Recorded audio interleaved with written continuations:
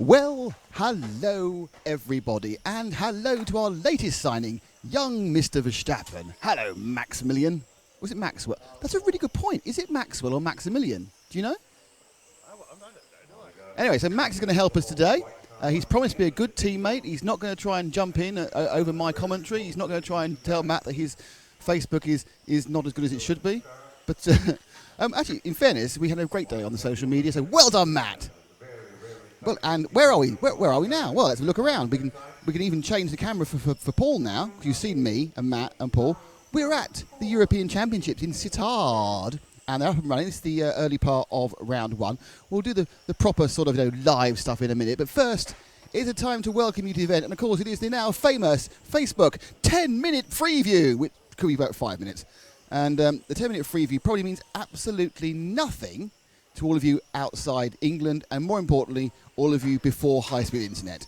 So let's now move around here. We're now going to remove ourselves from the the Erie we're up.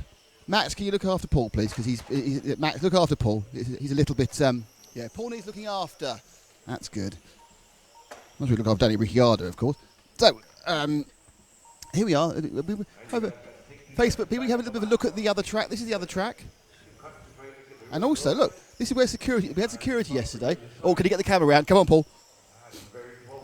This is not the RC Racing sleeping environment. This is where we're not normally. We're at a very, very strange hotel that has 73,000 rooms, and I can't explain how strange it is. It's nice, but strange, and they did a decent steak. Anyway, this is where. Yes, Paul was sleeping. Paul was Matt's valet last night, sleeping in another room on the other side of the toilet. Anyway, so let's keep moving. Man staring at me, so I'll wave at him. That stops him staring. Some more media. Hello, other media. How are you, sir?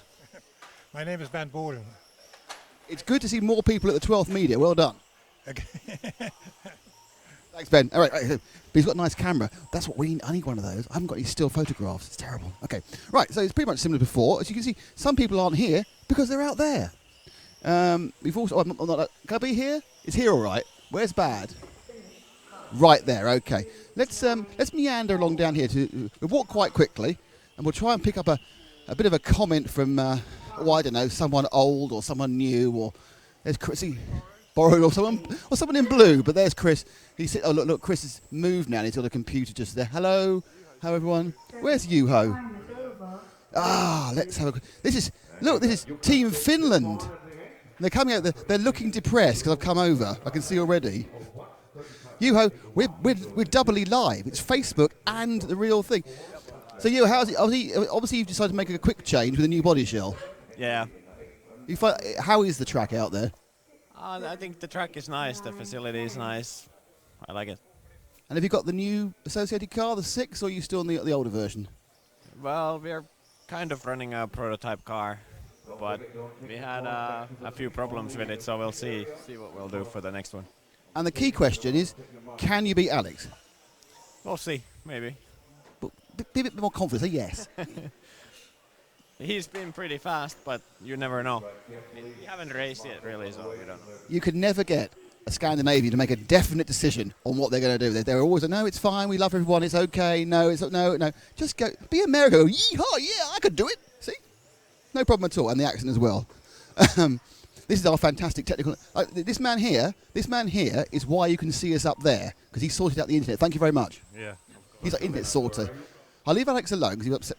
Can't take pictures of the car. There's Alex's car just there. Andy Murray. Andy Murray. Hello, Andy. I'm very disappointed. Well, I was under the impression there was going to be a bigger Schumacher team here. I thought we were going to see Elliot. I thought we were going to see Michael. I saw they were on the provisional entry list. What happened? It's not the same, is it? No, but Michael's doing exams at school. He couldn't get out of. That's a fair enough reason, I suppose. That's a problem with youngsters, isn't it? Yeah, he said he wants to do it, and he'll do the next one hopefully. And then Elliot's racing touring cars in England. I've never understood that about Elliot. Elliot has a number. There's a couple of things. I suppose it's probably 'cause it's his best friend's event, isn't it? Yeah, it is. But I mean, and his boss at work. Yeah, he seems to like touring cars more than 12, but he's probably better at 12 scale than touring car, I reckon. So. I always thought that, but so this is obviously the new Eclipse, and how is it handling in its first European outing? pretty good. I mean, obviously there's not many of us setting it up. There's only 3 cars running. But yeah, it's going good. I think I've been bumped up to the top heat, which impressed me anyway. Yes, that can be a double-edged sword. You know. Yeah. I'm not saying it's you, but having been the slowest person in the top heat before, you're just moving over the whole time. If the car's good, I think I'll be all right in there. If I struggles like the last round yesterday, when I was in the top heat, it was kind of hard work, so I was getting some lifting wheels, but that was just a setup and we can fix that. Super, thanks Andy, thank you very much. That is the Schumacher team. The first time they've done a European Championship, I think since 1987, when they moved out of it. Let's see, now, we were asked to have a quick chat with Norwegians. Do you know where the Norwegians are based?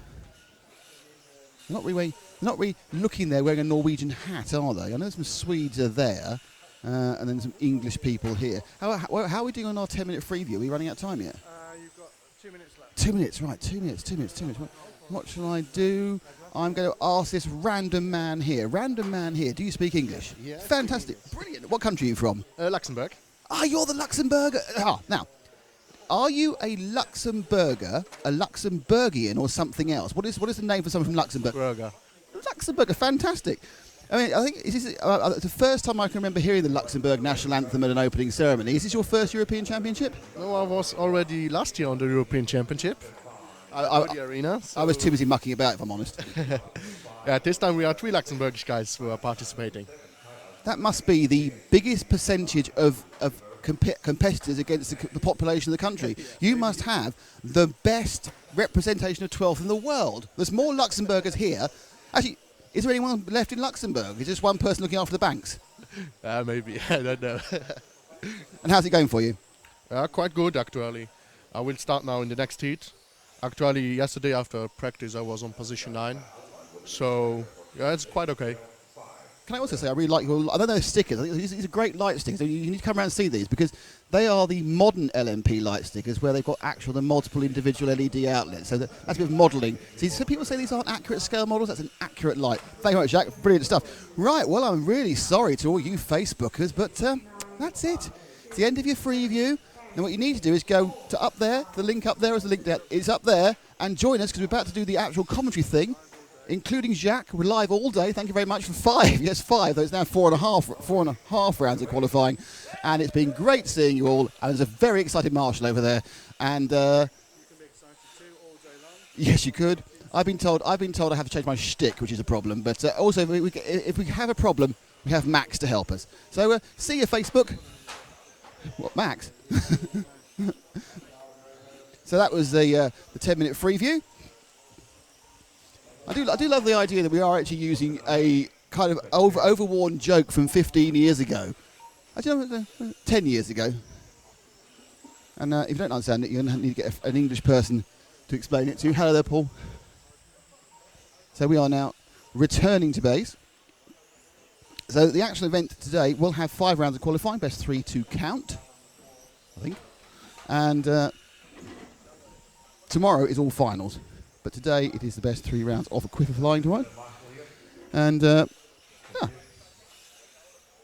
it's very good. You kind of move seamlessly to the track. And during the whole of that, you could see what was going on in stock qualifying round 1. You could be on the TV element. Obviously, if you weren't the TV element, you can't hear this bit anyway. So, right, super stuff. I need to do some sound changing over a bit, so we're going to go less talky for a few seconds.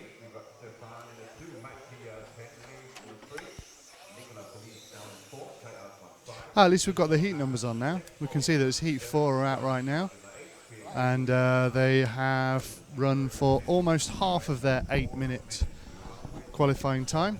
The track will be its coldest and most less grippy, I imagine, right now. Least grippy, most grippy. Just as grippy as ever. There's no difference. No, normally in the morning, a little bit of the grip will come off, but that's actually good because it can get over grippy. Yeah. So sometimes this can be the best run all day.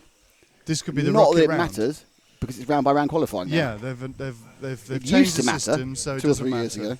So it doesn't matter, Paul. Nothing ever I don't matters. think it would, no. No, Oh, doesn't matter. Everyone's talking. Can Max say something? Max? Nothing. Typical F1 driver. Yeah. So that's working. That's working. a bit surprised how some of these things are working. Probably fun we're never on air at that point, huh? Nothing to say at all. Okay.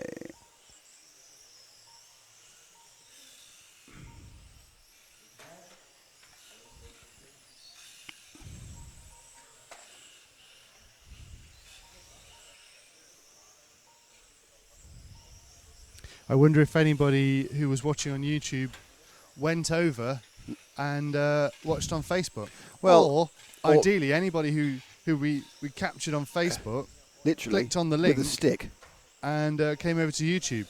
If you did that, if you're one of those people that were watching, that we caught your attention this morning on Facebook, and you clicked the link and you've come over to YouTube, let us know on the chat. We want to say hello to you. Just say, I'm from Facebook. I'm from Facebook. I'm from Facebook. It's slightly left of Bolivia. Yes. Let us know you're from Facebook and we'll give you a personal hello. Hello. And that would be great. We have the Slovakian RC community saying good morning. It is very early, obviously, most people at the moment. Yes, good morning, Slovakian RC community. Some of your members are here. They are.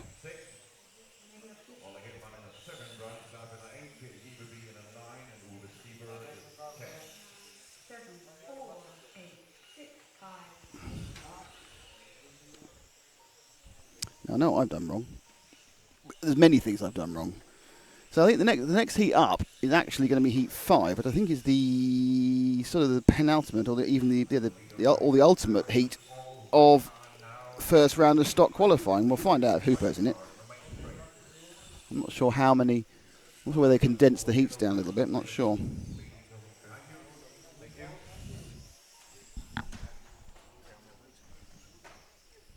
Been told they're all down there waiting. I can't see Hoopo, so it must be the penultimate one. This one's coming up next.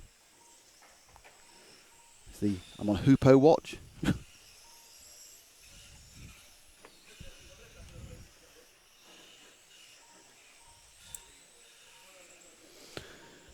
It's quite exciting start to the day, wasn't it? When you meander around on a bit of Facebook. Yeah, but you Live. know what? What? We didn't do the full 10-minute preview. How long did you do? It was about 8 minutes 16. Well, you told me there's 2 minutes to go, and I did like an interview and a half after that. Yeah, I know. It doesn't really show me. I was just guessing. I didn't start my stopwatch. Did you stop your start watch? I didn't stop or start any watches. My iWatch, my smart iWatch is still set to UK time for some reason, so it's not very smart at all. Yes, there's been a lack of smartness. A number of things we've been using so far today. So when I look at my watch and it tells me the time in the UK and it tells me the time in LA, but it's not the time here, is it still correct in LA? Yeah, I guess it is. Mm. Yes. Yeah. Should we go back to track? Some very young driver there on the stand. Brandon's lab. There's Chris House resting his stomach on the barrier, which is I think is quite effective. Look. Our speed camera down there. Hello to Kevin. Hello everybody. Grave Diggers. He loves these streams. David Sebastian. Hello from California. So he's watching at 1 in the morning, or no, at midnight. No, it's about midnight. midnight. Yeah, and my sort of person, it's 3 a.m. in Tennessee. I don't think Good morning. Yeah, you actually looked at your watch for that one. I know the time everywhere apart from here. Yeah, that's always a bit of a problem, isn't it? I know the time everywhere apart from where I actually am. So, yeah. Okay, so next up is going to be the Heat 6, which is the penultimate heat in this round of stuff. Oh, I'm just so eloquent. Round of stuff. Go, Nick. What I need to do is actually get my timetable up. Now I have to find it. There we go.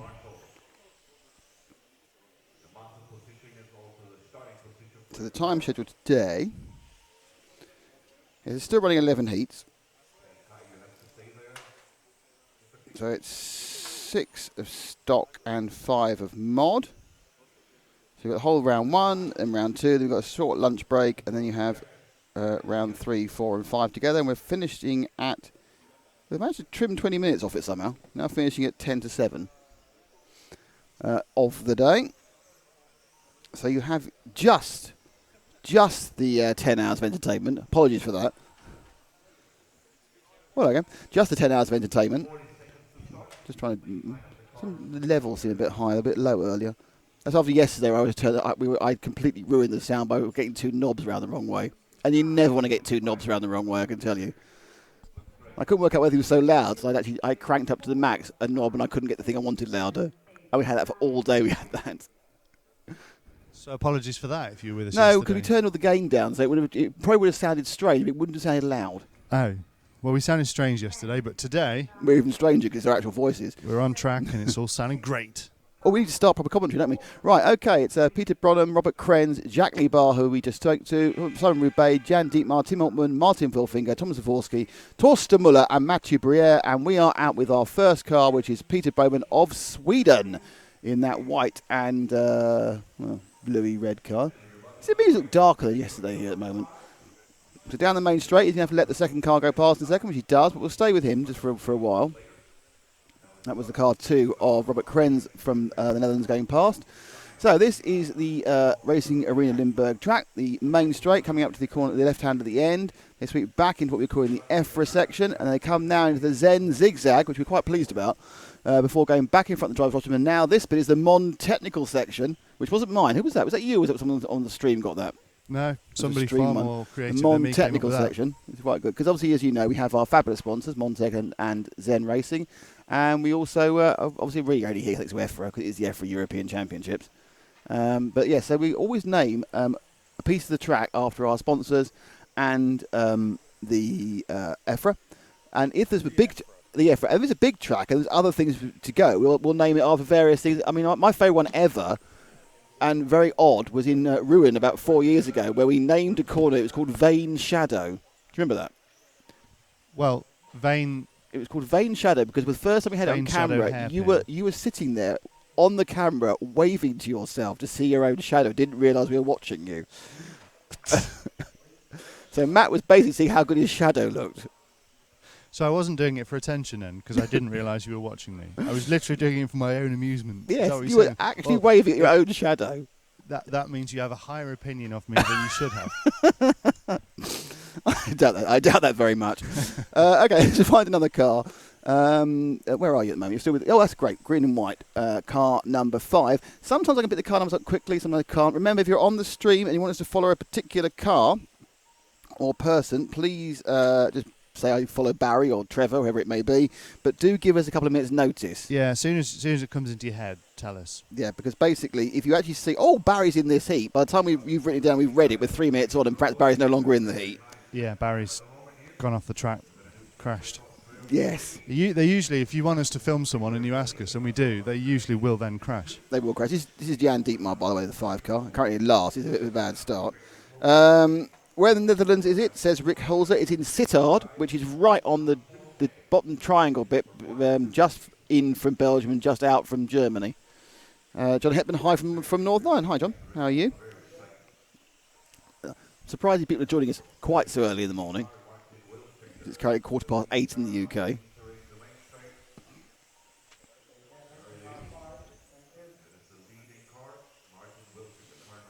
So the top heat of stock is going out next, and then we have about an hour, just under an hour, perhaps 50 minutes before we get the big boys in mod going round in this heat 1 of 5, count them 5, qualification heats. I might nip trackside and get some shots of the lower modified guys on the track. That's a great idea.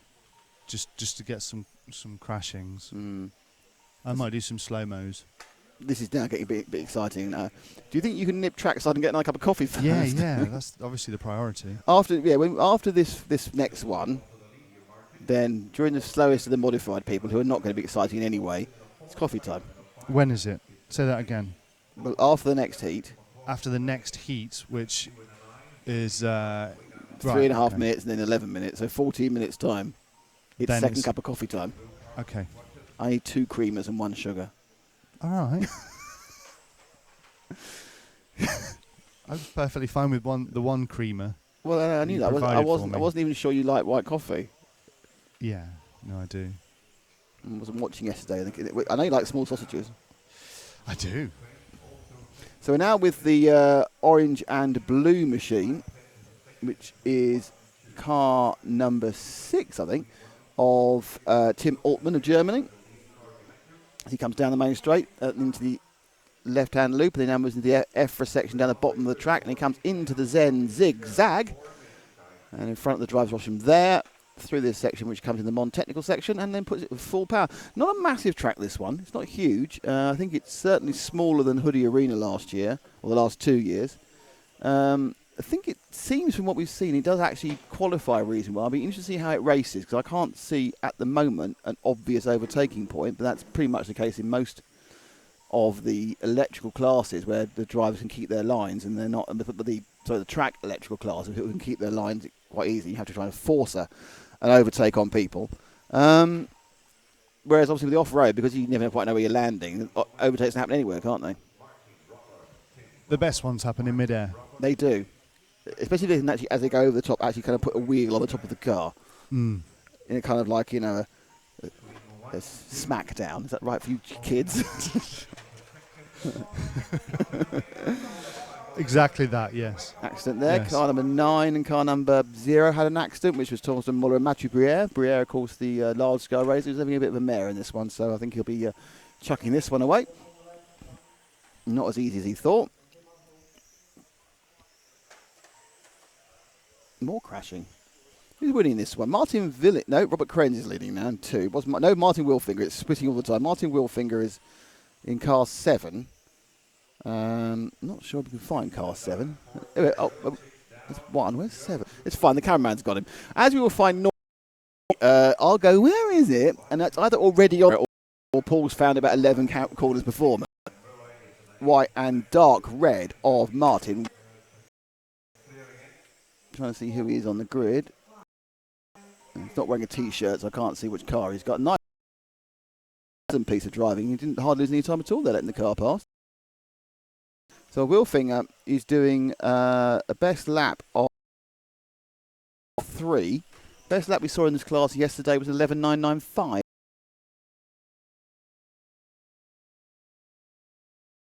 I peed, and it blasted over the. What's the word for it, for a sound thing that stops it getting too loud? I don't.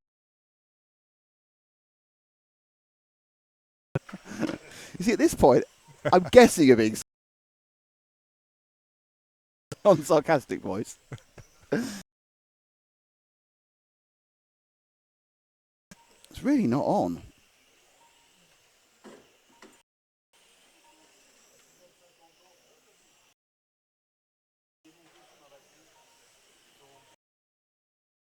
I got the multiple cameras thing dialed. You did? You did. Yeah. Multiple cameras? Yeah. I don't know. There, but we tried to get multiple yesterday.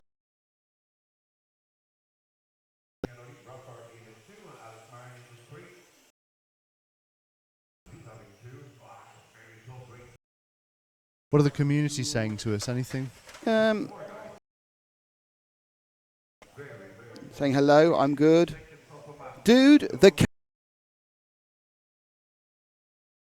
go Martin, says Michael. I think it must be Martin.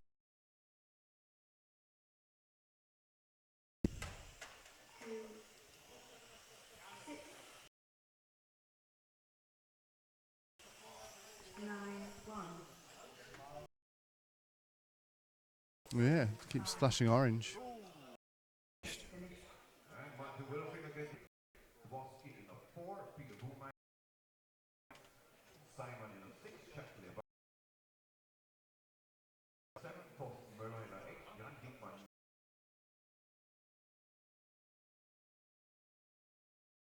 Bit of bad weather on the internet at the moment.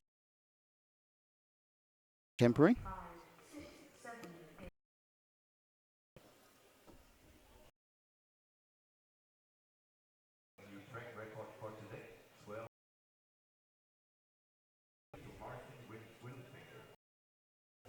So they've given that 12.3 as the best time they've seen so far. Do you have that mug made? No. Some employers are more, sort of giving with stuff. You got a BBC mug.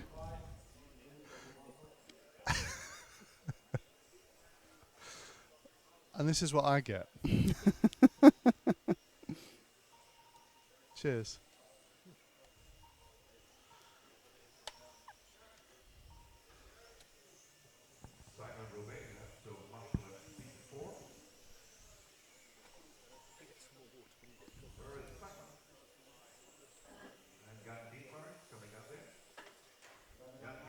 Anyway, so we are now getting the top heat of this.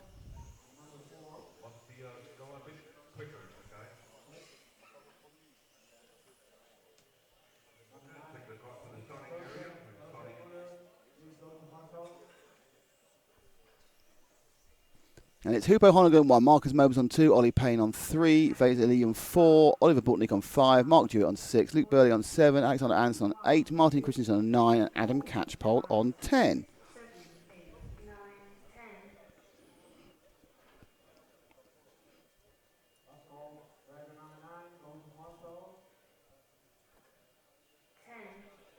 And they're off, so let's go away with Hupo. Oh, he's still got a white body shell.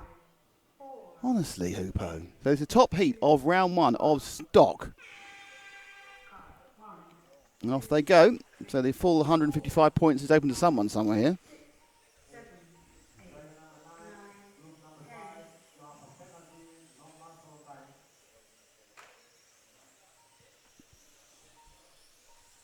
And off we go.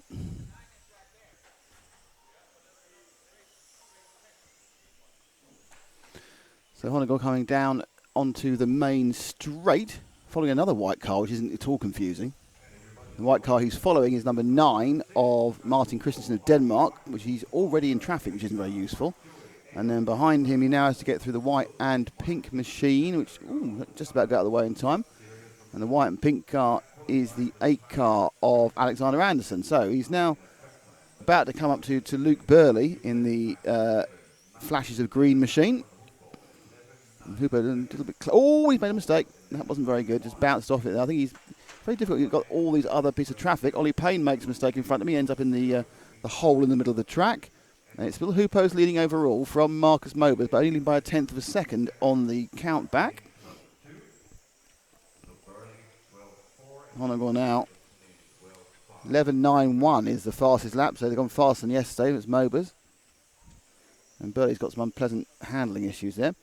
So Markus, who I don't know where he is at the moment, is he right behind? Yeah, drop one car, and that's Markus in the all yellow car, who's not got his race colours on this one. This is Mobers, who I'm surprised is still 1/10 of a second behind on the clock. On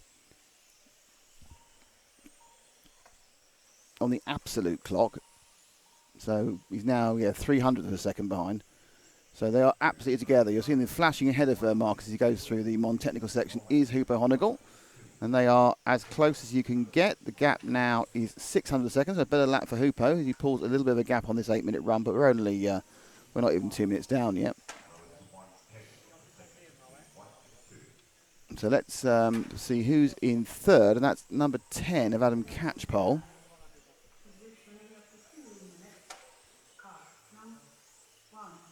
I'm not sure which colour Mr. Catchpole is running today.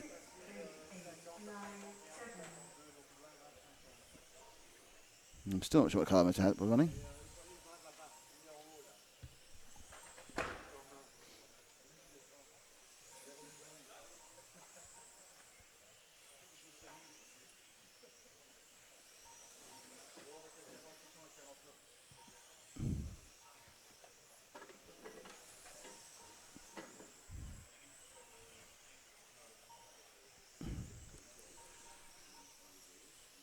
So I think actually Adam is that multiple colour one going through the Zen zigzag now, the yellow nose, Paul.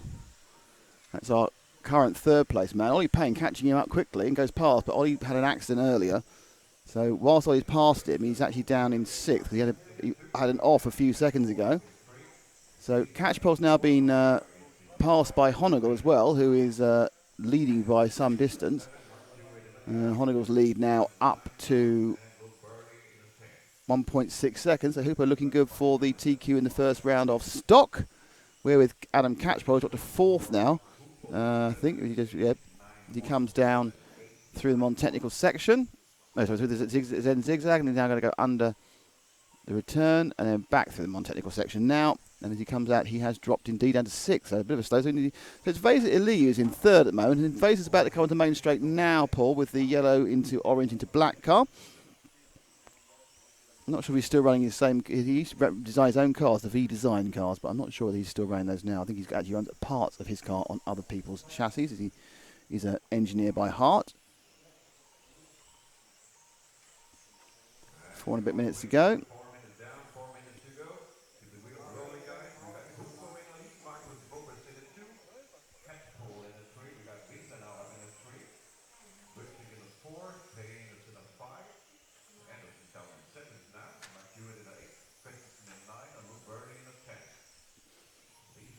So it's Honegal from Mobers from Vesa Eli. Adam Catchpole in 4th, but kind of alternating with Oliver Buckling for Vesa Eli for that position. In 6th.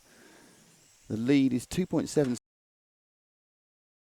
So Mobers, so Honegal, who's also the fastest lap on a 10, in front of us, and that is the car of Martin Crick. The Adam Catchpole was involved with 13-1, involved in that 13-1. Honegal was involved in that 13-6, so he slowed down slightly. And we are up the car number.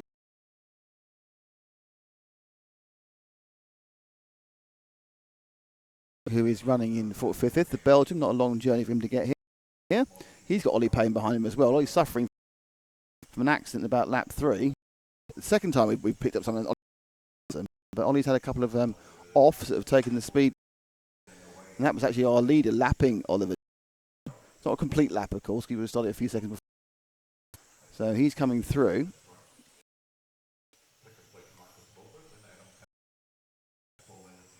So Ollie Payne, that one accident costing him dearly, and he's down. Honegal's back extending the lead again. He's got a lot more pace at the moment than Mobers. Mobers had some pace initially. In lap by lap, there's a lot of traffic out there, and I think there's 2 accidents in 2 seconds. We move forward 2 cars to the red and black car, and that's Ollie Payne. He's got Honegal behind him. Payne currently ranked in 6th. Without the accident, he would have been in 3rd or 4th, but then ifs and buts and maybes what it's all about, and there weren't ifs and buts and maybes. He was in trouble. So that's where you go.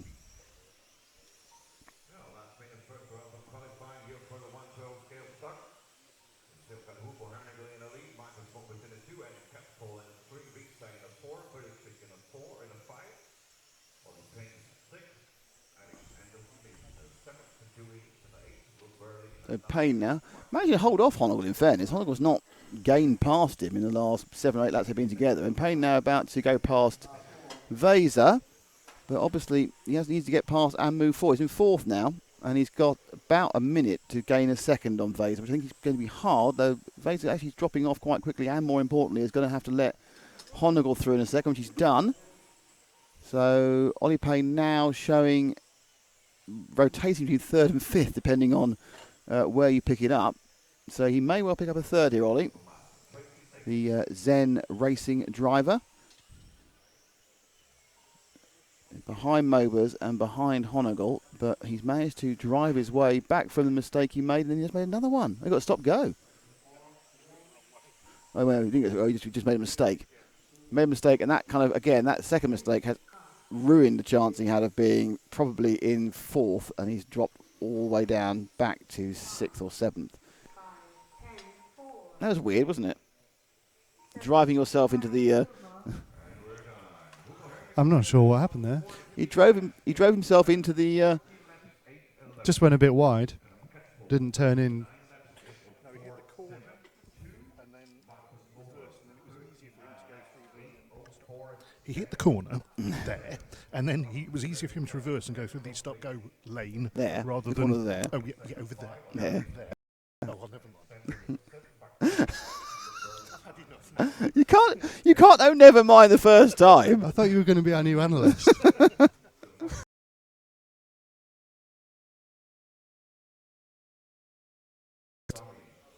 What does that make him? Is there something? Right, mod. Change the graphic. Mod. Well,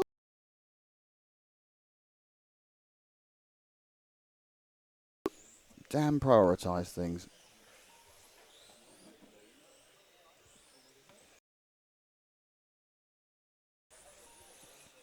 So, who won round 1? What? What's up? You just well, maybe it went back to how it was yesterday. No, that's got no. It's back on again now by doing that. Interesting. Why would it do that?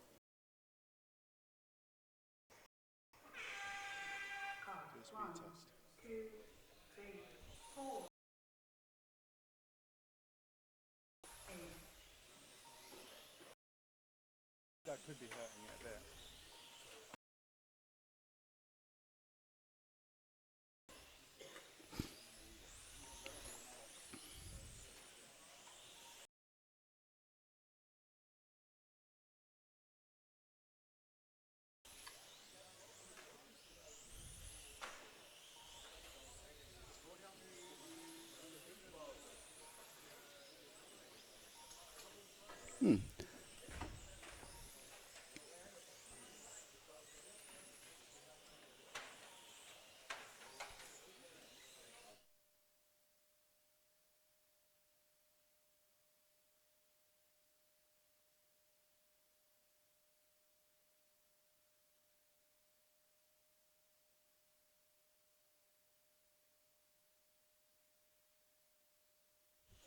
So, we're having a little bit of internet weather issues. I think it's relatively fine, but it is just a little bit fritzy. But we are catching it most of the time. So, apologising, it's buffering a little bit. We should get it sorted out in the near future. Yes. So the net result of that is that Hoopo won round 1. So well done him. We're now in the modified heats. So we apologise if you're having to reset and go on the whole time, but we're just trying to get to the bottom of a slight internet issue here at the track. We've got plenty of hours to do it. I'm sure we will, which is the good news, isn't it? It'll all get sorted, don't worry.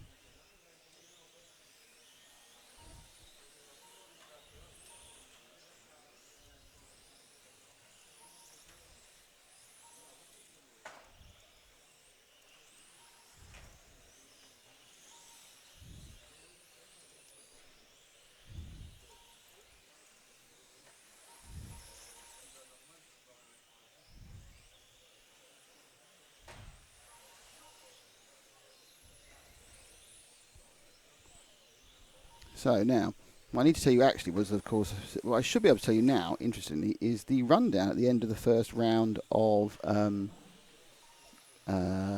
stock stuff. Stock stuff? Yes, round 1 of stock. So I should be able to give you the rundown, the qualifying rankings. The ranking list, as it's called so beautifully. And the ranking list, it's Hoopo Honigel who is first. Oh, Adam Catchpole got second at the last minute. I missed that.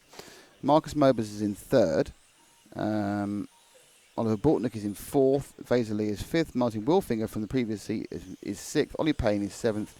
Alex Anderson is eighth. Tim Altman is ninth. And Robert Krenz is 10th. So that's your top 10. Honigel, Catchpole, Mobers, Bortnick. So Catchpole did really well. Got up through past Mobers.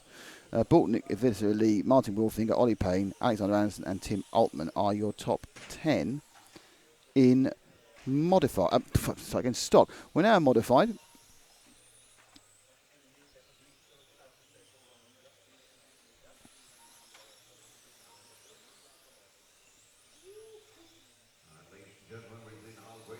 Got 4 minutes. Someone wants us to follow the Slovakian guys in this race, which is cars 2 and cars 8 actually. So we will do that for Slovakian RC community. Let's have a look at the Slovaks. And they are cars number 2 and 8. They're the orange and blue is definitely one of them. That's the young lad Branislav Paddock, who's in second in this one at the moment. The thing I should mention is that these people who are fans of our timing on the right-hand side. It's a slight surprising turnaround for us in that it's the first three letters of the first name that are in this time rather than first three letters of the surname. So Branislav is BRA. So if you're looking for Paddock, where's Pan? Where's Pan? It's the first three letters of the name. So it's Branislav Paddock is what's going on. Then you have, as he comes round now through the Zen, crashes with the Zen zigzag. There we are. Sorry about that. We are in the pink and the blue. Oh, that was impressive. I'm not sure whether it's his fault or not. What if I hit that? If I hit that, oh, I'm just too late on that one. Okay. How do you scrap an accident?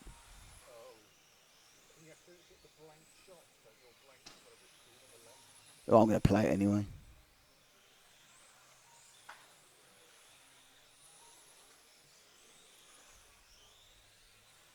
This might be or might not be the accident. Or it might not be anything because I can't get to work. I've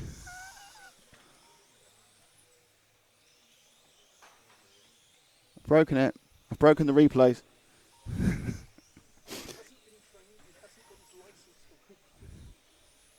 Help me. Help me, Matt. What happened was, Matt, that I just was a bit late pressing the button and I was trying to make it a bit longer because that 5 seconds you give me is not enough when you're old like me. So it was Boyd Chadwick who's... so car 2 is the other Slovakian driver, if we can find him. Is that one there, the white into the yellow. That's Boyd Chadwick.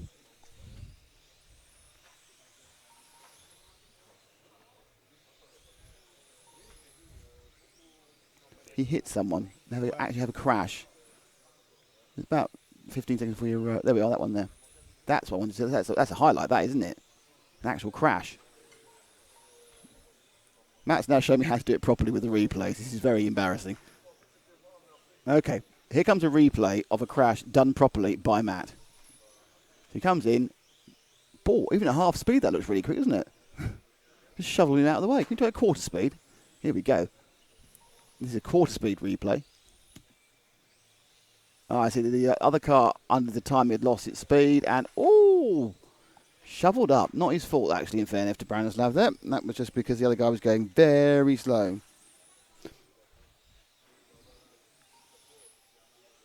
Well, since the speed test, it's been fine, by the way. Well, he's giving him a call. Good.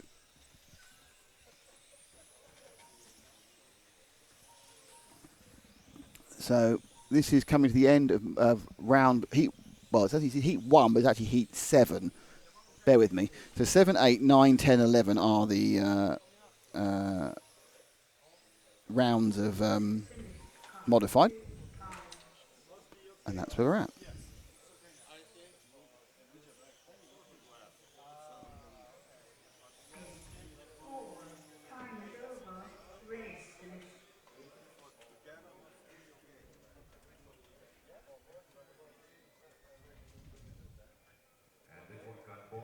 So that was the end of that one.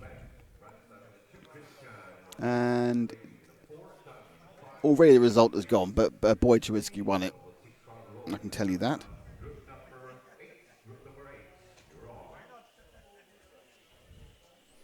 Destruction Derby Pancars. You're not far off wrong with that with the corner broom.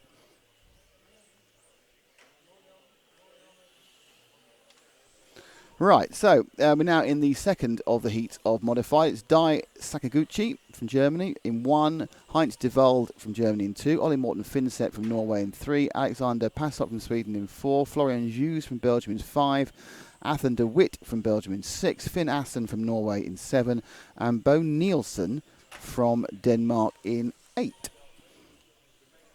Which is all a lot of fun. Matt brought me another cup of coffee, which was nice of him. So life is looking good. I'm going to attempt not to spill the cup of coffee, which is obviously another major element of what goes on. So we've got about a minute before this one starts. Hello to all of you who've joined us. touch wood, that internet issue is currently in abeyance, so we are solid and streaming.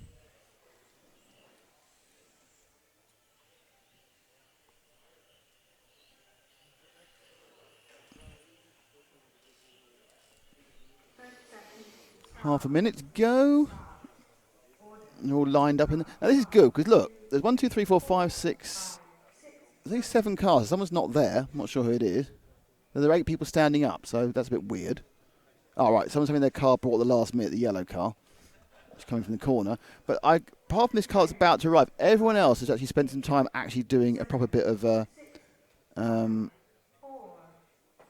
body shell work. Someone's going to be late to the party. Some of the young lads.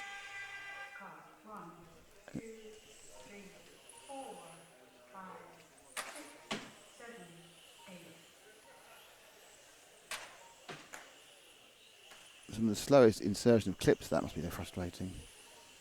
You picked up a problem halfway through. So out and leading, and on our camera is car number 1 of Dai Sakaguchi. A very nice paint job. Well done, Dai. White at both ends, and then about 17 colours in the middle. Red and blue and yellow trimming. Certainly that spent a few quid on that one. Joseph Hand, I'm never going to be able to race these cars. They're way too fast. Stick with GT12. No, they're fine. They just start. You may have just started to find these things are actually not that much faster than GT12. They are a bit more tricky to drive. I must admit, I do drive GT12 as well. And I've driven these. I've been in the European Championships, but I've done badly at 4 different European Championships, and 5 European Championships I've done badly out of this. But yeah, they're a bit different. They're not hugely different. It's not a bigger gap as you think there is. You need to just lean on things slightly, a little bit different, I think.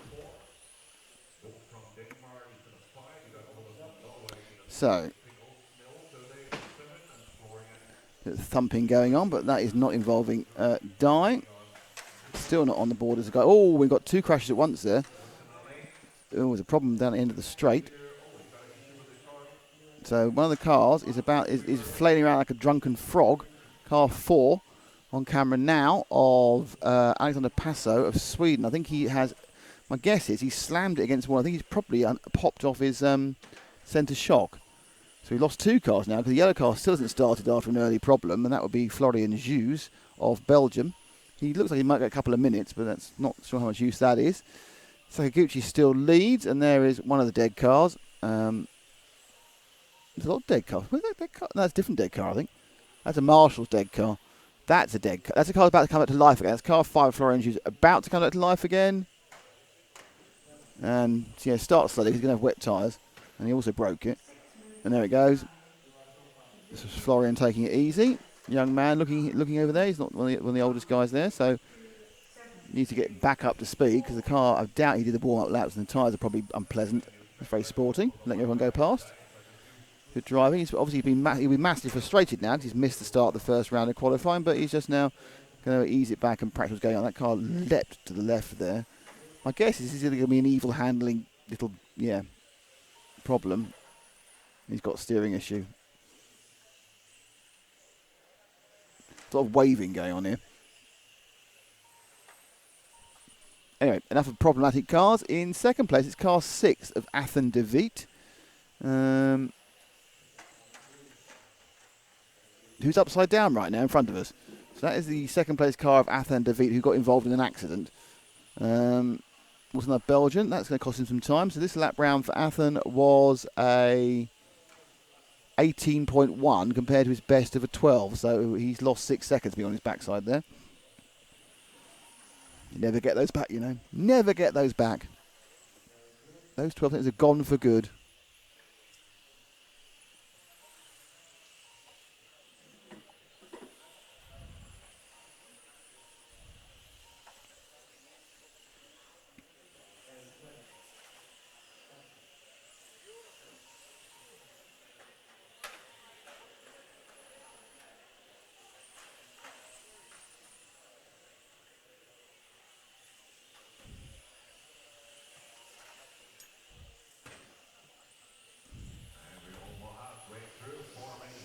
So 4 minutes down, 4 to go. We are reminded here. Athen de Wiet, despite that problem, he has got the fastest lap. Athen. And that's the lap we just showed him was his fastest lap. He's now, switch pass there. So, if he hadn't been lying on his back for 6 seconds, he'd be in the lead now. He's only 2 seconds behind Dai Sakaguchi on the clock. Remember, these people are qualifying. They're not actually racing each other, so they're all trying to do the best time they can in 8 minutes. And he gets at the inside. Fairness to Athen, he's doing pretty well now. He's obviously been sort of what the word is, sort of like kind of given the proverbial kick up the backside by the problems. And that's car 6 of Athen there. He goes down the inside. Now, Athen is now doing laps about 2 or 3 tenths faster than Dai Sakaguchi, but he has to make up about 1.3 seconds to take the lead in this heat.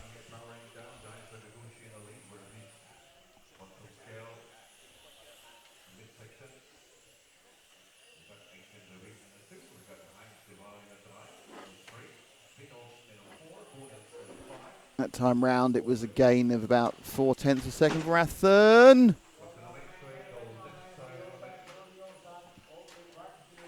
I'm not sure he got that one. Yeah, when I'm on the button, we need more than 4 seconds. I'll show you the end of it. This is the end of the axe, I'm afraid. It just hits the wall. What was quite nice, he just perked up. Well, look, there's Matt looking at the camera in slow motion. He perked up, so he didn't quite get that one either, but perhaps Matt can get the beginning. It wouldn't really show much, would it, really? Because he'd just come underneath you and slam the wall there.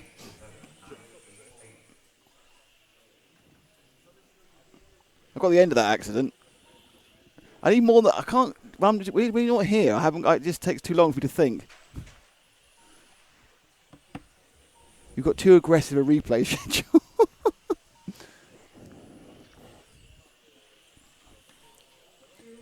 So Athen, after that accident, has dropped right out. In fact, he's stopped.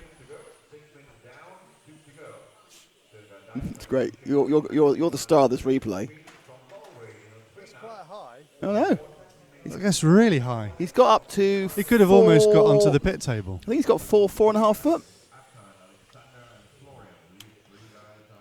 That's a good... oh, wow, that's a great replay. Look, he could have got onto the pit table. Try that again. That was brilliant. So he just clipped the side, launched it. He almost went to his own pit. I think that is brilliant. He's done a double flip over the top of it. That's the best replay so far. That definitely did Instagramming or whatever it is. Oh, yeah, you're right. Hang on. How do we do that? I don't know. You're the social media champion. Stick it on Facebook. Champion. Hang on. No, hang on. We are going to try something new at the end of the day, by the way. At the end of the day, we are going to... So you're still here at 7 o'clock. We are going to play out every single replay, aren't we? So basically it's going to become a crash fest. We're not doing it anymore, are we? Well, because we didn't do it once, we're not doing it again. Can you hit space? Yep. No, wait. 3, 2, 1, go. That's very good. That is 4 foot something.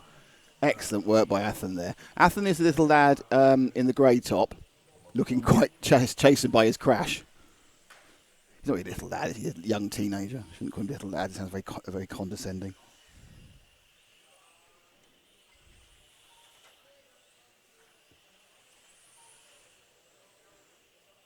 For me, they just started to race. I don't think it's working. Just press refresh, Joseph. They won't be hearing this if you just started to race. Anyway, that is the end of a race that gave us a little bit of a happy moment. A little happy moment. Not for him. No, not for Athen, obviously. It was very unlucky. He was very, very unlucky because he just clipped the side of the corner and it just had a massive sort of overreaction effect.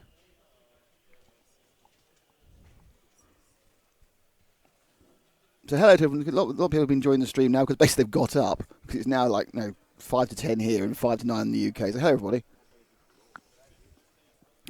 You've missed Hooper Honigel taking the first round for stock. This is now the third race in modified. There's 5 of them, so we're 2 heats away from a bit of Hagberg action. I think if you were to define hot favourites, his name was Athen de Witt. Hang on, I'll get his name. Hang on, we're just trying to make Athens famous for his crash, but to do that I need to get his name actually on the thing, and I'll spell it for you. Hang on a second, young man. Typical, I've got the wrong thing. Hold on. Putting you on hold.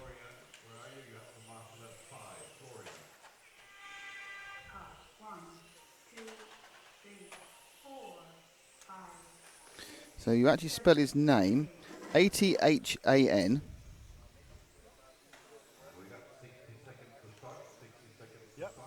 Space DE capital D space which is WITTE. Vitti.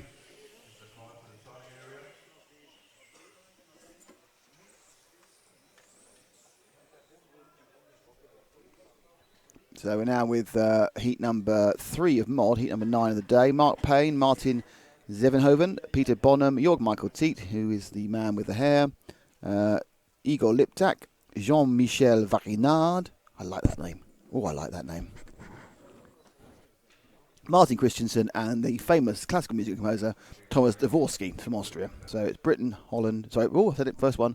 Britain, Netherlands, Sweden, Austria, Slovakia, France, Denmark, and Austria. 5, 4, 3, 2, 1. Oh, I think the video is not synchronised with the sound. 1, 2, 3. Thank you for that. We will have a quick check on that one. 7, 8.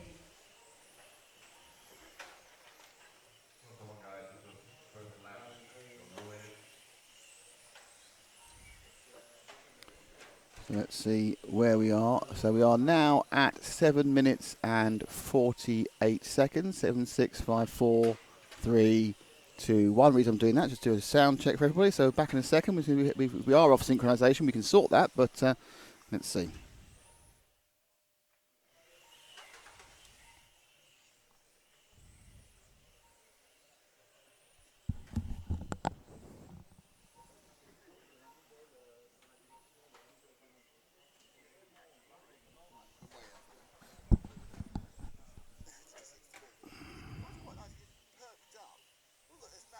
Right. Need to close Wirecast down entirely. Everyone hearing this? We're going to go off air.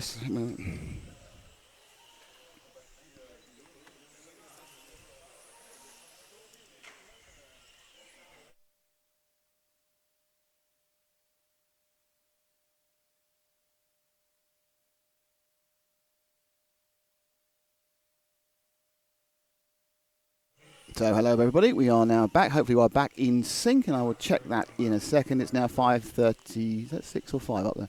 5:34, 5:33, 5:32, 5:31, 5:30. There we go, let's see if that's now super synced up.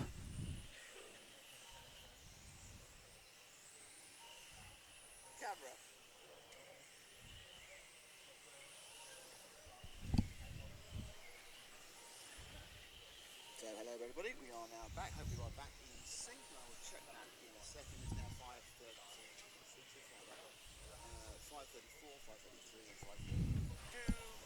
5:33, there we are, we're back in sync again. Apologies for that. That is another one of these lovely little foibles of live streaming with YouTube. When the weather gets bad on the internet, sometimes it starts caching things erratically.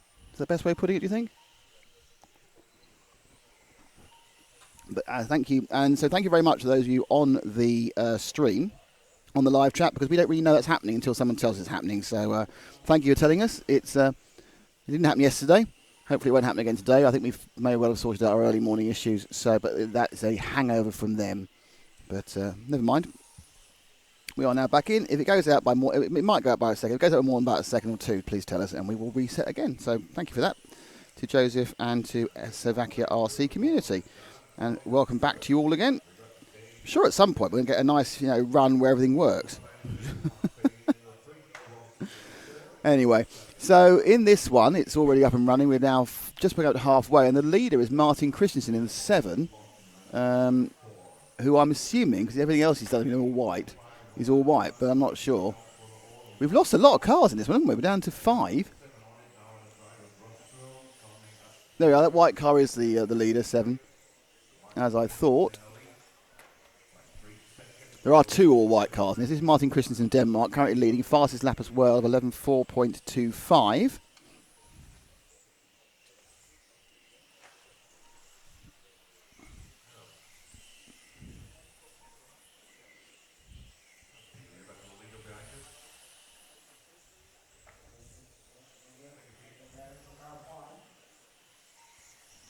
Oh. So Christensen there did a little kind of a tiny little spin on his own axis there. It cost him half a second, that little spin, believe it or not. The second place is car number 3 of Peter Bonham. These cars are very quick, and it must be the notable increase in speed of the modified makes them significantly harder to pick the numbers out on. Any idea which is 3, Paul? You're quite good at finding cars. I have no idea which is 3.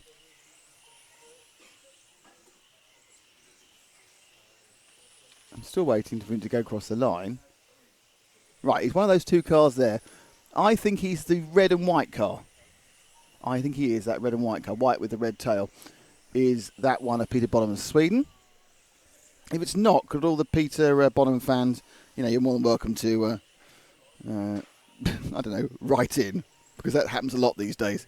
TV Centre W12 8QT.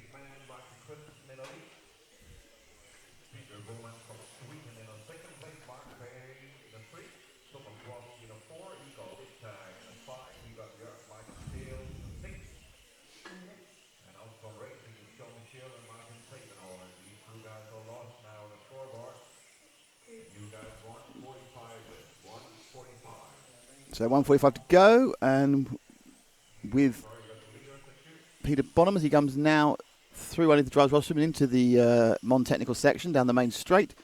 That's the left hand at the end into the EFRA area. All quite good here. That's a zigzag, the Zen zigzag. I wish I knew I could name my own things properly. Actually, we got help from both of those, I'm honest.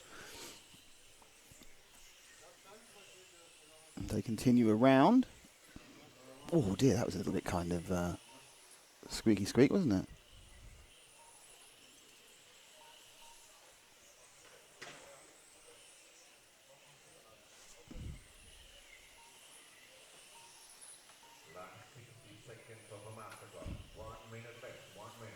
So last minute, let's see if we can just grab a little bit of time. Mark Payne in car 1. He's another one of the all-white ones. He's actually the all-white one going under the driver's rostrum now. As the car 4 of Jörg Michael T is a massive accident. He's out. I don't think he was even in that long. He's already 6 laps down, so obviously that was his second problem of the race.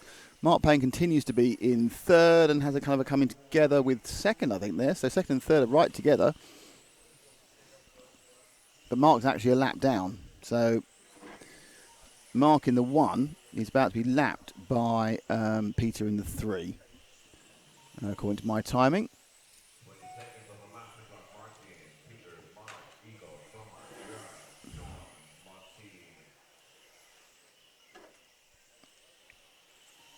So it looks like the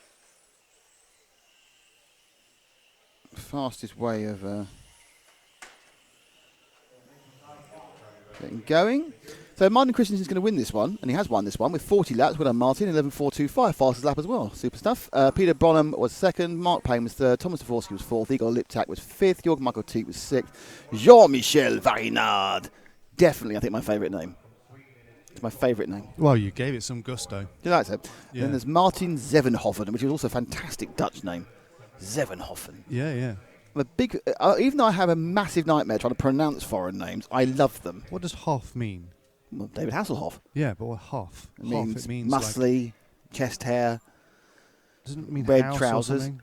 Hoff, I don't know actually. Hoff. Hasselhoff. I've got a difficult house. Hassling the Hoff. You A don't difficult hassle the house. Hoff. So he's got some subsidence. Some what? Some subsidence. That's why Subsidence. he's got a difficult house. Potentially, yes. I am subsided. No, you're fine. The driver's stand, slight subsidence. That's right. Well, it's because Mark's on it.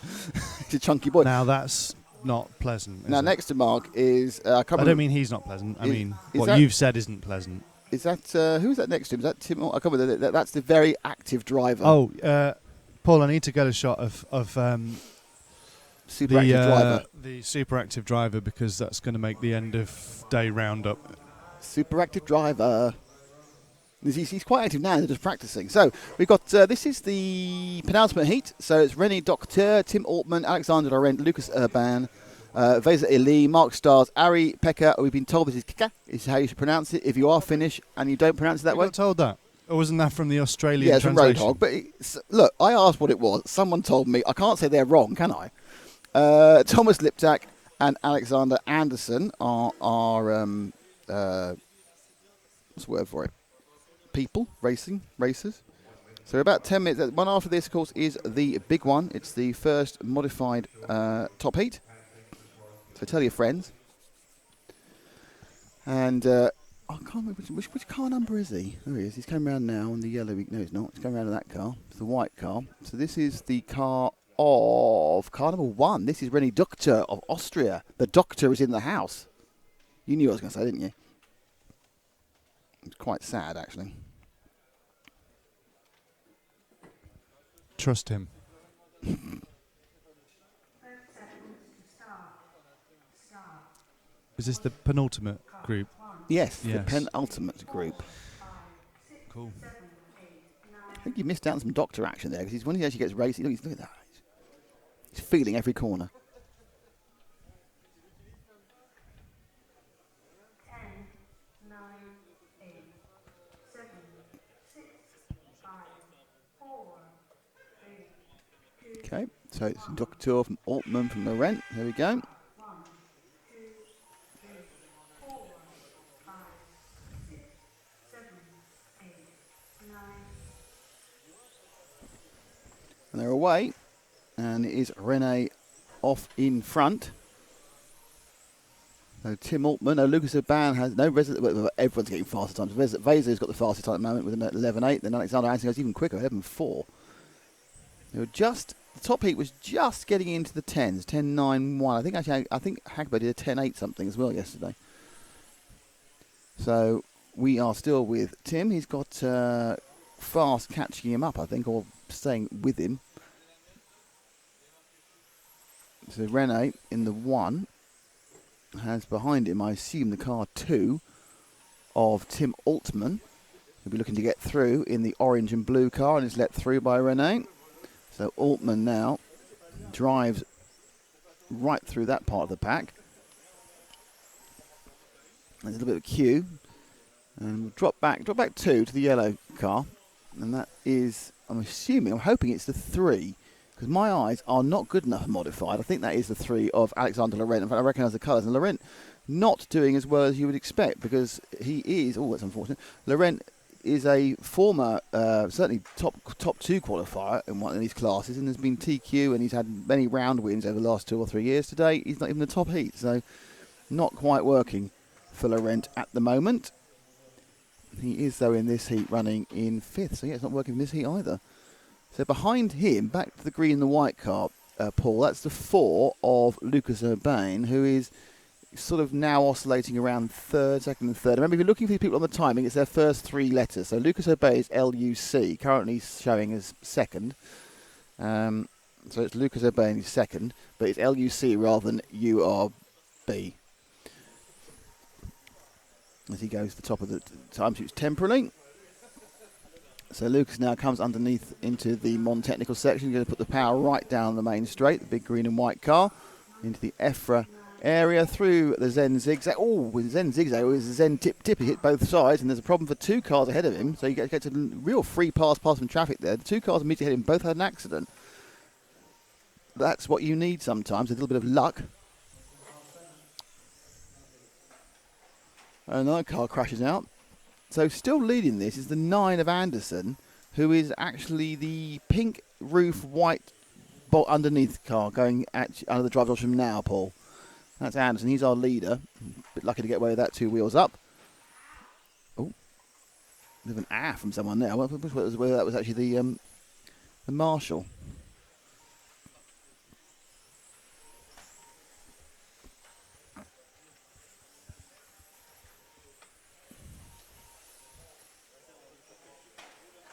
Oh, he made a mistake. Oh, dear.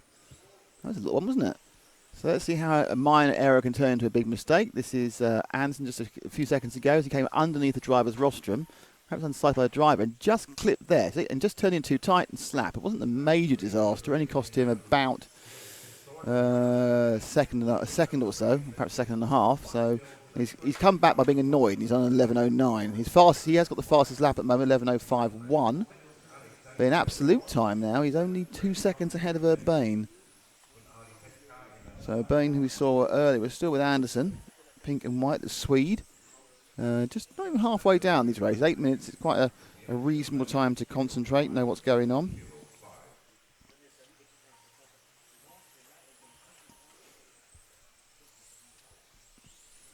So Anderson now on 20 laps, and he's on for a 43 forecast, so things looking good for him. 4 minutes to drive.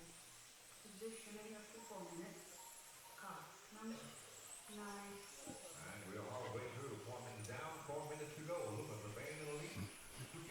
So Anderson from Urbane. Mark Stiles now has pinged into third after having quite a quiet start. Where's Mark's car? There it is. Mark's car's about to go through the Zen zigzag. White into pink. Well, it's red, I suppose, but we always say it's pink to annoy him.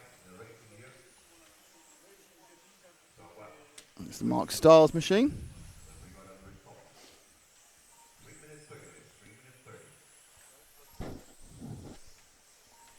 So this is the penultimate heat of the first round. Up next are your big guns in the world of 12th track, but now we have your slightly smaller guns. I suppose if the cannons are about to come out, these are the submachine, fixed machine guns, I suppose. What would you say? How would you label the firearmness of them all? I don't know. I wasn't really thinking of them as artillery or in that way. I was thinking more of like farmyard animals. Farmyard animals, yes, okay. All right, summate the farmyard animals of the heat. Then. Well, these are the mallards. You get ducks on a farm. Yeah, and then we've got the queen swans coming out. Oh next. right, you've gone for a waterfowl theme. Yes. Yeah. Oh, okay. Yeah. Right. Do you know what? I didn't think you were going to go that way. Probably more appropriate would be to go for the cats of the wild, like leopards and that makes sense. tigers. Yes, but this is the key question though? But are lions or tigers the top of the cat world? Well, yeah. What are you basing that on? Just if you're going to have top cat. Not obviously He's an alley cat. Not obviously the fast talking man. Oh dear, Mark's broken down. Not based obviously on the fast talking man who it's not Mark who has broken down. 2 minutes to drive. It's the world's longest stop and go. Well, Mark's not doing anything, so it might be Mark. No, it's Lucas Urbane who stopped. 9, 3, 5, 1, 8. So that's not good. Mark's doing something. And there's Rene who's got himself up to fourth now in literally his own unique style. So when it comes to big cats, everyone says the lion is the king of the beast, but I think king of the jungle. I think it's just got a big mane.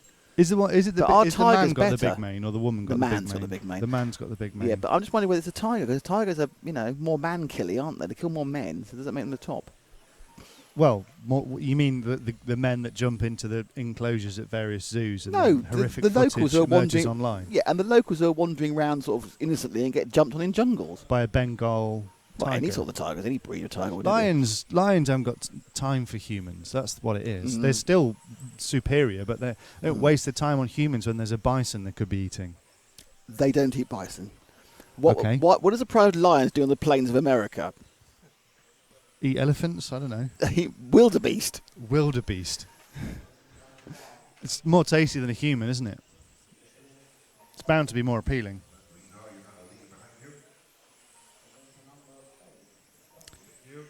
Yes. Peter Fusek has written, he says, hard question, hopefully some Slovak guy, but I'm seeing this race for the first time, so I really do not know. But he doesn't appear to have typed in what the question was. Am I misreading that? Oh, I see. No. Responding to a question that someone else asked. Who do you think will win? And Peter says hopefully some Slovak guy, but he doesn't know. I'll tell you right now who's going to win. Alexander Hagberg. And Hupo Honegel. Hupo might lose. Really? I think there's a chance. For who? Marcus. Oh, really? Because this is home track. He won last year. Yes. But I think everyone's got to be Alex, who's going for a fourth in a row. It's Alex's to lose. It is Alex's to lose. I mean, he's been helped recently by the last 2 or 3 years of some of the more established touring car stars not doing this event. Oh, hello, it's me. Hello, everybody. So we're coming up now for the absolute top heat of round 1. We could cut this one out, couldn't we? We ought to. Yes. So we start on me. I know when to start cutting it out. So when you come off me, oh, hello. And there's Max is going to help. Max has got a shiny chest. The Red Bull's glowing. That was contractual. They said we had to put a glow. Is it because was it the toluene in it, whatever that active ingredient allowed in France is? Could be that, yeah. That is amazing how he has literally a shiny Red Bull in his chest. I know. I'm going to go and see if I can get a suntan from it. What, from Max? You're blocking Max's suntan now.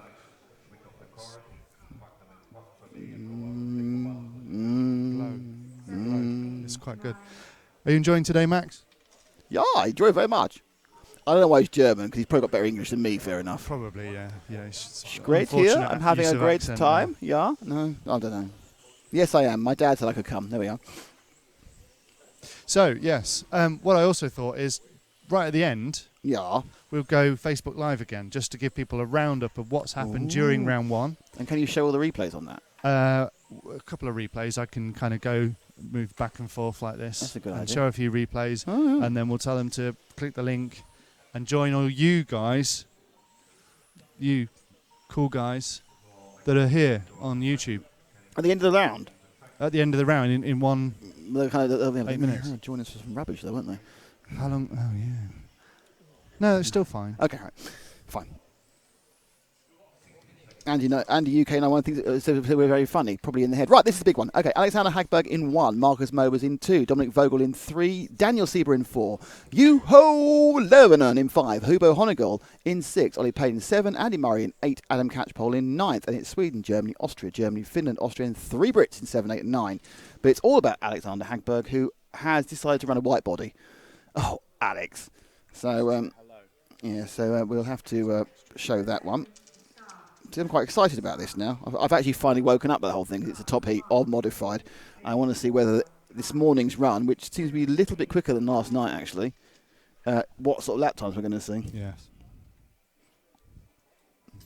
So we'll follow Alex off on car 1 straight away. Now, yesterday, Marcus was a little bit faster in the second number 2 car in the first half of the race, but a little bit slower in the second half of the race. Hard to tell there because I swapped cars. And there goes Hagberg. So he's down the main straight in through the infield and through the Zen zigzag underneath himself, and then he goes through the Montec section. So that first lap is not going to matter because it was from a standing start. A little bit of a problem there, and he did it in 11.3. So from a standing start, it's on 11.3, just showing off. Now you notice that Mobers is very, very close already. And this second lap, I'm pretty sure Mobers is closed up. That was an 11.2 for Mobers, and he's now effectively in the lead. So in the background of the shot, that yellow and orange car, that is Mobers, and the white car is Hagberg. They're not actually racing, as they both get past Ollie Payne already, because they are both racing the clock. But we saw this yesterday, in that Mobers was a little bit quicker in the first few laps, and then Hagberg stretched it out as they go past Daniel Sieber. So still Mobers in the lead, and 11.022 for him, the fastest lap we've seen so far today. It's a little oversteer. Oh, now Hagberg's an accident. Oh, dear, oh, Lorks. That's a big one there. And that's no one's fault. Hagberg got mixed up in a problem with another driver, and he then got side fenced by Mobers. Let's watch it all again. So we've had the accident there for Hagberg. See, that's not Mobers' fault. Mobers was coming round already at that point, and he couldn't stop. He's at full speed, and it's really bad luck. Can we see it again? Was that 0.25? Just watch that one again at 0.25, because that is interesting. Because I think, don't call foul if you're a Swedish fan, because unfortunately, in lapping the driver, he was trying to lap the red and green machine. I'll tell you that is in a second. But if you're watching now, Hagberg comes through, and he's now recovering. Mobers is at full speed, has no idea where, and side swipes him, and that's absolutely not his fault. It's not Hagberg's fault. That is the definition of a racing incident. So that has let Mobers in the lead. And he has a lead of about 2 seconds, but Hagberg has just responded, don't make him angry, with a 10.903. So Hagberg can still pick this up. He's got a problem, and he's got to get past Mobers as well. He's got a bit of traffic in the way, and he's done that very easily. So Hagberg now, in the white car, is who he should be with. So Hagberg now on a tear, because he has to get to Mobers, get past Mobers, and then get a second ahead. Levenen's in third, Honegel's fourth, Vogel's fifth. And that time round, it was a 10-9 for Mobers and 11-1 for Hagberg, but it's still the 10-8. We've seen a 10-8.28. The fastest lap I've seen has come from Hagberg, but Mobers now, he's got 5 minutes. Oh, Mobers makes a mistake. And Mobers made a silly mistake, and they're now all together. And now Hagberg's got through. Mobers, ridiculously silly mistake, and he's handed it back, the initiative, to Hagberg, and he also delayed them both a little bit, 12-8 there and 11-6, which might mean that they're going to start getting in trouble, but that has put Hagberg, I think, now back into the lead again. Yeah, Hagberg takes the overall lead as Mobers took another half lap to recover from that slight mistake going through the Zen zigzag. Do we have that one? So let's look at that one, because that's a real change in the whole situation. As we see there, Mobers, the end of his mistake, and Hagberg gets through there. He thinks, shall I fight it, shall I fight it, shall I fight it? And he has to leave it in the end. Wow, so double mistake. So both the drivers sort of making a mistake. That was definitely a mistake for Mobers, and it was some confusion earlier for Hagberg. So 4.5 minutes to go, where we thought we'd be. And we have a lead of just under a second overall for Alexander Hagberg. So round one looking like a Hagberg benefit already, but not in the easy way you would expect. They're now turning laps, and as I expect, second half, Hagberg begin to pull away. In third place is Juho Levenen, who is in the white into blue car, about to go on the main straight now, Paul. Thank you very much. That's Levenen with the associated car. He's a few seconds back. He's about 3 seconds back from these two drivers in overall time of Hagberg. And I have seen him have a mistake. Now with the wrong car. Blue and white, Paul, going through the EFRA section now, coming underneath the Zen zigzag. That is the blue and white machine of Levenen. It's very dark blue, but that is blue. So we have a colour conversation here. So from now on, he'll be white into very, very dark blue. Car again looking quite flippity-jippity, a bit nervous, but that's how you need to get these cars to go fast. And with the associated, and obviously we are here thanks to Zen Racing and to Montec, and that's the Zen Racing zigzag that he's just gone through, Levenen, and there's the Montec section. Because the people who really make it possible is EFRA, the European Federation of Radio Automobiles, who are our fabulous sponsors, and this is our 8th season of being the media partner. Started in 2010. Good Lord. 10, 11, 12, 13, 14, 15, 16. Yeah, 8th season of being an EFRA media partner. And it's our 5th season of live streaming. How long are we locked in for? At least another year. This year and next year. Are we going to make it 10? Well, that'll depend. We'll make it 9, definitely. So, Levenen's dropped back, and Honegel now has picked up third, who I assume is running an all-white body, which is very irritating. With about 2.5 minutes to go. So you can find Honegel, who is car number 6. Yeah, he's the white car. The first white car on the main straight now is Huber Honegel. As he spins round, he is in third. He is 3 seconds or so behind Mobers, who is 3 seconds or so behind. Got something now, Levenen now. So look at this is. So Levenen comes through. Oh dear, Juho. That's just a smack into the works. This is where you're trying to cut down the last 100th of a millimetre. Sometimes it goes wrong. So as you'll notice again, it's ALE for Alexander Hagberg, MAR for Markus Mobers, HUB for Hubert Hernagel, which is his actual name. Juho. So for some reason we're having the first as a first name. We're having a celebration of first names this week. It's your given name racing. Christian name? Christian name, yeah. Christian name. Is that not like now you can't say Christian name? I don't know. I don't know why it's referred to as a Christian name anyway. So the name you're christened with, that's why. Christian name and surname. The Christian name because it's the name you were christened with when we were all one religion. Right. Now it might be your earth-given name if you're some sort of atheist of some sort, or pagan. Realist. No, realist. Oh, I don't know. Yeah, pagan. That's pagan name. Pagan name. That'd be sheep warrior or something, wouldn't it? Dreadlock, yes. Don't wash. I'm Dreadlock McCallum. Don't wash, live in a VW camper from 1972. Hey, don't knock it. Actually, it'd probably be a ropey old Transit, wouldn't it? VW campers are too expensive now. Hello to Steve if you're watching. Okay, let's find our leader. It's the second white car now going, the only white car under the driver's rostrum, pulling onto the main straight. That is Alexander Hagberg, who after a bit of a scare when he ended up in the fence, has not only got past Markus Mobers, but has pulled out a lead of something in the region of 5 seconds. So he's looking pretty untouchable already, is young Mr. Hagberg. But grip changes, things change, and he nearly lost this one. But the problem is, this second half of the race, regardless of what happened prior to that, he is consistently 2 or 3 tenths of a second faster than Mobers, whose car's not as good at the back end of the race as it is at the start.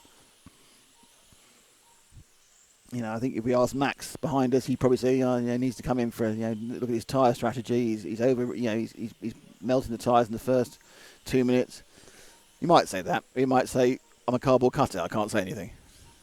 Or, why have you kidnapped me? I have to go to a race next week. Things Max Verstappen might say if he was stuck up here with us. So Hagberg now with 10 seconds to go. Just needs to come over the line. One more after this. He's going to get a 43, and he has actually finished. 43 laps, 8:00.185, and he wins it. Mobers will be second. And in third, it's Hooper Honigel. Fourth, Juho Levin. And fifth, Dominic Vogel. And then Daniel Sieber. And then Andy Murray.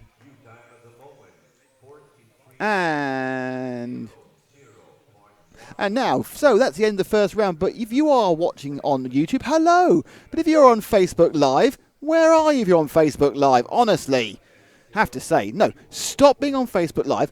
Go up there, press the link, and come and join us in the Limburg Racing Arena Sittard for the second round of qualifying for the 112th European Track Championships with all sorts of clever people doing interesting things and cars crashing and people over-concentrating. 2 minutes to start. Order. Car 3, 8. So, don't forget, go up there, and join us now on YouTube. And for all of you who are on YouTube, hello, it's me again. So what's happened so far this morning? Oh, Roundup stop. Roundup. Okay, well, sorry, I didn't know I was working. So, for the end of the first roundup, for our Facebook roundup, Hooper Honigel was the fastest in the stock class, just ahead of Adam Catchpole, and in modified, despite a bit of an interesting accident incident, which we thought was going to give all sorts of problems to Alexander Hagberg, he still won by 5 seconds to take the first round, despite a bit of an accident with Markus Mobers.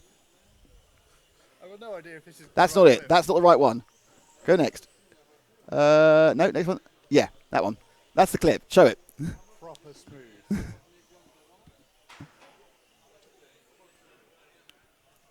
And he said, now you're going to see Markus Mobers give a little bit of a fencing. It wasn't deliberate. Anyway, if you're on Facebook, you need to join us now. If you're on YouTube, thank you. Ashley Patterson says, morning, boys. Morning, Ashley, but you should be on the YouTube, Ashley. So what they need to do is. Up there. Press the link. Is it there? Was it there? I think it's up. Up. Just press the link. Up. Anyway. That's your lot. Come to YouTube. Right, okay, that's probably, I've now sold my soul for that one. Hello, YouTube people. Thank you for staying with us whilst we... I wonder what we're for now. It's been power lead. I've been wrongly thinking something else before now.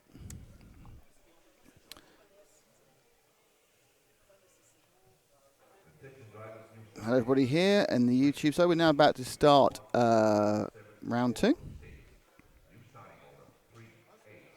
It's a new starting order. That's exciting. So, 10 seconds to go. It's, Gunnar Blumendal, Matthias Hermans, Ant Lockyer, Stefan DeLees, James Can, Ben Verhoer. I think Kai Asma's not here, and Sasha Freitag, but they might be here, so we'll find out in a second. No, there are 7 people. One of them's Javier, the ref. So one of these is not actually taking part.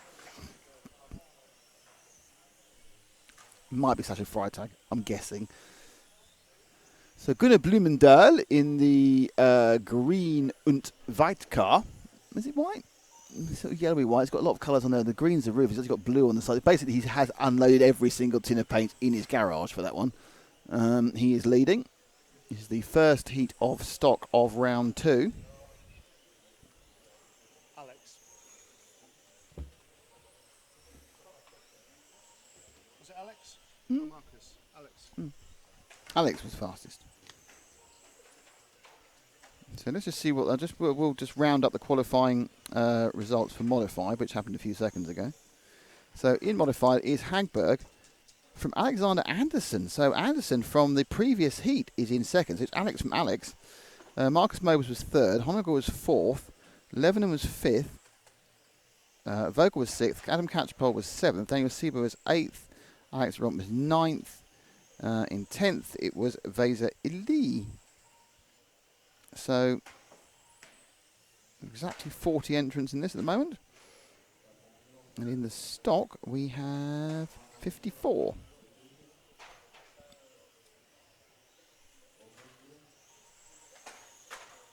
Oh, there's a slamming going on there, which is never a good sign beneath you.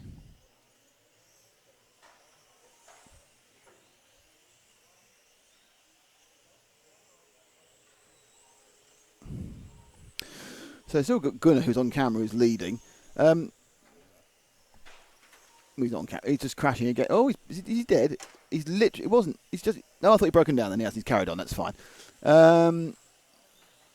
These cars are about 2 seconds, 2.5 seconds a lap slower, if not more, than the cars you saw out there. Because we've gone from the top of modified to the, I'll say bottom, the lowest element of stock. And there's about 3 seconds in that. So Ben Verhoor, changed for the lead. Ben Verhoor in the 7's taken over after that accident. Can we find the 7? With my eyes, yeah, I think it's actually that red, white and blue thing coming down the main straight there. Or blue, white and red, actually. Ben Verhoor of the Netherlands. So he's got the Netherlands flag, and now everyone's confused. Everyone's confused and going past people. There's a 3-car confusion there. They're all trying to be polite, basically. Everyone's trying to be really quite well behaved, and then it just ending up getting more and more confused about what they should be doing. Oh, another problem for the number 3 of Gunnar Blumendal from Germany. James Can in 3rd. Roughly hanging on to things.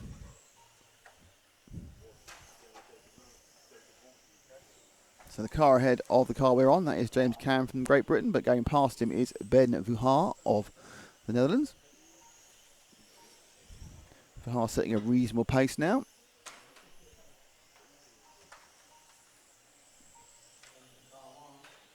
Oof. Still a lot of slamming going on. Not body slamming, obviously, that'd be very weird.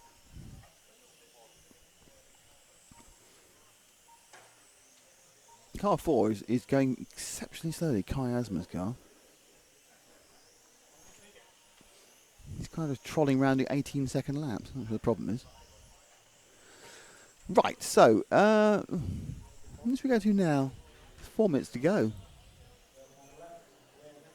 Car upside down, that's always exciting.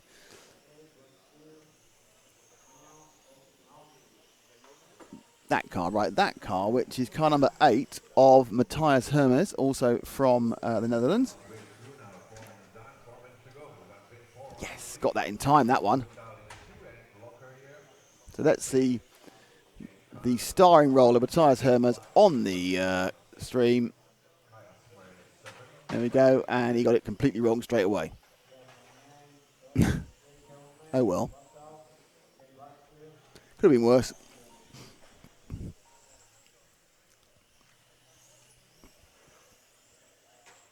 It was the blue and white car 2.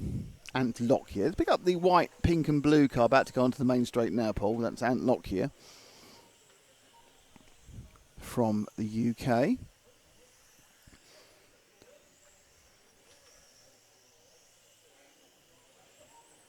Swinging it around, it's certainly leaving a nice margin for error on this one. This is someone who's just doing laps. He's just basically driving around the middle doing laps, which is fine. Nothing wrong with that.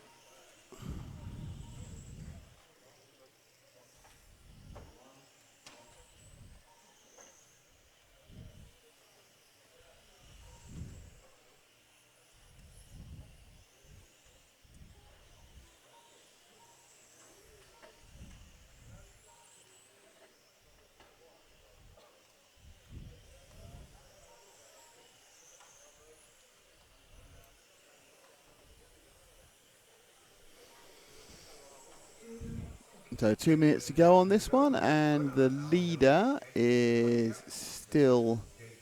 Gunnar Blomdale's got back in the lead again. Well done. And Lockyer now in second, James Kahn in third. Ben Verhoor's had a problem several laps ago, which I missed, and now dropped right out.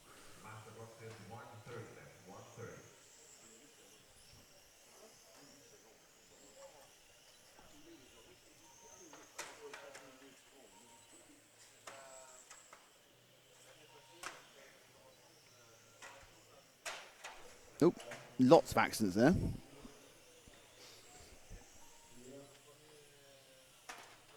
Lockyer continued, look, 6 seconds out Lockyer lost in that one, but still stayed in second place.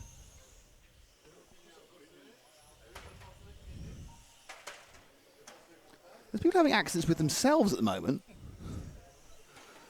We've got a little tippy tap. This is literally the cars are having an accident in the middle of the track, which is not possible.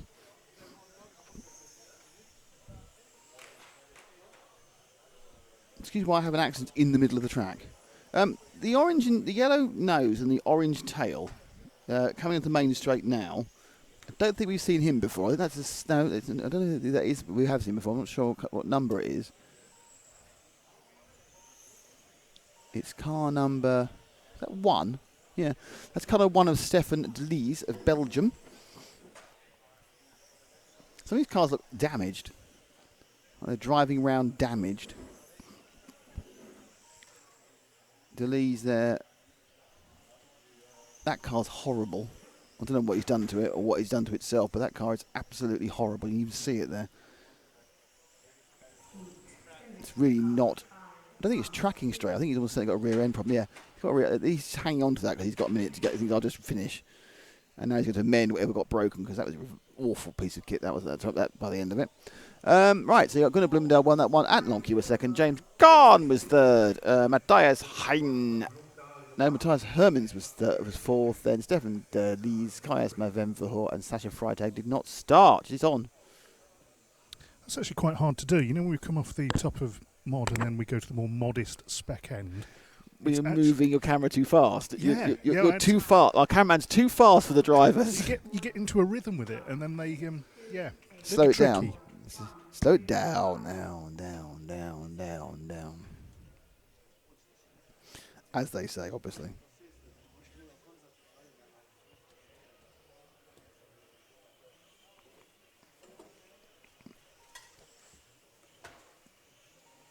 Anyway, so where are we now? Any questions on that last one? Are we in round 2? Yes, we are. Oh, look, we've got that wrong. Thank you very much. You have pointed out our wrongness on that front.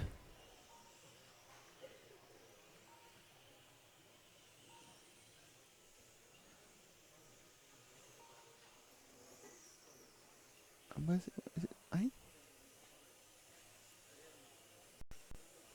How's he done that then? Matt's done this magical way that none of us can work out. Don't you remember when you showed me yesterday? Oh, it's there now. It's there now. It's fine. Okay. I'm all right now. I'm working with my own limitations here. Can you write stock? And get rid of that D as well.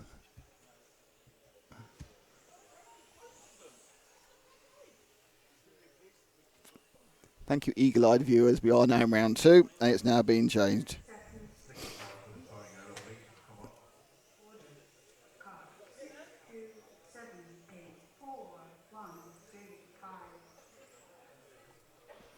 So, yeah. All going well, really. Stock qualified round. Yeah, obviously, it's stock qualified round 2, isn't it? Where's that?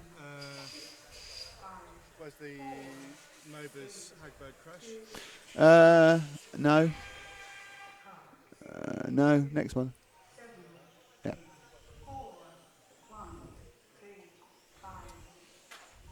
No chance for you to see the Mobers Hagberg crash because we are recording it for another outlet in our wonderful world of Let's Do all the social media that exists today. Can you hit space? So it's Neil Mers from Illyri Laminzivu, Christophe Charlier, Julien Just, David Foster, Ollie Morton Finset and Christian Vauch. Christian Vossen slamming the wall there. For this is heat 2. Car 2's in the lead. Do you know where he is? 1. No. To car 2, the white one, that always helps. So that's your leader, which is Niels Meurs of Belgium.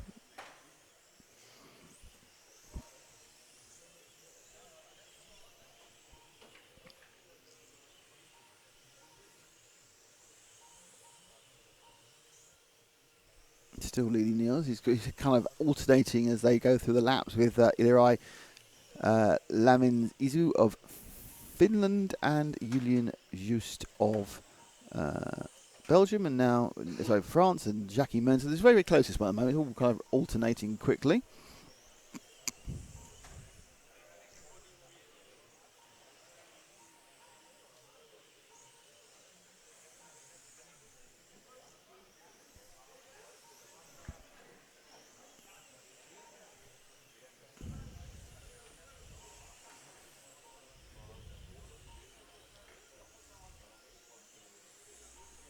Comes through the Zen zigzag, and he's got when that green orange car goes past him, just stay with the green orange car, whom I think is car 6 of Jackie Manes of Luxembourg is the green and orange car, and then there's a whole green. Okay, that's that. Oh, ouch! Not sure we got that one, but that was quite unpleasant. Cracking spin off there.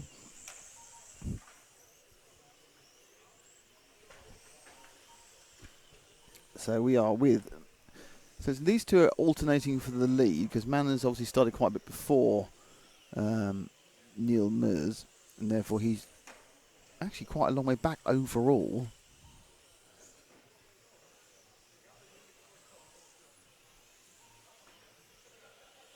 Fastest man on the track at the moment is Jackie, who we're with at the moment.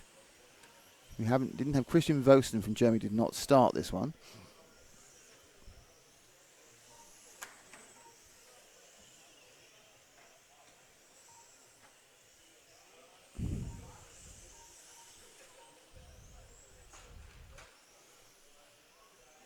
Accident there for the number 2 machine of Neil Meurs. That'll drop him right down. He's upside down for a second there. Drop out one car, Paul, to the light green machine number 7 of Christophe Charlier of Belgium. He also is sort of alternating 2nd, 3rd and 4th. Yep, this is light green one under the Zen zigzag now. And he's driving very much the way I would drive, but very much within himself. Let's just drive round the track. Let's not take too many risks. Let's just do laps. Not the greatest lines ever, not the worst lines ever. It's a very safe lap that was. Nice driving. Just stick on the groove. Gave him a 13.3.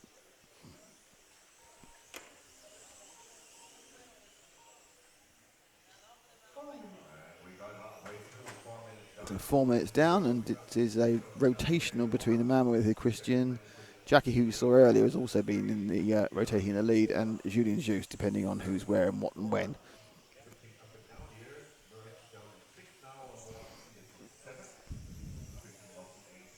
In reality, it's Christophe or Jackie on the predicted who are the furthest up.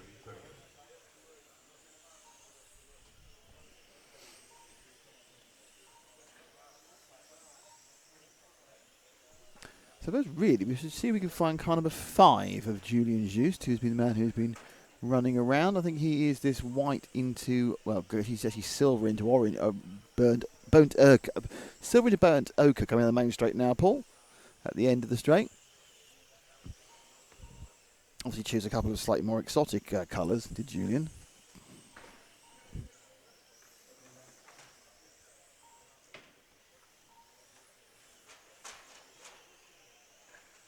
It's all going well now. So Julien doing okay. God. Matt's about to put up a really arty picture on Instagram. So if you're not following us on Instagram, RT Racing TV, then you need to, because you can see some arty pictures on Instagram, RT Racing TV Instagram. Do not forget, there are many ways you can talk to us. A lot of you are on the stream, and you can obviously like our Facebook page, which will be particularly useful, as it means we can feel your love. Obviously, if you already liked it, then you can't re-like it again, but you can just visit it every 10 minutes. I'm visiting it again. I'm visiting it again. And one of the advantages of liking our Facebook page is you get all the stuff delivered to your news feed without having to look for it. All of our Facebooky information.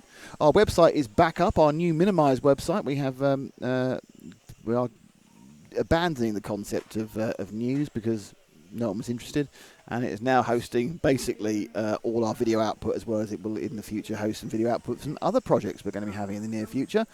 But for this year, it's going to be RC and RC videos, and you have all the archive of all the TV shows and every single live stream we've done, and as well as some selected races. So we'll pull out, for example, some of the finals as well. We'll put on there, so you'll be able to find everything on the rcracingtv.net website. Relaunched, cleaned up, looks lovely, very simple to use, which helps because I have to do some of the work on it. So it's simple, which suits me, and that's all on rcracingtv.net. On Facebook, we are RC Racing TV. You need to like us. We are RC Racing TV on Instagram, and you need to do whatever you do. Do you like Instagram, or do you just join Instagram? You follow, don't you? Follow with Instagram. Follow. We're also on Twitter, which reminds me, I've not actually advertised this here on Twitter, so I'll do it. I will Twitter sell us in a second. You'll have to give me your Twitter login. That's not happening. Fine. Because that's still quite a bit of a personal account, love. No, not like that. That also covers my my full-size stuff as well. It's not looking weird.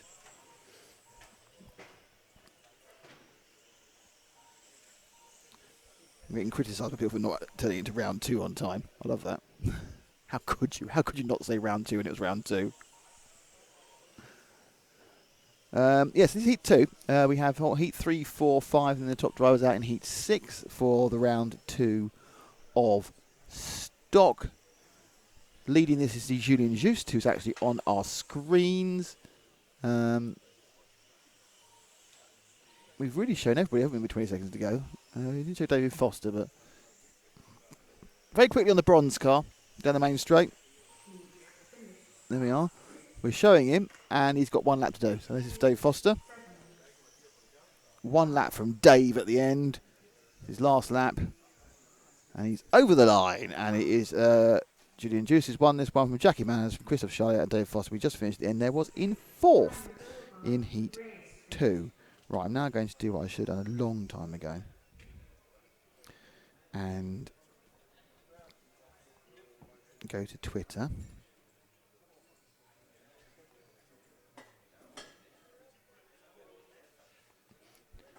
You can listen to me make a Twitter post if you like. It's exciting, isn't it? Is that Heat 3 done then? So we're halfway through round 2. No, it's Heat 2. Oh, okay. We're approaching the halfway stage of round 2 of stock qualifying. Out of 5 rounds, which will be happening today. Is it 5 rounds in total, or is there 1 tomorrow? No, just to say. It's 5 rounds in total, so it's still mid-morning here. So there's plenty of action still to go here on RC Racing TV. Let's thank our sponsors, Zen Racing and Montec. And of course, EFRA, who write the rules for this event. They are the racing body. Go to efra.ws to find out more about this class of racing and other types of racing, which we'll also be covering over the summer and the rest of the year. And you can find out racing clubs near you if you want to join and start racing. Then it's a great place to start. That's efra.ws, which is a website. Is it? Is that what WS stands for? Website? It's Western Samoa. It's one of those. Well, Obvious. you know, years ago when you get these really cheap domains. Right. Not. I'm saying obviously that they did that to save money. They had a .se for a while, and then I think they didn't want one that was specific to a European country. And so they apparently .com had gone, so they ended up getting .ws. Well, as far as we're concerned now, it stands for website. It does. EFRA.website. So that was the plan all along. Well done to them. Well done, EFRA. We're happy and proud to be your media partner. stay tuned to us all day, and for the rest of the weekend we're going to be coming to you all day tomorrow from this fantastic facility here in Sittard, which is in the Netherlands. On the track now we have Jukka Hakimus from Finland, Ingo Artes from Germany, Javier de Bruyne from Belgium, George Brewer from Great Britain, Sasha Lenmars from Germany, Alexander Passoff from Sweden, Finn Arsen from Norway, Henry Mans from Luxembourg, one of the two Luxembourgers who are driving at this event, and Andreas Schutt from Germany. And they're off. The last car has now left the starting line and ticked over the timing beam to begin his own race against the clock. Man against time. Really? Time is but a concept. What's Nick doing? I'm cutting out the... Oh, he's cutting out the thing. So Nick's going through a quick process online which will allow us to isolate the top heat of Modified, their first round, which was quite eventful. There was some crashes and smashes with the top two guys. Hagberg was rather unlucky with somebody crashing in front of him, and he crashed into them, and then he got going again. Then Mobers, who was coming up behind him at full pace, crashed into him again and overtook, but still Hagberg was the fastest guy. Two X-Ray drivers are the fastest people here so far. That's Alexander Hagberg in Modified, and stock Hupo Honegel. Markus Mobers is looking to ruin both of their events, and he's a challenger for, it's probably the biggest challenger for in both classes to take the title away from X-Ray, who have held it quite proudly for quite a few years now. How are we getting on, Nick? He's so deep in conversation that concentration that conversation isn't possible. Sorry, I have to. I'm listening to myself. Yes, it's not off-putting at all. Who are we with, Nick? Paul. We're with the white one. A white one coming onto the straight now, and into the EFRA E through the middle of the track. That's the Mon-Technical section. Car 2 of Ingo Artes, the fastest person out there, who's doing laps at about 12 seconds, 12.92 seconds. So he's pretty fast in car number 2 with the white body shell. Behind him is Alexander Passow, which is car 6 from Sweden. There's been a crash. It's car 1. No. Yeah, car 1. Sasha Lennartz, we thought, had stopped and maybe had flamed, is what we would call it if he was running a nitro, but he didn't. He was righted by the marshal and got going again.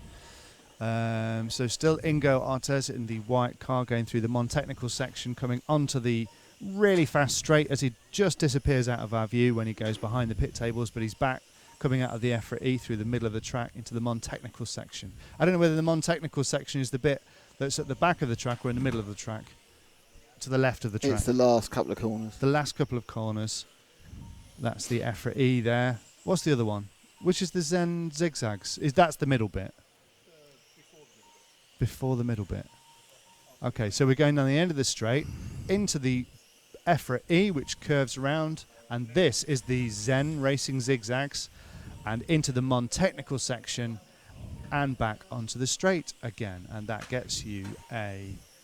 What does that get you? That gets you a 13-second lap. So things are really slowed down now by about half a second as we get past as we approach the halfway stage of the race. Ingo Artes, still the fastest driver out there, but the Swedish Alexander Passow in car number 6, who is an orange car going through the Zen zigzags and onto the straight now, having slammed his got orange tail and a white nose into the EFRA E. That is the second fastest man out there, the Swedish Alexander Passow, coming through the Mon-Technical section and back onto the straight again as he ticks over that timing beam, which you can see that line across the middle of the track at the far corner just before they come onto the straight. That's the timing beam. That's what they go across to start this this qualifying session, and what they go over each time they go around to clock up another lap, and he's doing slightly faster laps now, Alexander Passo, at 12 seconds, 12.9 seconds. But he's on 19 laps, and Ingo Artes is on 20, so he's quite some way out in front. Going through the Montechnical section again.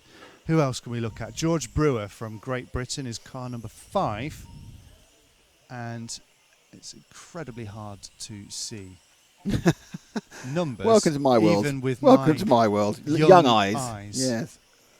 And Paul already has him. He's the all-orange car coming onto the straight right now as he zips down. What do we know about George Brewer? Do we know anything about George Brewer, Nick, from your time on the GB team? He's running what are we going through his mind right now? He's thinking, oh my God, am I on television? I think he's actually thinking, I run for Schumacher. He runs for Schumacher. And I don't think that's his real hair colour either. I think he's dyed his hair especially super red. He's got hair that matches his body shell, which is a good way to... I think that should be the way, in fact. All drivers should have hair that matches their body paint colour scheme. That would be fantastic. And then we could look at the car going past and then look at the shocks of hair. If they don't have hair... Yes. Especially... then they just wear a hat, or they can have a tattoo on there, like a jockey. So if you've got a ball driver, you can have them all dressed up like jockeys in the same. In the silks. That would be fantastic. In the silks, it's a great idea. Yeah. Submit that to EFRA at the. Is it Valencia again this year? I don't know. I think it normally moves around. It moves around. So the EFRA conference. I think no. I think is it Vienna? I think it was at Vienna last year. Hello to Willie if you're watching. We're in your country, Willie. Why have you not come to visit? He's Belgian. Oh, where are we? We're in Holland. No, Netherlands. Netherlands. 1.5. Yeah, but we're not far, are we? No, Willie should be here. He should be here. It's like we're in Manchester and he's in London. It's not that far, is it? No, you should come and see us. Yes, come and see us, Willie. We miss you. Come and see how he's getting on. I know there's no nitro fumes, but still, you can come and see what's going down. Yeah, see what's happening. Did a very good job, by the way. Thanks. I think less than 2 minutes to go. I think I might literally leave you here as the commentator. Yeah, whatevs. Then there'll be no soch. No soch. There'll be no food. We're not eating yet today, by the way. This is a plea for help. I just did soch. That wasn't soch. Well, I haven't yet. And then I'm going to stick it onto social things. Okay, cool. Sorry? Food. Paul wants food. Well, we're still with George Brewer. And Ingo Artes is still the fastest person on the track. The German driver. With just around a minute to go. There, he'll be pleased with this run. He will be pleased with this run. He'll be ecstatic. He'll be chuffed he's been on television and his hair colour's been discussed. Oh, Ingo. No, Ingo. I'm talking about Ingo, but obviously we're looking at George. But let's find Ingo again then. Ingo, you know the white one? The white one. I wonder if he's driven by the guy with the white hair. Ooh, no. No. He's driven by that second guy in with the Orion T-shirt. Oh, he's a bit of a swayer as well. He is. His car's not handling. Artes is a mover and a shaker on the driver's stand. Yeah, but his car's actually not handling very well, so he's doing quite well to hang into it. Paul's hanging on for dear life. Paul's not bothered to cover him. He's the white car. Goes to the EFRA bit there. EFRA E into the Montechnical. No, that's the Zen zigzag. Zen zigzags into the Montechnical section and through past the timing beam back onto the straight again. Yes. And he has a tighter straight, so we tend to see him when he goes down. Ooh. He doesn't hide behind the pit tables. He's about to finish the race. He's about to finish. The car is not happy at the end of the race. It's like, it's an edgy little thing, to put it mildly. It's a bit edgy, but he's managed to hold on to it, and he will have done quite well for himself in Heat 3 as we move into Heat 4. We do. So it was Alexander from George, from Yuka, from Sasha. Javier De Bruyne from Belgium was the 6th fastest driver. Branislav Paddock from Slovakia was the 7th. No, that's the next heat, so forget that. Right, what we need to do now is order some food. Cool. And then you need to come back and I'll need to do some social things. So for the next heat, when's which is Heat 4, open? There's no buffet. It's just I'm not sure what they've got actually. You may have to order it and come back later. I'd like whatever they do the closest to a bacon sandwich. Okay. What does Paul want?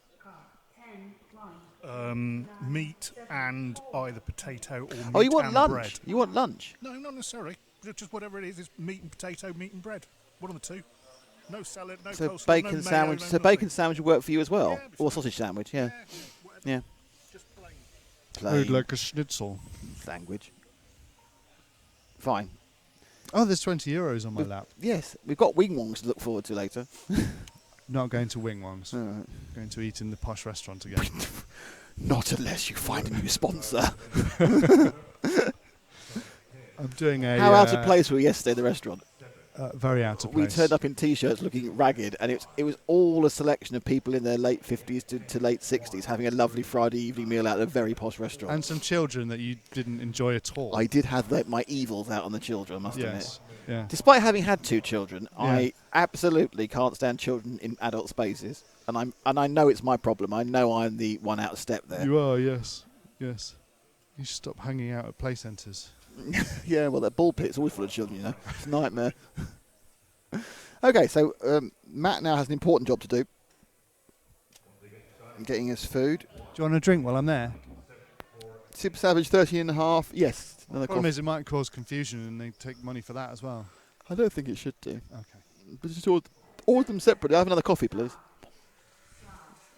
Super Savage says everyone at Term Motorites 13.5 modified. I believe is as Henry Numero says, we are now running 6.5 mod because that was changed at the last EGM. So we have now heat 4 of stock. So it's the third one down the list of which one's the best. Kai Altman in 1, Matthias Heinrich, Robert Klyer, Nicholas de Lees, Chris House, Oliver Hellman, Branislav Panak, Par Jiveby. Quite a good name, isn't it? Sweden, Stefan Fiorini and Uwe Sieber. And we're obviously with the first car. We're not with the first car. What's wrong? Oh yeah, that's the right camera now. Matt walked off without changing the right camera. He was so excited about getting food. So, we are now with the leader, hopefully. Are we the leader? Got to find him first. I think that's him. No, it's not. That's completely wrong. It is in 10. The car going underneath the driver's stand now. White and flashy blue and green. There he is. Sneaky boy. Kai Altman trying to avoid our gaze. Oof. So he qualified quite badly. So he shouldn't really be in this heat. It's hardly surprising he's doing well. We build up to the top heat in stock. This is the heat 4 of 6.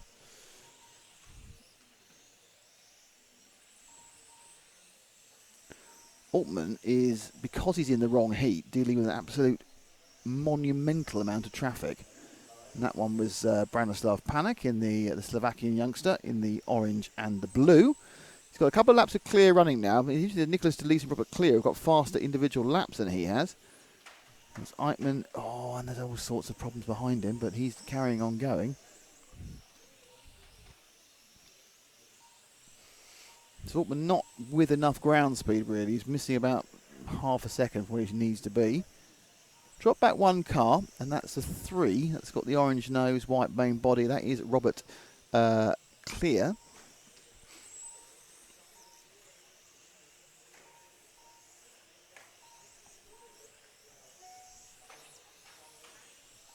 So I get a text to tell me Euro car parts have got a discount. And Clear makes a mistake, and I didn't have time to press the button, so there we go. So Robert's now dropped a little bit down. In fact, he's dropped right down. The leader, if you stick with Claire, with 2 minutes down, is actually alternating Stefan Fiorini and Matthias Heinrich and Kai. So we'll pick up 1 and 2 of those. I'll find the driver first. You stay with the car you're with, and I'll see if... All right, you need to drop back 1 car.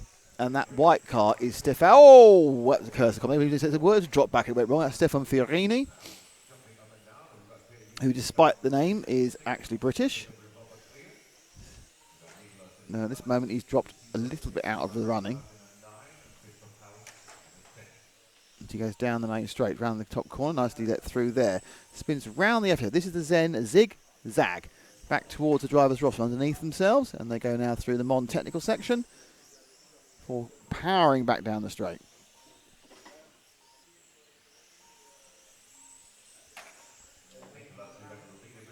So Fiorini has the fastest lap of the day, or the race, sorry, at 12.476.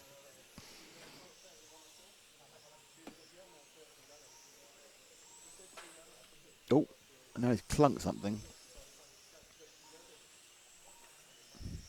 Matt's back with coffee, which makes me think you have to order the food and wait for it.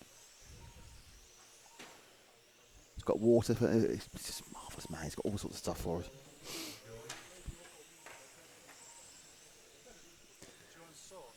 Yes, please.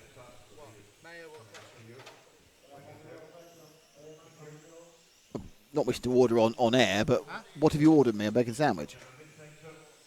Yeah, well, I feel quite bad because my thing's £8 and your two things £1.50. You don't feel that bad, do you? They haven't charged us anyway. Oh, okay. So, well, I'll see if they charge when I collect. Yeah, I'd like it's just red sauce, please. Oh, you don't want any sauce? How long is it? 5 minutes. That's good news. So one of the many things you do get when you listen to RT Racing TV is on-air ordering of food.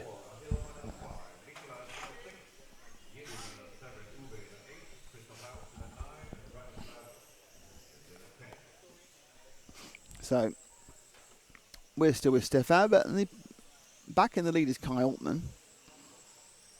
She's done by stealth more than anything else. Actually, I think he's not actually overall in the lead. I think Stefan is still just slightly ahead.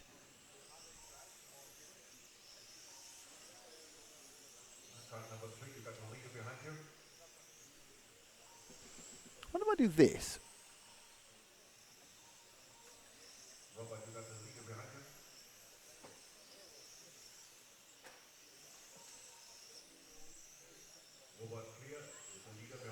Oh, it doesn't change.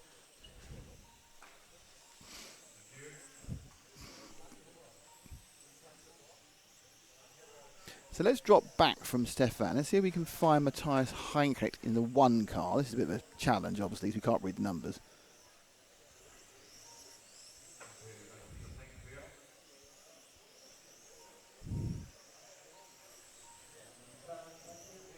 Green one, the pure green machine going underneath there is Matthias Hendrick of Germany. In this round 2 of stock qualifying here for the 2017 EFRA European 12 Track Championships, brought to you by EFRA, European Federated Radio Automobiles, and of course by Montec and by Zen Racing, our long-time supporters. Thank you both of you guys. Thank you to Davis Bassett and Alberto especially, who have backed us for a long time. It's great to have you with us here at the 12th meeting for numerous years. It's good stuff. People slowly waking up. We've been running for a couple of hours. We've got several hours to go. Like 7 or 8.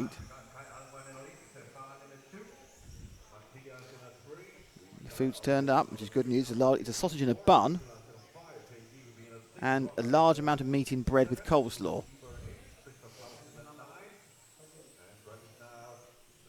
It's passing me a it looks like not the highest quality sausage ever, which might explain why it's €1.50. You get charged? Oh, that's even better. You stop feeling guilty then. That's not bad. When you fold it in half, it fits this perfectly. When you what? Yeah, good idea. I need to scoff that because you'll be doing the commentary. I'm scoffing mine. It's got a bendy fork. Actually, we should really show everyone our food swag. Is it 5? So this is food swag. There's my food swag. There's the food swag. The food swag for, yeah. But back on the track again, we're with the green machine of Matthias Heinrich, who has 50 seconds to try and not come 5th. Kai Altman's got himself in the lead, but I think he's not quite in the lead. I think Farini, Oliver Hellman, rather apt given the fact we're all eating, is coming on board. Where's Hellman?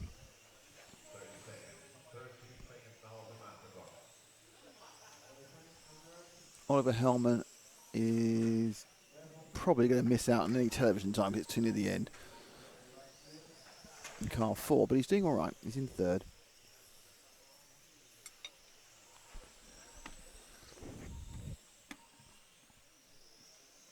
Oh, that's how you cancel a replay. I didn't know how you cancelled a replay. Put your headphones on, you can listen to me. So I didn't know how you cancelled a replay until then. Now I do. Okay, that was in the heat 4, so we're now into heat 5. You're going to get some names you're going to begin to recognise here. And it was, and then we have Martin Wilfinger in 1, who I think overall was about 5th last time. In 2, where was Wilfinger overall? Wilfinger overall was 13th. That can't be right. Oh, right, because some people are popping up because they have done 2 rounds rather than 1 round. So Wilfinger. This is irritating. Right. Never get the live ones because it gets halfway through a round and then starts to make the numbers difficult. He was about 6th. So it's Wilfinger from Altman, from Krenz, from Dvorsky, from Peter Bonham, from Simon Roubaix, from Jacques Libar, from Torsten Müller, Jan Dietmar and Mathieu Briere. Germany, Netherlands, Austria, Sweden, France, Luxembourg, Germany and France.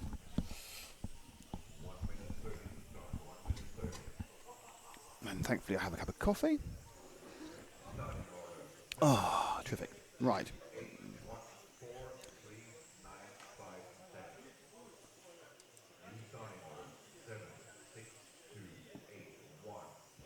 Go Kai. Oh, we got a fan from Kai in the previous race.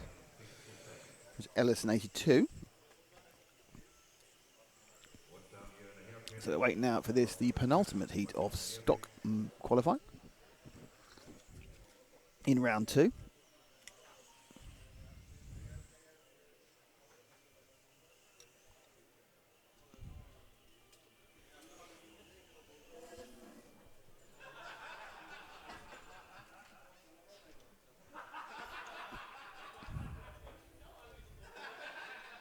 There's a lot of laughing, but something funny's happened. Who knows what it is? Could be anything. Okay, we'll take Martin off the line. Who's car 7? He'll go first, Paul.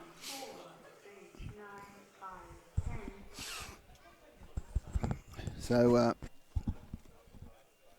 getting ready to go for this heat number 5 of round 2. Bloke Blow's got chips with his. He missed out on the chips. I know you don't eat chips. Off we go. White into red. Martin Wilfinger of Germany was the fastest in this heat last time, so he starts off first. He starts off about 9 seconds before 10th place starter Mathieu Briere. So if he gets past Mathieu, he hasn't gained a whole lap. He's only gained about 4 seconds.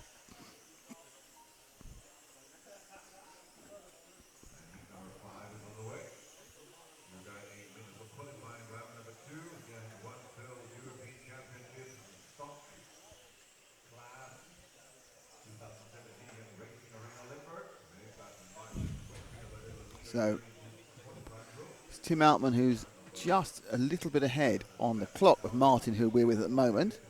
Martin makes a bit of a pig's blanket of getting around that corner, and behind him is the 6 of Altman. So in fact the car behind is the car that's in the lead on the clock. Remember, they're qualifying, so they're not racing here. So Wilfinger has the car behind him. That's the car we're with Altman, who's now in the lead. So it's Germany from Germany because Torsten was, and he's made a mistake. That wasn't very good. Not quite sure he even did that one. No one's really crashed there before, so excellent work there by Tim Altman on crashing somewhere new.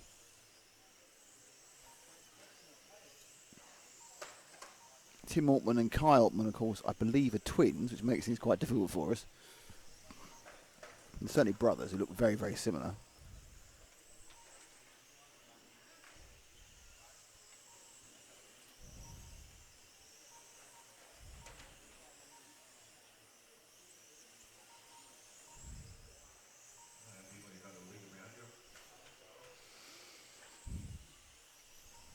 So it is Tim Altman still, despite that accident, holding the lead. Oh dear.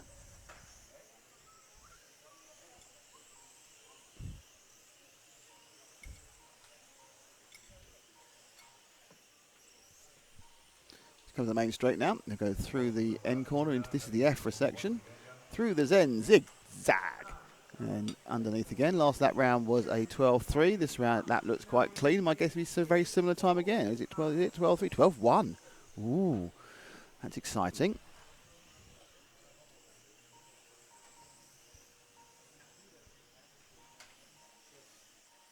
She does a 12.1. And a 12.7, unfortunately, the following time. Can we find Thomas Dvorsky in car 8? The man who sounds like a classical composer. He's running in second and doing quite well. My eyes aren't doing very well with his car number, though. Can you see it? Car 8? There he is. He's the orange nose, white tail, about to come on the straight now. He's actually coming up behind the third one, yeah. The back of that train, that's probably going to be slowing him down, Dvorsky.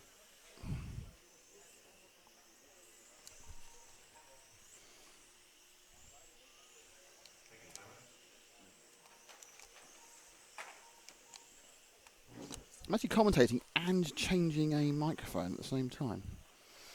There is no limit to my abilities. Well, actually, there are several limits to my abilities, if I'm honest.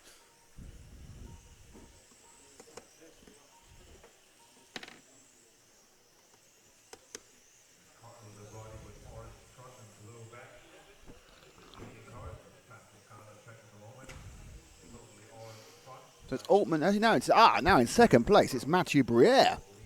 Up from last as a starter in car number 10. Let's see if we can find car number 0.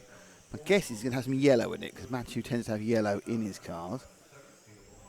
There it is. Going under the driver's position now, yellow into blue, Mathieu Briere. Now, a name we're very common with because he's been very, very competitive and done very well in large-scale touring cars. So he's gone down from the cars at the size of a ball and then he has an on-screen accident. So we've still got more Matthew having a little bit of a problem with these slightly slicker and faster cars. It comes in here and he's going to hit the entrance to the Zen zigzag. Ouch. And that's just a little minor error for Mathieu Briere. But Mathieu, of course, is a large-scale touring car driver.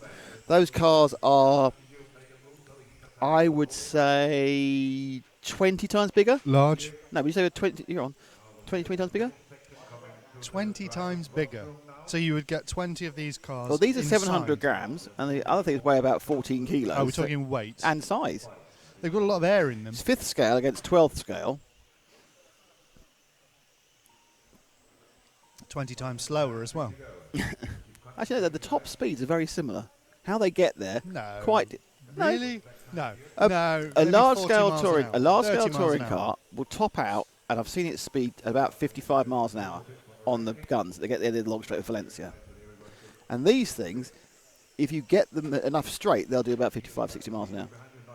But they'll do 55, 60 miles an hour in a modified one in about 10 metres, perhaps 12 metres, not 70 metres. And what about scale speed? The answer is nobody cares. Scale speed doesn't mean anything. Phew, you're a bit straight on being severe there. Phew, suddenly, Matt has an opinion. And the opinion is that scale speed is pointless. Well, come on. It is, isn't it? Yeah, it is. But Absolutely it's one of pointless. those shorthand things that people who like to write about. Also, when it was 10th touring cars, it was easy. Yeah. It's doing 40 miles an hour. It's a scale speed of 400. They do 400 miles an hour. That's how it went in that kind of, Yeah. pre-fake news world, but the world of not really understanding things. It's like putting 2 and 2 together and getting potato. Is that not how you do it? No. Oh, damn. Bang goes my A level. Which I took in 1986 when it was.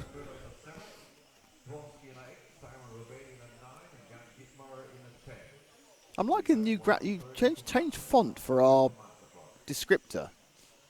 No, it's lost the font we're supposed to use. Ah, but the font you've got now is better. What font Well, is it's it? not on brand. Oh, It's sorry. Arial. Is it not on brand? No. Which is our font? Which is our brand font then? I really shouldn't really reveal that because then people will be We able are to going. copy We us. need to have a big brand discussion this evening about all the branding stuff. Oh, really? Well, I read all your things, so we need to have a big branding discussion Oh, you about read it. my thing. Yeah, and I pressed and I clicked the links as well. I remember you told me. I had a very Oh, wow. exciting about. But I now need to be taken from my old age, over 50 position about things. You need to tell me how to be on brand in the modern world. Yeah, okay. With Soch, which Yeah. I would have called social media. You see. Yeah. Matthew Perez winning this one. I'm chuffed to bits about this. I know we shouldn't have favourites, but we do. Tim Altman's winning. No, it's not the predicted. Oh, okay. I like Tim as well, actually, though I do have the problem with telling him from his brother because they look so similar. Are they twins? Is it twin Altman? Thing is, I think I said they were twins before, but I think they're actually. Then someone said no, they're just really brothers who are really close in age, which would be twins as well. But I think it must mean they're just very similar. Months I think rather they're than twins. minutes. I think they're twins. I don't think it really matters if you say, are you twins, and they're not, does it? Well, the younger one might be offended Why would the old one be offended? because the older one will go, "Oh, you think I'm the same age as him?" Was he And a I'm year older. younger? Yeah, I suppose. younger one And will he'll be sit like, there "Oh, you stroking his think I'm the skin, going, same "How age as him?" marvellous!" Yeah, yeah. Yeah. I can see that in a weird way. Matthew Breary is winning this You one. know by the only way. way to find out? Ask them. No. Oh, what? Go into the pits and stamp on one of their foot. What? And I'll film the see face of the and other see one. that one screams. It's probably Matthew Breer wins inappropriate. this one. Hooray! Martin Wilfinger is second. Tim Altman is third. Torsten Muller is fourth. Jacques Libar is fifth. Just realised I'm going to have to wait another round for my sandwich now. Because it's the Top top E. E, yeah. And you can't leave the top E in my Can't be the hands, top can E. you? Well, I could do, but Shall I eat your sandwich then? no. You can't do anyway. It's got bread in it. You're not allowed to. With your world of... hang on, I need to breathe in if you're going to do that. Because I'm slouched. Obviously, I'm out of shape, and I'm slouched. Now, go back to the camera again. Look, so I can like... Are you ready? Yeah. You ready? Breathe. Right, so this is a start. Oh, about 400 stone. Hi, everybody. Get lively and much slimmer by breathing in, sitting up, and everything else. Tightening Also, your the other problem bodice. is, I'd like to point out that I've got a huge amount of forehead shine. Grow some more hair. I think it's just pushed back. Yeah, that's easy for some of my age, but it's not. It's better because I remember there were some photographs taken at the European 1/8 Championships. You took some photos from above, Did I? or you or James did, and I had what I could only describe as a worrying thinness on the top of my head. But I think I've managed to sort that out. I think I've just had the haircut differently to make it fake it a bit. So You've got plugs, haven't you? It's like a comb over, but it's just been done with my own hair having more of it. That's So how comb over stop works. using a number 2. Let's use number 4. No, I'm fine because I've still got enough hair at 50 plus Plus what? 2. Okay, They so are lining up on the grid. this is the top stock heat 6 in round 2. It is Hooper Honegal on 1, Adam Catchpole on You're an 2. alarm going off. Are you alarmed? Markus Mobers on 3, Oliver Bortnick on 4. Oliver Bortnick on 4, I couldn't hear one. Faisal Lee on 5, Ollie Payne on 6, Alexander Anderson on 7, Mark Dewitt on 8, Luke Burley on 9, and Martin Christensen on 10. He won a Euros in 8th scale Nitro on road. B So there you Euros. go. B no, Euros. no, A Euros. When was that? Göteborg. Me and Paul. Paul's That was favourite trip. 1/10. Oh, whatevs. Did he? Yeah, He's the 1/10 champion. was. Wow. And then he didn't turn up the next year. And now he's turned up here. You sure it's the right guy? Why, where is he? I don't know. On there somewhere. I'll have a look while you commentate. He's the last bloke. No, it's not him. I think Martin Christensen is quite a common name in Denmark. And then was he Swedish, that one, anyway? No, Danish. Oh, okay. And we're off with Hoopo Honegal, who actually is down as HUB because he's down as he's done a Hooper. He's done a Hooper. He's Hoopo Honegal in this one, and Huber Honegal in the modified. So Hub. But Adam Catchpole, you can see, got the fastest lap at the 12.1 of this race. Martin Christensen, number 9. Yeah, that's him. Oh, fantastic! He's not on the end. He's in front of the Serpent banner. He's next to Markus Mobers. Oh, right. Oh, that's good. I think he had hair. But it was 5 years ago. It wasn't 5 years ago. Wasn't It it? was 7 years ago. 7 years ago. 2010, wasn't it? No, it wasn't the first year, I don't think. Well, it's 2011 then, so it's 6 years. Here he is. He's parked up. That's not good. Right, so Honegal is now back out in the lead again. Just done 11.9 to back up in 11.7. Mobers in second. Catchpole in third. So Honegal now laying down a chance to get the second round fastest time as well. Very showy offy, isn't it?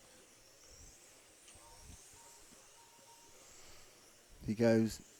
These cars do look it's interesting because Honegel's car is really handling well and really well settled and really well planted. It looks incredibly slow to my eye of 12th, where I like to see things really scattergun going for each other, but the thing seems completely in control.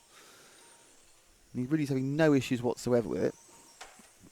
He's got some traffic issues coming up. He's got Luke Burley in the 7 he's got to get past, and that's the light green 7. Nice one from Luke there. And then he has the white and pink car, who is car number 8 of Alexander Anderson. Anderson, who did particularly well modified, and actually got second overall from the penultimate heat in modified, which is coming up next, of course, not the top heat, it's the bottom heat. And Anderson makes a mistake with a nasty snappy car. The snap oversteer, you wouldn't want that. Now, if you drop back one car, Paul, then you've got the yellow, blue-bodied and white-tailed car of Adam Walker Catchpole, called Adam Catchpole, who we also first saw doing, I think, 1/10 IC. Remember you interviewing him in one of the B Euros, yeah. And he has since switched to this, really. I think it's all he does. I don't think he does the noisy stuff outdoors, even in the summer anymore. So Adam is here doing that as he trolls through. Still running in sort of oscillating second and third with Markus Mobers, currently in second. In absolute time, he's actually only 0.3 of a second behind Honegel. So Catchpole taking the challenge to Hooper at the moment. Adam always very, very fast over a number of laps, but has always had that propensity to make a rather silly mistake or get involved in something during a race. So I think Adam actually picked up the British Championship in modified this year, I believe. Don't quote me on that. So he needs to be let through, and he is. And the person let him through is fellow Brit Mark Jewett in the white, green, red, orange, purple and blue I Can Sing a Rainbow car. That's Catchpole now in second. So let's see if we can find Mobers, who is a little bit further back. And I'm not sure whether he's still in the all-yellow car. He is. The all-yellow car going down the driver's rostrum now. It's one car back from, I think, from 2 cars back. Yeah, it's Mobers, who didn't get second place in Modify because he was usurped at the last minute. There was some usurping going on. Always a worry when you get usurped. Go on, say it again. Usurped. Thank you. Oh, and who's that made a mistake? That wasn't Honegel, it was the other white car. Oliver Boltnick made a mistake. Honegel now has stretched its lead to 0.4 of a second.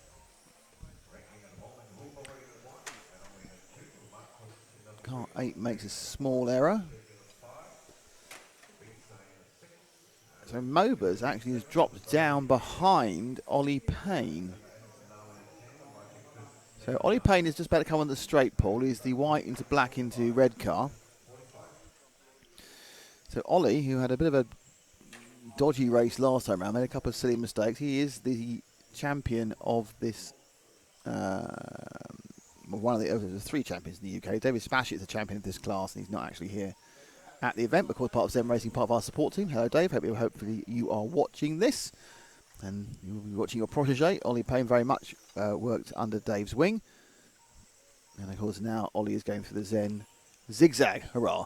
So Ollie didn't have a particularly good first round. He made a couple of mistakes. He was he made up for one mistake. He was heading for third, and then it got a bit off, and he ended up dropping right back down, I think, to 6th or 7th. But he is now back on the target for third in this race. He is, in absolute terms, nearly 2 seconds behind Hooper, only a second and a half on Adam Catchpole, who just made a little mistake, actually. So Catchpole just made a mistake that cost him 0.9 of a second, so that's going to tighten up second and third off camera. With Payne, who's got Mobers in front of him, so he's going to catch up and pass Mobers. He's not having a good run here, if I'm honest. He is the defending European champion. We saw him earlier in the all-yellow car. He's a defending European champion at this class of 13.5. I think it was 10.5 last year. I can't remember. There was 13.5 motors. Stock 1/12 Euros champion. But Payne has seen him off, but it's more a case of the first 2. In fact, Hooper now looking very good for an overall, because he is somewhere in the region of 2.5 seconds ahead of Adam Catchpole with 2 minutes to go, and he'll get his second win in a row. He'll be one off picking up pole for the stock championship, and another chance for another European championship tomorrow morning, or tomorrow afternoon, sorry.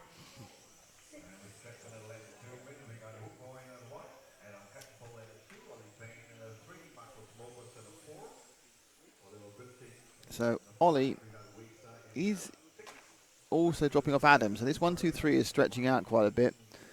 Marcus is in Oliver Bultnick, Vesa Ali, Mark Jewett, Luke Burley, Martin Christensen, Alexander Anderson. So the bottom two are the Dane and the Swede. 3 Brits towards the bottom. Let's see if we can find our leader again, who is the white car going, the second of the 2 white cars about to go on the main straight. That is Hoopo with the X-ray. Coming down and around as he goes to the non-technical section. Another good lap. Just coming off his best, which was 11.7 early on. The cars get a little bit slower as the motors warm up and the tyres lose a little bit of grip. They can handle better even though they're slower. But he did a 12.3 there. This time round it is a 12.3 again. So again, consistency is Hoopo's middle name. He's Hoopo. He's Hubert Consistency Honegal. It was a weird christening in Austria. So Hoopo just got a couple of bits of traffic in front of him. That's the 5 of Oliver Bultnick and the 6 of Mark Jewett. They'll probably let him through. In fact, Oliver Bultnick is already thinking about letting him through already. And he'll be told to get by, and he does. Just a little bit of indecision, trying to lose as little time as possible. Down to the last 20 seconds. So with this one and one more, I would think, actually, for... Yeah, this is the last lap for Hoopo. If he doesn't hit anything, he will be winner of this round as well. It'll be 2 rounds for Hoopo, and it is 2 round wins for Hoopo. Good result for Ollie Payne there in second. He just, don't know, Adam must have made a mistake off camera because he's picked up second right at the last minute. So Ollie Payne made up second from an off-camera mistake by Hoopo. Sorry, by Adam.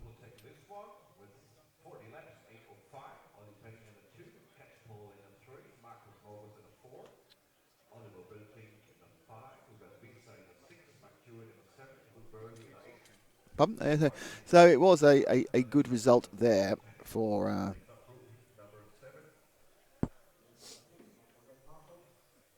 Okay, we're now modified now.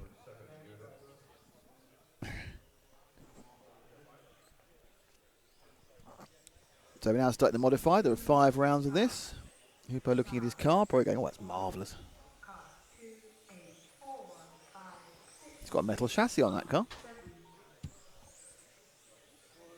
So Hoopo running the X-ray with a metal chassis. Interesting. There's Martin Christensen we were talking about before, with or without hair. Into modified qualifying round 2. Excellent work there by the young man. He's already changed the whole thing.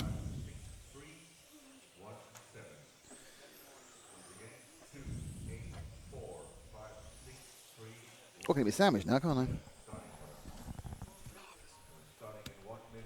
Which means it's your job to talk. Has Paul had his sandwich? Excellent. So he sinks his teeth into the soft white bread bat. His teeth immediately make contact with the flesh of the sausage, which he snaps into 2 pieces in order to fit within the bread roll. How well has the sausage been cooked, we wonder? We can only judge by his face that it's pretty satisfactory. He's not dying, so he'll eat it again. As the motto of RC Racing, it didn't catch fire, we're doing it again. Anyway, so now we go into the entertaining, at times, group. This is the entry-level modified. These are the people who want to drive the much faster cars. We've gone from the best at stock to the worst at mod, so it's going to be, no? Least good. Most promising. Most potential. We have Boyd Chartwicki from Slovakia, Branislav Paddock from also Slovakia, the 2 up front, and Christian Wunsch from Germany, David Bertolino from Italy, Tommy Jensen in the Fola from Norway, René Karup from Denmark, Robin Kaiser from Austria, and Matthias Eriksson from Sweden, as Paul follows the first two off the line, which are Boyd Chatowiecki and Branislav Paddock. That's the two Slovakians. Hopefully we've got the Slovakian racing community watching along and commenting. Here's your boys, here's your two guys in the Heat 7 of their second round of qualifying. It's quite an important one. They've had their first one out. They've had a chance to see how the track is performing today. The grip will now be coming up. It's getting a bit warmer. There's a bit more sunlight coming through the windows. So it looks a bit nicer on our cameras as well. But they're running around together as they go into the EFRA E, coming quite tightly together as they go through the Zen zigzags and into the non-technical section. Following in order, Branislav from Boyd. 4 laps down. They're doing about 12.5 second laps. And they've got just over 7 minutes to go in this. Is he going to overtake his countryman, or is Branislav going to let Boyd get past? Well, the decision's been made for him as Branislav hits the white barriers, which are screwed down, which a lot of the drivers don't particularly like that, because it makes them so much more sturdy and so much more likely to damage the car. But now we have a change of position out front, the two Slovakians still, and a bit more contact there with the white and pink body. Oh, and cars flying everywhere. Chaos. And has that car stopped running? No, it's still going. He's just waiting for the marshal to pick him up. So now we're going to have a bit of a change in the lineup of cars in the timesheet as they all continue to run over the timing sheet. So now Boyd is the fastest man on the track, but that was a 13.1 second lap, which is not particularly fast, but then I think he did crash about 12 times. And David Bertolino from Italy also doing well. That's car number 5. Let's see if we can find car number 5 on the track. Yes, he is going through the non-technical section. It's the white car with a bit of green down the middle as he comes onto the straight now. This is the Italian David Bertolino, who's on his 10th lap. Just under 6 minutes to go in this, their second qualifying round. And they have 5 qualifying. It's 5 rounds of qualifying in order to put in their best appearance and try and get into the highest final they can. As he comes now around through and back across the timing beam for the 13th time and onto the straight. No, the 12th time, sorry. And onto the straight. And he's going through the Zen zigzags and the non-technical section. Thank you to Zen Racing for supporting us once again at this event, and Montec as well, who are the namesake of the non-technical section, which is what the car is about to enter now. That's David going through that before he crosses the timing beam again. And of course EFRA, more crashing going on, and there's a wheel. There is a discarded wheel. I'm getting a replay. The wheel is now, what is it John always says? Different parts of the car doing different lap times or something like that. Someone says that. It's one of those things, isn't it? Who's the guy that we love at the BRCA that says things like, it's Chris, isn't it? What a guy. Yes. I learn a lot of commentating things from him, and I'm not a commentator. So, unlearn them now. So, yeah. Looking quite wide open now on the track. There's no 2 people on the same frequency.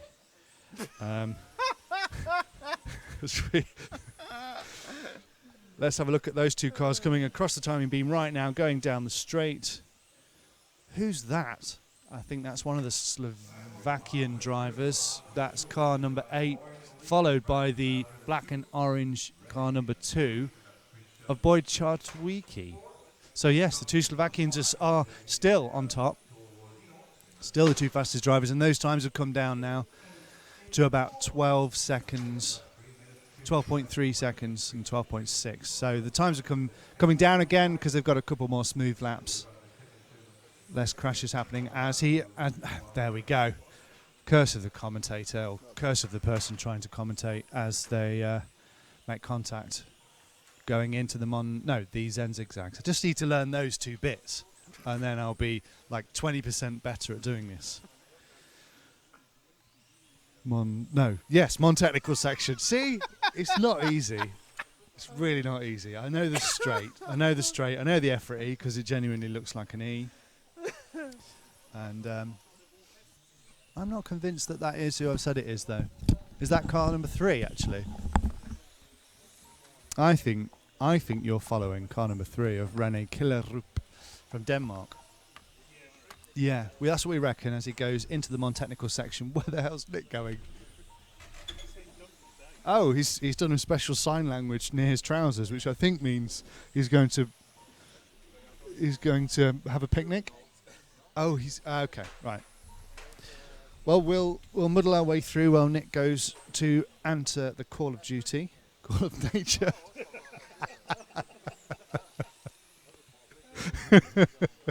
It is his duty to answer the call of nature, so we're all so grateful to him for doing that. Let's have a look at who might have been talking to us on the stream. JP Racing Videos. Big thanks to RC Racing TV Group for the coverage. Great job, very enjoyable. Finland dude. Yes, we've got no Finnish drivers on the track right now, but thanks for being with us, JP Racing Videos. Marcel Debru says, go Jacques. And that must have been from a previous heat. And Go Kai says Ellison82. Who else have we got? Super Savage 35 says lol. No doubt laughing at my attempt to hold the fort while Nick holds his bladder. And who are we chasing around now? It's car number 2. So we're back with car number 2, who's the fastest person on the track with 31 laps under his belt. It's Boyd Chartowicki from Slovakia. He's going around the track. He's coming up upon some traffic now as he slams hard into the wall going down the straight, coming into the EFRA E. And back where we started, behind his fellow countryman, Branislav, as they fly around the track with just over a minute to go. And Branislav's on his back. Don't know how that happened. I missed that. But anyway, here we go. Minute to go. This is Heat 7. Thank you for joining us. We are RC Racing TV. We are streaming live to YouTube. You can join us on YouTube and comment on the live stream, as so many people are. It's so great to have you with us. Thank you to Zen Racing and Montec for supporting us, and EFRA for putting up with us and allowing us to be their media partner. We are in the wonderful Racing Arena Limburg, which has an American diner. It has a fully stocked model shop. It has 2 traffic lights, which always show red, amber and green. I don't know what that means. We're joined by Max Verstappen from Red Bull. We've all had lunch. Nick has been to the toilet, and we're ready to commence with a fantastic lunchtime session. Because I was going to say afternoon, but no, not quite. Of qualifying and racing action. And as they finish, it was Boyd who managed to finish on 38 laps, the only person on 38 laps, with his countryman, the second person behind him, Branislav, who did 37. And now we move over to Heat 8. So we're working our way up the ability table, and the times should be coming down, the crashes should be becoming fewer. And we, no? I don't know, that's kind of fewer crashes? No, I don't know. It's a kind of optimistic way of putting it. Very you positive. would hope. Well, you would hope, yes, that is true. Dai Sakaguchi will be in car number 1 from Germany. Heinz de Wold, also from Germany. Behind him, Ole Morten Finesse from Norway will be in 3. Bo Nielsen from Denmark is in car number 4. Finn Arsen from Norway, car number 5. Car number 6 is Arthur de Witt, who provided us with our crash video earlier. Yes, he did. The young I love the way you tried to driver. offer me a microphone I then when know. I've got I one on. haven't got used to the fact that you've got a Janet Jackson microphone. Yes, but you want one, don't you? Of course I want you one. Want one. How are you going to Of course walk I want around one. with one, though? Because I'll have it plugged into a radio. The same way that I have this plugged into a radio. Oh, so it'll go into there? Yes. Oh, cool. Yeah, it'd be really cool. You've put me off my stride. Alexander Passot from Sweden. From where again? And Sweden. And the last driver of this heat, Florian Juice from Belgium. I have a 8 cars on question the you track. need to I'm going to ask you about this. And let's have a look at them. Paul, do you Hello? know anything about do you know anything about sound? Pardon? What would you like to know? Well, these things here, Yeah. like line in 3 and 4 for channel 3 and 4, Yeah. do I need to plug in both things? Do I need like a twin output? So I get an extra channel My, this is fascinating. into there. I don't know. Just, No, it'd be a mono channel, wouldn't it? 3. but I just plug in one, do I? Yes. Okay. You see, no, you can't have not have the answers. It's in mono if you just have 3, yes. Well, it doesn't matter being in mono because it's just people talking. That's fine, yeah. No, I just think I might get an adapter. Yes. I'm just thinking about how many sound systems we need when we go live with Neo. Lots. Yes. I might have, so I can have everyone wired up. Yeah. And then you get, actually, you can't really have the cameraman wired up because it would just be. Yeah, no. Won't work for Neo, no. Yeah, you're back in power again. They're off. The way has gone. Well, what car are you going with? Car 1 is the easiest because it's Dai Sakaguchi.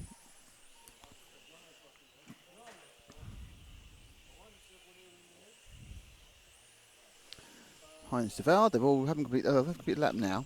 And it was Heinz de Velde. No, Bo Nielsen got the Bo. No, Ethan de Witt with the 12th. Blimey, Ethan de Witt's flying. 12.3. This is the young Belgian Ethan de Witt who managed to crash at 4.5 feet last time. It appears to be in completely the wrong heat because he's doing 12.3. He should be in the top heat. 11.9 for Dai Sakaguchi. He's also going. They've picked up some speed in this heat, haven't they? Another 11.9. Second off where they should be, but all looking a little bit quicker than they were before. So Athen de Witt has already broken it. No, he's crashed it. I did look it up and see someone else has broken it. The 7 is broken of Finn Arsen. He also was down an important part of car.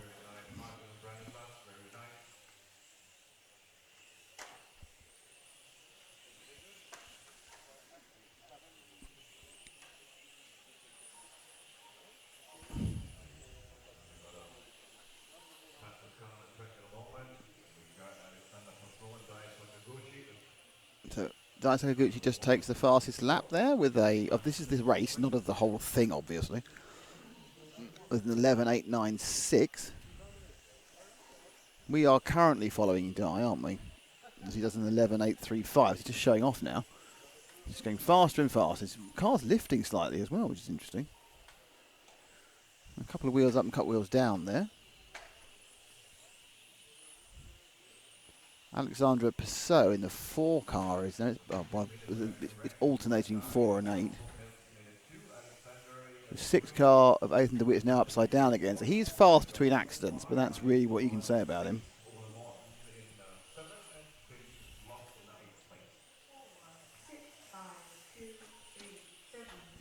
Okay, we take the cars about to start on the main straight now, which is yellow into black. That is Bo Nielsen, who's sort of alternating second and third with Alexander Passot. Bo Nielsen from Denmark.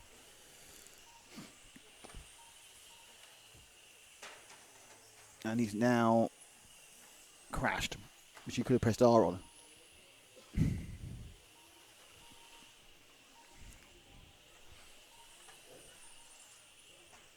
Another little clippity dip there. Nielsen spins around.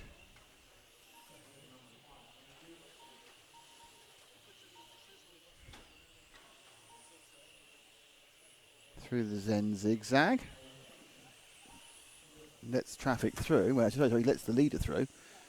So he is a long way back from Sakaguchi, who's looking particularly good at the moment.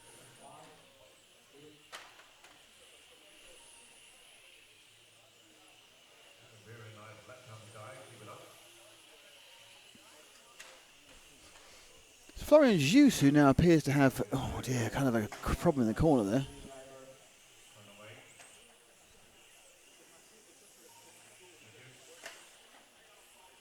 Car 2's now on his back, which is Heinz de Velde, was running in second. Oh, leader makes a mistake. And gets whipped past by our man, Bo Nielsen, has made a mistake as well. So it's all got a bit kind of crashy smashy in the last couple of seconds. I think Sakaguchi is still in the lead. Alexander Passot is second. There's another car going. So Bo Nielsen gets pinged out.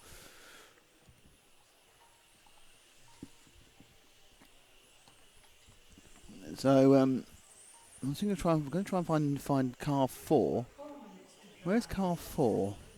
We're running out of cars for this heat, basically. There's car 4. He's the orange into blue car going on the driver's option now. So that is Alexander Passau of Sweden. Let's have a look at the incident in a second with took Bo Nielsen out.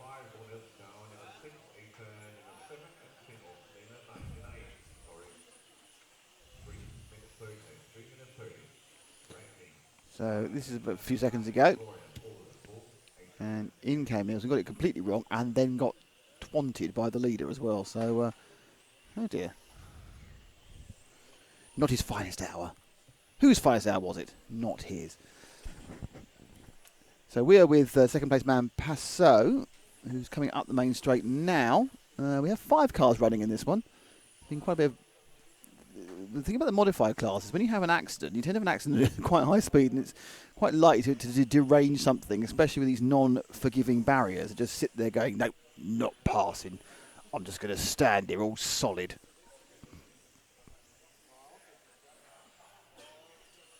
So he stopped there for a second, let 3 through for some reason. Early Morten Finsen. So obviously not particularly happy with where the car's going. Oh no, he's got a real unpleasant snap oversteer and everything now. That car's really unwell. So Passau's car's gone right off. He's got a lot of front end on that, and he's hanging on to it now. That's better. That's very darty to the extent where I think it's darting too much for him. He's having to back out of things. He's just been overtaken by the 5 car of Florian Jus, who's now alternating for the lead with Sakaguchi. So you move forward to the yellow car, Paul, because that is Florian Jus, who is now the man in the lead and doing the best things. Florian, who from Belgium, who didn't actually, who didn't start the last race because he had some problems. So to work his way through the field, young man, wearing his hat backwards, so he must be young. And he's going quite well. He's kind of rotating with Sakaguchi. He's slightly ahead on the clock, but slightly behind overall, because his predicted time is quite a lot better than Sakaguchi's. So he's got going after his problems in the first heat. It's looking quite good for Florian. He'll have throw away the last round, but he's not got a chance to make some points on this one.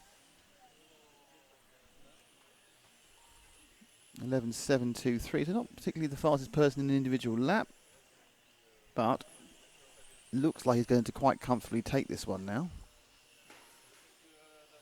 His predicted lap time is about half a lap quicker than Sakaguchi's.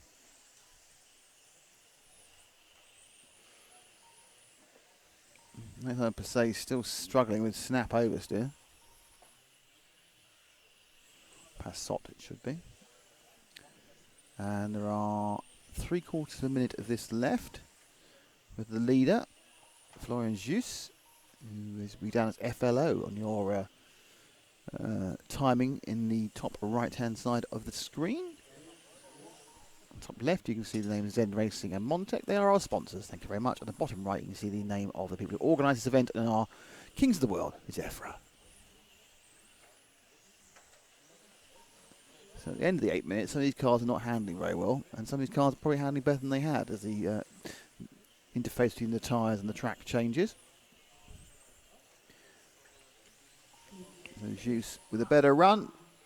I think he's still got one more lap to do. Yep, he has won this one. He's going to get a whole extra lap than Sakaguchi, or partial lap. He scored on a 39, whereas everyone else has scored on 38.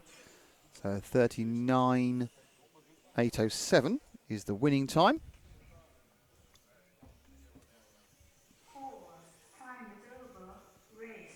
Exciting change behind me. There's Paul excitedly doing something. Hi, Paul. You have to talk now. You can't just get out your phone because you're sitting there, because that's what you see Matt do. Yeah, do Soch. Oh, yeah. That's a bendy aerial, that is. I think I may have changed the volume there, by the way. I'm not sure I hit That's all right, it's fine. Hit my finger until he deafened you. Having fun?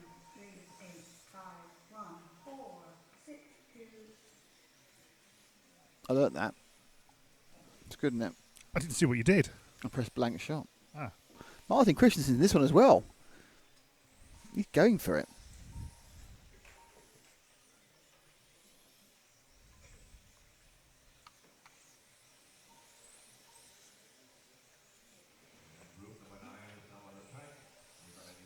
Is it R for replay?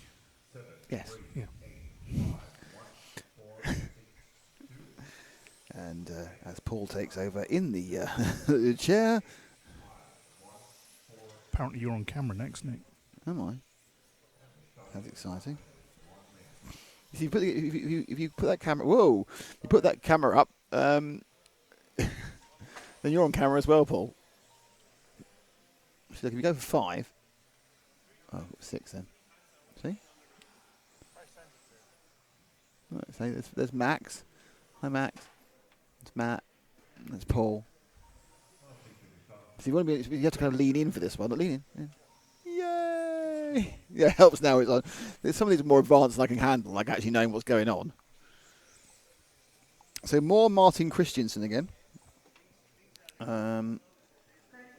Peter Bonham, Thomas Dvorsky, Igor Liptak, Mark Payne, Jörg Michael Tiet, Jean-Michel Varinard, Martin Zevenhoven. Oh yes, Big Martin, as we like to call him. I have no idea if he's big or small. 10, 9, 8, 7, 6, 5, 4, 3, 2, 1. And they're away. Oh no, away now. There are a lot of white cars in this one. There's 3 white cars. I take that back.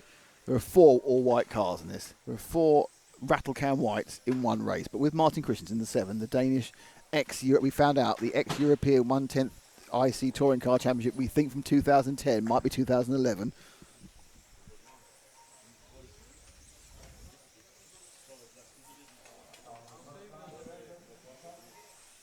He's ripped off into a big lead with a 12.052. Need to find about 3/10 more on that one. He will start troubling the previous heat.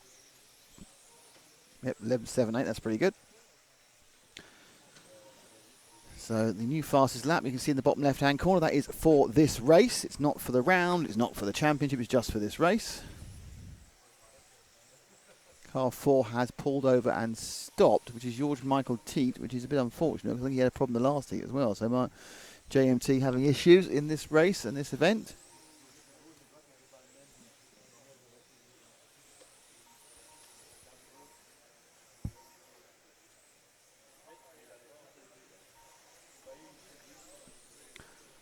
And as the white machine of Christensen now completes the lap for the Zen zigzag, and he's going to go whipping up into, oh yeah, backed it past in that one. The orange and white car he passed just then was kind of a 2 of Martin Zevenhoven.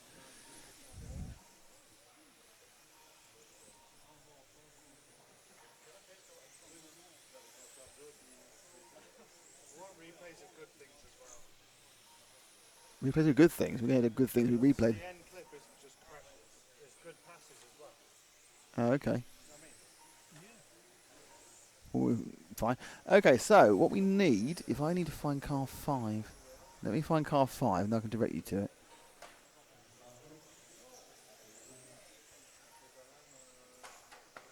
Okay, Matt, pick up the all yellow greeny car at the end of the straight, please, and now going through the EFRA section. That is Liptak. Oh, they're coming together though. It is crashy smashy, but we will see with crashy smashy again. That was Liptak in the all yellow car having a real problem of actually getting past people there as he came into the Zen zigzag. And in fact, he just basically got caught by someone else's accident. And then all 3 of them got caught by their own accidents there. That's what's coming in as bad luck and really irritating.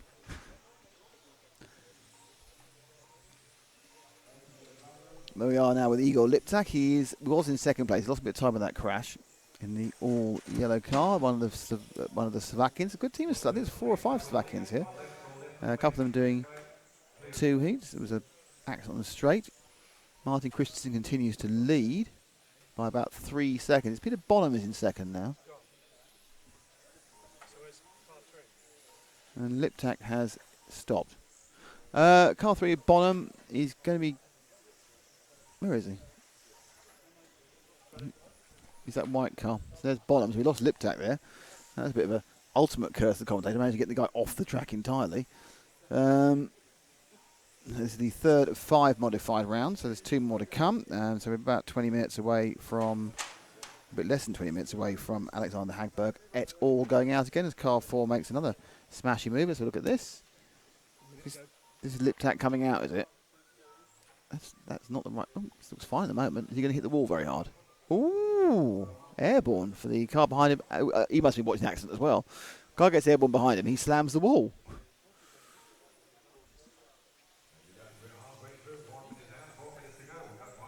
So Christensen leads, Bonham's second, who we're with at the moment. But Dvorsky coming up behind him.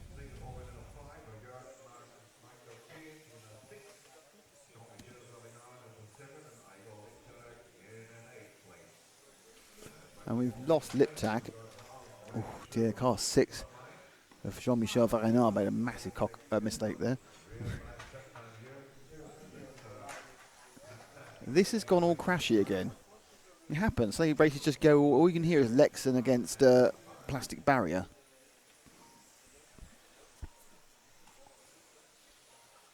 Mark Payne is in third in the 1 car, and that's the white car going under the driver's rostrum now, Matt. They're about to go on the main straight now. It's Mark. Experienced British racer. Another word for old. Professional sound technician. There we are. That's things you need to know about Mark Payne.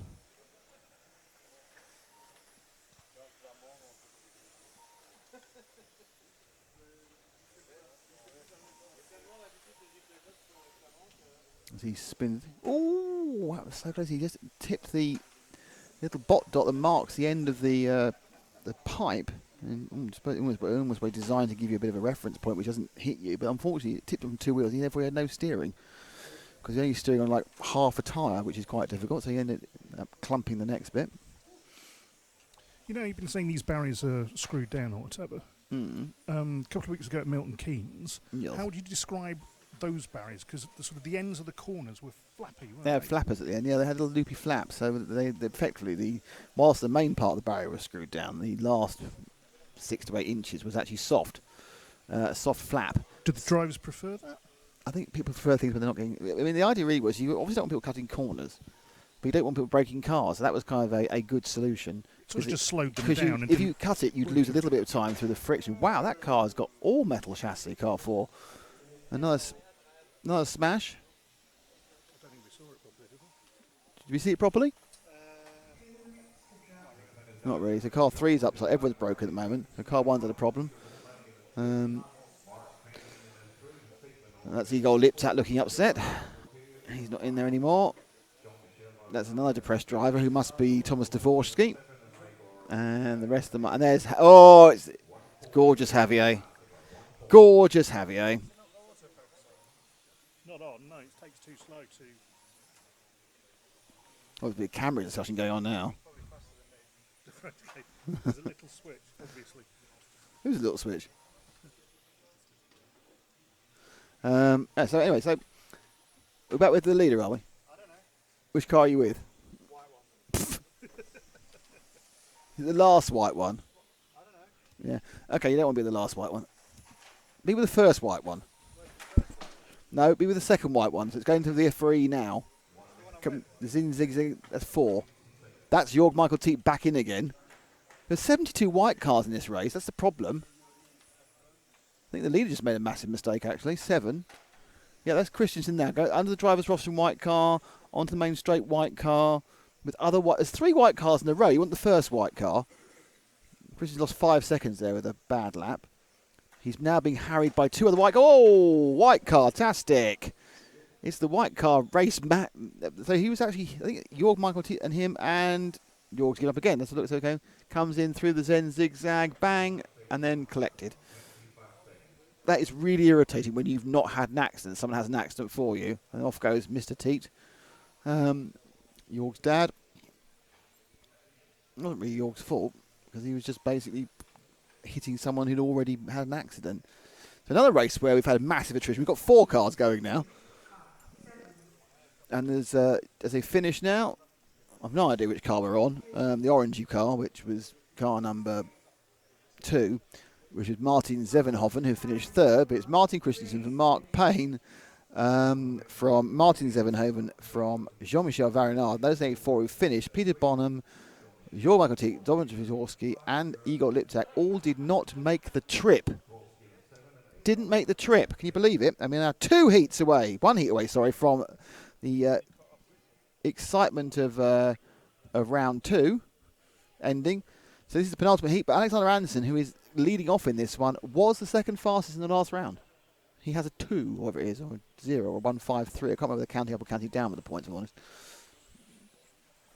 Some count up, some count down. There actually is no defined way to do this. You can count up, you can count down.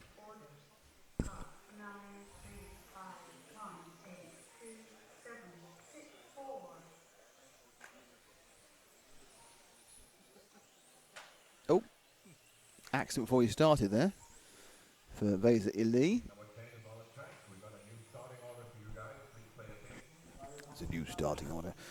So, how are we doing on the Soch? Has anyone Soch's up? A nice comment from JP Racing Videos. Thank you very much. Super Savage is happy with what he said a long time ago. We are now getting close to the more interesting part, the business end of round 2, as we come just past midday here at the racing arena in Limburg, and 11 o'clock at... Can you say congratulations to my wife? What's she done? She's for the 2nd week running, she's beaten her personal best at the park run. Congratulations to Mana, well done at Yeah. the park run. So is it every week then? Every Saturday, yeah. Every Saturday you run round a park in Nottingham? Yes, 2 laps. Right, and it's 5k. It is. That's really tough. And how fast is her fastest time now then? 31:41, and you get an email like an hour or so later from the parkrun people that tells you what your time was. Does it cost money to do this? No. And how do you get timed? You sign up and you get given a barcode. Right. And you print it out on a piece of paper.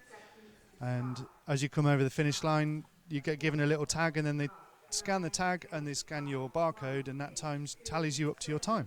And how many people will take part in each park run? About 250 in the Nottingham. Well, wow. The Nottingham one that we do, there's about 5 in Nottingham. So what would be the fastest person then? Usually the top people finish about 18 minutes. And what do you do it in? 27. Still good. I could do a park run, and we have your park waddle, and it'd take about an hour and a half. 2 weeks ago, somebody died.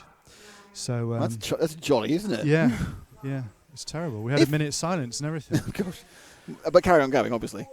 Yeah, no. Well, no, they didn't carry on going after they died. But there was some people that had come for the first time, and they're just getting ready to go on their first ever park run. And the organizer gathers them over and says, "Right, we're now going to have a minute's silence." And they're going, "What? What for?" And we explained that somebody died Did you go last week. this week's deaths? And they're like, "Wow, this is going to be tough." And there we are, laughing at death. Anyway, so the seat number thing has finished. 11-1 is Alexander Anderson, the 9 car. We need to find the pink and white car, which is going underneath the rostrum now. He is the 2nd overall last time around. He's having a little bit of a problem this time. He's made a couple of bad errors in that last heat. Alex Laurent looking to have some speed. Oh, mistake there from the 2 car of Tim Altman, who seems to be a lap behind everybody, which is a bit weird. So, Anderson still leads one. O'Bain is 2nd, Laurent is 3rd. Faisal Ali is coming into that thing as well. So we're with Alexander Anderson. Ow! Someone absolutely clouted the straight. That was car number, I'll tell you when I see him again. Car number 7 of Ari-Pekka Kaka. I think. I'm really sorry, Ari-Pekka, if I'm getting this wrong, but that was what I was told from an Australian with an internet translation machine. Things you shouldn't trust. But anyway, he's had a big smash. So we're still with Alexander Anderson, who's just gone past another car. And he is leading this one by 2 seconds in real time. Laurent is in seconds, and he's dropped back a long way to Alexander Laurent. So you actually want the yellow car just coming off the straight now with the white tail going through the EFRA E. That's Alexander Laurent, who he's not showing the sort of form we've been used to from Alexander. He's been a winner of many rounds of qualifying in the past couple of years. Obviously, the Hoodie Arena suits him slightly more. Oh dear, Mark Stiles has broken down. That's not good for Mark. So Mark has lost it, and that's probably the end of the... oh dear, it's a 2 bad qualifying runs already, so Mark looking in trouble. Bain does the fast lap at 11.02. That's a very good lap time there from Lucas. Fastest lap we've seen all day, I think, was an 11.8. It might be 11.7 something. Sorry, 10, sorry, say 10.7 from Alex. 10.75, I think it was. From Alex Hagberg, who'll be up next in the next heat. Tell your friends. Second heat of thing is about to begin in 7 minutes. As we continue with Alex Laurent round the EFRA E and in through the Zen zigzag. What Matt didn't tell you about his weekly race Yes. is that half the lap they do really, really quick. Right. 'Cause it borders Hyson Green, where you're likely to get mugged, murdered, and a lot worse. I see. So it's an incentive to keep going. Don't give up Yes, there no, because don't stop now. you will lose Don't your stop wallet now. and everything else. Yep. Right.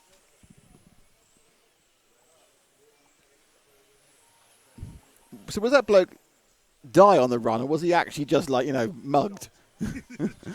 Shot. We are in Nottingham. That could happen in fairness. Yeah. No. I think it's probably the second roughest area. What, of the country? Of the city. All right. And it's got some pretty rough areas. That is true. Nottingham is not famed for being the classiest place in the country. It's hard of the Kew Gardens, is it, of the Midlands? However, I'd like to point out Matt, who obviously this park is quite close to his house, Yeah. does live at the nicer end of the park. The question is, does he run to the park or walk to the park or drive? Walk to the park. You don't want to drive there. The car won't be there when you get back. And there you have, on behalf of the Nottingham Tourist Board, Paul Bateman. It's not all Robin Hood, it's also muggings. So Alexander Anderson's still leading. Lucas Bain now is in second. So I'll try and find car 4 because he is in second. The man is behind him. Just no idea. Car 4. Right, that's the white and green car going on the rostrum now. The 3 cars back from where you were.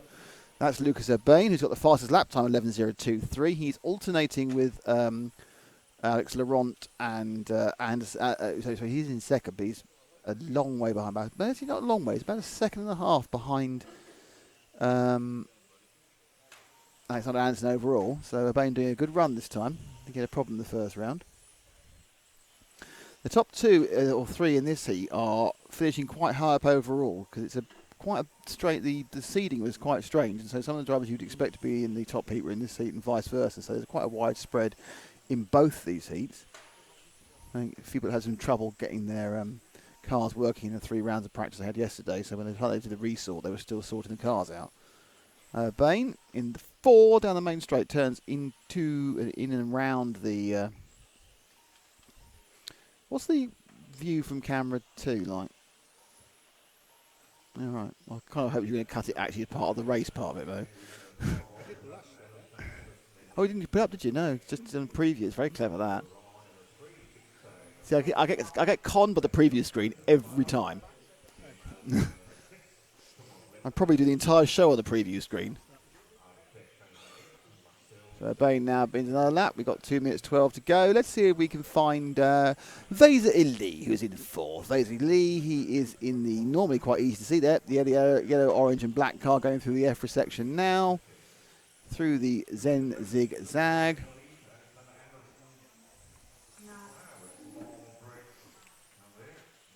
He's in 4th, but he's running about a lap behind overall in time.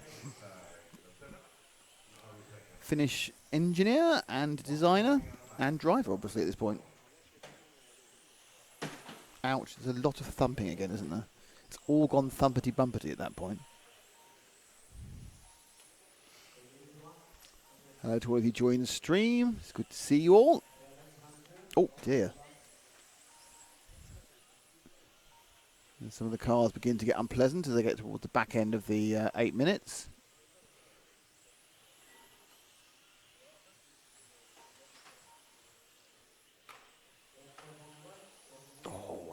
Swift. That's the leader's made a mistake. So the leader's had a bad lap, lost 4 seconds. Is that going to put Lucas into the lead overall? I think it probably is. Byrne does take the lead overall off that mistake, just slightly off camera. So Urbane has the lead of the whole thing. Let's find him again. He's the second car on the main straight now. In fact, he's following Laurent, who's in third. So Urbane, so it's a French 2-3 here. I think 3-2. And Urbane in the yellow into the white. Sorry, Laurent in the yellow into white. Urbane in the car mostly green. And Urbane is leading this one, Lucas. He's got... Oh, now they've... Oh, no. Oh, dear, oh, dear, oh, dear. That is just silly little into Nissan problem there. In fact, I'm not actually think it was Laurent's fault. I think that Urbane had a little bit of oversteer and just lost drive, and then he just tried to make it up and spun out to the right. So that's... I'm not sure that's given Anderson it back again. But Anderson, I think, had a couple of bad laps. So Urbane keeps the lead but loses the time. Anderson has dropped into third now, so he's not had the greatest one. That's Rene Doctor.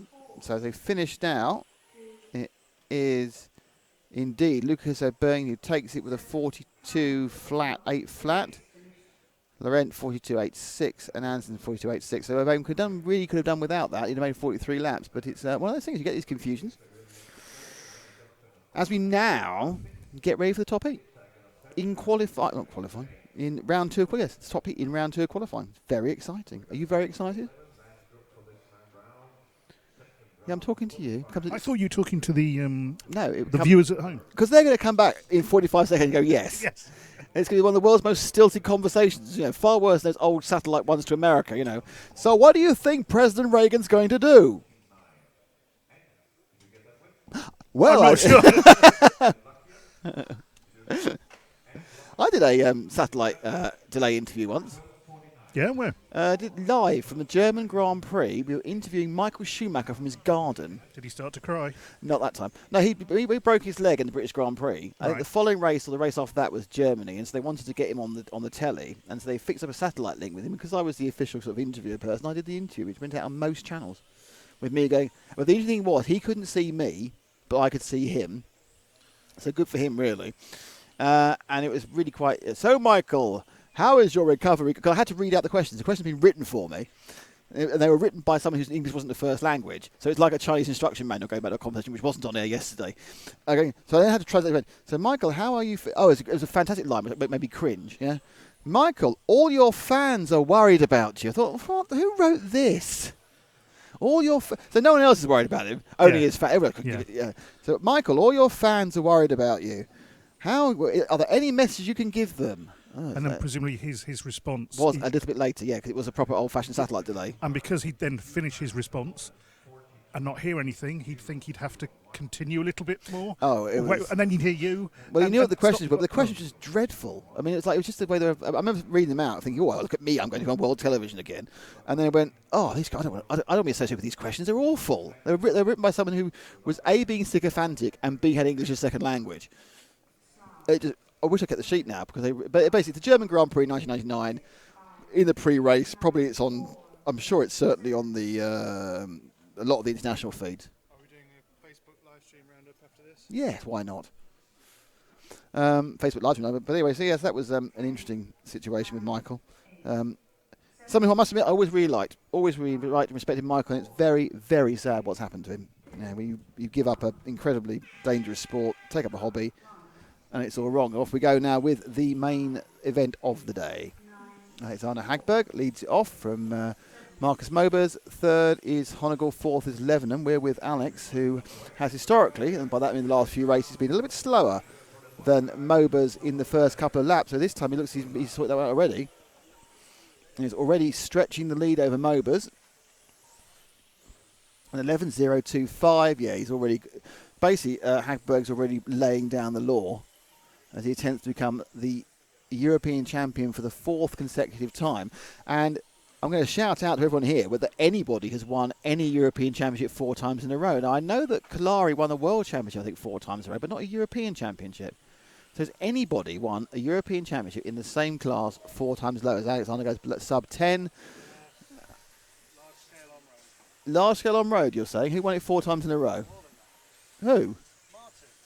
Martin won it 40. I don't think I will check. I'm going to go to the EFRA section and check the Hall of Fame. But I think not 4 times in total, 4 times in a row. Okay. I'll have a look at that. So you think Martin Lissau? No, the dentist. Marcus then? Marcus Belby. Yes, okay, well, we'll check that one out. That is the most runs of European Championships. So Hagberg now has gone faster again. He's just trimming off time. Oh, that was lucky when Levener made a mistake and bounced out of the way. He has absolutely... Now, actually, it's Honegel who's in second. Can you drop back 2 cars to the next white car? That's Honegel now who's found some real pace into second place. So Honegel now has the car... Oh, makes a little mistake there. He's already got past Mobers, who's dropped into third. So this is a little bit of a glorified benefit for Alex, who is suddenly now, despite losing a bit of weight, absolutely stamping his authority on this event. And he's going to take his second TQ in a row.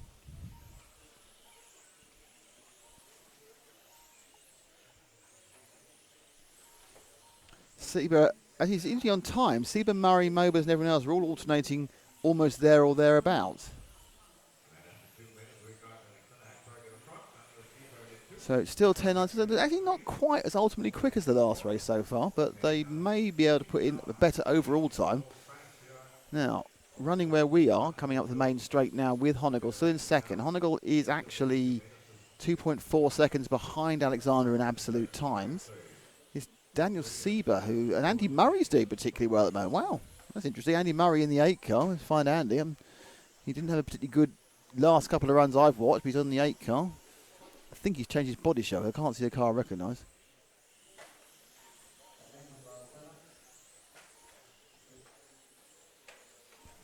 In fact, he has a bit of a problem there as he comes out the corner. So the 8 car, it's the going around the EFRA section now. It's the white car with a multiple-coloured orange and green flash, and just ahead of the pink and black car, which is Sieber, he lets through. So Murray lets Sieber through. We're with the one with the white front nose and tail.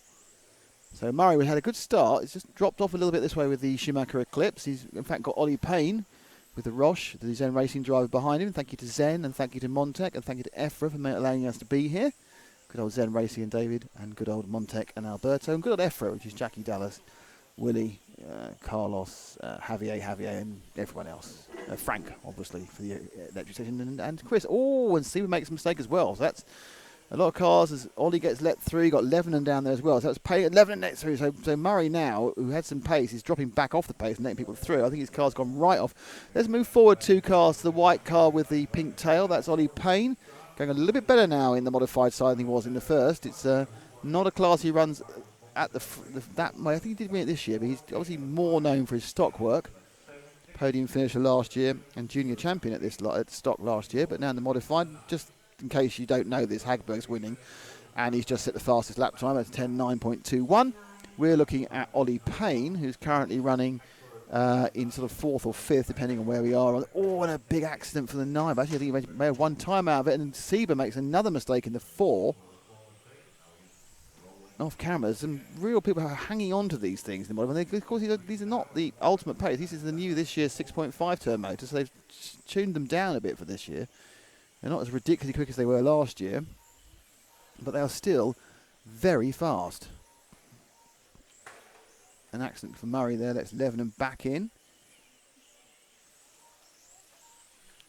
Down to 3 minutes 16. It's Vogel now in the 3 who's third. Where's the 3?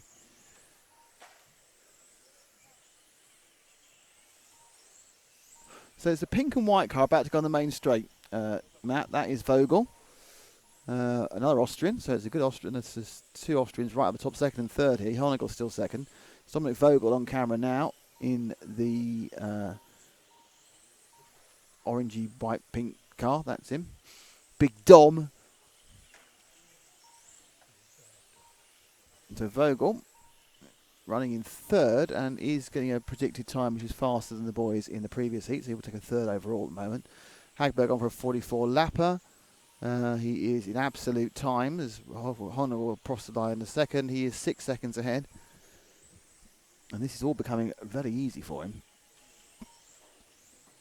Mobers has disappeared completely from this one.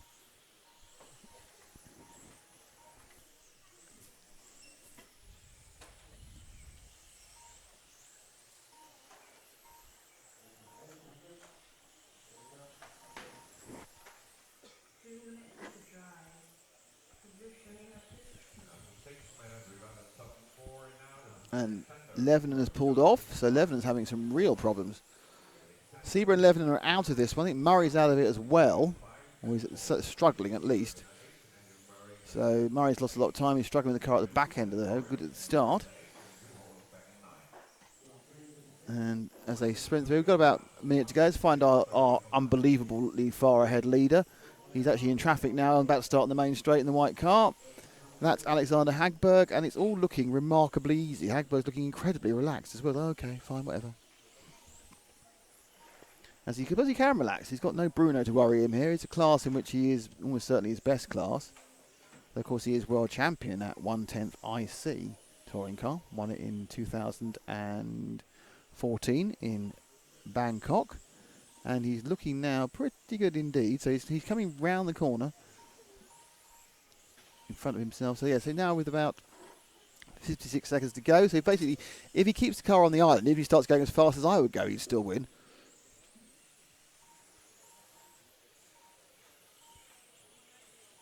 There's some local crowds coming in, not just supporters of drivers. The public are coming in. Let them in, honestly. So Hagberg, in what is now becoming a little bit of a masterclass. I mean, Ollie Jeffries taking a year out from this class, was probably running as close as anybody last year in modified, but he's racing a touring car this year. And Hagberg, with his white shell, not even using his painted up shells, is cruising to what will be another European Championship. And he'll be his fifth if he gets it. He's got one in touring car as well. But there's many a slip, and all it needs is one accident in the final. And of course the track will change as well. So who knows? But Hagberg wins that one quite easily. Honegal second, Payne third. Good result for Ollie Payne there, but Dominic Vogel was fourth, Catchpole was fifth, Mobers was sixth. Mobers really disappeared in that one. Seventh was Sieber. Murray was eighth, who started well and faded. I think his car went off horribly, and Levenon had an accident and didn't make the trip. So let's see if we can now find out what the overall after the second round is. Oh, we got a break. It's a 20-minute break. Exciting. Let me just tell you what's going on here. Alexander Hagberg is fastest. Hooper Honegal is second on 6 points. Markus Mobers, so it's 0 points to 6 points. Mobers is third on 10. Anderson's in 11. Vogel has 11. Catchpole is 13. Laurent has 17. Sieber has 19. 20. Ollie Payne has 26, but one of those is a 3. The order behind Alex is going to be very interesting, but it's Alex who's going to be at front, I think you have to say. So, we have a 20-minute break now, which means we're going to do some Facebooky stuff, does it? Do that going into the next round. Okay, so we don't have 20 minutes. So, we will have a quick chat amongst ourselves. We're back in 20 minutes. You want to stick that one up? And we will thank you all for being with us. But it's a very, very, very short break. So, we are back at, what time is it now? 11:50 or 11:45 probably, I would say. Let's have a look on the official timing. It always helps with the official timing.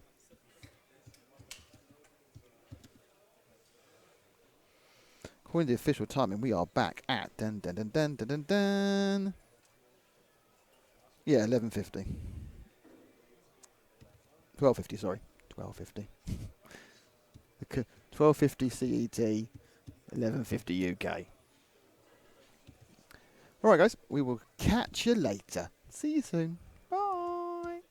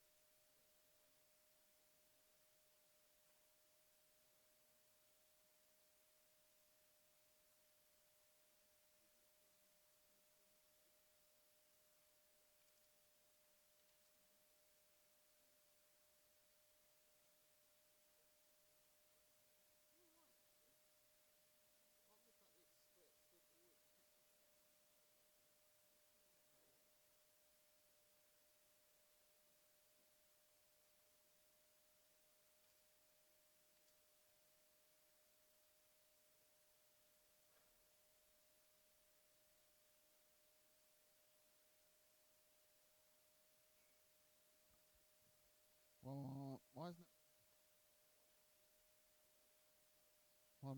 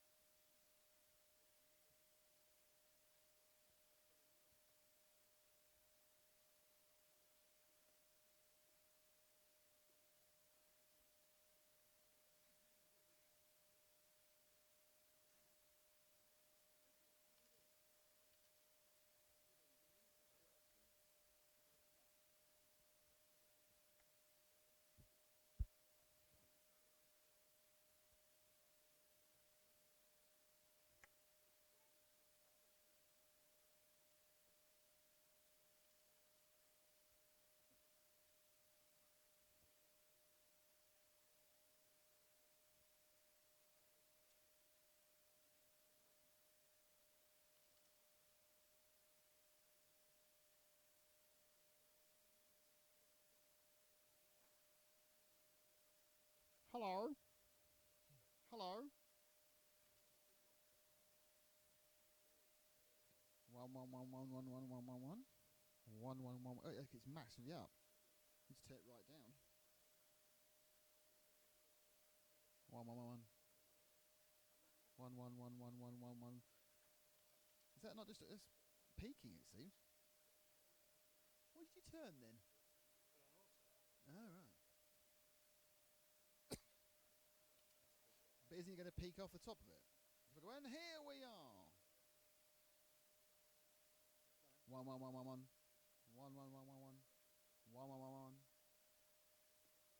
Okay, everybody.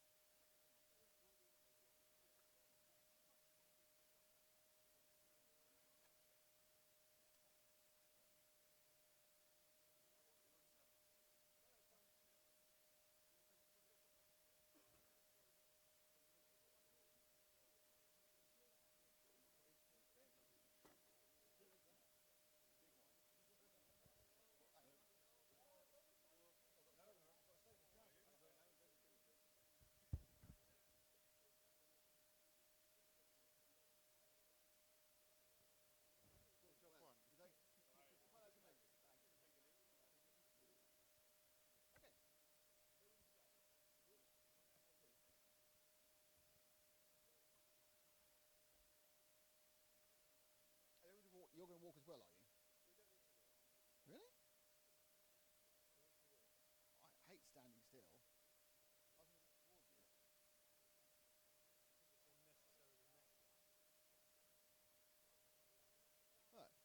1, 2, 3, 4, 5, 6, 7, 8, 9, 10. 1, 2, 3, 4. That. Much more. Yeah, it's American. Okay? Say when. Well, hello and welcome to Series 11 of RC Racing TV here on our multiple outlets around the world. Today we have the finest large-scale off-road short course truck action. They're amazing, they're big, they're bouncy, and they're described by John Hindhoff. Yes?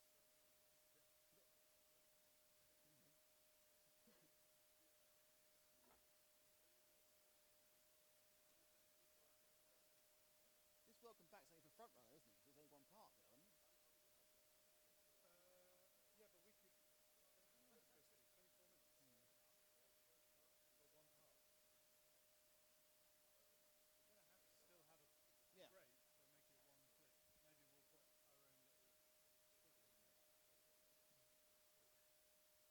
Maybe we'll put our own little struggle in there. I could also go and now back to, because you'd have gone away and done something, and now back to. Okay?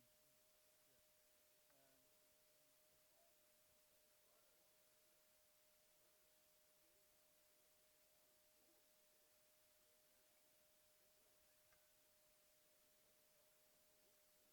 We have to walk again. No, it's fine. You let that walk in there. Okay? And now back to a very dusty France for the conclusion of the large-scale short course European Championship. Not European Championship, never mind. Love, we're doing links. We're doing links, love. We should do 2 episodes. We should do the episode of this season. Oh, right, good idea. That's really good thinking. Yeah.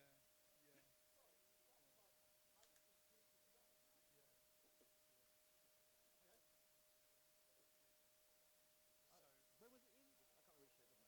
start there. Huh?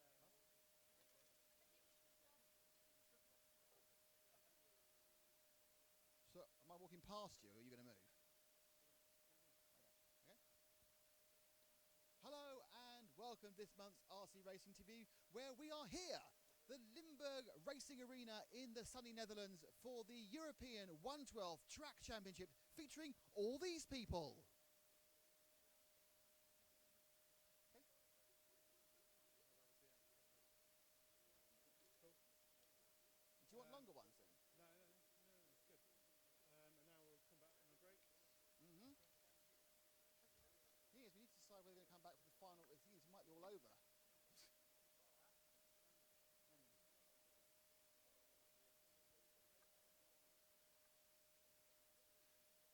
Well, it's time to put down your phones and stop texting. It's part 2. It's more racing.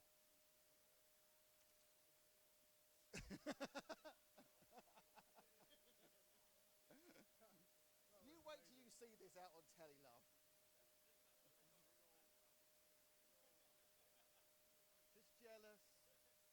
You haven't got a shirt like this. You haven't got a cheap shirt with bad transfers.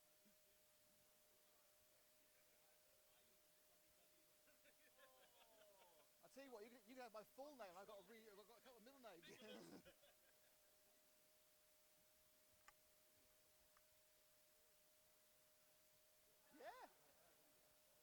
What are we doing now? No, you should put the camera back. Oh yeah.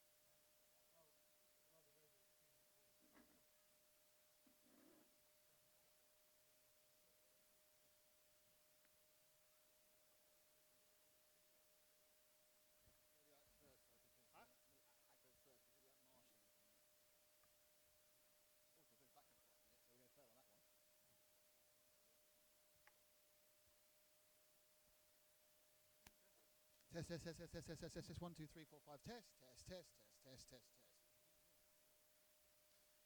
Okay, ready?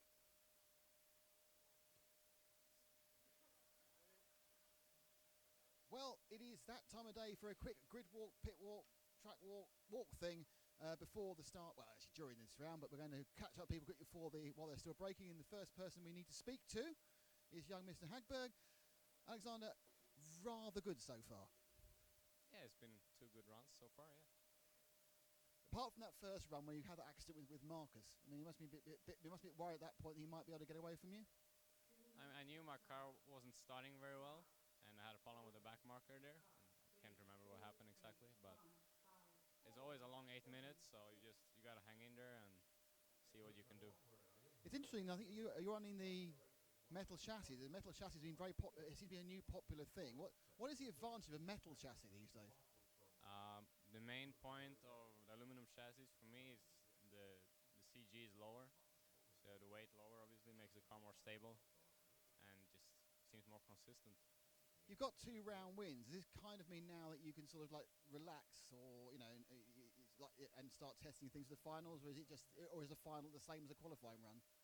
In 12 scale you can never relax because it's so easy to find something in the car that can give you a lap of pace, so I need to keep working to improve my pace as well. Is there any chance you might use one of your body shells with your colours on? 'Cause it's much easier to follow you around. I'm sorry, I have no plans to do it because it's just lighter with the white, and it's a performance thing. Fair enough, you are trying to win a race.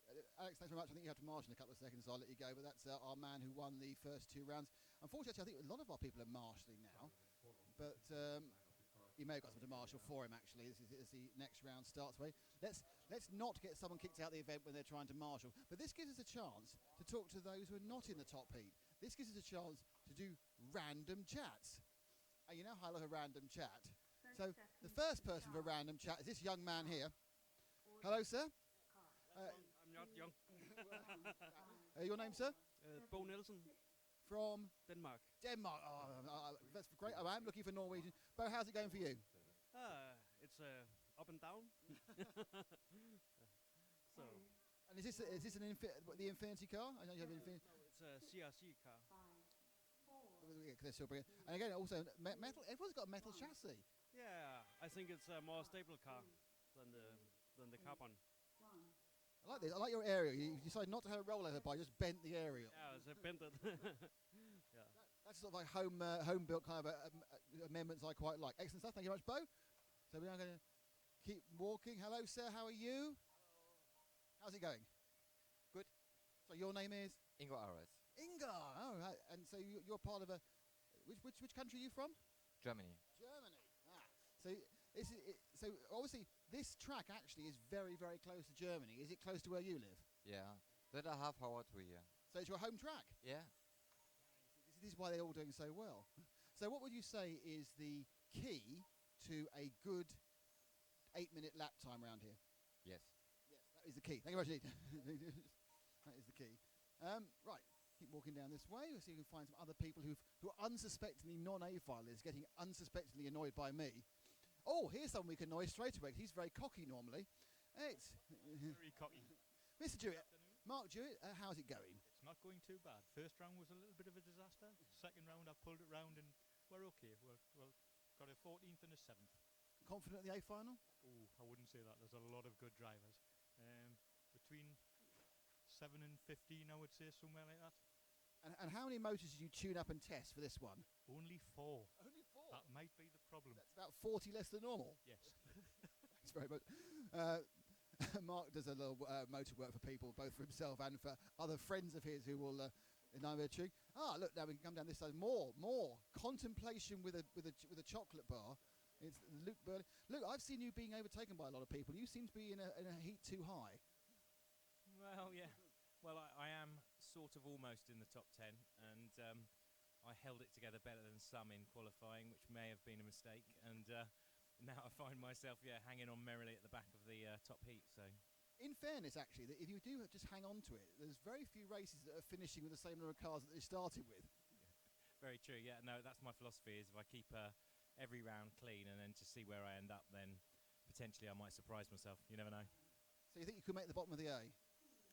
if I'm lucky, but I'd need to be very lucky, I think. That's good, because when you ask the Finns, they go, oh no, I don't think so, oh dear. At least you might do it. Fantastic, thanks. Now, over here is the Altman brothers. Now, I have no idea which one's which. So, Kai, how are you doing? Now, Kai, you're brothers, not twins, aren't you? No, no twins. No twins. People keep saying, you just look very similar. How is it going, Kai? Is this a good meeting for you, or are you having difficulties? The moment the car is good, but it's too slow in the moment. That sounds like the story of my life in racing. It's never me, it's always the car. Yes. So are you changing things, Kai, or are you just trying to, what are you trying to do to make it quicker? Is it motor? Is it different tyres? Tires. The most is tires. It's always, in any motorsport, it's always about the tyres. Thank you, Kai. That's the Altman brothers. There we go. Right, okay, I'm going to carry on risking this area. Now, that man there was looking quite smiley. No, not him. No, we're not going to you. Oh, well, I can't. Look, he's doing Candy Crush. There's no... That one there, that one there, that there, that there. He's got 150 bonus points. Fantastic. Hello, sir. How are you? Hi. Thanks, I'm fine. And your name is? Matthias Herntrich. Oh, I remember commentating on you. How is the car going? It looks like one of the nice little car. That looks good. Is it faster than you, or are you faster than it? No, the car is faster, much faster. Yeah, it's a new Yokomo. I like it very much. Yeah, been driving BBC before, but yeah, they are nicely engineered pieces of kit. Now, what is the track looks pretty difficult. Would that be fair? It's difficult track, unforgiving track. I don't think it's very difficult. The traction is more difficult. Oh, okay. Yeah. Is it changing a lot? Yeah, it gets very grippy at the moment. I think it's at its maximum, and yeah, I think a lot of people have problems getting the right setup for it. Brilliant. Well, thank you, Markus. That's Markus Heinrich, and we were moving around here. We found some more people. This is another young man. I'll just come this side of him. Hello, sir. Sorry. He's not speaking English to me. That's fine. Oh, double no. Double no. Look, all the colours. He's doing that. Okay, so what we will say, thank you very much indeed. Was that the wind up? All right, so that was a little run around the people who you don't normally see at a European Championship, and we'll be back probably tomorrow with the people you do normally see here on the Pit Walk on RC Racing TV on YouTube.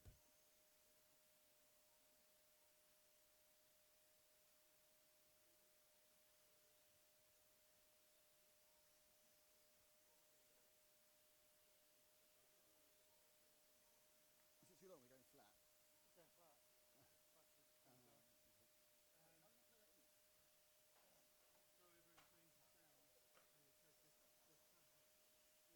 There, yeah? Yeah. Away Here. with you, yeah.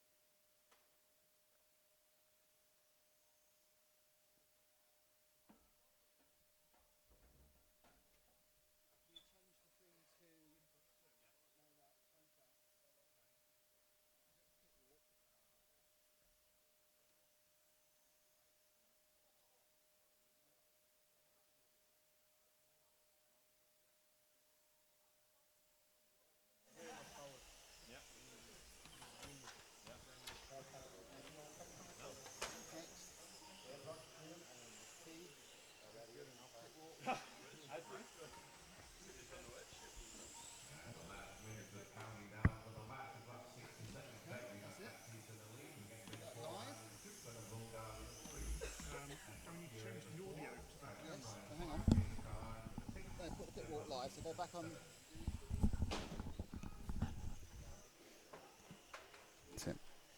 Hello, everybody. We are back. How are you all? Nice to see you there. I just knocked over the microphone.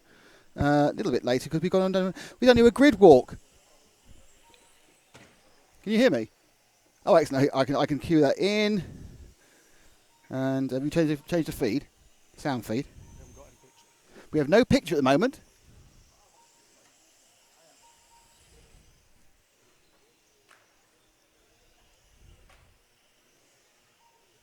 Yeah. You've got to turn that off.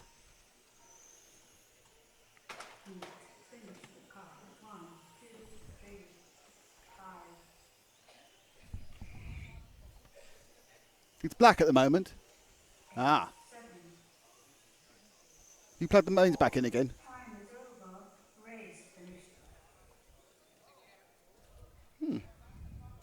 So we're just going to wait to fire up our other camera.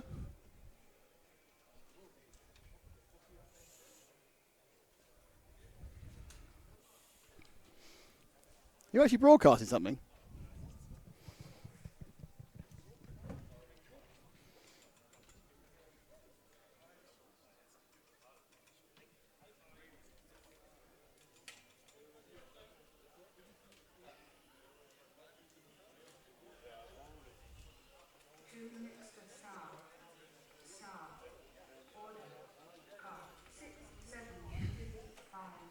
And so we are just running through. We're going to pit walk in a second. We're just running through you've had the first heat of stock. The second heat of stock will be out in a second.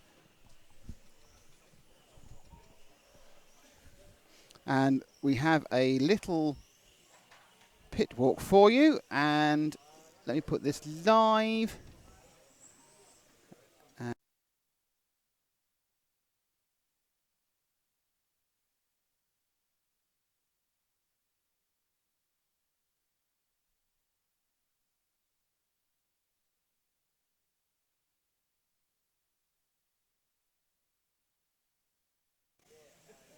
Always a little bit of technical issues.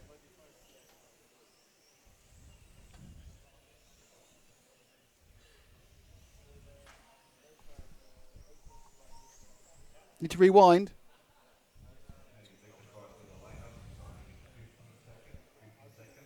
Is that playing at the moment or is it paused? Paused. Okay, if you play it now.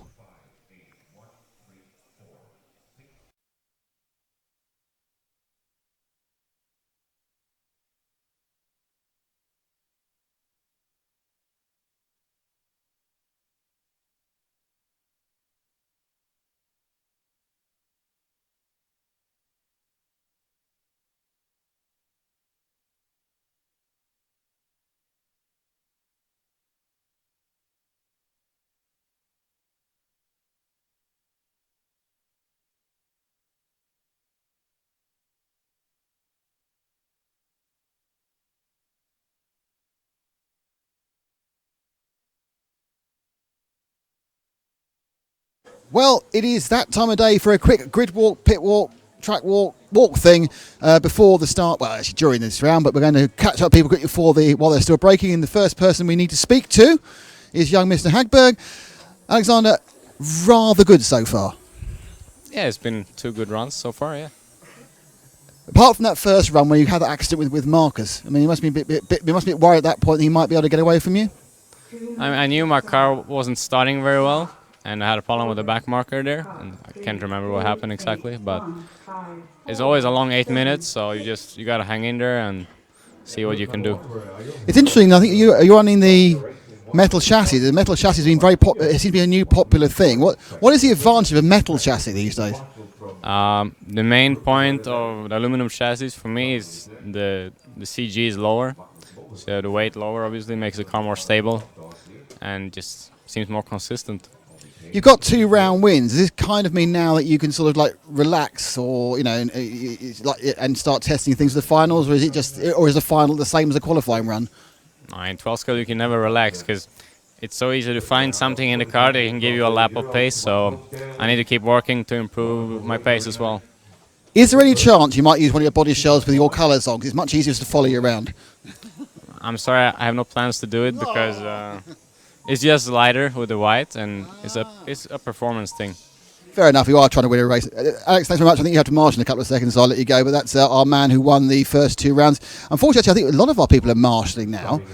But you may have got someone to marshal for him, actually. This is as the next round starts. Let's not get someone kicked out of the event when they're trying to marshal. But this gives us a chance to talk to those who are not in the top heat. This gives us a chance to do random chats.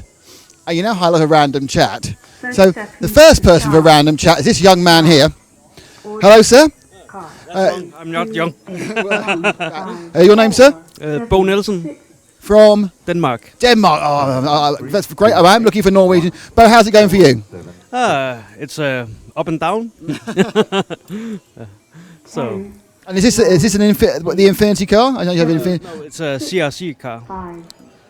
They're still brilliant. And again, also metal. Everyone's got a metal chassis. Yeah, I think it's a more stable car than the carbon. I like this. I like your aerial. You decided not to have a rollover bar, just bent the aerial. Yeah, it's bent it. Yeah. That's sort of like home built kind of amendments I quite like. Excellent stuff. Thank you very much, Bo. So we're now going to keep walking. Hello, sir. How are you? Hello. How's it going? Good. So your name is? Ingo Ares. Inga. Oh, right. And so you're part of a. Which country are you from? Germany. Germany. So so obviously this track actually is very, very close to Germany. Is it close to where you live? Yeah. That a half hour to here. So it's your home track? Yeah. This is why they're all doing so well. So what would you say is the key to a good 8-minute lap time around here? Yes. Yes, that is the key. Thank you very much. That is the key. Right. Keep walking down this way. We'll see if we can find some other people who are unsuspectingly non-A-filers getting unsuspectingly annoyed by me. Oh, here's someone we can annoy straight away. He's very cocky normally. It's Very cocky. Mr. Jewett. Mark Jewett, how's it going? It's not going too bad. First round was a little bit of a disaster. Second round I've pulled it round and we're okay. We're got a 14th and a 7th. Confident in the A-final? Oh, I wouldn't say that. There's a lot of good drivers. Between 7 and 15, I would say, somewhere like that. And how many motors did you tune up and test for this one? Only 4. Only 4? That might be the problem. That's about 40 less than normal. Yes. Thanks very much. Mark does a little motor work for people, both for himself and for other friends of his who will know their tune. Look, now we can come down this side. More contemplation with a chocolate bar. It's Luke Burley. Luke, I've seen you being overtaken by a lot of people. You seem to be in a heat too high. Well, yeah. Well, I am sort of almost in the top 10, and I held it together better than some in qualifying, which may have been a mistake. And now I find myself, hanging on merrily at the back of the top heat. So, in fairness, actually, that if you do just hang on to it, there's very few races that are finishing with the same number of cars that they started with. Yeah, very true. Yeah, no, that's my philosophy. Is if I keep every round clean and then just see where I end up, then potentially I might surprise myself. You never know. So you think you could make the bottom of the A?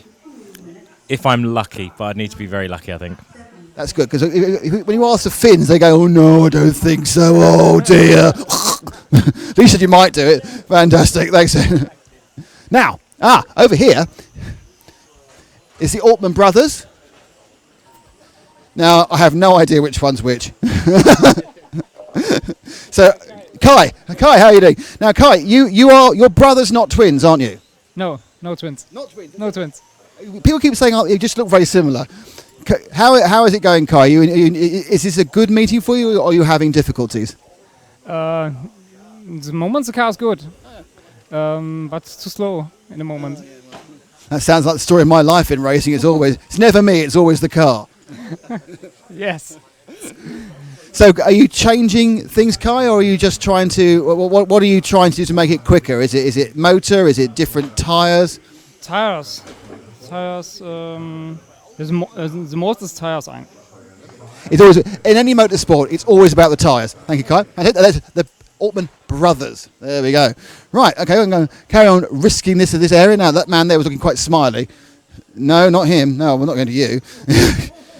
Oh, well, I can't look. He's doing Candy Crush. There's no that one there. That one there. That there. That there. It's got 150 bonus points. Fantastic. Hello, sir. How are you? Hey. Thanks. I'm fine. And your name is? Matthias Herndrich. I remember commentating on you. How is the car going? It looks like one of the nice little car. That looks good. Is it faster than you, or are you faster than it? No, the car is faster, much faster. Yeah, it's a new Yokomo. I like it very much.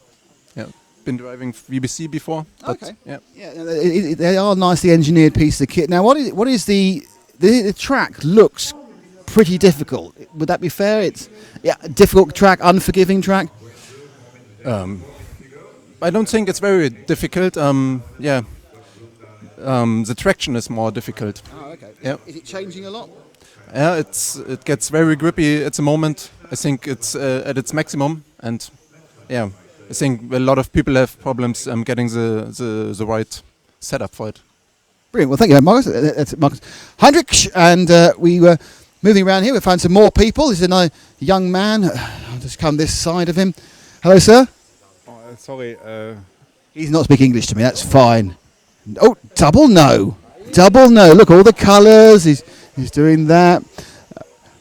Okay, so what we will say, thank you very much indeed. Was that the wind up? All right, so that was a little run around the people who we don't normally see at a European Championship, and we'll be back probably tomorrow with the people you do normally see here on the Pit Walk on RC Racing TV on YouTube.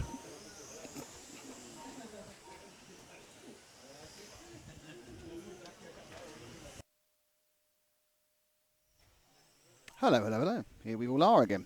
Hopefully you enjoyed the little pity grid walk. Sorry about the slight problem at the start, but it came out perfectly in the end. What more can you ask for? Let me just change it.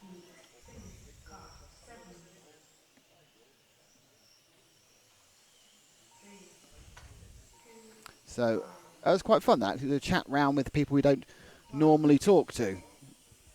So we had a bit of Alex on a Hagberg, and then as all the other A5s were out marshalling, we actually talked to ordinary people. Yeah. So we don't often talk to those people at all, do we? No, we tend to stick with the people we've heard of, but just meandered around, just chatting to people generally. Only one person was too frightened to talk to me because of the English. No, it's good to see that they don't mind talking to you. Well, I know think a lot of people do not like talking to you, but they were happy. That's it. That's only my family. Everyone else is fine. Yes, yeah. Thank you for that. Well, for that you can feel while I write a text to my family. Apologising. Yes, for my family. Do you want water or coffee or anything? Because Matt's just down there. Diet Coke. Have they got some? Diet Coke would be great. Water.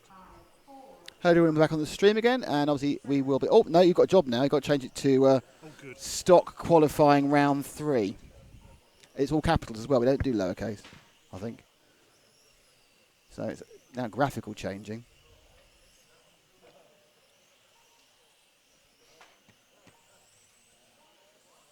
We're all getting good at this now, aren't we?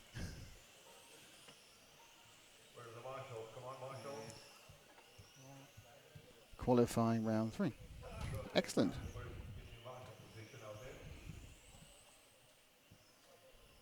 Currently, they're just waiting to get underway with Heat 3.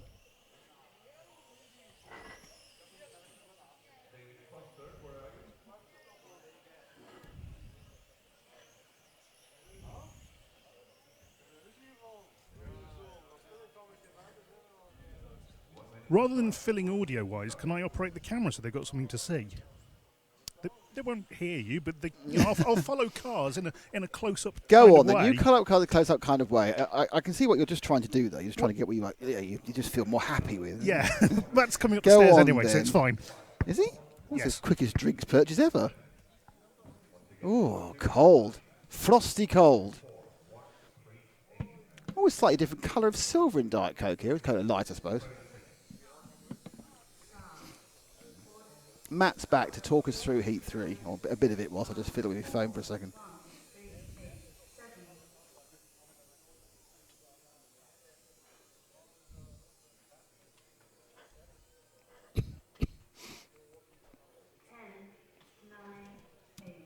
Oh, well, it's showing off and they're not doing it. No, I'm fiddling with my phone, you're doing commentary. You just sat there while the whole big clip played. Monitoring it? I had to tell you it was finished. None of this works unless you're doing it on air. It took 3 people because I had to tap it on the shoulder. Ah, dear. Ingo Ertz in car 2 is out on the lead on this one, heat 3 of the third round of qualifying for stock. That's the first car off. That is Ingo who has taken it in.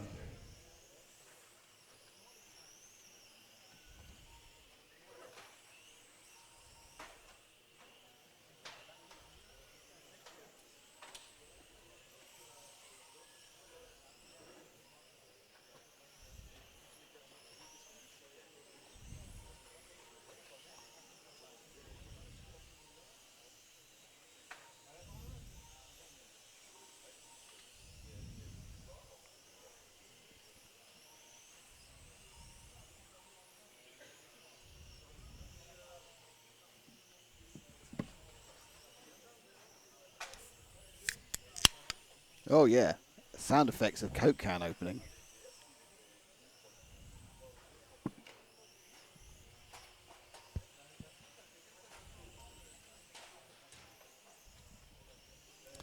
So this is heat 3. Heat 3 beginning the third round. Yes, heat 3 is beginning the third round. No, heat 3 is 3. Well, it's the third round of heat 3, yeah. The third heat of the third round. There's no timing on the screen. Which is a bit That's odd. my fault. I took it off because I wanted to take it off. Wow. Because I didn't want Yeah. it sitting on the It's a pit shame, walk. isn't it? It's a real shame that. It's back now, isn't it? Let's not dwell on it. You know, it was incredibly unprofessional. A bit lacking, but you know.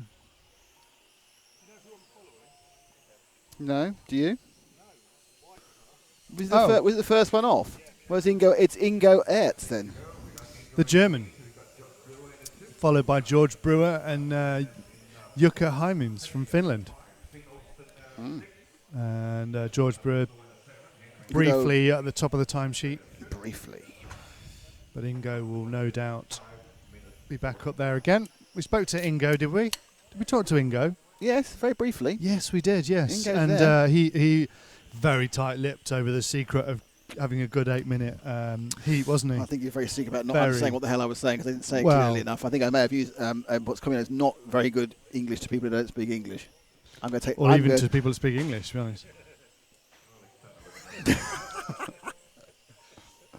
Right. Right. I'm going to cut out and keep the pit wall now. Oh, blimey. That's good. Well, what I think we should do, because we didn't Facebook Live at the end of the... no, we didn't. So I think we should Facebook Live going into the top heat. Or like for the 5 minutes before the top heat. 10 minutes before. 10 minutes? Yes. We're going to do it for 10 minutes. No, we're going to do it in heat. between the gap between the penultimate. Do you mean the stock top heat or the modified top heat? I don't know. Modified top heat is much more of a draw. Yeah, but if they can watch the stock top heat, see how the pros do it, see how they get the best out of those limited cars, and then they can have the entertainment of the mod bottom heat. Yeah. No? It's an interesting concept. As there's an upside down car, he's upside down. He is upside Was down. that Ingo upside down there, going down the straight? Ingo Artes not managing to keep it on its wheels for the full 8 minutes as we approach the halfway stage of this, the third round of qualifying. Sweeping down the straight again and into the EFRA E. Hot on the tail of car number 9 of Jukka Heimans from Finland, who is the second fastest car out there with 18 laps under his belt, doing laps at about 13.3 seconds. And George Brewer, who I said was briefly on top, is still on top, so not briefly at all. I did him a disservice there as he keeps going round in the 5 car with Jukka directly behind him, and Ingo, who we were following before his crash, in third position as we speak. Going back down the straight again and into the EFRA E. And is that Jukka? Is that car 9, Paul? I believe is car 9. Through the non-technical section down the straight.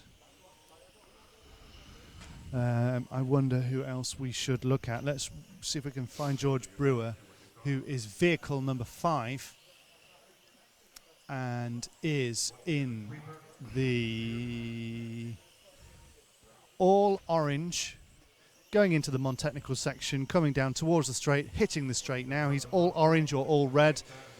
He's now in the EFRA E, and the Zen Racing zigzags, and back to the non-technical section. There is the Great Brit slamming against the wall into the straight, but doesn't lose too much speed. A lot of them do a little bit of a wall tap as they go down, and it doesn't seem to affect things, other than when they ride all the way up the wall and almost end on an unsuspecting mechanic's pit table. As we get a bit of contact in front of George Brewer there, but he doesn't let it phase him. He continues, still the fastest person out there. 13.6 his last lap. 26 laps down. Just over 2 minutes to go. Into the EFRA E again he goes, but with so much traffic in front of him, that must be a distraction. And another crash in front of him, and he makes his way through into the non-technical section. He's just got one car in front of him now, and then he gets a bit of clean open space. But there's been so much chaos in front of him, it's no wonder. In fact, it is a wonder that he's managed to do a faster lap with 13.2. So George Brewer doing fantastically well.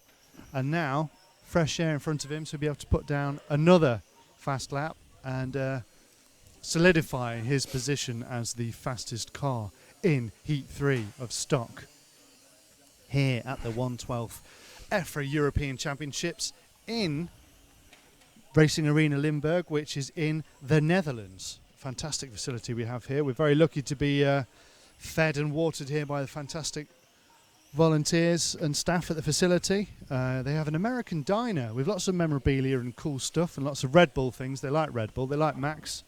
They've allowed us to commandeer Max for the weekend. Verstappen, that is. He's got a weekend off from Formula One, so he's helping us here in the commentary booth. But he's a little bit on the quiet side, but that's what you get with Formula One drivers, isn't it? Yeah, especially Kimi Räikkönen. Yes. Yes, leave me alone. Now what's happened? George Brewer upside down, lying in the non-technical section. That's not good. Gone down the straight, back into the EFRA E. What's that done to his time? It's given him a 17.9 second lap time. But guess what? What? He's still the fastest person out there. So there must have been utter chaos for everybody else. 34 laps down. He is the fastest. He makes up back to a 13.4. 20 seconds to go. Was he upside down again then? So let's see what this next lap's going to do for him. Upside down twice in the two of the closing laps that we have. A 16.35. 16.335 there for George Brewer. So it kind of all fallen apart towards the end, but it doesn't matter because it's fallen apart for everybody else. Got quite a bit of traffic in front of him again. If everyone's having a nightmare, it's fine. It's fine, isn't it? He's having the least nightmares of all, but he's having them on camera. And part of his body shell is kind of hanging out towards the rear. He's got one of his rear... help me out, Nick. Body shell? The back of the car. If you look at the car from the rear on, yeah. So you've got the kind of wing shape at the back. Spoiler. On the left and right. Oh right, sides, yeah, they're just kind of like the just wheel side arch dams. bit. Oh yeah. It's Back kind of gone cocking pinging. its leg up and waving as it goes along. I'm waving. Like a dog having a wee. All around the track. So there we go. Well done to George Brewer for keeping it just about together and being the fastest person in Heat 3. We move through to Heat 4 now with Kai Altman, who we spoke to. We did speak to Kai. They're brothers. They're not Spoke twins. to the Altman, but are they both racing? Or is the other one mechanic? No, they're both racing. They're both racing, but I think this is the fastest of the Altmans. Is it? I don't know. It's I'm not usually sure. Kai Don't Altman. start an There's- Altman fight. Wow. Sibling rivalry with the Germans. Vehicle number 10 will go out first. That's Kai Altman, the German, followed by Nicolas Delis from Belgium, Matthias Hellentrich from Germany, Oliver Hellman from Germany, Robert Killer from Germany. There's plenty of Germans in this, but we have a Great Britain of Stephanie Forinini. It's not a very British sounding name. He apologises.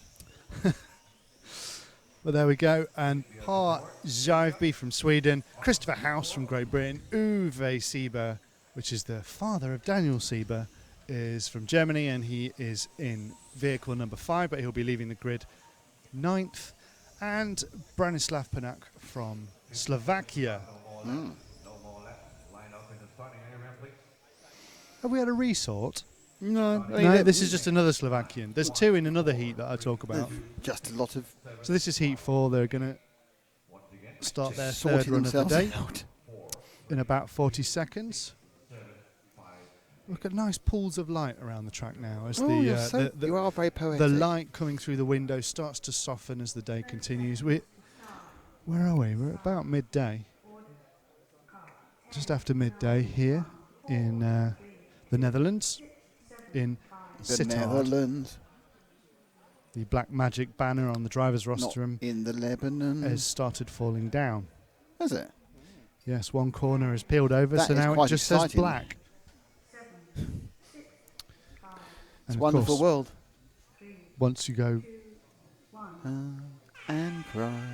It's Are you going to do any commentary wonderful, today? Wonderful life. Yes, that is a popular hit from the Now 80s, deceased. 90s, Now 80s, deceased Black. 90s. Did he band die? I had a Black. bad car crash.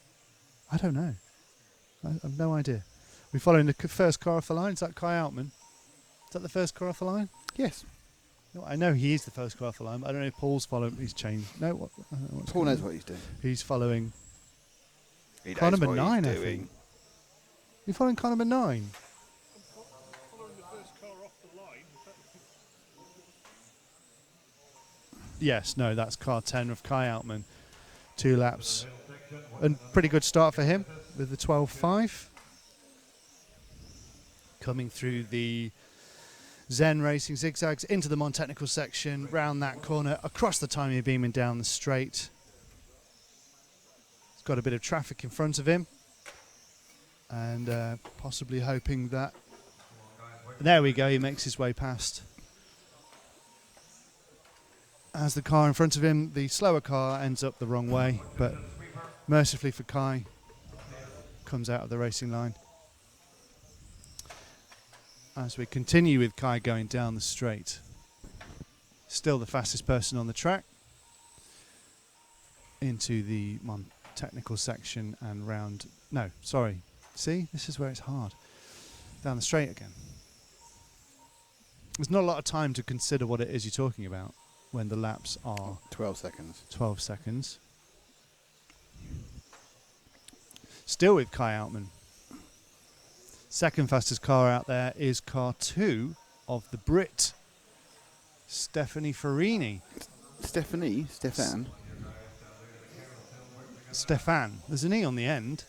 Yeah, but I think it's Stephanie. Car 2, and that car 2 is now gone through the non-technical section down the straight into the EFRA E. That's the all-white car with greens on either side coming into the Zen Racing zigzags. That is the second fastest car out there, the Brit Stefan Farini. Yes. Back down the straight again. You're doing a great job. Thanks. You know, that's why obviously you seem to have got worried about job descriptions, but you know, you're doing a great job. What am I? Social media champion. I don't know what you are really, because you're kind of everything. Jack You've done a of bit all of cameraman. You've done a bit of mixing. You've had a few sarcastic comments. You've G'd us up. You've chivied. God of sarcasm. I've fed you. Bought some drinks. I've watered you. In fact, in many ways, you've become you and Frank. You're Mafrank. Yes. Or Mank. You are Mank from now on. Wow, from now on. Not just for the next few minutes, but from just now on. Mank. Not just for the purposes of this conversation. Yeah, you're but Mank. forevermore. Yeah, you'll be called Mank.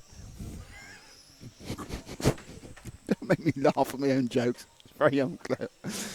If anyone knows, Frank is a member of our team, and he is famed for the first thing he'll do at any track is not check out the circuit, not check out who's there, not worry about the location of our broadcast centre. The first thing he does is find out where the food and drink is, and what we have to pay for and what we don't have to pay for. Yeah, yeah. And it's the most useful job that anyone does. And he's somebody who takes great pride in his work as well, because it's a service he provides, but it's so close to his own heart. I know, he doesn't charge that service. He's self-driven to do that as well. He's a hunter-gatherer. Is he? Oh, yes. Yes, he hunts out the refreshment area and then gathers from it. But the thing is, he's not a hunter-gatherer payer, though, is he? No, because because a payer isn't really a hunter-gatherer. You don't like pay wildlife to lie down and let you shoot it, so you drag it back to the cave. Come on. Come on, I'll give you 4 stones. I found a shiny one. No, you don't pay, you take. Don't you, when you're hunting and gathering? Well, you're gathering, you're kind of collecting, aren't you, more than anything else? Well, Obviously, when you're hunting, it's more takey, you're hunting, obviously, yes. Yeah. There's an element where you are removing its life force from it in return for nothing but a large amount of meat. Frank is, he's always thinking of his stomach, of survival situations. Oh, is he? Yes. At any one time, he will carry at least 3 blades. That's got him in trouble on planes before. It has, actually. I've seen them. It's also got in trouble in places like Nottingham again. Car number 2, who are we with at the moment? That one. That's car number 2. Fine, we're with Stefan. Let's try car number 6, Par Jive Biggs. I know we've never covered him before. I don't know where car 6 is. I'm now regretting asking for car 6. There he is. He's the white, green and white car about to go underneath the driver's door. This is Par Jive B of Sweden. Don't put the mic, don't put it down. You're still, you know, it's an interface double team thing. Yeah? The one I just pointed to you at. Some good stuff here from Paul on the camera. Oh, dear. No, not bothering to replay on that then. Sorry? Sorry? You really drifted off there, didn't you? Was that a particularly interesting text? Mank. Yes, Mank disappeared. Was it a social media text? Or was No, it like the thing is, they fixed the black art banner. Ah, we missed that, didn't we? Exactly. So now who drifted off? Well, you still drifted off. You are a drift off. This is the new insult. Man can drift off. Yeah. Oh, dear. So we're with Par Jive B's in 6th in this one. There's about 2 minutes to go. Kai Altman is leading. This is heat 4. Heat 6 is the top heat of stock. So we've got 2 heats, 1 more heat, and then we'll see Hoopo see if he can claim top spot for the whole thing. He could take the pole. It's going to make me write my report a lot easier. Just go, Hoopo, lots of rounds, won it. Stefan Fiorini is in 2nd. Robert Kier is 3rd. Matthias Herntrich is in 4th. Oliver Hellman is in 5th. Oh, Par Jive B has dropped down since he's been on our camera. Though you've now moved cars without telling me, haven't you? You're now on the light green car, which is car number 4 of Oliver Hellman. Sort of mayonnaise-y. One of my favourite DJs and EDM dance music producers, Oliver Heldens. Really? Yeah. Okay, I thought you were going to say your favourite condiments, mayonnaise, but I wasn't sure then. You still into that dance rubbish? I'm into everything. Yeah, but that doesn't mean anything. That just means you've got a kind of like a kleptomaniac brain. I have. Yeah. I'm a hunter-gatherer of music as well. Right. Weird.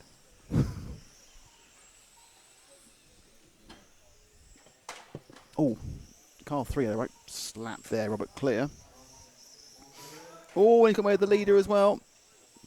So 3's mucked up 2. I think it's interesting that Kai Altman has a very solid base for his radio control work. Very solid base. Can you go onto the rostrum? And Kai, 2nd person in, Kai. He has a massively solid base. Does anybody remember the Blackadder episode? No, go back on Kai again. I'm sorry. Blackadder episode where they were trying to say how you project when you're in. It was the 3rd episode, 3rd series, and it was with the Prince Regent showing how you should act. And apparently you need to stand with legs wide apart and project raw, and that's how you become a great actor. So Kai Altman is actually following the Prince Regent Blackadder concept of how to drive.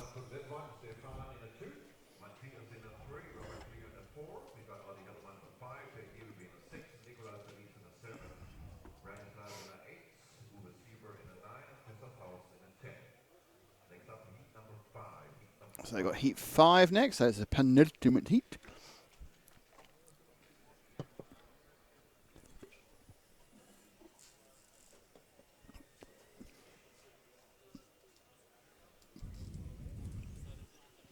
So Maltin Vilfinger in 1, Tim Altman in 2, Thomas Dvorsky in 3, Torsten Muller in 4, Peter Bomham in 5, Jacques Libar in 6, Simon Roubaix in 7, Mathieu Briere in 8. Was it even Mathieu? Was only in 8th? And he actually 9th is Robert Krenz and 10 is Jan Dietmar. Mathieu won this one last time around.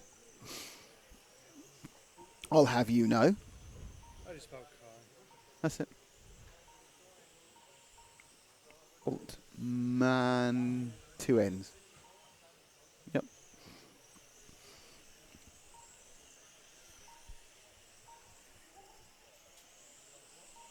So Mathieu Briere, who started 8th, won this last time round. And I think Martin Wilfinger won the first one. They appear to be organising them in their overall positions, which is a bit weird, because normally you organise them in the points you've scored.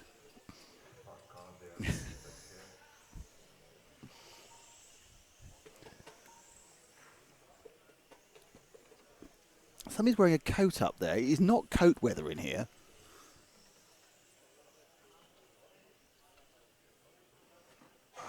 Ooh.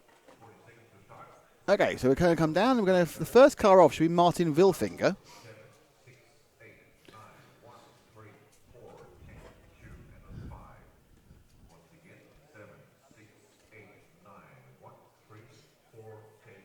So Martin Wilfinger will be away first. This is the penultimate stock heat.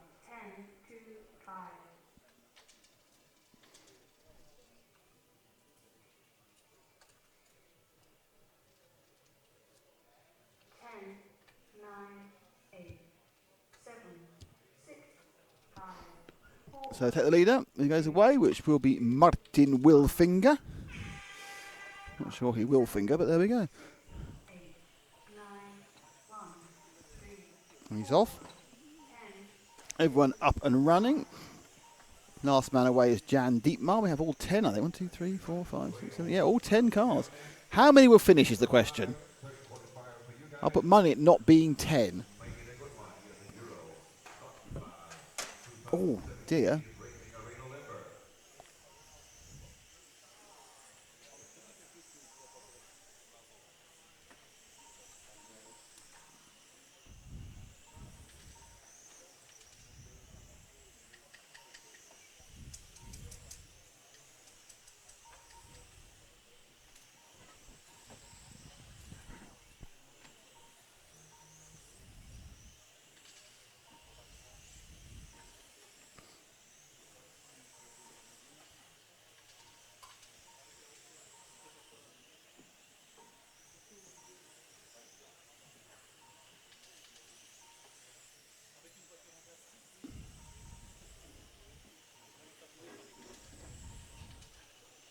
So Wilfinger, not only is he off and in our screen, he's also set the early pace.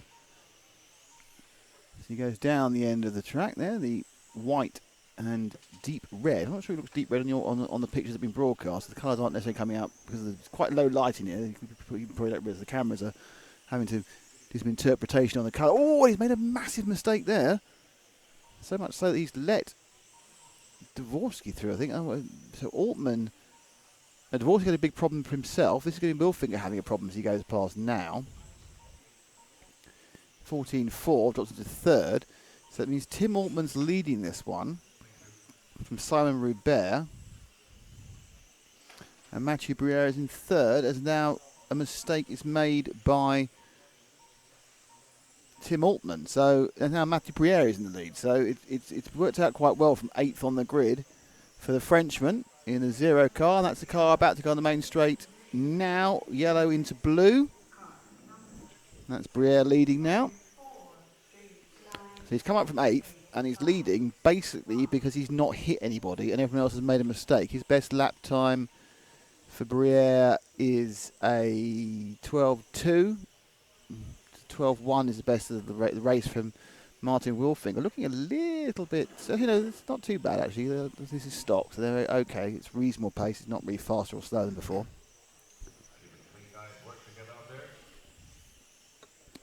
So if it was the penultimate heat.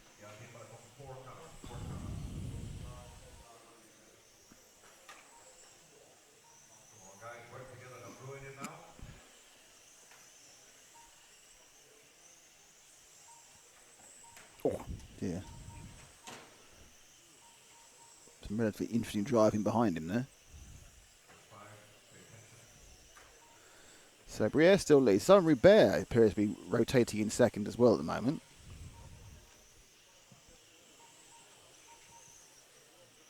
Top 4 very close together, covered by less than 1.4 seconds in real time.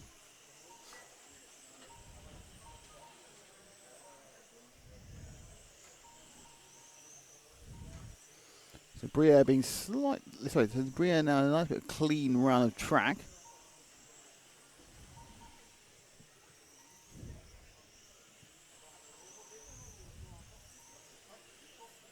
You can move one car forward, Paul. It's another yellow into orange into white car, like most of them appear to be. That's Simon Rubert.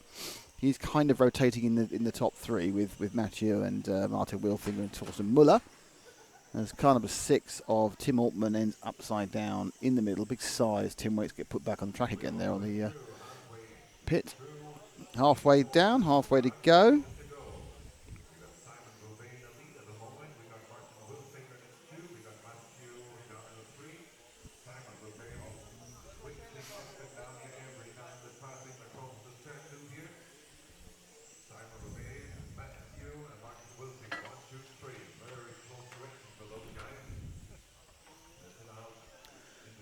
Accident there on camera.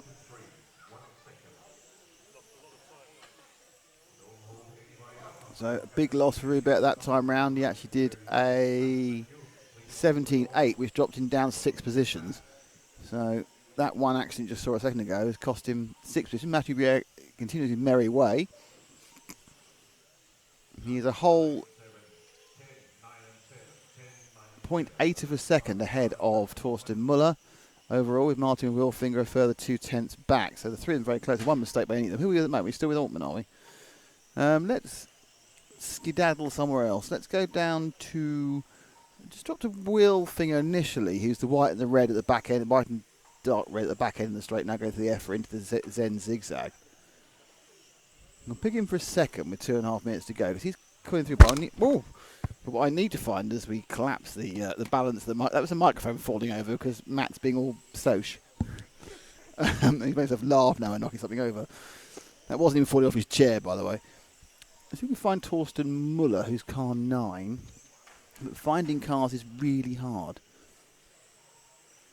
Trust me, I've been looking for cars all day. 5, what was that? 9. Okay, 9 is the green and blue car about to go on the main straight now. That's Muller. He's in second, or third, or first, depending on where we are on the particular rotation side of things.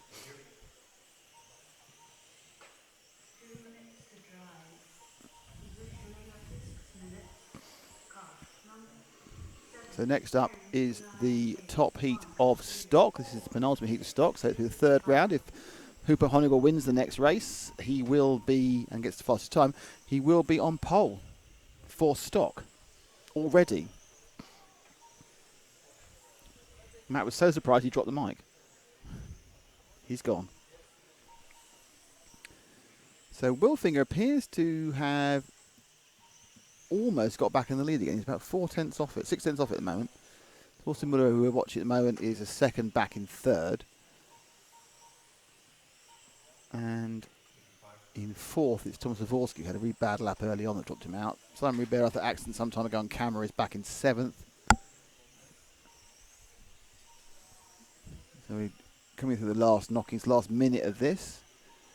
Let's see if we can find Briere. Drop back 2 cars, please, Paul. And that is Mathieu Briere, our leader. Not by much. You can't afford to make a mistake. In fact, even that little minor clip he just made there is an issue because he's losing time to Wilfinger.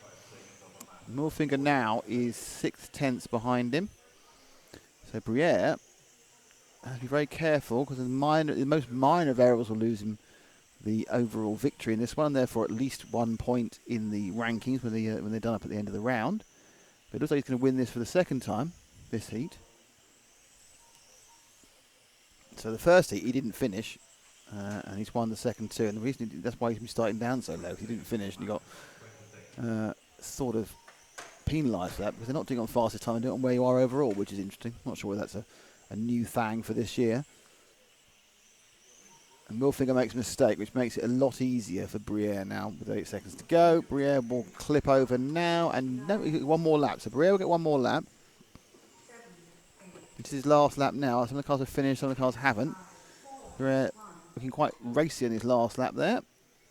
Spins it through. Final lap crosses the line with a 12.6 and does 39.811. So that is the winner of the penultimate heat of modified stock. What do you think of that, Max? Oh, it's very good. I'm very pleased with that. Thank you very much. So he's happy in the moment. Obviously, he's got to fly off to China for next weekend. So he won't be in with us tomorrow because he's on a plane to China. Okay. And we are. How will we cope? Well, I found his advice invaluable. Yes. Yeah.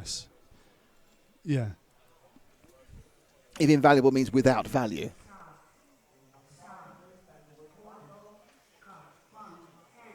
So this is it. This is the big one. It is heat 6, which is the top of stock. Top of the stocks. Top of the Take stock. to the driving stand. There we are. We can see a selection of the drivers up there doing their little bit of warm-up laps. They get a couple of laps. And this potentially will decide TQ for Hoopo. Absolutely, yeah. If Hoopo wins this, he has got TQ. If it all falls apart, it could be somebody else. Well, no one else can get TQ. Well, Hoopo could get TQ. But no one else can get TQ if it all falls apart. No. But it's what I mean is it's still chance for Markus. But Markus has done worse in stock than he has in mod, hasn't he? He's not had the greatest. Well, I mean, I'm about to say he's not had the greatest day. I think he's third overall in both of them, so it's hardly a disaster. It's like a dream day. For many people. For me, that would not even that'd be beyond my wildest dreams. Yes. You know. I've heard about some of your dreams. Yeah, they're quite wild, Mank. They really are. Oh, we are amusing. Look, we're on all day. We have to amuse ourselves. Otherwise, we would literally slash our wrists. Yes. Yeah. And I'm going for a nap soon. Oh, yeah. Well, there are 3 beds on the back. Which one are you going to go for? I'll have to go for the camp bed, not the sofa bed, because it's too constricting. I go for the camp bed. Yes. Oh, no. I'd only just seen the blow-up Lilo thing. Well, there we are. 3 of them. Okay. We're going to follow Hoopo off for a couple of laps. It's Adam Catchpole who's starting in second. Markus Mobers in third. Ollie Payne is in fourth. Oliver Bultnick is fifth. Vasily is in 6th, Mark Jewett is in 7th, Luke Burley is in 8th, Alexander Anderson is in 9th, and Martin Christensen is in 10th. And this the third round, end of stock qualifying for round 3, and we're going to move into modified after this. So Honegel probably sitting there relatively confident that he can make this one work for him. He's got Adam Catchpole behind him. Adam, if he puts in a clean run, probably can run the pace of Hoopo, but he's made a mistake on the first lap, I noticed. And he's 7/10 down already, and that's a long way to make up. Ollie Payne looking for a good run. He finished third, but he needs to get hit after a bad run the first one. He's also got some basic pace, but stopping Hoopo, who already is in a sort of slightly different postcode, is going to be very, very difficult. And Catchpole's had a problem, and he's lost a fortune of time. That has freed up. So drop back to the second and third battle. I know it's not officially a battle, but it's Mobers and Payne. Currently Payne ranked above Mobers. Mobers in full racing colours. He's orange, yellow and orange with a checkered flag. Catchpole already given up on this one. Ollie Payne behind Mobers and probably would like to get past him. Getting closer and closer. At this point, Mobers is probably going to have to let Payne go. The young Brit in the black and white nose, black middle and pink. So Mobers is kind of the same sort of speed, but they're both 2/10 slower than Honegel. Honegel has done 11.8 and they're doing 12 flats. Now, whilst this is probably good for positions on the grid, it's not particularly useful for catching up Hoopo, who has an actual lead already of something in the region of 2 seconds.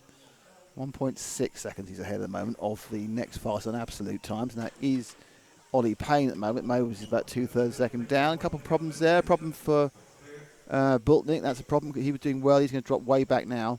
So the 1, 2, 3 is settling down. And now you can see how close Payne is to Mobers. And Mobers is going to have to let him through quite soon. If he doesn't want to do. Come on, Marcus. Come on, Marcus.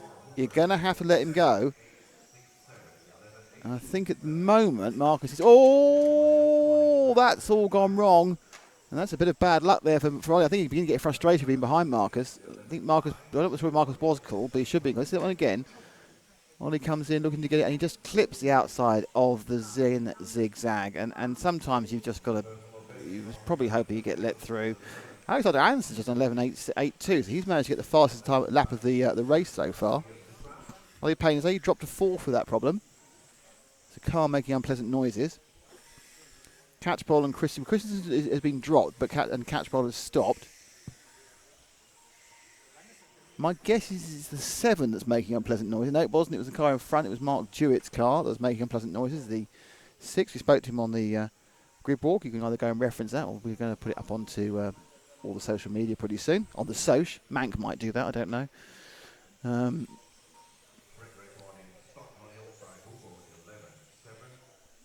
Hoopo now has a 3-second lead over Mobers, who's a 3-second lead over Ollie Payne.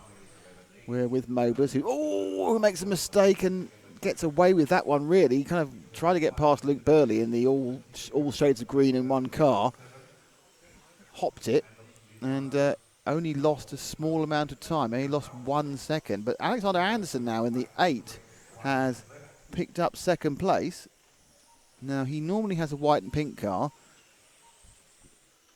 I don't know if he's got a white and pink car. He has. The white and pink car going under the driver's rostrum now. That is your 2nd place man, Alexander Anderson, who's come up from... He's been very... He's had some good runs in modified, but he hasn't really managed to get the stock car working, but now he's got it running, and he's looking to pick up a 2nd here. Honegal, though, is 4 seconds in the lead of taking the whole damn caboodle. The TQ and everything. Which is showing off, really, isn't it? So if Honegal gets this, he will be TQ for stock. There's a right scrap behind him, because it was just everyone's done certain things at certain times, so goodness only knows he's going to be in 2nd place in the rest of the grid. But Hoopo, who didn't win the Euros last year, went to Markus Mobers, he won the Euros the year before in stock. Was it the other way around? Did Hoopo win it last year and Markus? Yeah, well, yes. Hoopo did win it last, didn't he? Yes. And Markus went the year before, didn't he? Yes. Oh, my memory comes back to me slowly. Who was the Finn that used to always win it?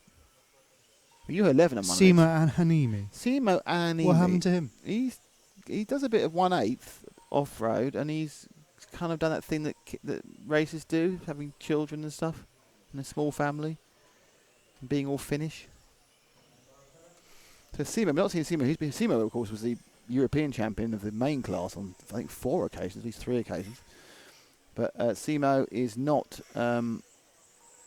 present and hasn't been for the last couple of years. And he is much missed. So Anderson stays in 2nd. He's got an absolute lead over Mobers of about a 2nd. And he's somewhere in the region of 6 seconds behind Honegal. Ollie Payne trying to recover from that one mistake. It's very difficult when everyone's so close.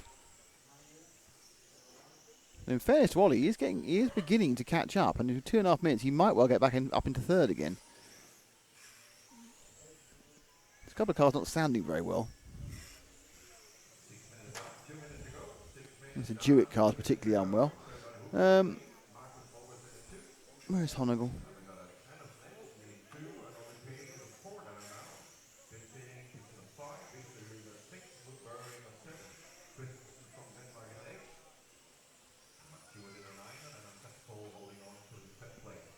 So Honegal is in the white car, about to go underneath the driver's rostrum, and there he goes. Hooper looking very relaxed in a hat. He's a Proline hat, I think it is, which is a bit odd because they don't make tyres for this event.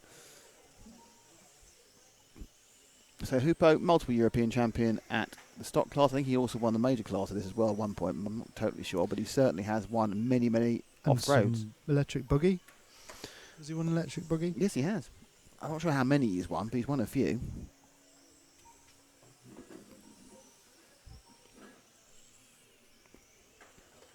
So one of the multi-class winners we have. I still think one of the best multi-class winners is Martin Bayer. Yes. Large For scale diversity, yes. Large scale touring car and 4-wheel drive off-road electric. Yes. So you've gone petrol, electric, on-road, off-road, big and small. Yes. Sorry, yeah. I was just trying to put that together in my brain. I'm operating on a bit of a delay. Oh, really, are you? You've got satellite delay to your head. Yeah. So Hoopo now has 3/4 of a minute to completely blow it and therefore not be on pole for the finals tomorrow.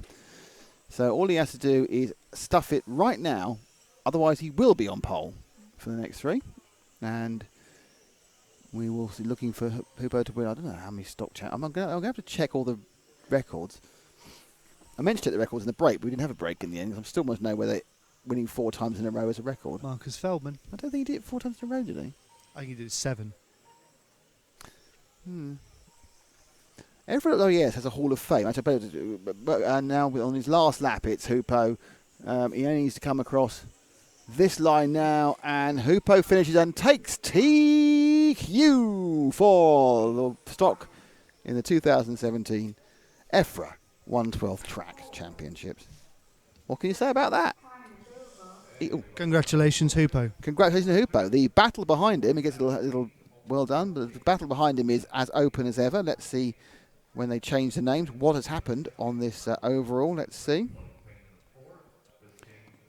And the answer is, in the world of ranking lists, okay, Hoopo has done it. Currently in second is Adam Catchpole. Ollie Payne is third. Markus Mobers is fourth. Oliver Butnick is fifth. Alexander Anderson is sixth. Vaser is seventh. Martin Wilfinger is eighth. And Matthew Briere is ninth. And Torsten Moore is 10th. So it's all pretty close. But it is certainly going rather well for Hoopo. Well, as well as it can go, really. He's won it. He's got it. He's got pole. Will Hoopo definitely race 4 and 5? Oh, yeah. In case I'd think he might damage his car or something and not want to risk it. No, he wants to test stuff, I expect. Right, yeah. He's doing both classes, so there's a possibility he might decide not to, but I'd be surprised.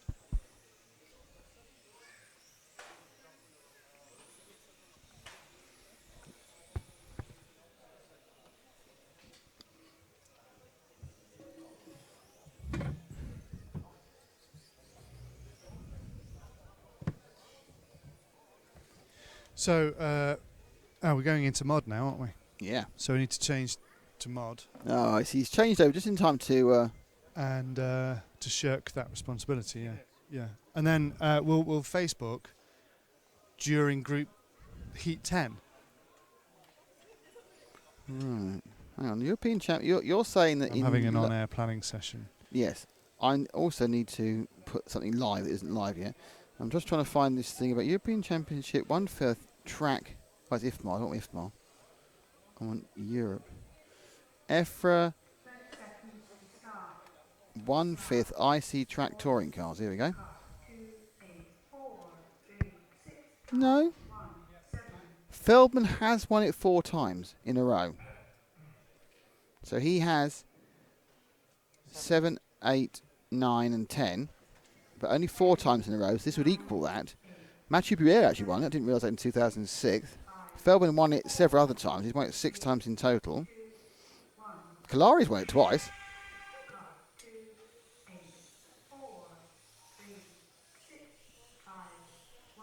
So Feldman has done the 4-time European Championship in a row. I just wonder whether anyone's won the 1/8 4 times in a row. No, you said 7, but you are right. He's done quite well. 7 in total. No, it's 6 in total. Yeah, but you're not counting his F1. Oh, okay. Well, I don't count F1. It's not an official championship. You're whispering off camera that no one can hear. Probably for the best.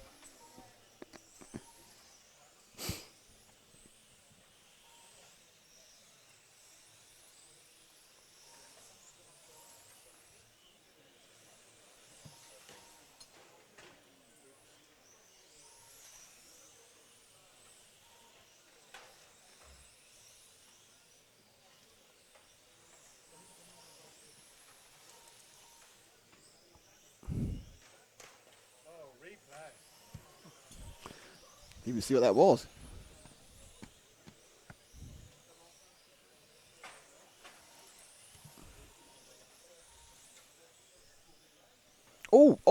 Oh dear, oh lorks. Yeah, that's not good. Oh, get going again. You're facing the right direction.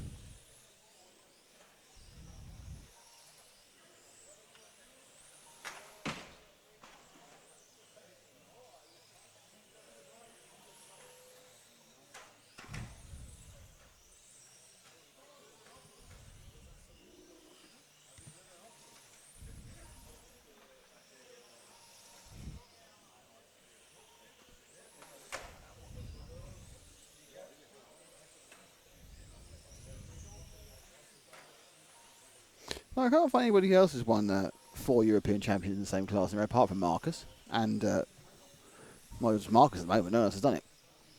So with the red and blue car, that is orange-blue, and that is Branislav Paddock from Slovakia.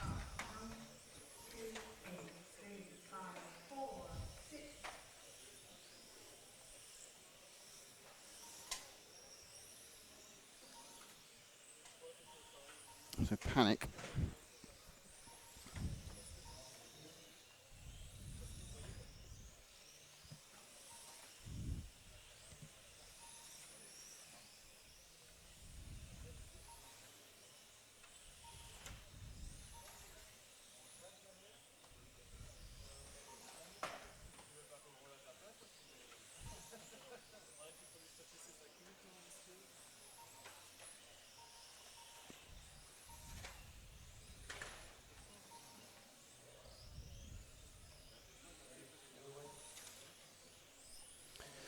So it's a Slovakian sweep for the first two. I've got sort. Yeah.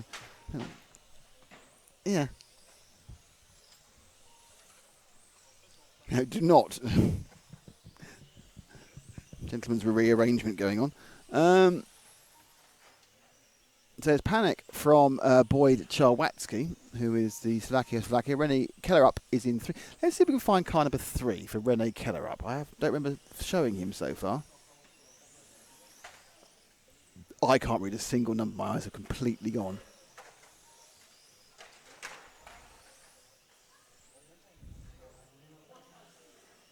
There he is. Orange and black. Coming to the main straight now. Phew. That's Rene Kellerup. Oh, yes. Right. Curse the commentator there. We managed to get him on camera and destroy his car in 5 seconds. He really didn't want that, did he? Comes round, clips that. Oh, that's not right. It's not facing the right direction. And then someone absolutely twonks him. Boom. Yeah, we're not going to be on his Christmas card list, are we? Sorry, Rene. It's obviously entirely our fault. I do apologise that I just looked up, decided to follow you, and ruined your car.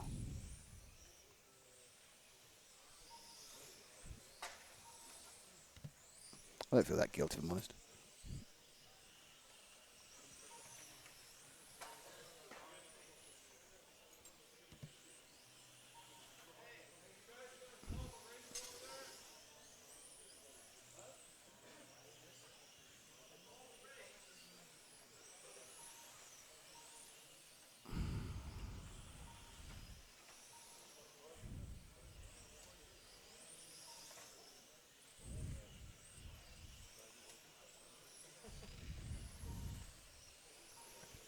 Not looking too happy. Well, I'm not surprised his car's been smackled. Would you look happy if your car had been smackled?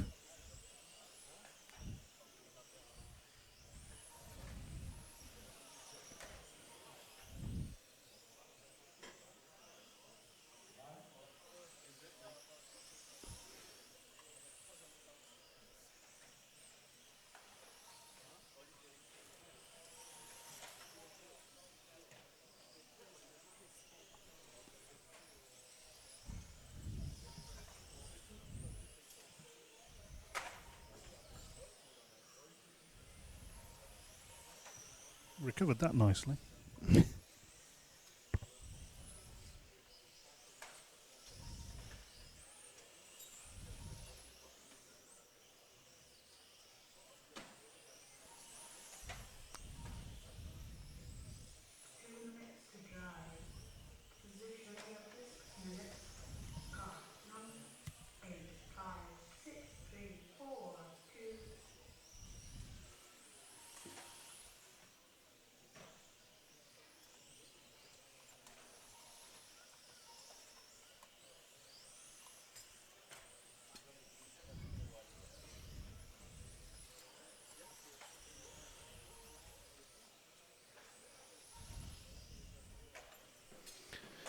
So, David Bertolino's got himself into second in car 5. Let's see if we can find car 5.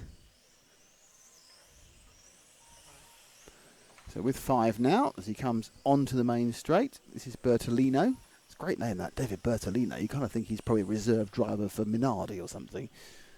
David Bertolino. And he's wearing a nice light blue Italian shirt as well.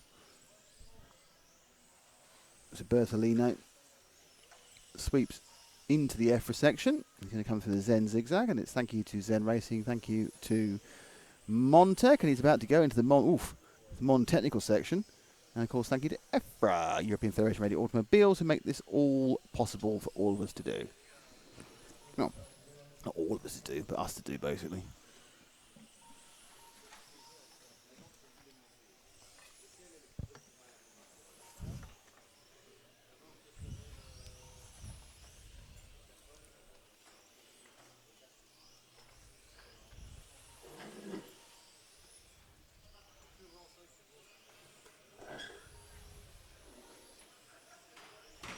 Oh, thump.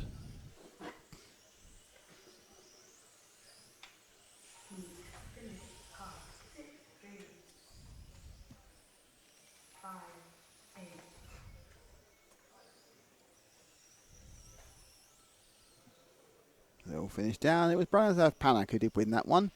David Bertolino was second. Tommy Jensen Interflow was third. René Carat was fourth. Christian Wunsch and Boyd Chadwick. And then Robin Kaiser and Matthias Eriksson didn't manage to do anything. So we're going to do an FB live free view during Heat 9. Right. In order to suck people in for 11. Suck people in for 11? 10. No, 9. Or 10. No, because we want to cover 10 properly, don't we? Because there's good people in it.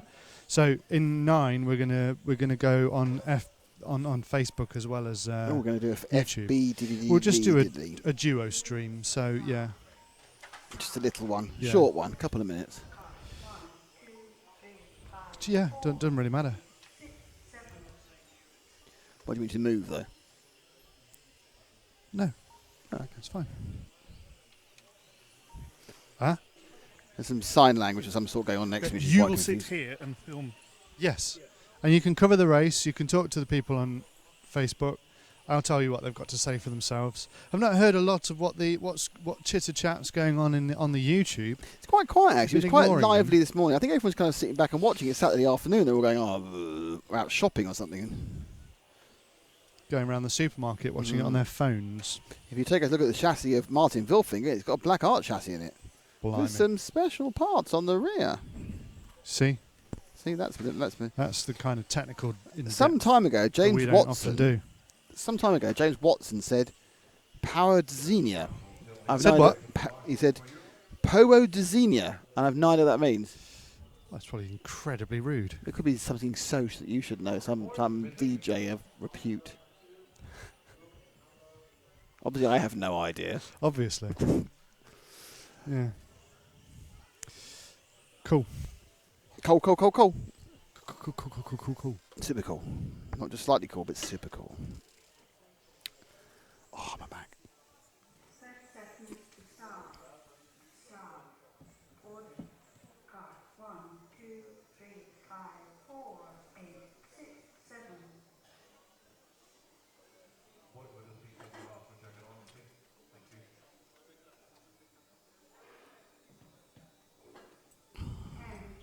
Nine, 8. 7, 6, 5, 4, 3, 2, 1. And they're away. And it's going to be Daisei Gucci who goes off first. Now in this race we had a couple who were very quick, but thwapped it. Athan DeWitt was doing some very fast laps until he smanked it against the side of the road. And I think someone else was very fast as well. They did some massive sort of structural damage to the car. Smanked is a word, is it? It's kind of a word that I believe is copyright free and therefore available for use. And it won't get you arrested either. It somehow sounds dirtier than smacked. Smacked. There we are, you see. It's got smack and Manchester in it with mank. It's like you've been and you've been Manchesterly smacked. It's basically Liam Gallagher's come round your house and made a mess. Doing smack, possibly, yes. Or more, no, there's no allegement there. He doesn't need drugs, of course, because obviously I'm sure no one in Oasis ever did any drugs. But yes, there was some spanking involved. We lost one of the cars already. It's an X-ray of Heinz de Waal, I think. Nathan de Witt is doing what he did before, going very fast in between crashes. Car 8's fallen upside down, which is Bo Nielsen. So it's Dai Sakaguchi from Florian Jus. Florian Jus came second. We've got a replay of someone doing something stupid. And it is the 8 car of Bo Nielsen from Denmark.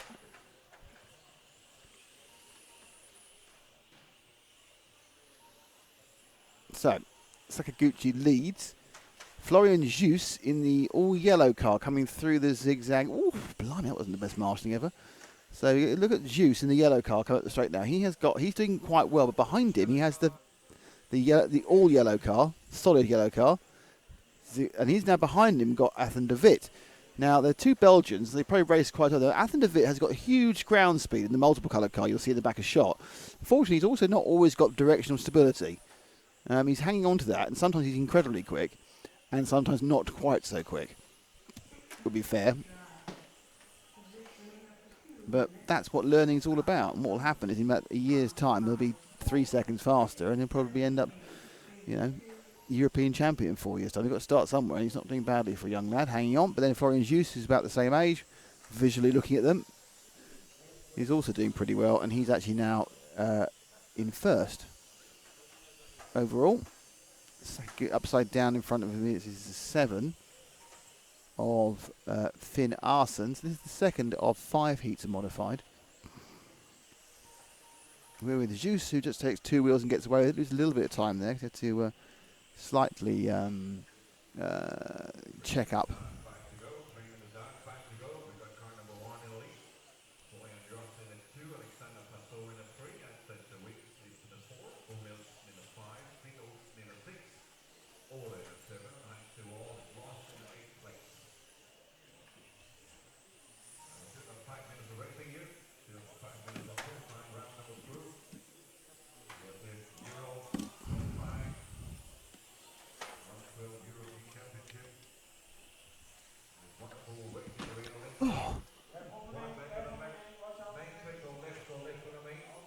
That's certainly better. So still wishes. Let's see if we can find who have we shown in this one before. Car number 3 of Ollie Morten Finset from Norway. He's not doing particularly well, but we've never shown him. He's in car 3. You got him. Terrific. Here he comes in one of the other another yellow car. That's 5. That's wrong. That's used again. So we're looking for I'm not sure he may have fallen out at this point. They just retired 2 cars. No, he's that whitey, greeny, messy coloured car there. With silver into kind of lime green or filthy green. There's a nice bump on that straight. You can see a lot of the cars having a right old wobble as they go down that straight. Can you see the wobble on the bringing them together towards this camera? So, in the second of those 3 now. Here is the lump, as you can see, being shown by Matt on the camera. It's not quite the right angle, is it? We're too high to get the... They normally get quite upset about it. Oh, little touching of the side there with 3.5 minutes to go. Oh dear, that wasn't right either. So go back onto Ollie Morten Finset, the light green car with the silver nose, about to go onto the main straight now.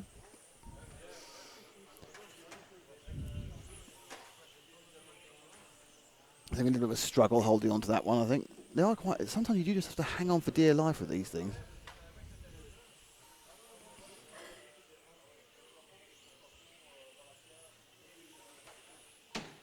Ouch.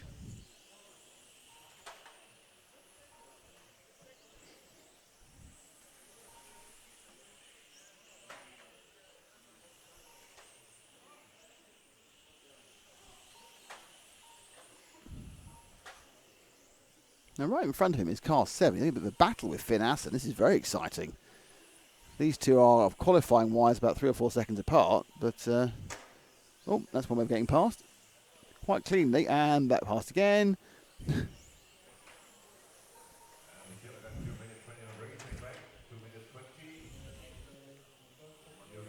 Down to 2:20 at this, heat number 8 of round 3, isn't it?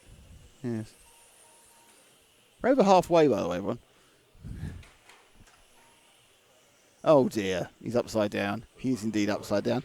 Our leader is Florian Hughes in the all-yellow car, going around the infield track that drives him now.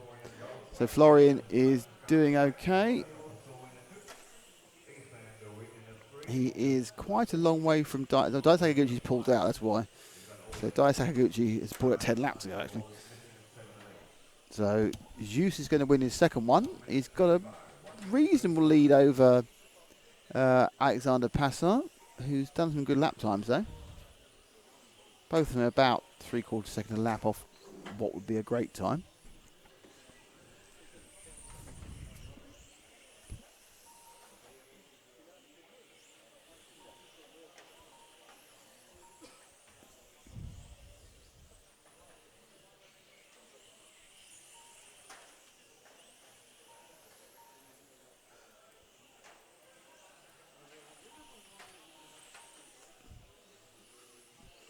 So Florian Jus pulls out another 6/10 over Alexander Passart. So his lead now in real times is about 7 seconds actually.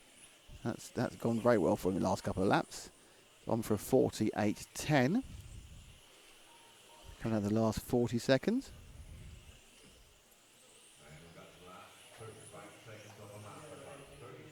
James Watson was wishing good luck to all apparently with Power Denzia. Speaking a language I don't understand at my age. What are these young children doing?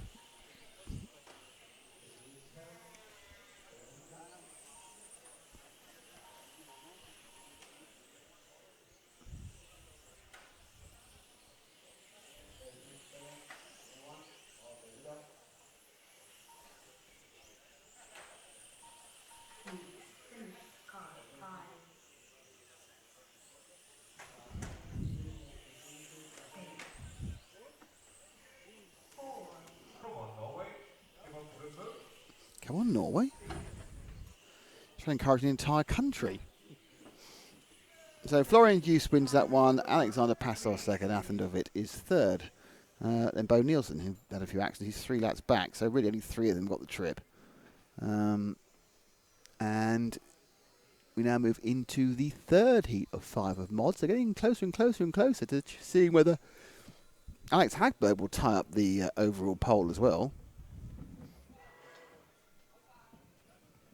This is where we're going to go crazy, isn't it?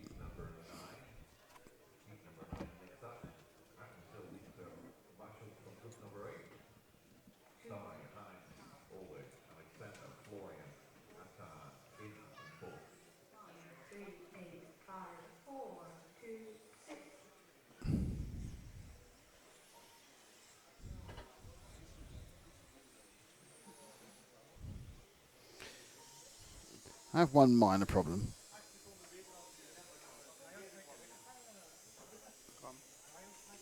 Let's put ketchup on my trousers. I've done pleasant stain on my trousers I have to live with for the rest of the day. Very glad I bought some spare trousers with me.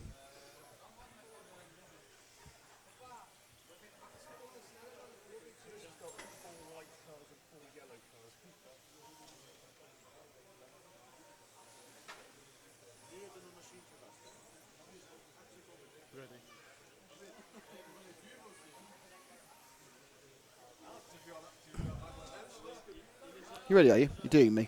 You on? So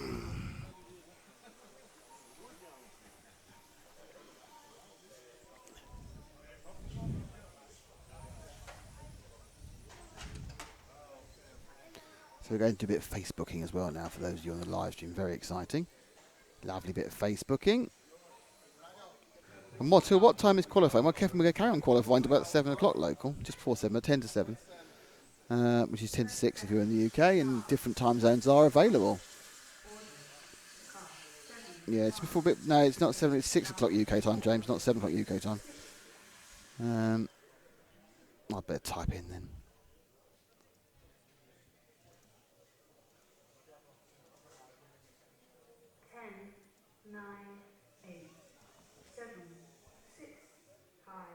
Here we just start on this heat.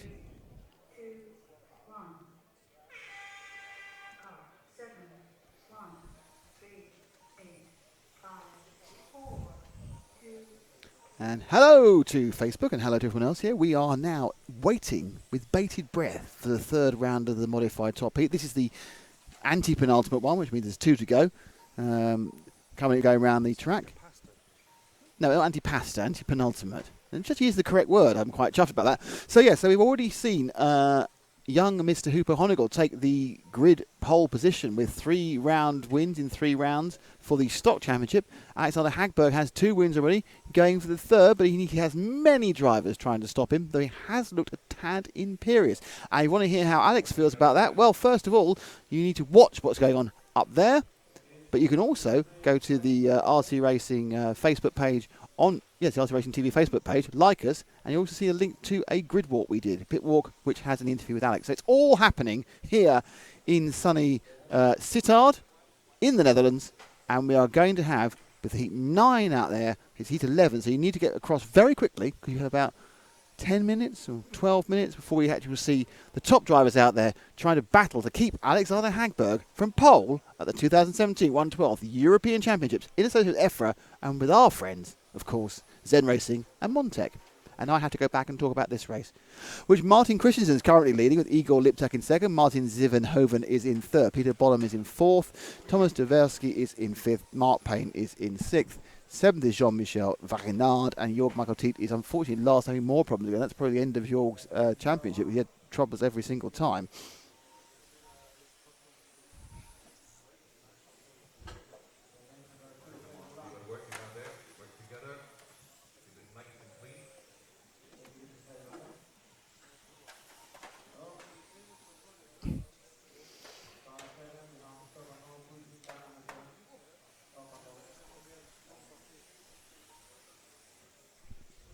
Oh, it's okay.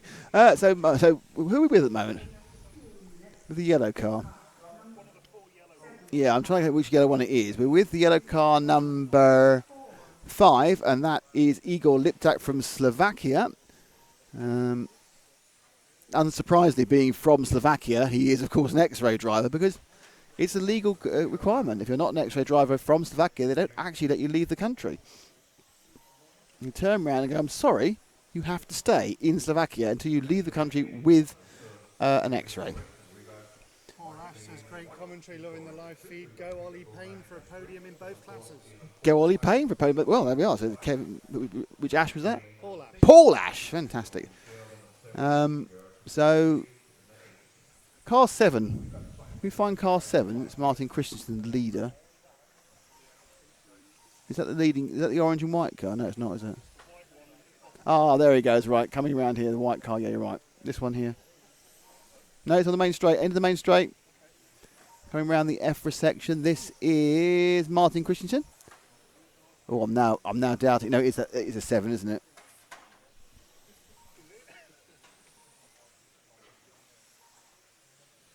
Possibly not.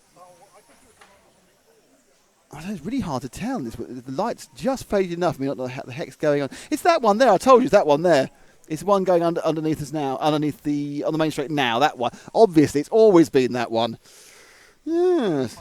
Martin Christensen, the former European 1/10 IC touring car champion, who we found with laser accuracy in about a minute and a half. It is hard because the cars are very fast. They have very small numbers, and I have very old eyes. Not a good combination. But Martin is... should be just looked at his eyes, shouldn't I? Halfway down. In this in 9. Comes now through the Montec section and runs right down the straight before coming to the loop around. And then he's going through the Zen zigzag.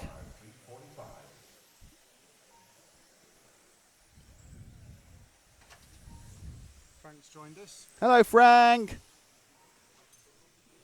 Good old Frank. Hang on, why isn't Frank watching the YouTube feed? Can watch both. Well, I'm not sure he's doing that. Ben Elliott is watching us from the pit garages at Rockingham between sessions on track. Go Team G. Wow, Ben Elliott, Rockingham. I know there's an event going on. There's a 24-hour race going on at Silverstone this weekend, which I would have been at if I wasn't here. So I've been rescued, basically. So thank you very much, this championship. No, I do like to talk about it because I didn't really want to go, if I'm honest. I don't want to sleep in a car in Silverstone in April. It doesn't usually stop you. No, it does.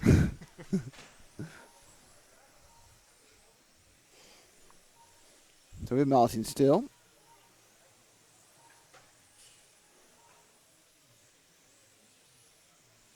Jean-Michel Varenard is in 6th.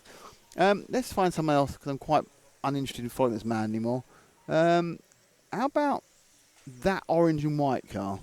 Car 2 going underneath the dodge from now and onto the main straight. That is the car of Martin Zevenhoven, one of my favourite names here from the Netherlands. Mr. Zevenhoven. He's driving a Serpent. He's got a Serpent T-shirt on. And this is the middling level of talent for modified.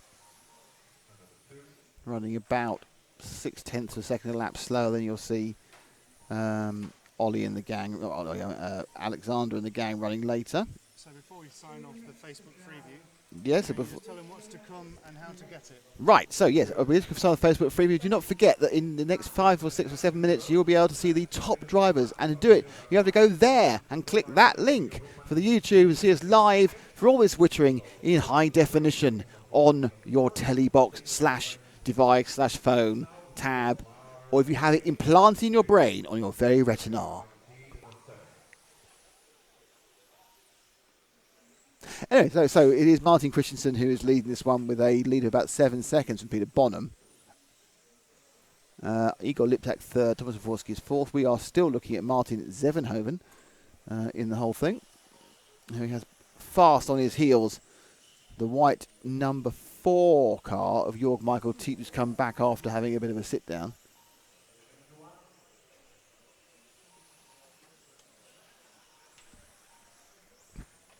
Just hasn't been able to get that car working, Jörg. He's come all the way from Estonia to have a miserable event, which is a bit sad for him.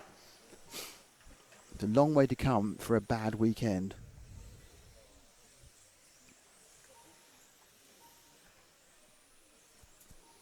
Now he's running, he's doing good lap times. Drop back one car, Paul, to the orange and white car about to come across. A half minute to go, don't know who it is, but just want to give more telly time to someone else. It's car number 8. Car 8 of Thomas Dvorsky.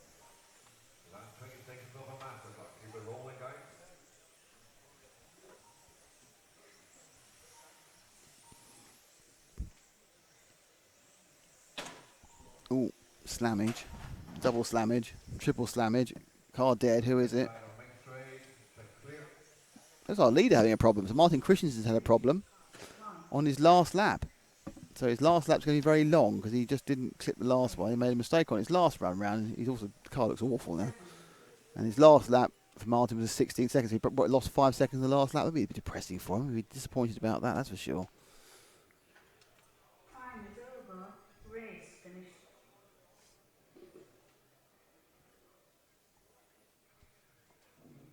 So it's Christensen from Bronham, from Dvorsky, from Zenhoven, from which day's down? And now into the Heat 10. Alexander Anderson, Alexandre Levant, Vesa Eli, René Docteur, Tib Altman, Thomas Liptak, Ari-Pekka Kaka, Lucas Bain, and Mark Stiles, as I again use the Australian world of translation there. He does get some special treatment on that name. He does. It's like I work up to it. You go into a bit of a dolphin call at the end. Yes, you're probably right, actually. I like to think it's like being at SeaWorld. Without the fun. Or animal cruelty. Well, yeah, I mean, I wouldn't indulge any of that. That'd be very unfair. No one likes animal cruelty. Especially not animals. Yeah, they're really upset about it. Animal lives matter. They do. They do matter.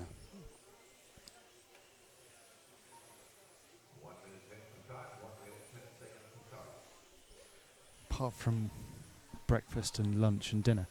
But, you know. What about breakfast, lunch and dinner? Is that when you like a nice animal? Some animals are hurt in the process of producing that. They are, that is true, unless you are a vegan, in which case nothing is affected by it, apart from some innocent plants. Have you ever heard a cabbage scream? Yeah. Hadn't thought of that, had you, vegans? These poor motherless sprouts. Right, Alexander Anderson, who's doing relatively well overall at the moment, if I can tell you how relatively well he's doing. He's currently in 4th overall. Alexander Laurent is in 7th overall, and Vesa Ely is in 9th overall. So 3 of these guys are currently in the A final as the cars roll up in a Technicolor level of excitement.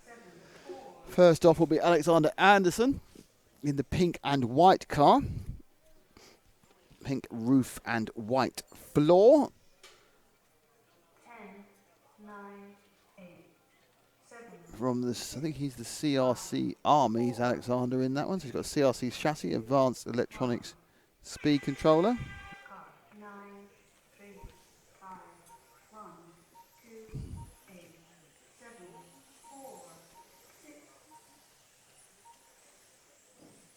And everybody's on the way to Open Funded County. Heat number 10, third qualifying round for these guys here in the 112 scale European Championship in the buck class. We've got 7 minutes 45 of racing, so good luck up there and make it a clean one.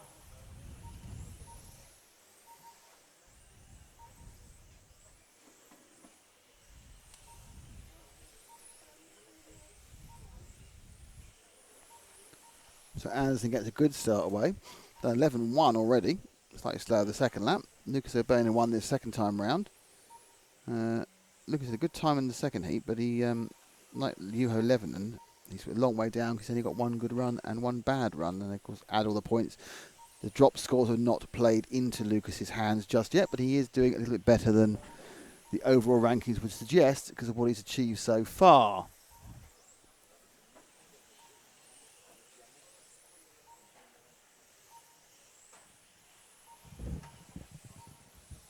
So running down the main straight, it's Anderson coming into the first corner. He switches back into the EFRA section. He'll come sharp right through the start of the Zen zigzag and spin round before he sharply turns in front of himself.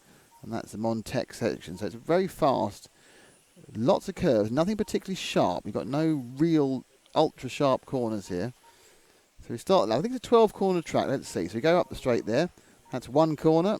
There's 2, 3, there's 4 around there. So it's all one corner. 5, 6, 7, 8, 9, 10, 11. Yeah, it's 12 corners if you take the change of direction. Sometimes they'll count them as 2. Certainly in full-scale racing, you count some as large ones as 2 because you have the entrance and the exit to it. But it's a 12-corner circuit. Anderson did that last one in 11.18 seconds. He's spinning along and has a lead over Lucas O'Bain of about a second and a half. O'Bain a little bit handicapped by starting towards the back and therefore had more traffic more quickly. But now they're all mired in the traffic.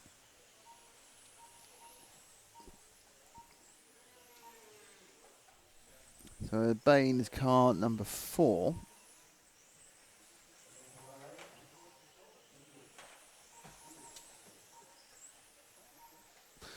Which I can't find at the moment. It's the white and green car just coming underneath the start finish now. There we go. That's O'Bain in second place. 11.2s. It's the it's the second one of those two. Yeah, the white car, then it's the light green car. Just ahead of him is Rene Doctor. And the white car, let him go out.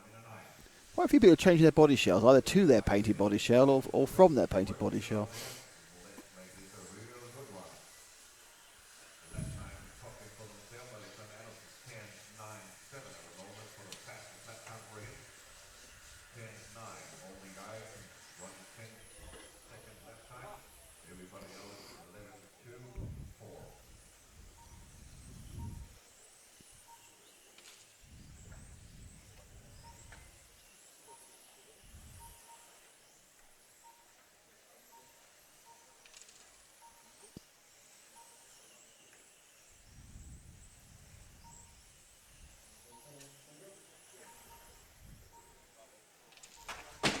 Ooh.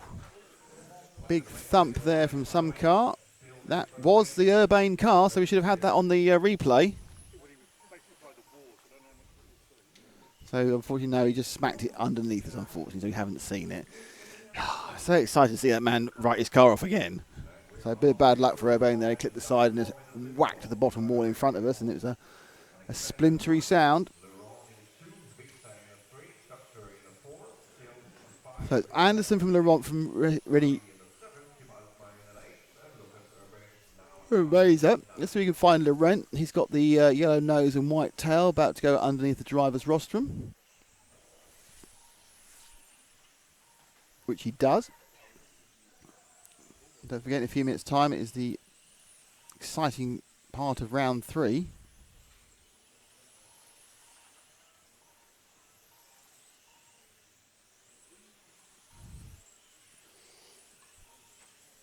Who can wait for that exciting part of round 3? I know I can. It's the last heat of modified.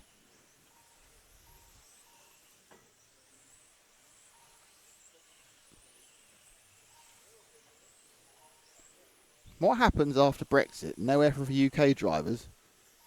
No, nothing to do with EFRA has nothing to do with the European Union. There's loads of countries in EFRA who aren't, like Switzerland's in EFRA. So EFRA is not anything to do with the European Union, and it's nothing to do with Brexit. It's just it's a sporting carrying the continent of Europe, not the European Economic Area. So it is welcomes one and all. For example, Albania are part of EFRA, Turkey are part of EFRA. So it doesn't matter. So there'll be no changes whatsoever. How's the track going? All internals remaining internal, says Roadhog. Well, our internals remaining internal, thank you very much. But no, some bits have fallen off. We had a wheel fall off, haven't we?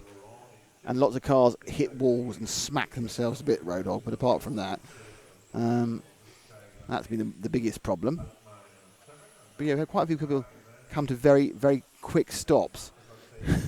Like, poof, absolute dead stop. As this is the penultimate round. We've got about 2 minutes to go. Alexander Anderson again putting another good time in. Alexander Laurent, who we're with, currently in second. Third is Vaser Eli. Let's give Vaser a bit of fun because he doesn't need to drop back 3 cars to the yellow, orange, and the black car. That's Vaser. Rennie Doctor, actually, who has obviously given us some interest with his methodology of driving on the rostrum. He's actually running 4th in the white car. So another lap with Vaser so you can see what he's doing when he looks back at it in many months' time.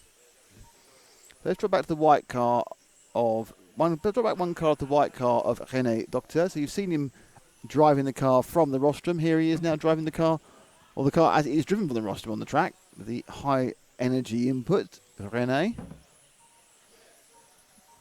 Car's going very nicely now. It's running quite well, 4th in the penultimate heat of round 3 of qualifying.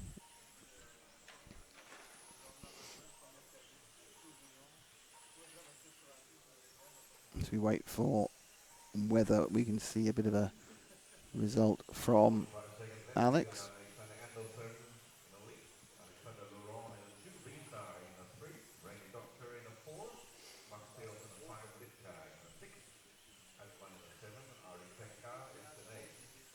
.32 seconds to go. 32 seconds to go. Alex Anderson's going to win. There's 32 seconds to go.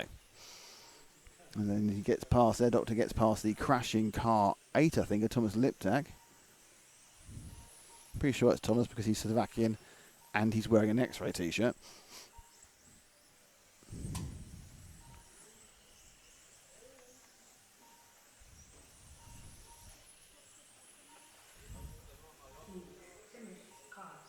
Now rounding off, and it is Anderson from Laurent, from Lee, from Styles, from Doctor, from Liptak, from Kaka, from Altman, from Urbane.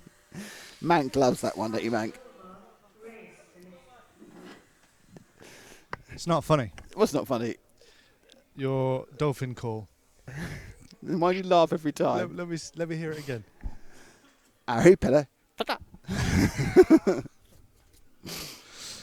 It's not him, it's you, isn't it? Yeah. Oh, Just it's me. Clear, Yeah, it's actually. we're not laughing at him. No, we're laughing at my inability We're to laughing actually at say Nick. anything. Yes. Which is, we're always safe when we laugh at Nick. No, safe. So. Ben Elliott it's is. Sorry, Bennett is coaching a driver in his Lotus. He's set him a benchmark lap, and now he has 3 seconds to find round Rockingham, whilst Ben just watches his phone.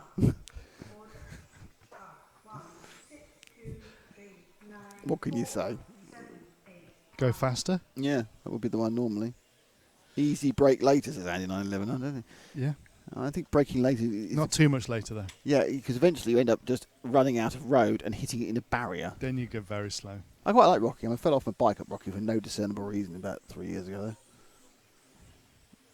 You're going too fast. Was it wet? No, it wasn't. Was there a leaf on the ground? Don't know. That's the whole point. Obviously, I made a mistake, but I couldn't tell you what it was.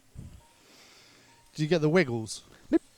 Oh. Went round the corner the same way I got round the corner several times before, and that time the front end tucked under. No idea why. Blimey. Which is probably half the problem, actually, because you should know why. You should know why. You should analyse it. You should have somebody filming it. No, I couldn't get a live stream of myself at that point. It's the top group out there now. Top group, and what could happen in 10 minutes' time? We have poll for this as well, but let's find out. It is Alexander Hagberg, Hubert Honegal, Markus Mobers, Dominic Vogel, Adam Catchpole, Daniel Sieber, Ollie Payne, Andy Murray, and Juho Levonen. So a number of these drivers have not had two particularly good runs so far. One person who has had 2 particularly good runs so far is Mr. Hagberg. Mr. Hagberg. We used to call him the doctor, didn't we? Oh, we did Dr. Hagberg, yes. Dr. Hagberg. Now he's obviously just rushing to the altar before Bruno gets there. Mr. Hagberg. Yeah. So the brain surgeon. Yes. The one who has to always go one better. Yes, that's it. Professor. Yeah. No, we've got Dr. Hagberg and Professor right. Bruno. No, he's an astronaut. He's been to the moon. And he's won a Nobel Peace Prize. No wonder he hates him. I know. He doesn't hate him, really. I don't know about that. I think he might. Yeah, I would if I was him. So would I. Okay, I'm sure we're best of friends. So Hagberg needs to win this one to take pole for the this year's 2017 European Championship. He will be off first, and Paul will be pointing his camera at him.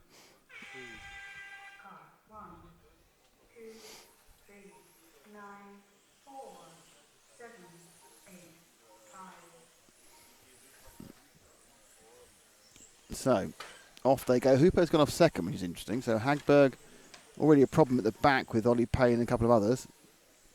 So Ollie Payne's already lost a lap, which is not good. So Hagberg has started the fastest. Sieber started second fastest.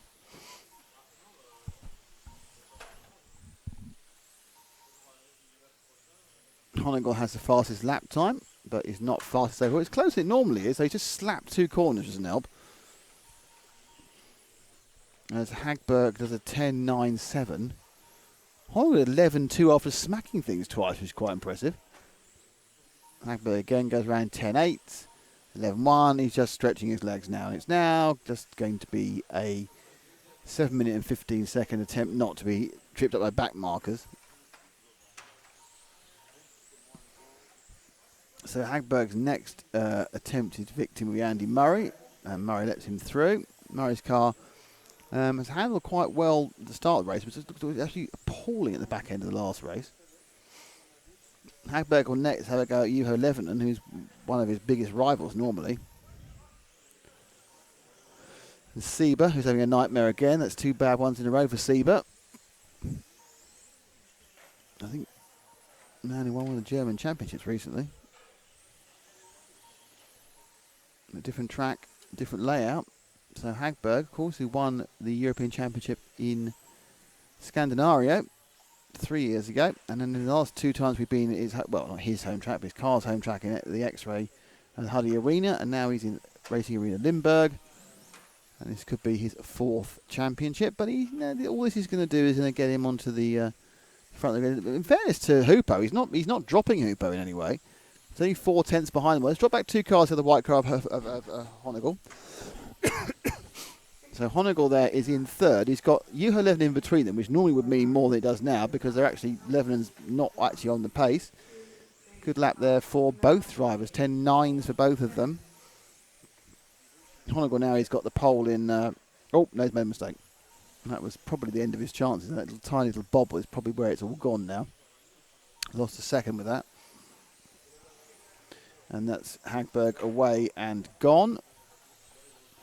Markus Mobers in 3rd is now quite close to Honegal. And the rest of the field is trolling round. Ollie Payne unfortunately last after an early problem. Daniel Sieber having issues as well. Andy Murray not happy either.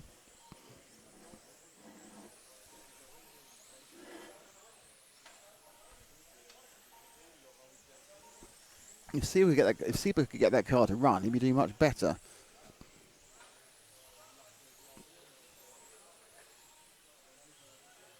So Hagberg from Honegal. We're with Honegal at the moment.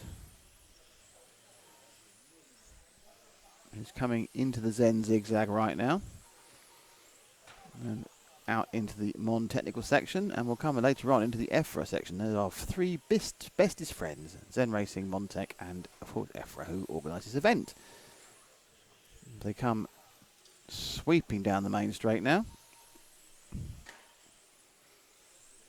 So Honegal is now a net 3 seconds back. So pretty much in the second half of the race, as Alex said to us, the car just picks up and goes, just lifts its skirt and it's gone. So all we need to do now is drop back 2 cars to the orange and yellow car of Markus Mobers, who must be getting very close to being ahead of Honegal now. There's an interloper in the middle. He'll be getting out of the way in a second. And there he does, and that was the 9 car of Adam Catchpole. So Mobers now actually is being scored as second. That's a car with Markus Mobers. He is now chasing hard onto Honegal's tail.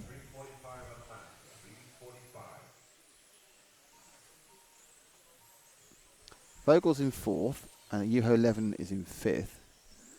11 is a long way back in 5th, though.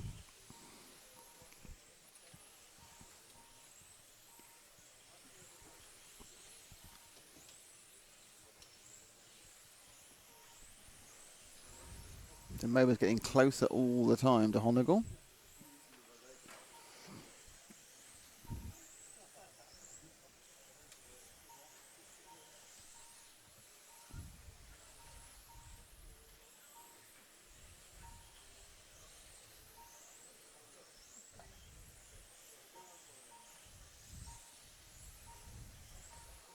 Oh, who was that who clunked it? That was Andy Murray. Had a very hard side hit on the wall there. Hagberg, meanwhile, is steering a steady ship. Mobers is not really making much impression on Honegal. The difference actually is about a second. He's a second faster, even though he's behind. Hagberg has a 6-second lead now as he eases slowly away to the world of pole position. And I can see various people just watching the car going, oh, this isn't very fair, is it? What am I supposed to do about this? I can't win this race. So Hagberg, in the world of masterclass, let's pick Alex back up again because he's going to have his last 2 minutes of going for qualifying, coming through the Zen Z now, zigzag now. And out in front of the driver's rostrum. Oh, he's made a mistake. But he's so far ahead, it didn't matter. Did we get that mistake? That's amazing. Cost himself 3 whole seconds. It was a long way out, but that's Alexander Hagberg making a mistake. We're going to crystallise that moment because even so, he's still 3 seconds ahead. Perhaps you should go away and come back to him so we can give him a second curse to the commentator. What do you think? That is... Honegal's had a horrible couple of corners as well now, so he's a long way back. So Mobers is very happily in second. I think Levenon may well pick up third as the cars begin to have problems. The person not having problems with 1 minute and 24 to go is Alexander Hagberg. As long as he doesn't do what he did a couple of minutes ago, he's fine. As they carry some real speed down the main straight, as you'll see in a second. They are really picking up some speed as they come down into us. Whoosh! That was too early. Ooh.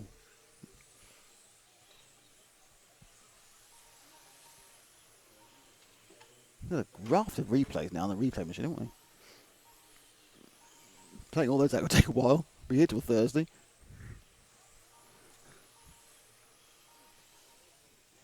So Hagberg now entering the last 40 seconds of round 3 of qualifying. It looks like he's going to get his 3rd TQ and therefore claim the pole position for tomorrow's finals.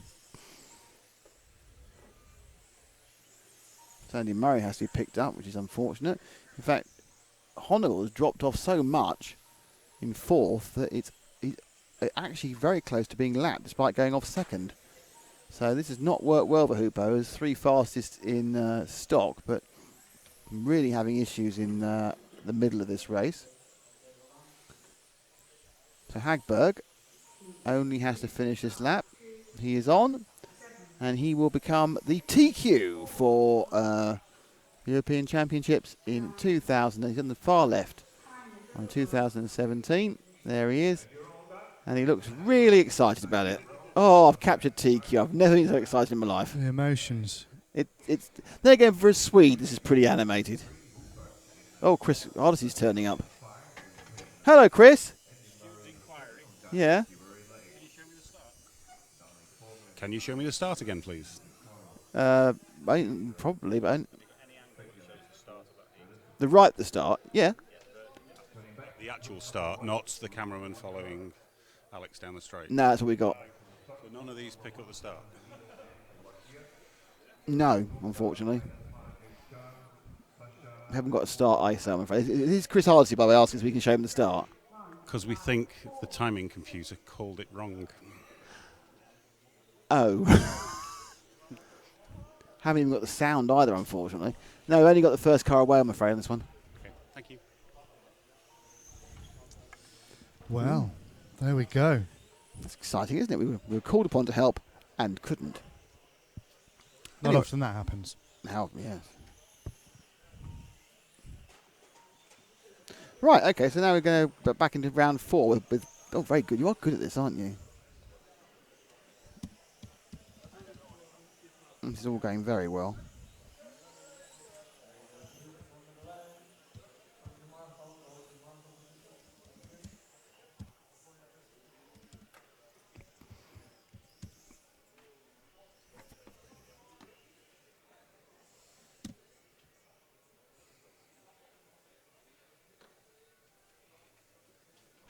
So, how's everything going as we wait for the start of Pretty good. round 4? Are you off to do things? Yeah, I won't be too long. Need a bin run, don't we? What exciting things are you doing? Well, I need to get Oh, pictures. Yes. side by side together, Yes. holding hands. Yes. One hand in each They other. won't do it now, though, because they're marshalling. No, I know. But I also want to get some slow-mo of them going over that one. Fabulous. Loving all that. I am easily pleased, in fairness. I'll do this race and then I'll go. No, that's all right. That's right. Oh, so Paul can sit down. Oh, okay. So it's heat 1 from round 4. Matthias Hermens, Gunnar Blumendal, and Lockyer, Ben Verhaar, Stefan Delise, James Can, Kai Asma, and Sasha Freitag.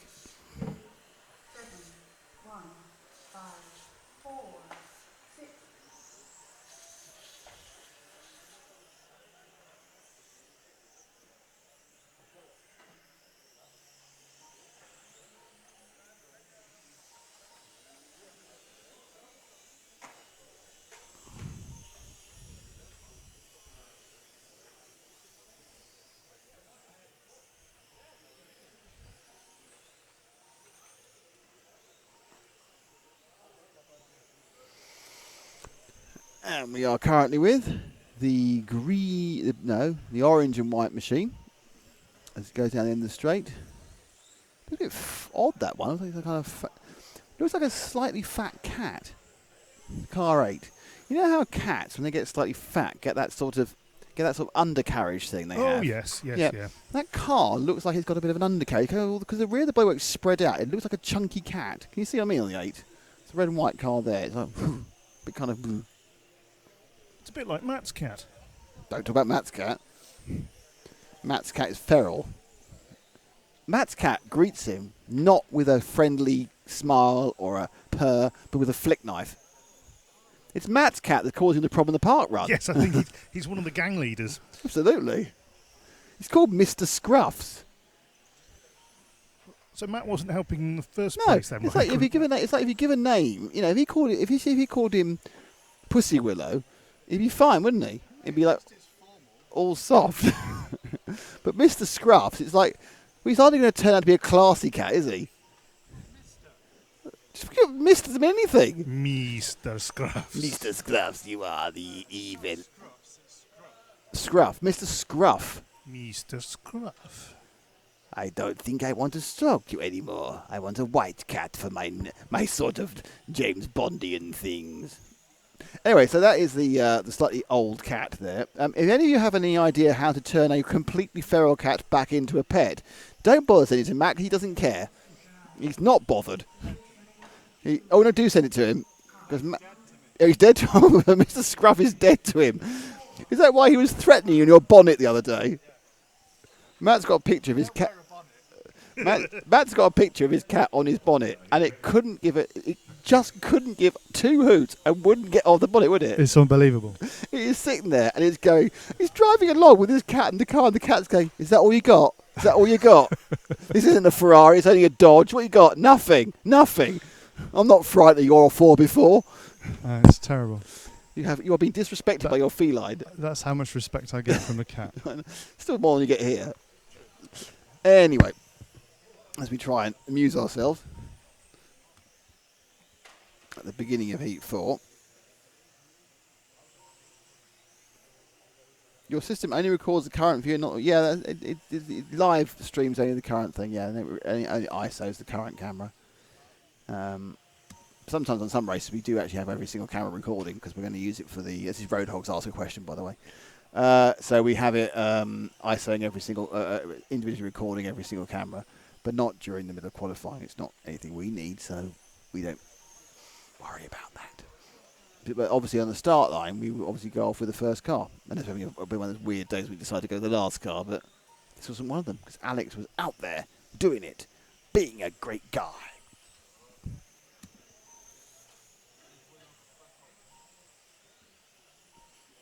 So,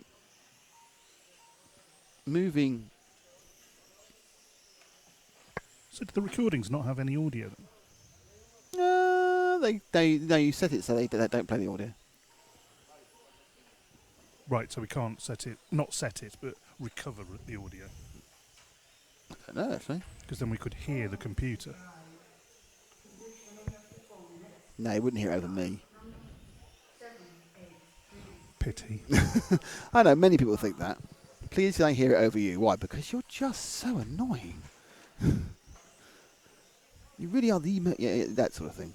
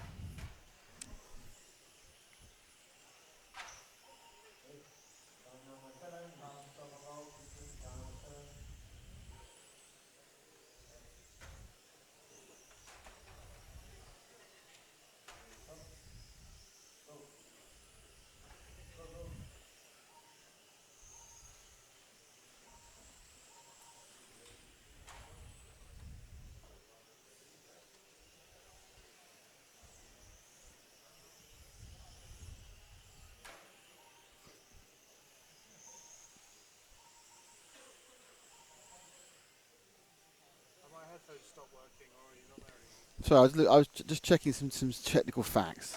I'm now being kind of bullied by the rest of the team. Who are we following? Still Fat Cat? No, we're with James Kahn now with the red, white, and yellow car, who has been blimmin' heck, synchronised. What's the word for it?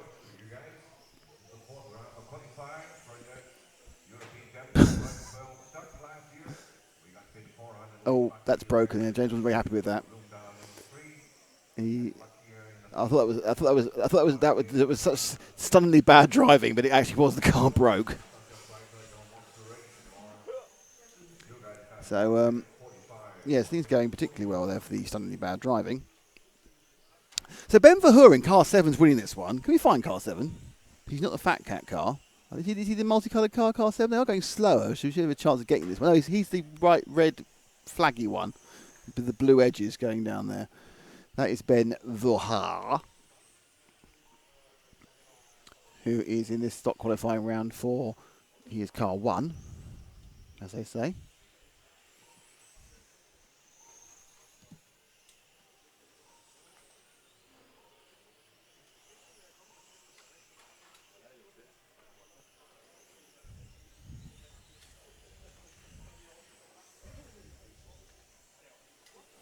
Some quite relaxed marshalling being done by the marshals as well there. I think everything's kind of funny after the freneticness of the main race earlier, the sport. Now we've all kind of gone, and it's almost like you're even speaking kind of more slowly, like a kind of a cricket voice. Yeah. And now and now driving from the pavilion end, it's Ben Vorha, and he comes in and drives now round the Montec section. Down the main straight, and it's that was a close one, an LBW, and it's turned down by the umpire as he goes through the Zen zigzag and back underneath the rostrum and gets the applause of the pavilion there. As it's a European audience, I don't know if cricket's probably the best. I think that most people know about the stupidity of our national sporting things. I'd say it was also a bit like snooker. Snooker. No, I think snooker is more. I think snooker. Darts would be fine because darts is massive in Belgium and the Netherlands. Hello to Sandro Lang. Hello everybody. Hello Sandro Large. Or Lager. Lager. And the race is finished. And Ben Verhoor won it. Matthias Herms was second. Gunnar Blumendal was third. Ant Lockyer was fourth. Kai Asman was fifth. James Kahn was sixth. Stefan Delise was seventh. And Sasha Freitag was eighth in this, the first heat of stock in round 4.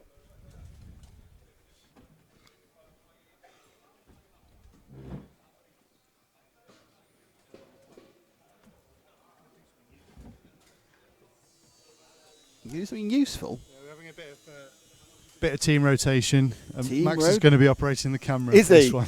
That could be useful. I'm not sure how good he is. I mean, I know he's very, very talented for his age, but I'm not sure how good he is at operating the camera. He also seems very tall for a racing driver. He's quite thin. He's a lot thinner than me. me. They're all thin because they need to lose weight. they're all like on their minimum weight possible because the cars are overweight. He's got a nice watch, but he's very tall. He's not actually sitting on the floor. That's why. Yeah, no, he's actually quite small. I think it's about 5'8" or 5'9". You need to be like quite a small, lithe person for these modern racing cars, so he's the right size.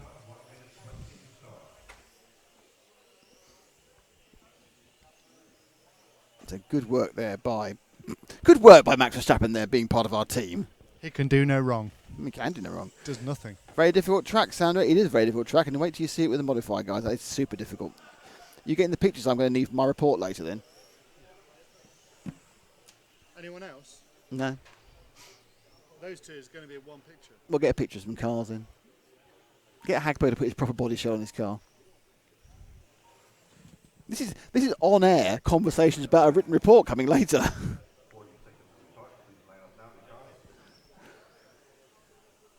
So, Jackie Mans, Julian Just, Ilari Laminzivu, thank you, easy for me, Dave Foster, Christophe Charlier, Niels Meurs, Ollie Morten Finset, and Christian Vosen will be doing the do, as Betty Boo would say, in this one. So I've got some massively obscure and very old references here. Even I wonder about the workings of my brain, or even if my brain works, if I'm honest. 10, 9, 8, 7, 6, 5, 4, 3, 2, 1. Here we go. The first car away is car 6 of Jackie Mans. Hey, Jackie Mans. Who comes through in the second part of the track. Now he's gone around the main course. Nice.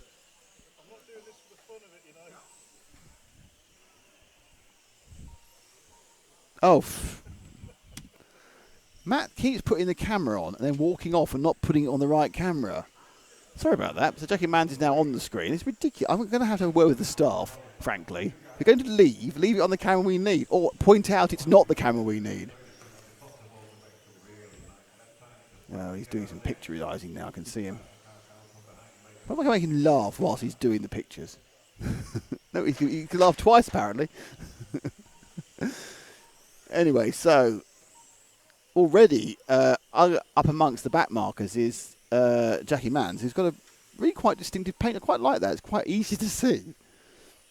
And he's going to go up the inside of the number 3 of Ollie Morton Fanset in the silver and brown car. Brown is not a popular colour of racing cars. But leading this race actually is car number 8.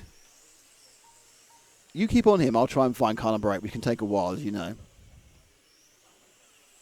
It's one car back. Go one car back, and that's car number 8, who is Ilari Laminzvu, the Finnish driver. Laminzvu, yeah, that's all right. Who's going quite well at the moment.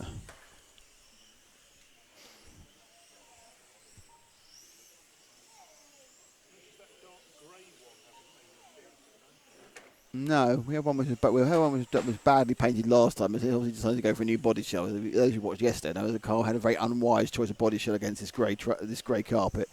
That body shell has not reappeared.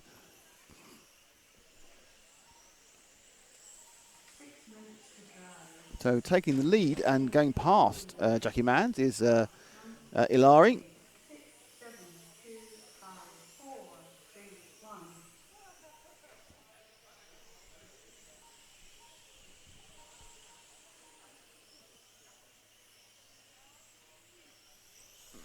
Heat 2 of 6. Oh!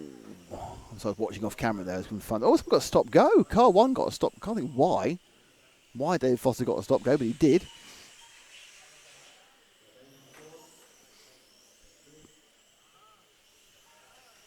So Ilari coming up now to lap the not lap, but put a lap on the. Oh, it's very straight through. So he's doing okay. He's obviously found a bit of speed from last time. There's Hoopo beneath us.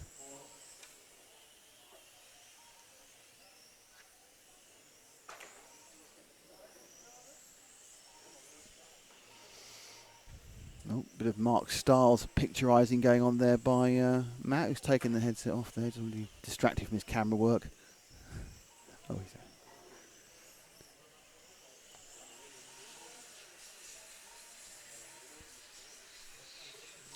So, Jackie Mans has picked up second place. He's car number 6. This could take a while. Is he the all-yellow car? No, it's 4.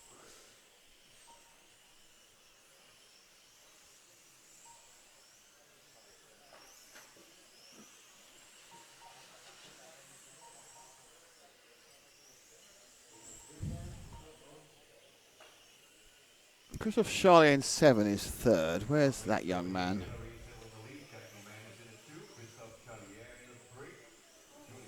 Oh, he's in 7, not 3.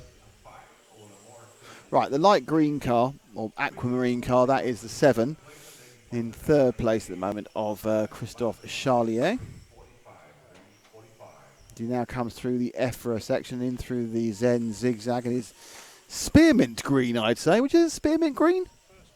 Yeah. Or is it more blue? What do you think?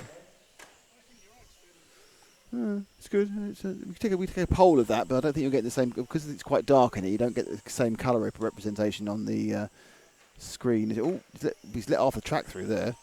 He's still in 3rd though.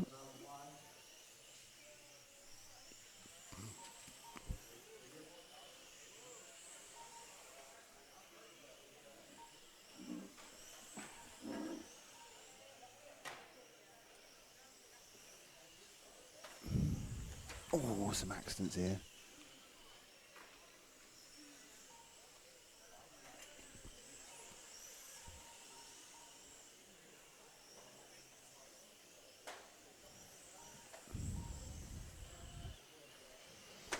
There's some.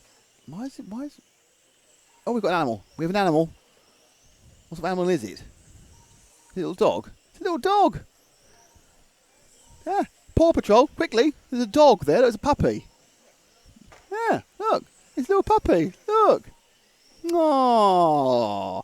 We love a dog on RCTV. Everyone knows. What a little pup. What a sweetie. No. Anyway, there's a race going on as well, but I don't care. We care about that very much.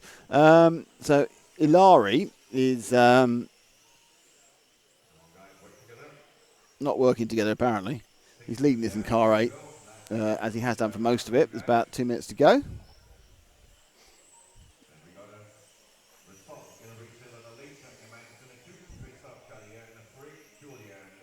Who are we with at the moment? No one. Take the... Oh, I don't know. Take that all yellow car there. I think number 2. Going onto the main straight in a second now. That is Niels Meurs of Belgium. Belgium. So Foster has another difficult accident. Still being led by Ilari from Finland. Jackie Mann second. Christophe Charlier is third.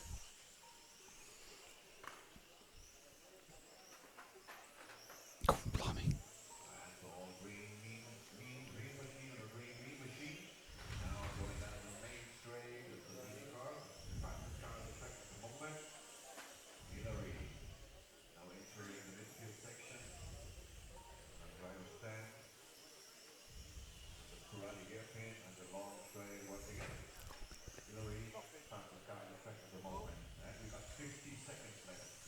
So Imari still leaves 50 seconds to go. There's some little bits of ticking happening now. There's more impact on the side of the track.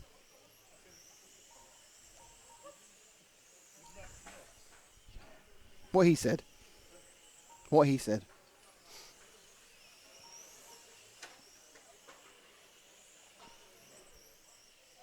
Did it work? Oh, that's fine. Good to know. Not an issue, says Chris. That's always good. So, car 2 has literally just stopped as we come to the end of this one. It's going to be Ilari Lamizou who's going to win this. He actually has won it already. Jackie Mans is second. Julien Just is third.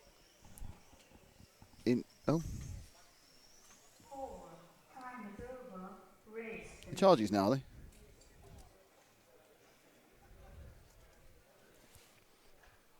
It's third. In fourth, it's moved. So Ingo Ertz, George Brewer, Alexander Passo in this next heat, which is the heat 3 of stock.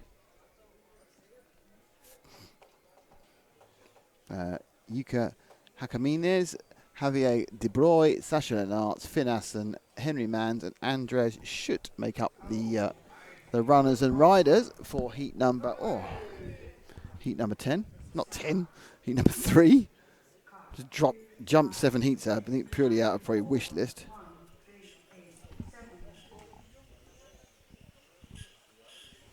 Hans Manuel Berger is doing this proper. He says, drinking cognac and watching the Euros. We have a very high quality of he's not even drinking 3 barrels brandy like the rest of us would do. Super Series 35 has said, this is finally encouraging to get a new body for my 12th, but can't decide what colour to do it. Probably going to be a bright one of some sort that won't be white. Let me just ask you, how old are you? And if the answer is over 30, make it as bright as you possibly can. If you can find that it is super fluorescent, so fluorescent it's unbelievable, I go with that. The days for cars, anything other than very bright colours, disappears about the age of 28.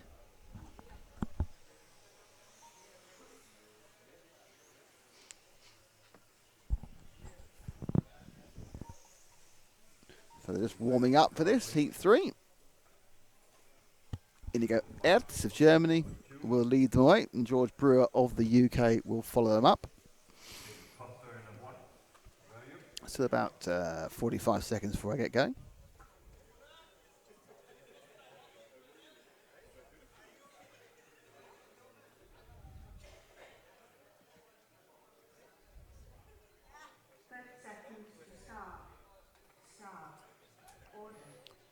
Always puts me off. It goes 30 seconds to start, then goes start.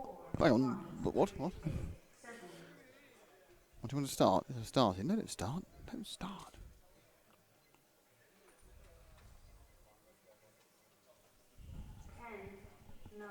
Here we go. 7, 6, 5, 4, There's a latecomer. Latecomer the ball. 2, 1. Car 2, And they're off. 6, So car 2 must have been late getting there because I think it was car 5 that went off first, which is Brewer, I believe. Yeah, so car 2 must have got there last. Oh, problems. What happened? Oh, this is really confused now. Passo's gone off on first. All sorts of accidents there in the first lap meant that people got scuppled, and it's Alexander Anderson who's had a bit of a best result out of this. Alexander Passot, sorry, not Alexander. He was another Swede. As we are with the 9 car of Yuka Hakameis in the Flory yellow car. And then behind him, it's an all-orange machine. But Alexander Passo got through the mess. Inigo Arts is actually not starting in this one, which is unfortunate because he was the fastest person. So the problem was for Inigo on the podium with his car.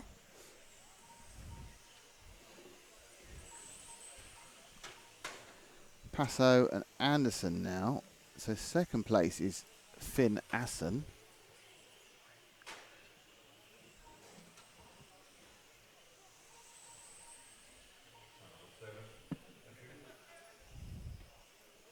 Thank you. Coffee's arrived.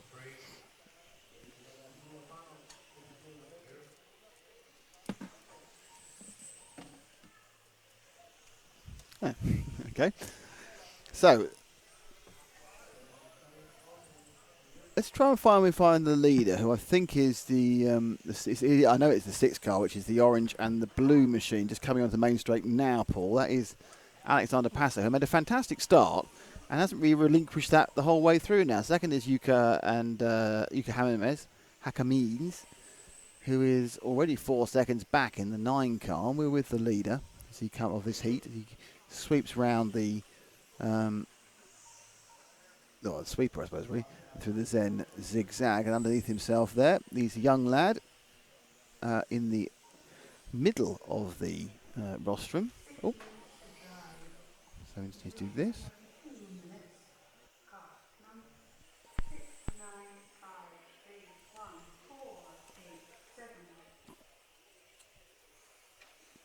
So I just do some housekeeping. Here's some lovely pictures of the top. Oh, that's video.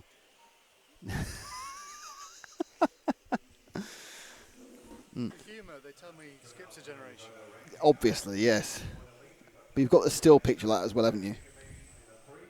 Huh? You've got a still picture of that.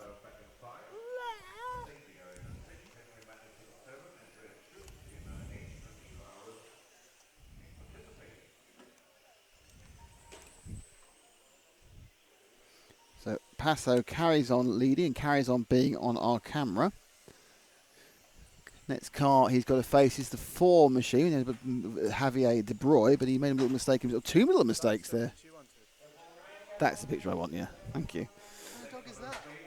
Maybe sort of, is it like a Belgian something?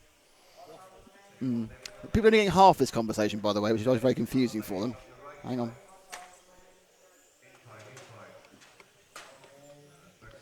These bashes will not be seen again, by the way. Waffle. Yes.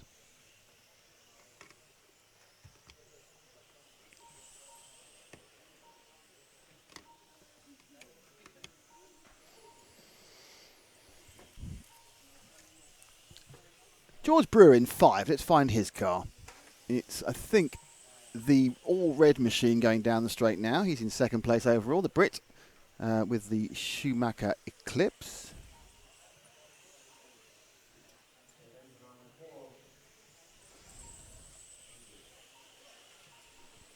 That's not his car at all. His car is that red car there.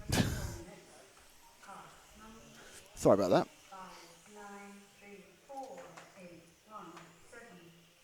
So that's Brewer's Eclipse there. I mean, whoa, that was close. Nearly an overbalanced Marshall trod on it then. The Norwegian Marshall was that close to making major crunching contact.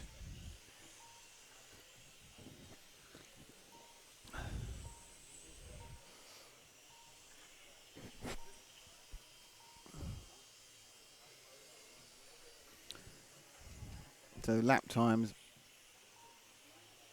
all now out into the 13th. It was 12.5 earlier on by Alexander Passot, but he's now dropped back as well. So everyone's kind of slowed down. We get towards the last third of this race. Alexander, the young Swede, leading this quite nicely at the moment by around about 4 seconds from George Brewer, who we're looking at the moment.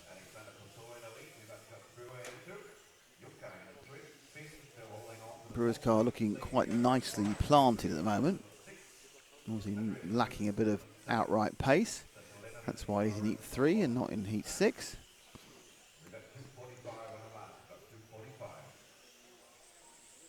Zipping through that second part of the section, but Alexander's see if we can find car number 9. I'll see if I can find him and then I'll point you to him. This may not be a very short process. Oh, it is. He actually is the yellow car about to go onto the main, well, light green car, now. That is Jukka Hakamies from Finland.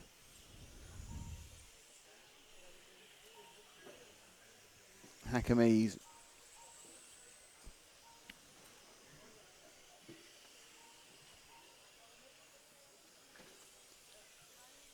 driving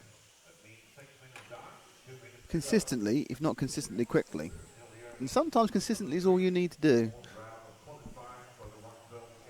Because one fast lap does not make a great qualifying. It just makes one fast lap. So in the middle of the field, you'll find people who can do some very, very fast laps, but can't necessarily do anything with the over an 8-minute period. And so you can find people who are slightly slower because they can do that same lap every single time. They find themselves higher up overall. In you go, Ertz is trying to get a couple of laps with his car before the end, just to see. I don't think he's going to make it. He's got a minute and a half. Because he just wants to see if it's working. I don't think that's going to work for him, unfortunately. We're staying with Jukka Hakamies. George Brewer's got past Alexander Passot, who's had 2 or 3 bad laps. And that was actually upside down as we're looking there. So it's Brewer now who's leading this. Passot was upside down, and that's what's taken him. He's lost a huge amount of time in this lap. I'll tell you how much in a second. He had a bad last lap, and then this lap was awful, 18th. He lost 6.5 seconds to Brewer in that last lap, and then he also lost about 3 the previous one. So 2 bad laps, and suddenly the leader is George Brewer with the dyed red hair. I hope it's dyed, otherwise I'm being terrible if it's not.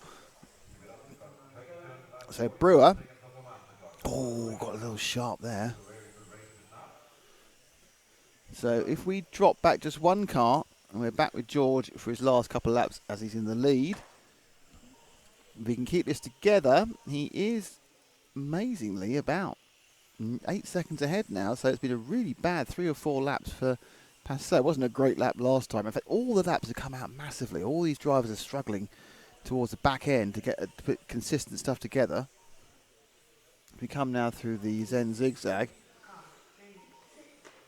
And they're just going to finish, and it's like desperation to get there. Not going flat or anything. They're just kind of running out of the will to drive, I would say.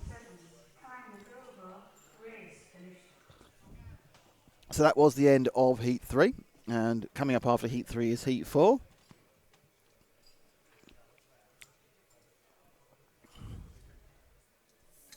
And that will be Kai Hartmann, Stefan Fiori, Matthias Heinrich, who we spoke to earlier on the pit walk. You can grab the pit walk by scrolling back on the live stream or just going to the Facebook page where we've cut it out for a cut out and keep pit walk.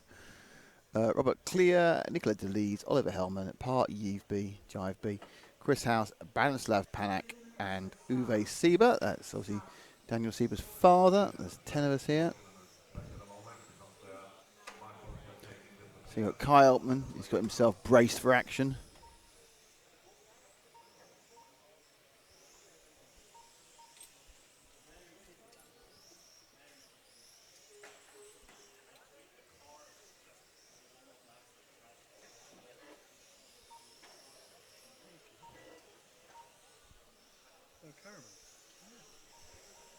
What?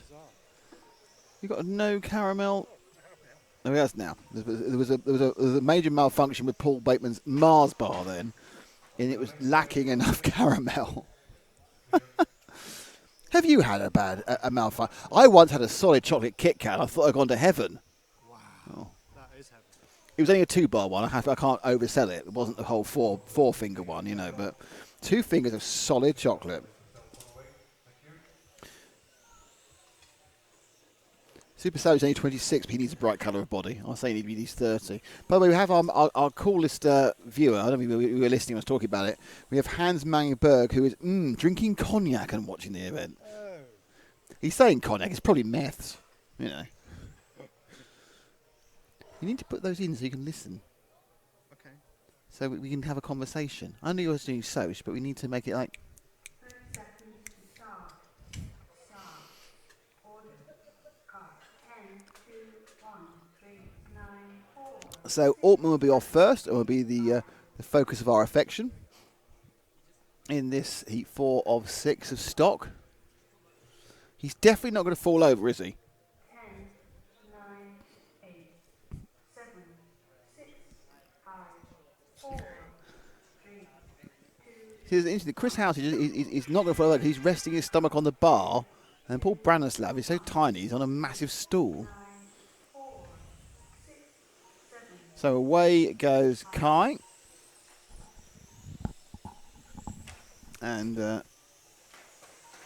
blimey. There's a car there that has literally done the Dying Swan act. It's kind of a 7 of Chris House. They literally did the Dying Swan act and threw itself off the track. Oh, it's a big thumping there. Is that car dead? No. Still living. But our Altman gets away. He's got Stefan Fiorini quite close behind. They're both very close at the moment on time. They are 1 and 2 on the track as such. So the car behind the car we're following. So 10, which is Altman, the white car which you'll see flashing behind him on the wider shot, that is Stefan. They are not effectively racing, but they are. They're racing against the clock and against each other, but they're not physically racing where they have to overtake each other without barging past. So Branislav Paddock has been lapped by 1, and will soon be lapped by 2.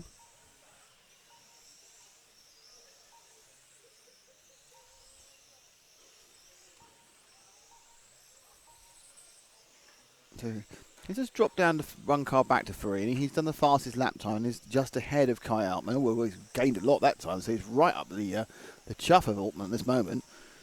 So Fiorini, in the all-white machine, is catching up with the white, mainly white with blue and green flashings and inserts of Altman. Altman lost a lot of time a couple of laps ago, but now he's just stretching it back out again.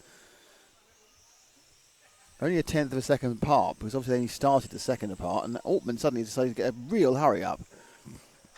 And he did that! Oh dear, oh dear, oh dear. Altman was really pushing, and he flipped. You probably saw the end of that because we were looking at Fiorini, and he just slammed it into the wall. So, Fiorini now has a bit of breathing space as far as being top. In fact, what's actually happened is Robert Kaiser now has moved to second overall.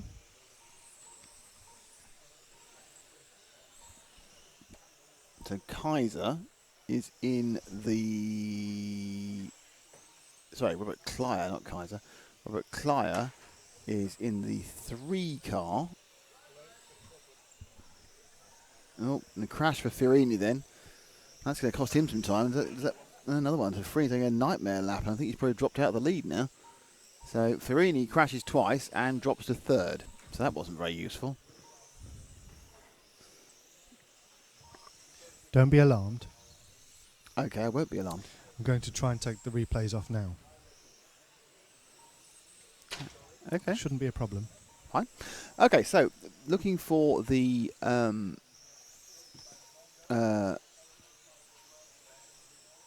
am alarmed, obviously.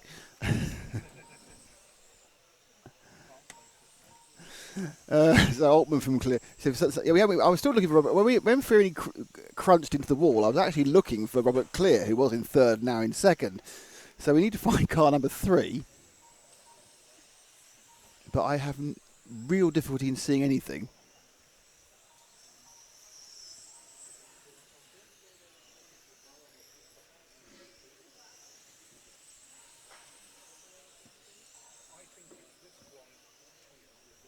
What, the orange one?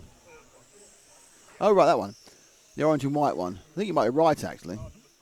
That's one it is, yeah. If it's car number 3, it's the right one.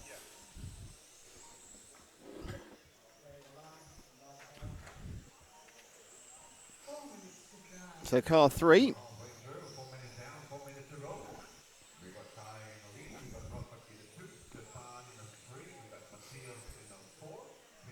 Of Robert Clear. Well, actually, interesting is being on the actual timing, being caught up by Fiorini, and Altman's just made a mistake as well. And that wasn't Altman, it was someone else with a similar body shell. Clear's made a mistake. So catching up, our man is, or being involved with him, is the one of Matthias Heinzreck, who's just behind him by a couple of seconds. So Heinzreck probably wants to get past the 3. They appear to be making their speed, so they're all green car and the orange and white car. They're making their speed in different parts of the track at the moment. Heinzreck was looking closer, and he's looking closer again. We've lost another car off the side. Any comments? Should be fine.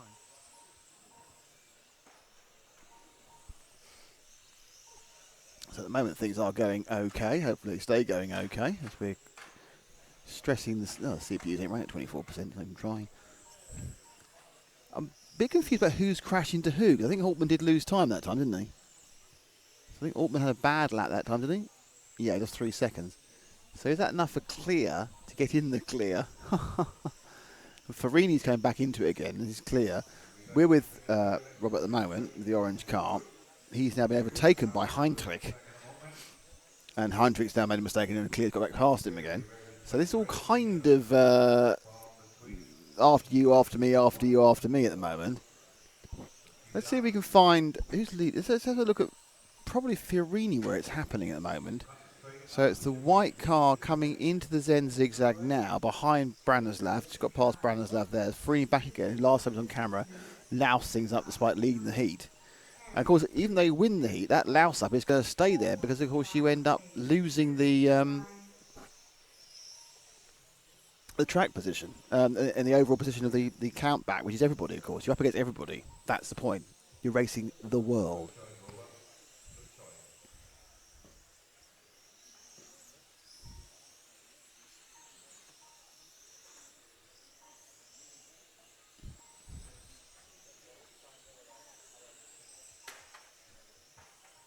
Oh.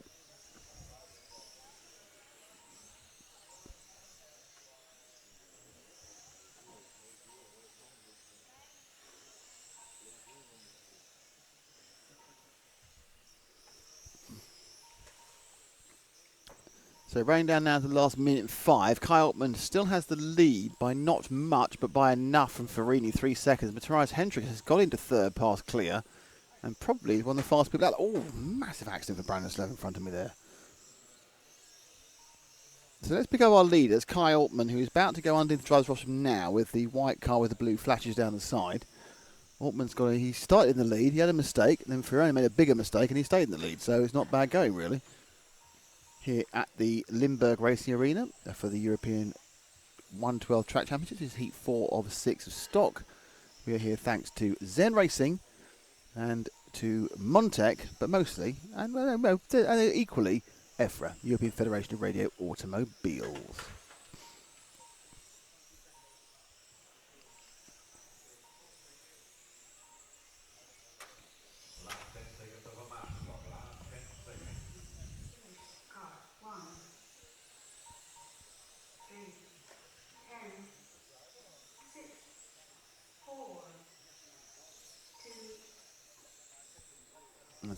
Altman has won that one.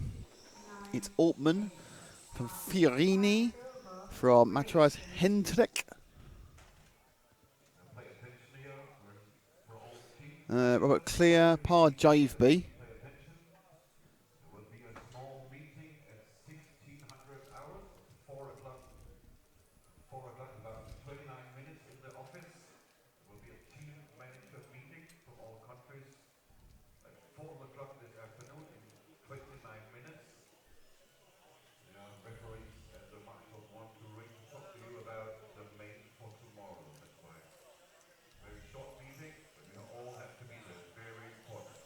We're getting a break at 4 o'clock, are we?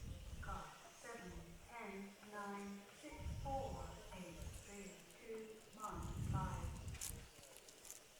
I'm going to eat my chocolate now. Can you just talk among yourself?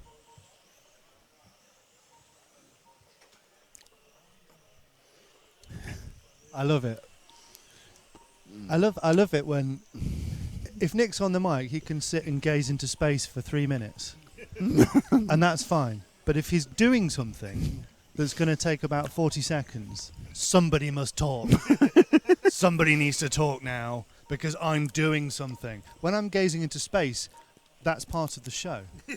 I'm giving people a moment for pause.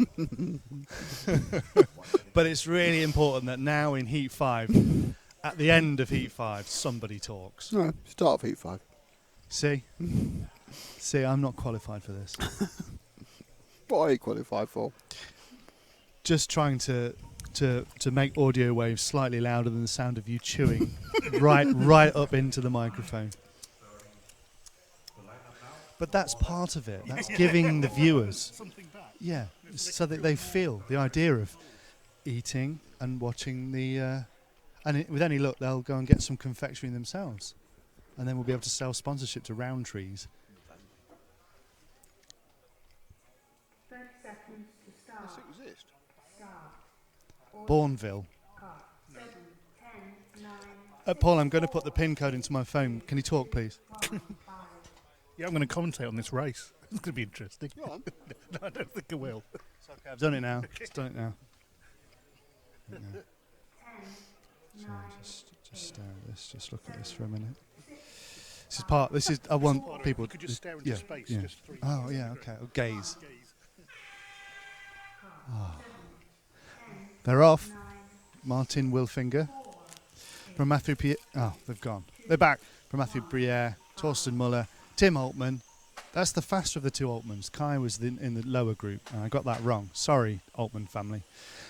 Simon Ribert, Thomas Zorvisky, Jacques Libert. Oh, they've started moving now, I guess, really hard. And some others. There's 10 of them out there, which is fantastic. Going to be out for 8 minutes. This is their fourth outing of the day. Heat 5. At the end of every sentence, Nick does a gesture with his hand to say, Well done. Well done. Very congratulatory. Well done. Have a biscuit. Can't eat biscuits, but thanks. Oh, what's the point? Flaxseed crackers, maybe. What I particularly liked was that people who listen to the stream for over the last 5 years or 6 years, or have seen our videos from the previous 5 years, that 2 seconds just summed it all up, didn't it? What's that? You ask for a little bit of a favour, and what happens is that you get a complete denigration of everything you do. My point was it was a favour you didn't need. Nobody would have noticed. Frank would have just done it. Well, Frank wouldn't have been doing this much social. It's true. No one is as social as you are. You are the social socialist there. champion. You are. I'm virtually a socialist. So are we going to have to employ what's the word for it? Delegate an official social person for each event. No, because we'll do it for today and we probably won't even bother tomorrow. You know what we like? No, if we didn't catch fire, we'll do it again. Oh yeah. It's our new motto for the year. Didn't catch fire, do it again. So much so, I quite like that on the website. Because the last one, which like it's not just screws and widgets, wasn't it? Yeah. This one should be, it didn't catch fire, so we're going to do it again. In fact, in many ways, I'd almost like that on the T-shirt. On the T-shirt. Well, we're getting new marketing done. You said. Yeah. Yeah. Because I can talk to Mark Kay about it and get this year's stuff done. Well, we'll talk about it later. You're not about to explode. You took the biggest deep breath ever then. I thought you was like... Anyway, the race is interesting. Matthew Briere is leading it. Who are we on, by the way? Because I can't see because there's a replay file coming across it. All right. Yeah, we are. We're with that car, which is 7, which is Wilfinger, who's not doing particularly well at the moment. So what I need you to do for me, love, is I need you to pick up a different car. Car 10 is the one. Anyway, the yellow car back on the main straight here, yellow and blue. looking to overtake the number 2 machine of Robert Krenz. That is Mathieu Briere. Briere now finding some real speed in the car. Broke down in the first round, but managed to get 2 wins in the previous 2. So he's leading from Tim Altman, the faster of the Altman brothers. And behind him, Michael Purcell's loving the stream. Good job. They're loving our domestics as well.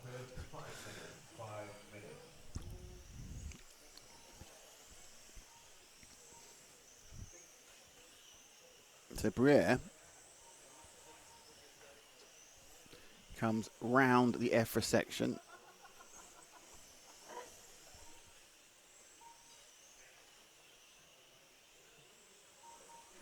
Down the main straight. And he's about to lap the white and red machine of car number 1, which is Peter Bowman of Sweden.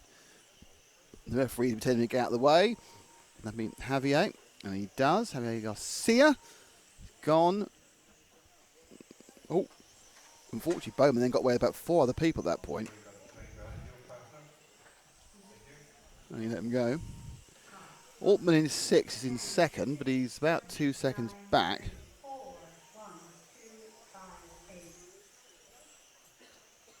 So the second place man, Paul, is the orange and blue car going down the straight right now. And he's now into the start of the EFRA section. He's got a lot of people to overtake. That's Tim Altman.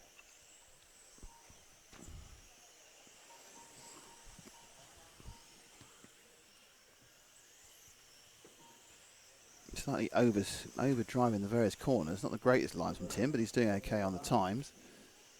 That was a good section. He's got 5 cars ahead of him. Here he was a bit wrong last time. He was just going too deep. Much better this time. Getting a bit too deep in that second one. And, ooh, he threaded the needle there. He threaded the needle there. That's certainly a replay might want to see at some point. You see, you want to see good overtakes. Look at this one. How he managed to avoid hitting everything, I'll never know.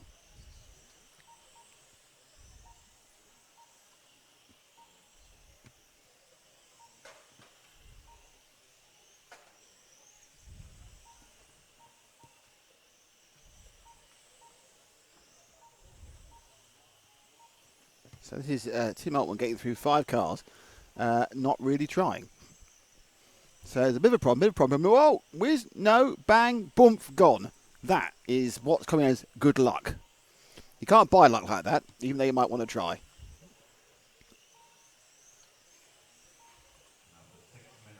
Amazing.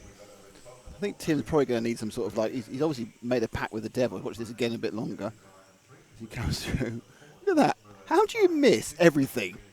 That's amazing. He didn't lose even a 1/10 of a second doing that. Everyone threw themselves off and he got past 3 back markers in one go. That never happens to me. Mainly because there's not 3 back markers I have to overtake, because obviously I am the back marker, but even so, that's not fair. It's just not fair. I didn't ruin your copying, did it? No. So Briere's still leading by a long way. Tim, luckiest man on earth, Altman, is in second and gaining actually. So follow with Tim. He's not gaining. They're not actually going to overtake him in physical form, but he might overtake him in timing form. Tomorrow, of course, remember, it's actual racing all the time. People would actually, to overtake, actually have to overtake them physically. Physically have to beat them past. So it's Briere from Altman from Lebar. We've got 1:10 to go. Let's see if we can just find Jacques Lebar in 3. This could be a real ask. Is it the green? It's the green and white car actually. There, I'm sure that's the 3. It's Altman's just gone there. That's 3. No, that's a 5. I'm completely wrong. Eyesight of a 90-year-old. Where is 3? 3 is a hard number to see. I think it's that 1. 8 weeks later, they find the car they're looking for. This is not the car you're looking for. Just go for it. Go for it. Doesn't matter. We haven't shown anything for ages. I think that's 8, but it's fine. We'll live with it. That's 8. That I always wanted to show Thomas Dversky, and that's him on screen now. Fantastic news. It is a little bit tough, if I'm really honest, for old eyes.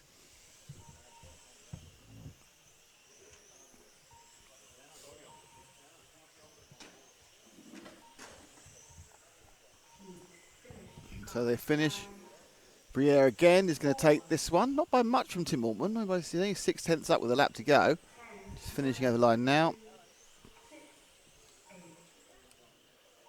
Yep, he did it by 4/10 in the end. Actually, Jack Liebert of Luxembourg, who we didn't show just as well, pinged into second by 1300ths of a second on the last lap there. That's pretty good going. Can't argue with that. And now we come to the top heat in stock. Though, of course, we already know who has got the stock pole because there's no argument, really. I'll do a few and then if I start, because I'm taking the replays off now. Okay. I can actually start making the clips for later so we can be straight on time. If it's done.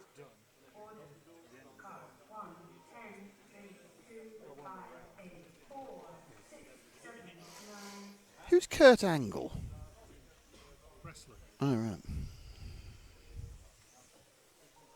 Apparently people are talking about him. I've never spoken about Kurt Angle to that point then. In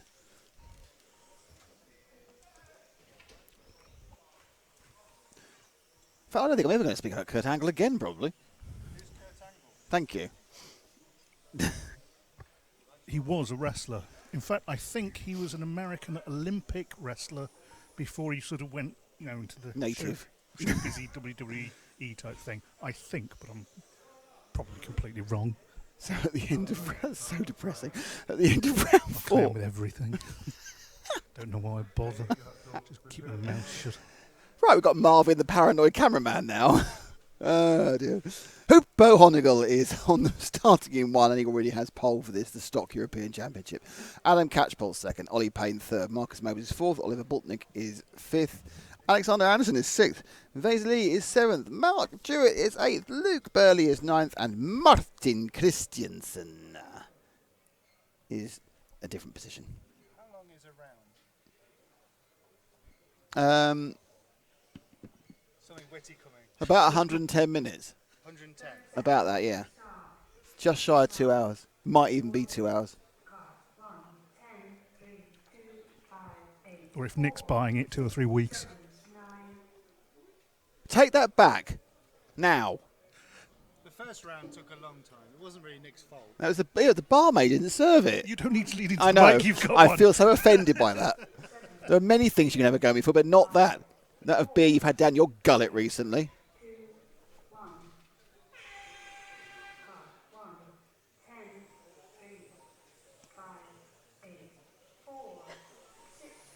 And Hupo's in the lead. So Hupo's gone off in the lead again.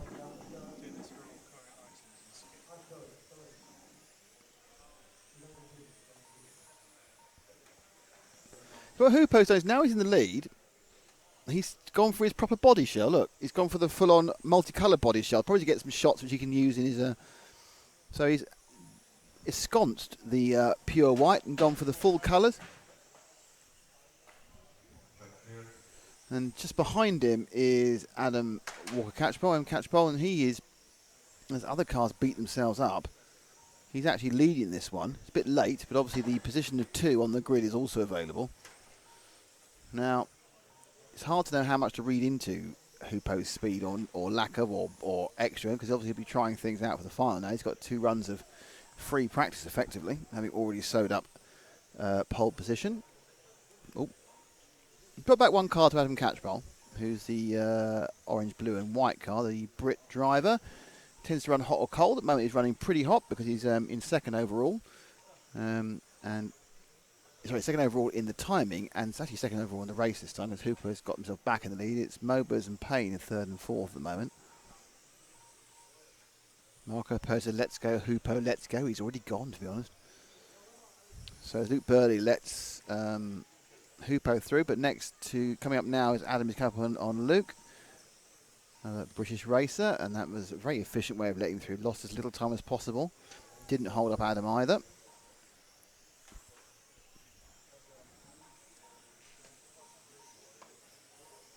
Next victim for these two will be the 9 of Martin Christiansen, Hoopo being slightly held up by Christian. So you look in the corner of the screen, you'll see Hoopo up there, and then we're actually looking at Adam, who's in third. He's in second, sorry, third of these three cars.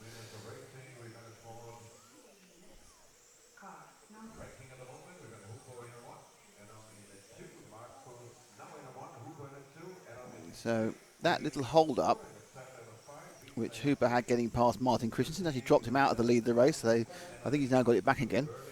He just put the foot down. Yep, that extra tenth of a second did it. Markus Mobers now has taken over the lead from somewhere. So Mobers takes the lead, so we need to drop back one car, and that's the yellow and orange machine of Markus Mobers is now in the lead.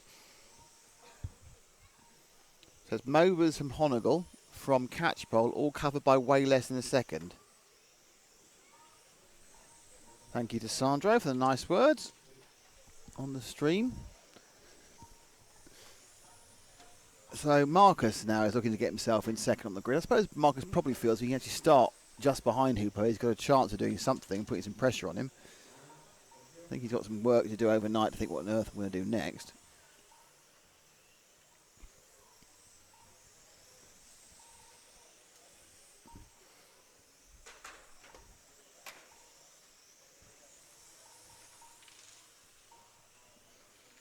Comes now into the Montec section.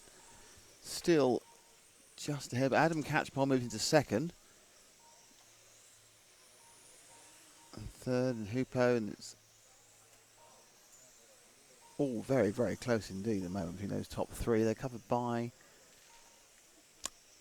1.1 seconds, the top three, in absolute terms. As you can see, predicted times going up and down the side, but the absolute times, that's the difference. A little bit of an error there from Markus. Cost him about 0.3 of a second. Now he's right behind Martin. Oh, and that didn't work well, did it? And oh, how did he do that? How did you manage to end up upside down? Well, we have to find out at half speed. Not confident. Not confident. Let's find out what he got. No, oh, right. He turned sharp and then drove over the barrier. That's not the greatest bit of cornering ever. Bad luck. Hard luck for Markus there. But that's dropped him down at least to third. In fact, it's dropped him to fifth. By Alexander Anderson and Ollie Payne. It's very, very close, this one, as they all come over the line. Ollie Payne 4 seconds off. Alexander Anderson 4 seconds off. And Markus, oh, he's kicking himself for that one. Double whammy there. He had coming together with Christensen. And then kind of lost it himself after a bit of snap oversteer. So let's see if we can find Alexander Anderson in the 8. His car should be pink and white, and it is. It's about to go on the main straight now. Making some reasonable movements after a bad start in the stock. Good start in the mod. Bad start in the stock. He's now beginning to improve all those things. Alexander Anderson. Spins the whole thing down the main straight, turns left, and it's the EFRA section here. Into the Zen zigzag. Oh, bounced off the edge of it. Shouldn't cost him too much time. It probably frightened him more than anything else. And he too is now in the Christensen zone. Oh, that's convenient, getting out of the way. So Honegal is now the overall leader by 1.5 seconds from Adam Catchpole. With Alexander Anderson in third and Ollie Payne in fourth. So Honegal's managed to make it 4 out of 4. As we are down to 2:21. Plenty of time for something to go wrong. Only a half a mistake would knock him out, but looking good. Mobers is the big loser in this one because he probably should have won this, or at least been several places higher and had a double mistake. And certainly in stock, it's very hard to make it up. If you lose the time in stock, it's very, very difficult to make it up because you haven't got the ability to really push. You know, you can absolutely hang things out in modified and rag it and hope for the best, and you might make 3-4 tenths of a second a lap, and if you get away with it and you hold on to it, it's great. But stock, you're pretty much a max limit. You're not really limited. You're limited really by the car. These guys are good enough to go as fast as they can go, and they can push at 99.9% every lap. Modified, you're probably at 95. If you're at 100, you're going to be crashing all the time. You can do it for a couple of laps and hang on and hope for the best, and if you're lucky, get away with it. No problem for the 8 car there. So Anderson just had a mistake. which is going to drop him back. That's just Burley. So Anderson's mistake drops him behind Ollie Payne just. Payne continues down to third. Not any great speed, if I'm really honest with you. Well, obviously great speed compared to me, but only great speed compared to anyone else. 1:12 to go. Let's pick up Ollie. He's in third. He's about to start. He's on the main straight now. He's the white into black and red car. He's in third. He's just actually dropped third by about the tiniest of margins. Oliver Boltnick actually who's pinged up into that position. Now he's got it back again. Lost it again. It's only 2/10 between Boltnick and Payne for third and fourth. Anderson is only a 10th further back. So third, fourth and fifth is incredibly close. First and second, Honegal on the catch pole, barring a big slamming incident, is pretty much decided. Mobers also trying to get in the party, but he's a little bit further back. Second. So Ollie Payne needs to find a couple of tenths of a second on camera at the moment, or he will be swallowed up by the chasing cars. He's got this lap and one more to see whether he finishes third or fifth. The car's looking a little bit edgy, if I'm honest, at the moment. Twice he tried to turn in. The 10 car of Adam Catchpole just made a really big mistake. I'm not sure how that's going to affect Adam. He looked like he was a shoe-in for second. No, I'm not so sure. I think he's just... No, Oliver Boltnick has moved up to second. Catchpole drops to third with that last lap mistake. Anderson is fourth. And Ollie Payne is fifth. But your winner for the fourth time in succession is Hupo Honegal. Honegal has won all 4 rounds of qualifying. Real spin round at the end there where Catchpole made a mistake and dropped from second to third. Boltnick came quietly through the field and picked up second and third.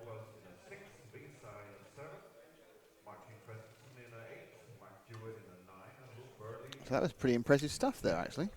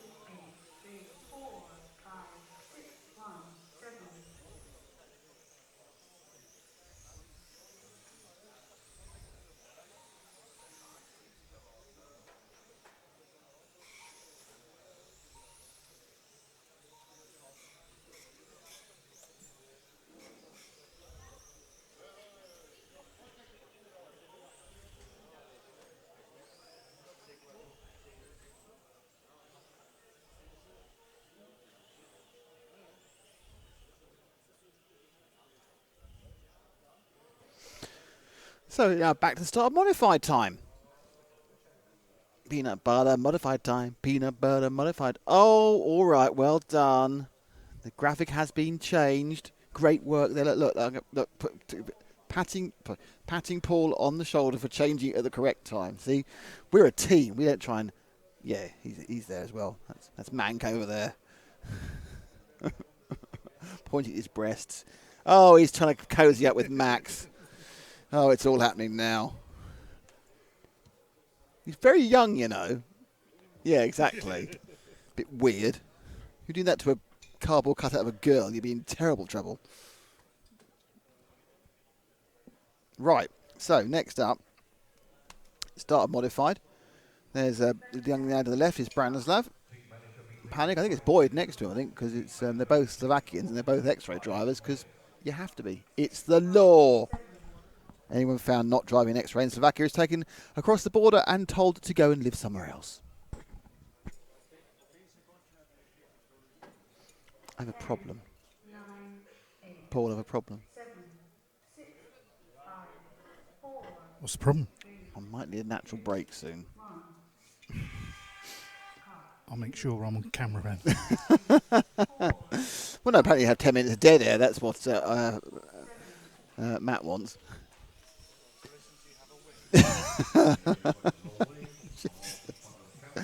Oh, he's at the back being funny. From what I can hear, Nick won't be long now. He's on his way back, I think. That's a third shake. Yeah. No more. So Boyd and Tommy Jensen. Oh, let's find Tommy Jensen Interflow in car 6. Actually, no. Let's just go for that car. It's a fantastic rainbow going down the track. It's red and yellow, and it literally fades all the colours of the rainbow. Whose car is that? That's car 4 of Christian Wunsch of Germany. That is a fantastic body shell. That looks like one of those refresher wrappers. You know refreshers? No, not refreshers. I'm talking about the no, I'm wrong. You know the chews? The chews that have got... The Swizzles chews that have got stuff inside them. Not unpleasant stuff, but sherbet. Yeah. They're called refresher chews? I don't know. No. Anyway, it looks like that. It's that multiple colour thing. I think it's more like a Calypso ice lolly. Oh, you're right. It is one. Oh, it's an ice lolly. He's right. You know, it's one of those ice lollies, a multicoloured ice. That's not the Calypso, though, is it? Isn't it? No, keep talking. What lolly is it? But he's right. It's like the ice lolly. You're absolutely right on that front. But it's not a Calypso. Nick's gone to search the internet. Man on internet searching. Hang on, I've put in ice lolly, and now images. There's a sweet as well from Swizzles Matlow. It's that one, isn't it, really? It's actually the fruit pastel lolly appears to be most likely it. But I think it's also a refresher chew. See, if I put refresher chew in...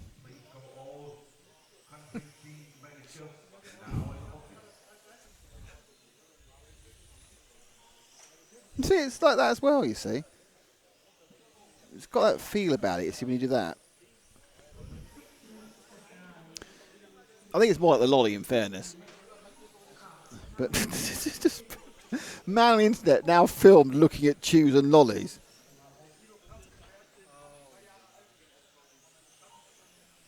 Anyway, that's the important news for today. We have searched out what the body shell looks like. It looks like a British lolly that's probably no longer made. Did I hear 10, 15 minutes ago they say there's going to be a meeting at 4 o'clock? Yeah, but I don't think that's going to affect anything. On the referees going to be in the meeting? Apparently, I just want to talk through how the finals are going to work. Yeah, I'm just thinking, if the referees are in the meeting... No, I think it's just the team managers in the meeting. Oh, okay. Yeah, I thought that was a bit weird at 4 o'clock. You think, why don't you hold it at the end? Because it's flipping midnight. Because it's flipping midnight, apparently. Okay. By the way, if anyone on the stream has any ideas of what that body shell resembles, even though we're not looking at the moment, we're a different car entirely. We are on car number 5. No, we're not. Back on the refresher lolly car again. If anyone has any other products they think this car body resembles, could you tell us? It is the car driven by Christian Wunsch, and it is lots of colours. I think it's the flag of a South American country. Oh, it probably is. There's so many of them. Colombia? Gay pride? Ecuador. I don't think it is the flag of Ecuador. Let's have a look.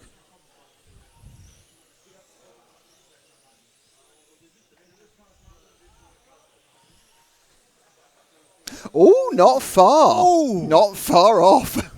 You got the blue. It's the first time I've had the decent blue with the Ecuador flag there. Okay, liking that.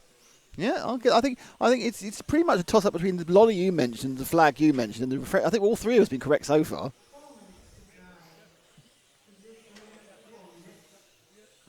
Where did you pull Ecuador out of? Is that a guess?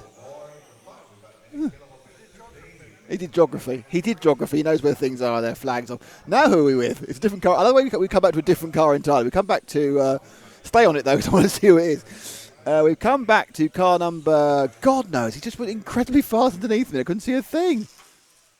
It is the orange and black car, and it's car 3 of Rennie Keller up in second place. I think the slowest corner is after the Z. Yeah, Zs, that's my best chance of picking them up. It's even then, it's not exactly guaranteed. You confident? No.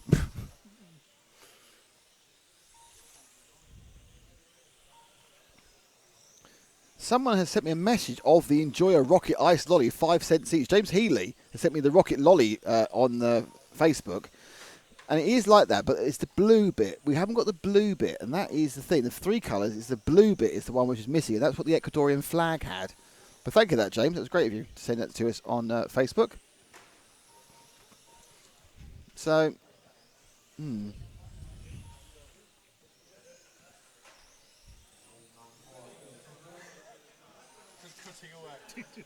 keep cutting away. I just skipped the ad. I've reset something badly. That was maybe a mistake there. So we have about 2 minutes to go, and no one's yet given me a definitive answer of what things are. We have searched for stuff on the internet, which is always good fun, live on television. I'm not sure that breaks any kind of copyright, does it? Live searching something. I think we should finish with more body shell work from car number 4 of Christian Wunsch. Fabulous bit of painting there. And if you can actually tell us what that resembles on the stream or anything else, but I am pretty sure. Oh, wasn't there a washing powder that had a sort of a thing like that? Oh, I think there was. I don't remember that. Hang on. What? Washing powder that was 3 colours. I presume you mean the box. Oh, I thought it was Omo. It wasn't Omo.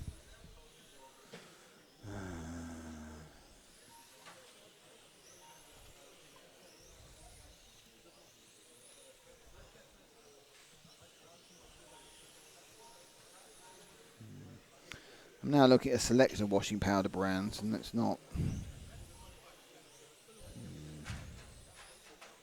That's depressing. I thought I'd got something there. Perhaps it's fabric softener. Don't think it is.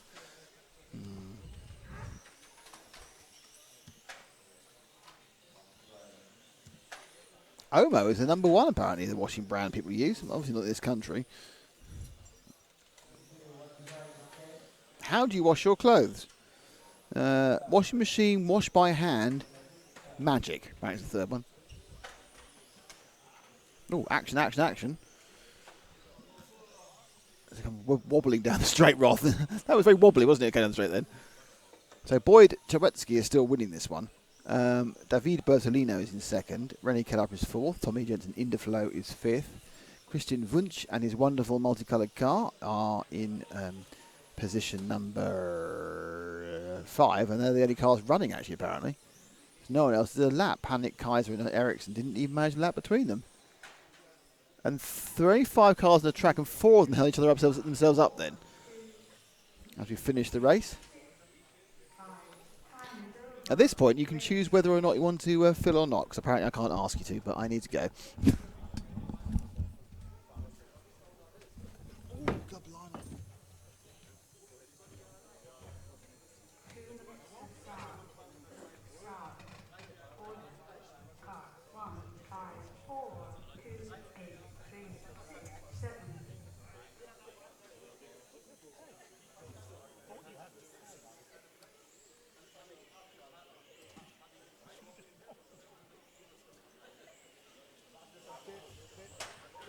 They want to be offered the money, and then they'll say no. Weird.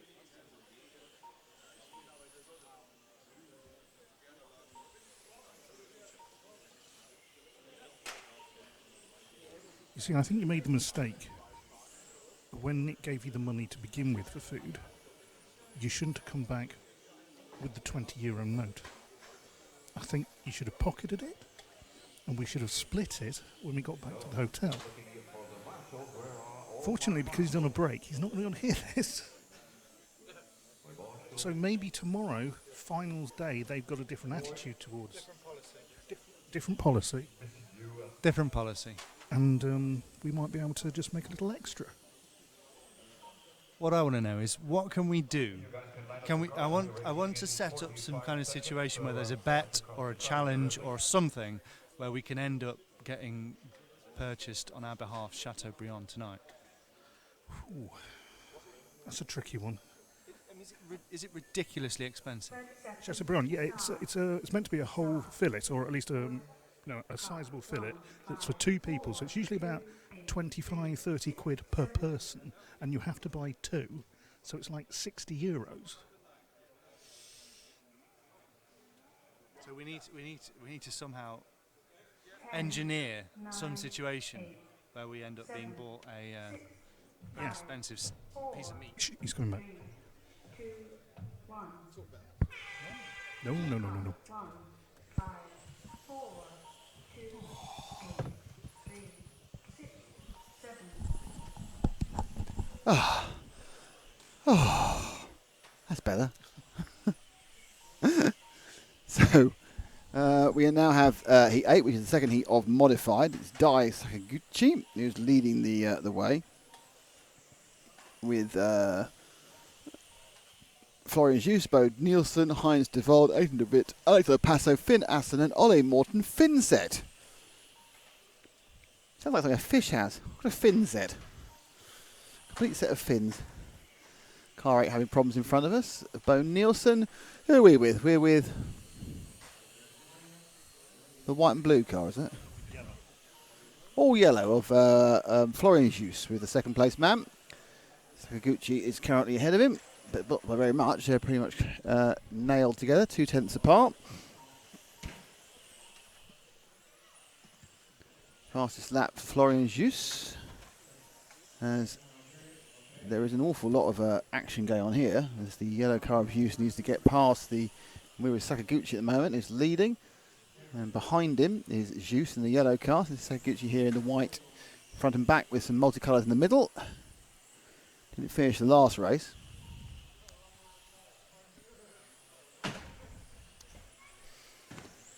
You hear the thump, don't you? Look down and want to see the car carries on going or not. You've got a few thumps.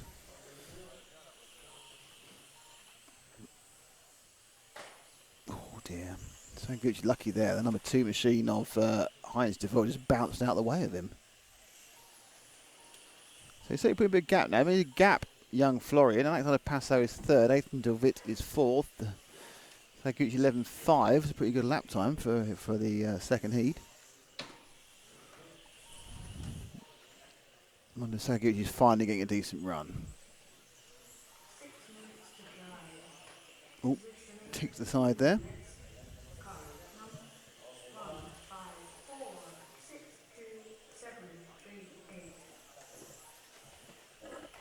Hello, Chris. Hang on. Pass it again. This is tomorrow's timing information. Oh, this is privileged information. No one else knows this yet. Well, now the whole world, I say the whole world, the people watching, tell us about tomorrow's finals. Well, okay, how do I put this now? If you're here, you'll be able to cover the Practice A finals that start at 8:30. Practice A, all the practice finals. No, we only run the practice finals for A finals now. So there'll be 2 A finals. Yeah. Then there'll be a short break, and we'll kick straight off with stock F final. All right, so we're starting early, finishing earlier. Target time for the start of the A final will be 15:23. However, I expect that to slip a little bit. Okay, so we've shaved an hour and a half off the day then. Yeah. Cool. That's good news because we have to get back to the port. Right, less time in bed, but almost certain now to make that earlier train. Smiley Matt. Replay. Oh, he's having a dance in the middle. That's very exciting. Car 4 of Alexander Passart has... Oh, that's brilliant. That is brilliant. What I like there, and you need to show that a bit slower, because it's quite important this point here. Show it again a bit slower. He knows he's done it. So when he comes in the air, look at this. He's actually got the brakes on. Look at this. It slows down. He's actually got the brakes on as he lands in the middle of nowhere. That's fantastic. That is poor driving followed by fantastic driving. He's literally going, no, as it goes on. So they changed the timetable quite a lot then.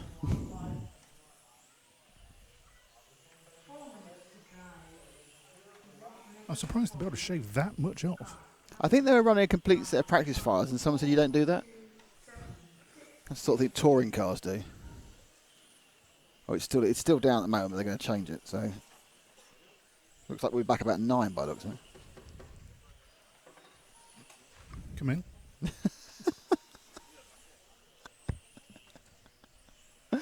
Perhaps not that funny, but right now.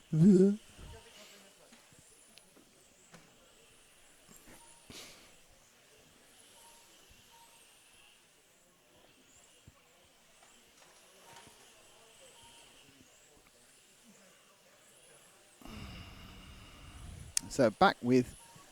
So Florian's got past Dai Sakaguchi. Hasn't got past him. Sakaguchi made a big mistake somewhere.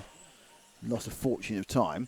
Down to 5 cars again. This does tend to be quite nutritionist. Is that a word? Attritionist? Race of attrition. Attrition led. A functioning... Oh, I don't know. Anyway, lots of cars drop out, basically.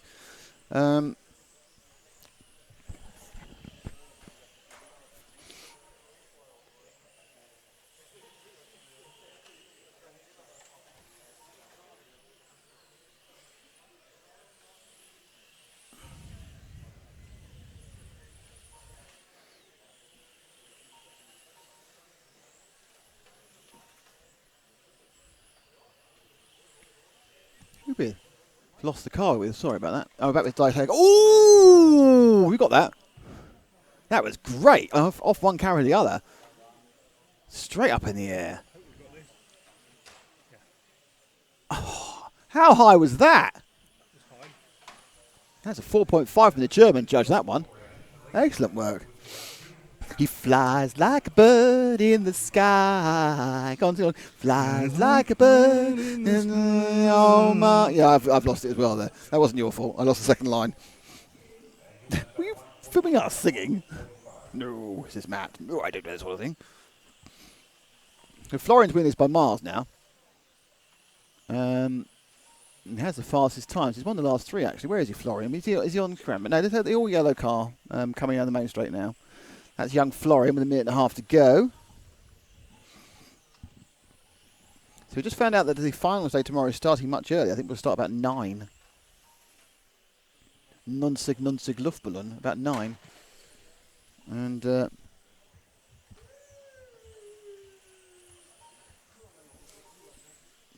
a condensed day.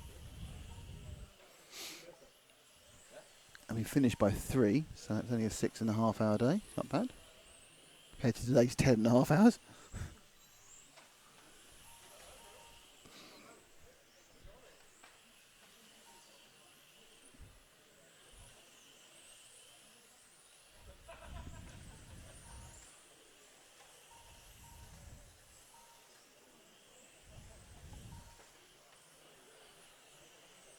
So still coming around. There's Florian now, gets another lap on. That's good, but the number 2 car just lost virtually no time there. Just eased himself out, bracked off a bit behind his devolved there. It was a great way of being overtaken, but he didn't cost any time. I must admit, who's that in the 4? Because they are driving like an complete... How's on a Passo is going everywhere at 900 miles an hour and then stopping, and then going 900 miles an hour again and stopping. It's like not exactly in control. Maximum speed, corner! Maximum speed! Do you remember the Double Take Brothers in the Harry Enfield show? Do you remember the Double Take Brothers? Oh, no, this one's going nowhere then. If you remember the Double Take Brothers in the Harry Enfield show, which A is parochial, it's British, but B is unlikely, please tell me, because I was going to liken it to that particular sketch comedy incident. But we're now getting ready for Heat 3. Do you want the flying one? The flying into there. Oh, yeah, with the braking. Yep. I think that's a third. I think it's a third. Yeah, try that one first. No, next one. Yes.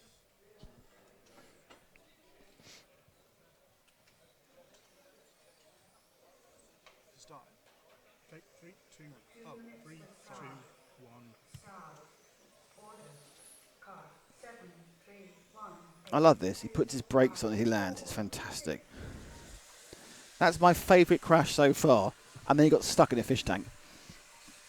It's like he's trying to escape like an annoyed shark, isn't it? Excellent stuff. I am stuck in my fish tank and less than pleased. Okay, we're building up now. This is Heat 9 next out, and there's only 11 in total. Martin, Christian, Peter Bomber, Mark Payne, Thomas Dvorsky, Martin Zevenhoven, Igor Liptak, Jorg Michael Teach, a nightmare, the previously European champion at large-scale four-wheel drive. He's had 3 runs he hasn't got through, so whatever happens now, he's not going where he should be. And then Jean-Michel Varinard. Hey! Yeah, we'll cheer for Norway. Yeah. Sat there looking confused. I thought we were going to cheer for Norway. Was Yeah, that but already happened? I went to cheer for Norway. You nodded like you knew what you were talking about and then didn't do it. We've got messages, hang on. There's messages which I haven't answered. Okay, Martin Finset has sent us the the other body shell thing. Which we probably... Martin Finset, thank you very much for the meeting. That's fantastic. The message you sent. Yeah, that is very true. We might actually do that. I don't even know what it means.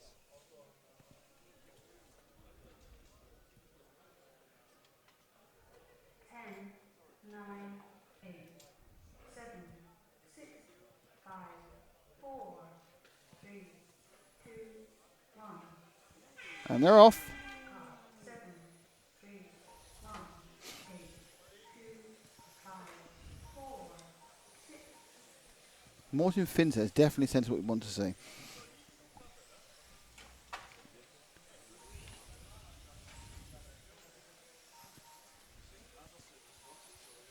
So up and away. Martin Christensen's leading us away. Thomas Zaworski's second. Jörg Michael Teat has... Jörg Michael Teat is racing under the Austrian flag. He's Estonian. It's fair enough. He might have moved, obviously. Who knows?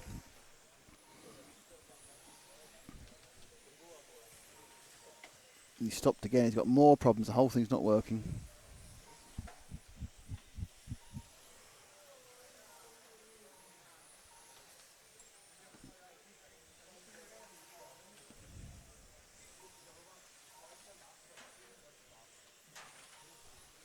Lots of crashing there. Three of the cars hit each other. However, our star car, the white car of Martin Christensen, is having an easy ride now.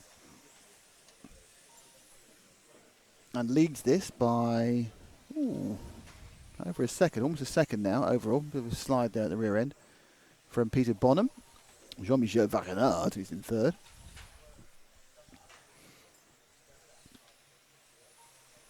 Igor Liptak.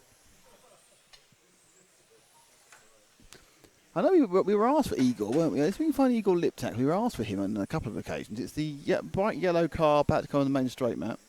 That's Igor. I know he's one of the Slovakian drivers. Obviously, he has an X-ray. And he is sort of middle of the field at the moment. But he has been... there is some strong Slovakian watching presence this weekend.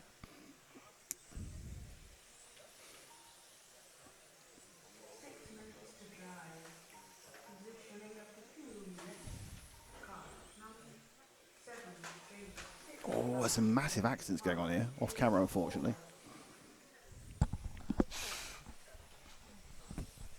We all love a nice off-camera accident.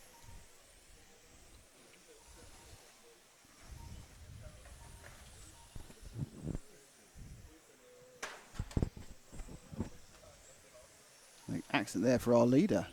Christensen's made a mistake. Not sure how much it's going to cost him, whether he's going to find himself in trouble. Drops out of first, and another accident there from Liptak. Is he parked in the corner again? Another person's parked himself in the little bowl. One, he come wide, and just straight in the bowl. But he wasn't braking because he was upside down. And slappity slap slap. And he just looks there like forlorn. Forlorn young man, he looks like. Oh, he's done it again. I think we should stop following him because we're not doing any good whatsoever at the moment. I think there's an absolute case where he does not want us anywhere near him because we are not doing him any good. So let's see if we can find Peter Bonham in car 3. It's always hard to find a particular number because it's dark and I can't see anything. I think it's that.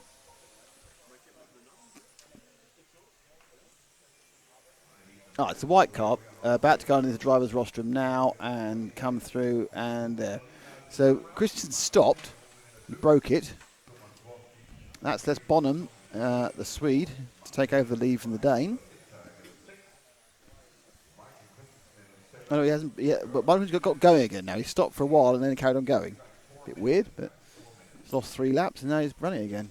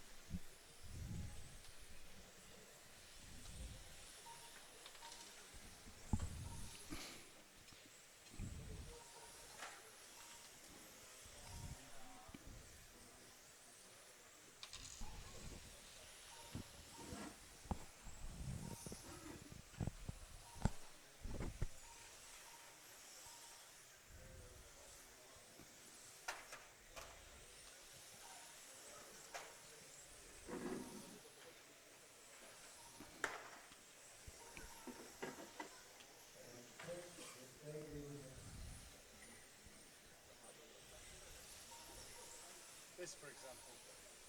What, one of those quiet 3-minute moments? Why isn't somebody doing something? Quick. There's race action, you see. People can follow race action. The 7-car Christian's crashed again in front of us.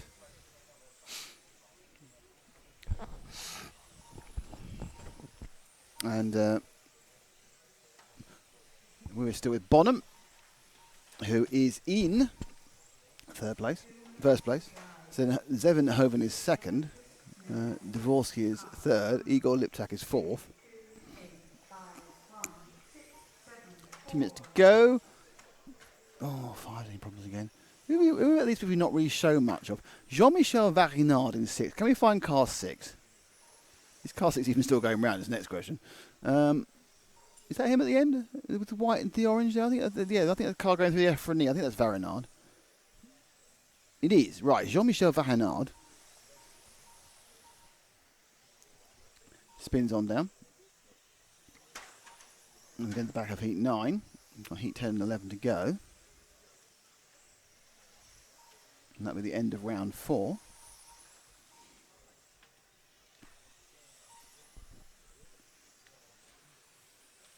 So Varinard, obviously the Frenchman. Still, it's Peter Bowman from Sweden leading, Thomas Dvorsky from Austria in second. Martin Zevenhoven from the Netherlands is in third. And a lap back is the man we're with, which is Jean-Michel Varinard. Very nice body shell Jean-Michel has. The car seems okay when he's just lacking pace. He's driving it quite nicely. He's going around reasonably well. It's just not particularly quick. It's got a little bit quite slow in the corners. He's not really turning. He's not really carrying a lot of speed through the corners. He's got kind of staccato. It's okay here, but not great with speed. Look at this bit here now, and he just and here, and just there. He just doesn't carry the speed through the corners. But it's driven well enough.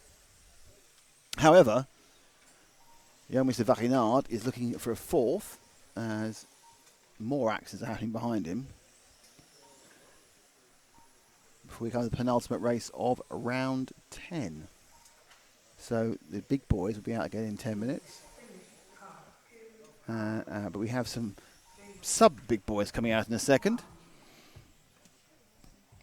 It's like a sub-big boy, I can tell you.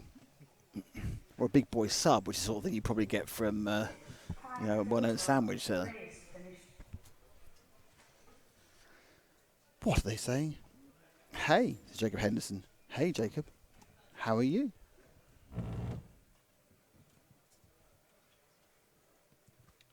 One little thing to try and remember. Oh gosh, no, please. You know when either of you get excited or you're enjoying yourself? Yes. Your knee starts to go like that. It really rocks the camera. No, that's because you can't do a stable image. It's your problem. When you're doing a close-up, it's really hard. It's like that. There's a lot of complaints from the various technical people today. I would have said it off air, but we don't seem to do that anymore. Hang on, when did we ever do that?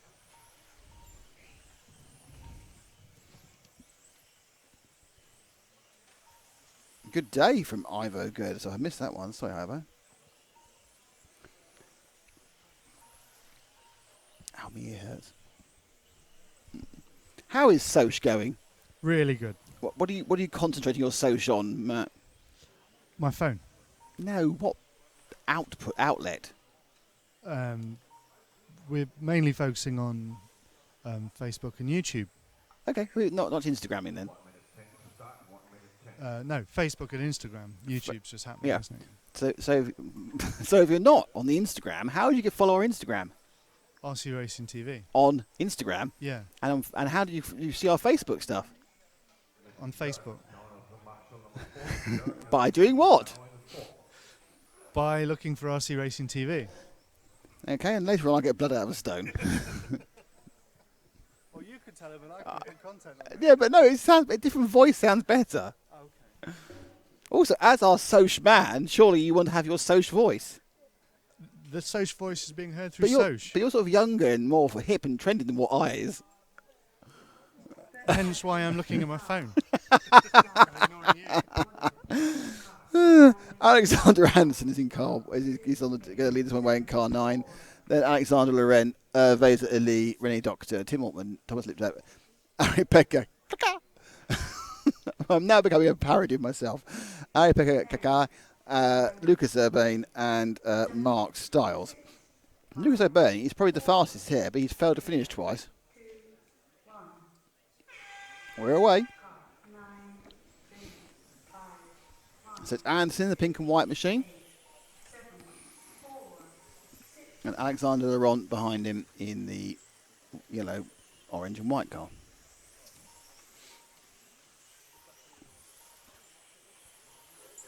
So Anderson with the CRC chassis.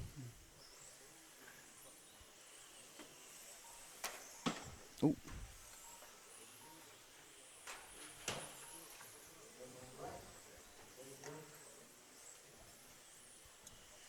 Early problems. He just went to put a lap there on the white and green cars. Already got issues.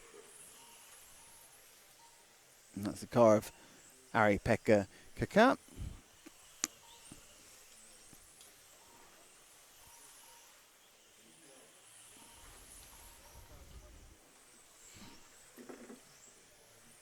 So Anderson completes his 4th lap in a minute, and he is already about 1.1 second ahead. It's René Doctor who's got 2nd place, and there's a lead. It's an unfortunate mistake, which means he ends up in a hole.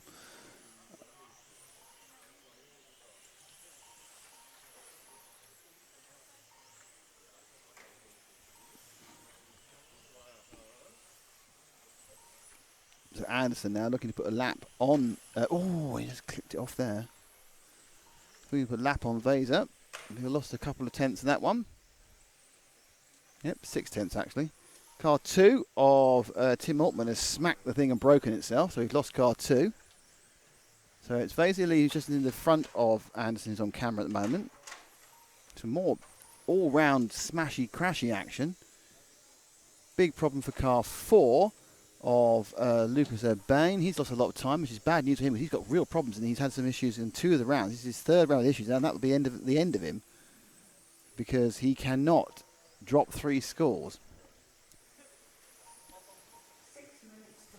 So 2 minutes down, Anderson's doing what he needs to do. Gets past the green car 5 of... That's not green car 5, it's green car something else. Green car, what number is that? Blooming car? Don't know. It's an X-ray. So it's probably the green car of Thomas Liptak, car 8.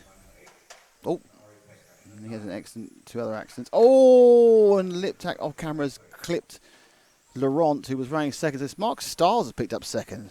Mark's going to be a nightmare. Let's pick up Mark Stiles at the end of the straight right now, Paul. White and red. And going through the Zen zigzag as we speak. So Mark been certainly out of form so far this weekend. But he's finally finding a bit of a chance to run through. He's been helped by a couple of other people having problems. Mark with the Okomo chassis. Just trying to put down a decent run. As he is a long way down in qualifying. I think even if he actually gets 2 good scores, he could get even further down. Laurent is having a nightmare, who's just ahead of him. He was second and had about 4 accidents in a row and is now trying to get away from Mark. And I think he's going to be asked to move over. So it's Alex Laurent just ahead of Mark, and that's another disaster for Alex. He's having a nightmare of a run. But Mark carries on going. So Styles in second. Some way behind, 3 or 4 seconds behind Alexander Anderson, who's leading this. But Anderson has got the sort of pace that puts him way up in the top echelons. He shouldn't really be in this heat, it has to be said. For some reason, some of the top 10 got split during I think it was a difficult circuit to learn when they did the sword. Some people were still getting to grips with the design, the track and everything else, and the carpet. So some now have kind of really pushed on, and some have dropped back in regard of the different finals. This is the Heat 10 and the next one, Heat 11. So Styles, not showing his usual, if I'm really honest, he's not showing his usual fluidity. I think he is literally just trying to get this thing around with a reasonable time in the hope of scraping the back end of the A, which I think is a difficult thing to do because he's had 2 bad runs, but he's not really looking like he's got any great push. His best lap is 11.3. That's 0.3 off what Alexander Anderson has done, and he's a long way back from Alexander.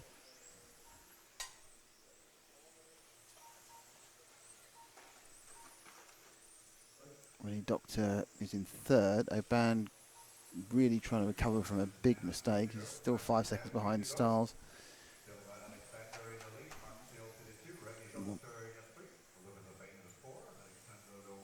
Lost 2 cars. Tim Altman and Ari Kakar are both gone. Now Mark Styles is being shown as the leader, so obviously there's a problem for Anderson in that last lap. So Anderson had a bad run a couple of laps ago. He's already turned back again already. Anderson's got about so much extra ground speed over Styles. He dropped it, and he dropped it again. Anderson's car's gone right off. Pick up the white and the white and the pink car. Anderson's going down in the straight. He's had a couple of, I don't know if he had a brain fade situation or a couple of bad laps, but his car was better. No, see, look, his car's just gone, or he's over driving it. And now he gets involved with the crash down the main straight, and Anderson's just having a nightmare. Absolute nightmare for Anderson. His car has certainly, and again, it's really lost. I was watching it before for a couple of laps. It just looked like it had gone slightly.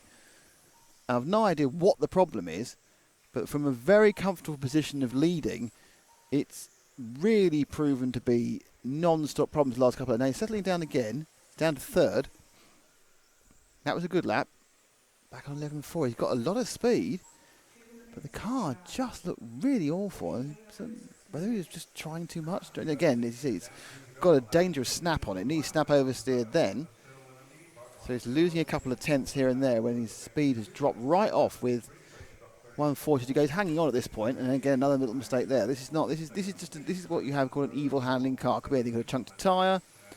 Saka's saying, but Alex Laurent's got an evil handling car as well.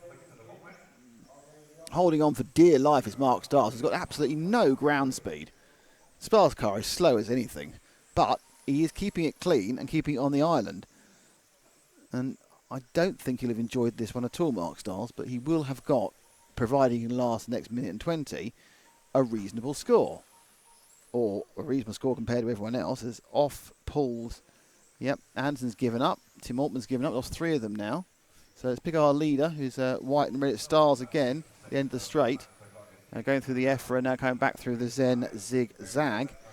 So Styles, there's only 5 cars going. He's going to win this one. I can't tell you offhand whether he was faster than the person in the previous heat, but that's not the Mark Styles I know. That really isn't. That's a car that's just being held onto. It's got no pace in it, but he has driven it well. He has driven 8 minutes without hitting anything, and he's probably going to come off and go, well, that's the best I could do, and it's still not very good. But sometimes that's all you can do. You can see that Lucas Oban is catching up hand over fist. Oban, he's only 2 seconds back. He's gaining 2 or 3 tenths a lap. He's going to run out of time after that massive accident he had. So Styles, probably the 4th or 5th quickest car of this heat, is going to win it based on sheer consistency and driving properly. As another car pulls out. Only 4 are going to finish this race.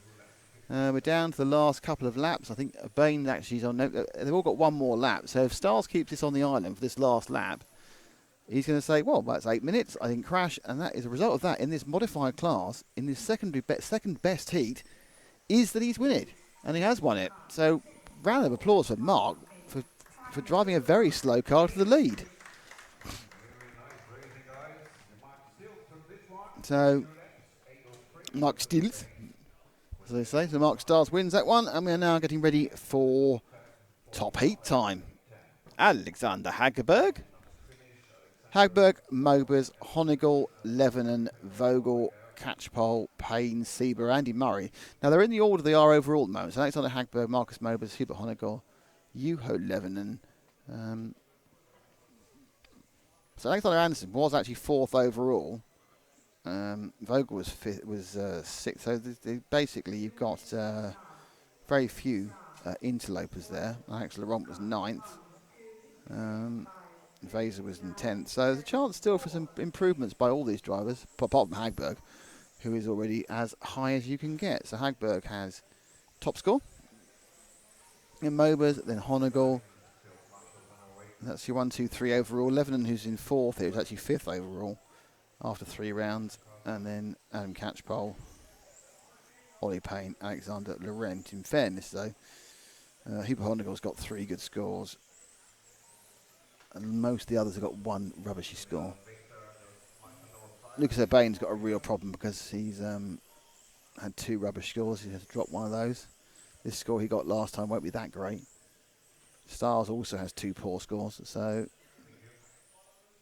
I think Mark's going to ping up a bit, but he's still not guaranteed for the A final, despite everything he tried to pull out that last one.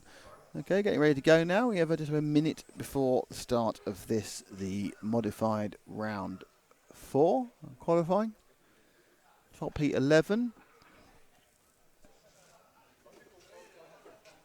Hagberg will go off first. Still with his white body shot, just won't drive it. Won't help us out by getting the colourful one out. Mobers 2nd, Honegal 3rd, Levenon 4th, Vogel 5th, Adam Catchpole is 6th, Ollie Payne is 7th, Danny Sieber is 8th. 9.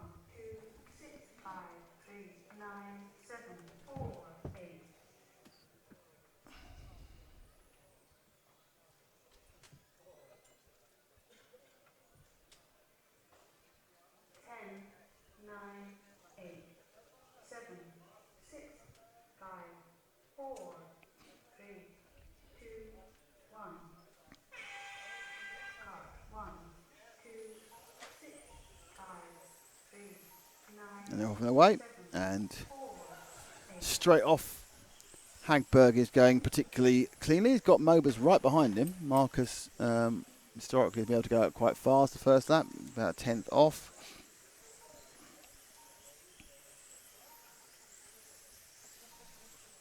Catchpole starting absolutely in last behind Murray, a couple of problem runs. Already, mistake by Mobers, so already being to stretch the lead will be Hagberg, making it 4 out of 4. It's Vogel in 2nd at the moment, 11 in 3rd. So you're seeing the first names of these drivers on your side. So it's Alexander, Dominic Vogel, Juha Kankinen, Ollie Payne, exactly OLL. Markus Mobers down in 7th after the early mistake. So let's drop back 2 cars, to Mobers, the yellow and the orange. He's currently running down in between 2nd and 5th after that early accident. Ahead of him is Adam Catchpole, who's not a lap down, he's just a few seconds down after a poor start. And that's Markus Mobers from Germany, not the greatest start on this one. So if we drop back 1 more car, that's the white car of Hoopo Honegal, currently running also 4th and 5th. So Honegal now in the white machine. He is obviously TQ'd all 4 rounds of stock so far, but obviously a step up in power can sometimes cause a little problem as you convert it, and that's not really a problem for a driver of Honegal's performance.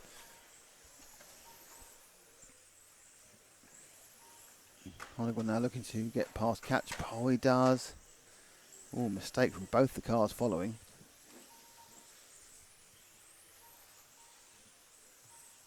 Levin and Vogel made a mistake there. So drop back 2 cars, the white and very dark blue car of Juho Levinen, as Cat was having a nightmare on this one. So Juho Levinen, he's currently sort of alternating in 3rd and 4th.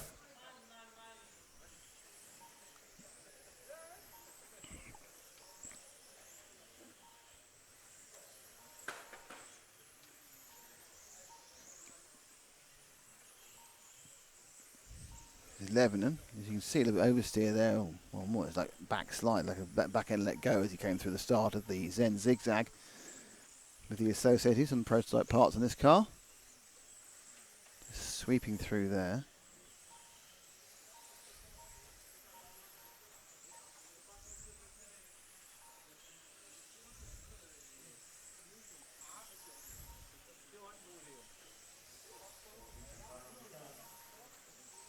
So Levinen putting a lap on Ollie Payne, who's down towards the bottom.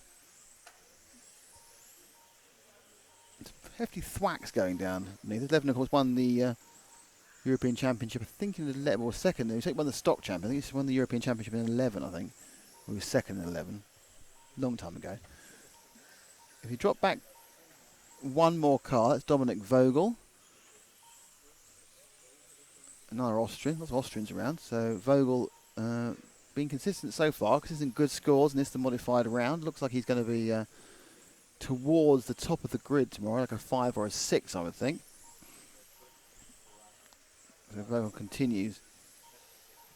And he goes down to the end of the straight and turns sharply. He's gaining a bit on Levin. He was ahead of Levin earlier in this race, as they're both let through by Adam Catchpole. But unfortunately, they both... Oh, and Levin makes a mistake. And that lets Vogel through, and he'll go past him as well into 4th overall. More slapping going on as everyone hits everyone else. So we drop back. Who are we with at the moment? With Vogel, aren't we? Let's go to the orange and grey car going through and underneath the driver's rostrum now. That's Daniel Sieber, who had an unfortunate accident about 6-7 laps ago with Adam Catchpole, which has put him right back. Hagberg, by the way, is in the lead of this other, unsurprisingly, by 4 seconds. And the 10.866 fastest lap. And a bit of what's calling out a bit of a masterclass. So Hagberg's still going well, comes up the inside, but we're with Sieber at the moment, and he comes around into the EFRA section. Now go through the Zen zigzag. Be careful; it's not a straight line. People try straight lining it, that results in disaster. And that's the Montec section again, a little tight tic tac. But he managed to carry a bit of speed. The car looks very nice, actually. Problem for Hagberg. Hagberg's just thrown it off. He's right in front of Sieber. Hagberg's now made a mistake for 2 races in a row since the pressure's been off. And Hagberg lost 3 seconds there. He retains the lead, but it's twice he's made a mistake now. So Hagberg is just ahead of Sieber. There's a white car ahead of this one, but it is obviously 3/4 of a lap ahead, so in no great danger. Honegal is still 2 seconds back or 1.5 seconds back from him. And it doesn't matter anyway because he's already got pole. So that is of no great import. Let's see if we can pick up... who's next? Who haven't we seen yet? I haven't seen Andy Murray, but he's stopped. We haven't seen it there. We've not seen actually is Ollie Payne so far. So let's go forward 1 car to the white, black, and orange, or yellow. That is Ollie Payne just behind Hagberg at the moment, with 2 minutes and 8 seconds to go. I'm afraid Schumacher fans, Andy Murray is pulled out of this one. We've also had problems with Catchpole, so not a great run for the UK drivers. 2 of them having problems. Is the third one, which is Ollie Payne. He's down at the back as well. So the last 3 positions in this particular round of the race of the round is held by the British drivers. One of those things. Not a good start. As Vogel makes a little mistake. A couple of cars spin by, but it's Hagberg from Mobers, from Honegal from Mobers. Hagberg's lead is only a second after that accident, but you know he's still in the lead. And we're with Ollie Payne underneath us with the Zen Racing. Thank you to the Zen Racing. Thank you to Montec and thank you to EFRA that we can be here. And then, of course, the Racing Rio Limburg. Fantastic service by the guys here at the Racing Rio Limburg. Sorting out the internet and also sorting out the food and drink, which is sometimes more important, if I'm really honest. So let's now go to the the EFRA section, and the white car going through the EFRA section now, and that is Alexander Hagberg, who is going to drive this one home for the last minute and 8 seconds. He's just gone past 11 again. His overall lead is 1.8 seconds for Hagberg, and he's going to make it 4 out of 4 as well. So we have 4 out of 4 for Hoopo, and we have 4 out of 4 for Hagberg. If they just get, well, if Hagberg just gets the next 49 seconds, because everyone else already made it. So it looks like a 4th win on the spin for Alex Hagberg here in round 4. One more round to go, everybody.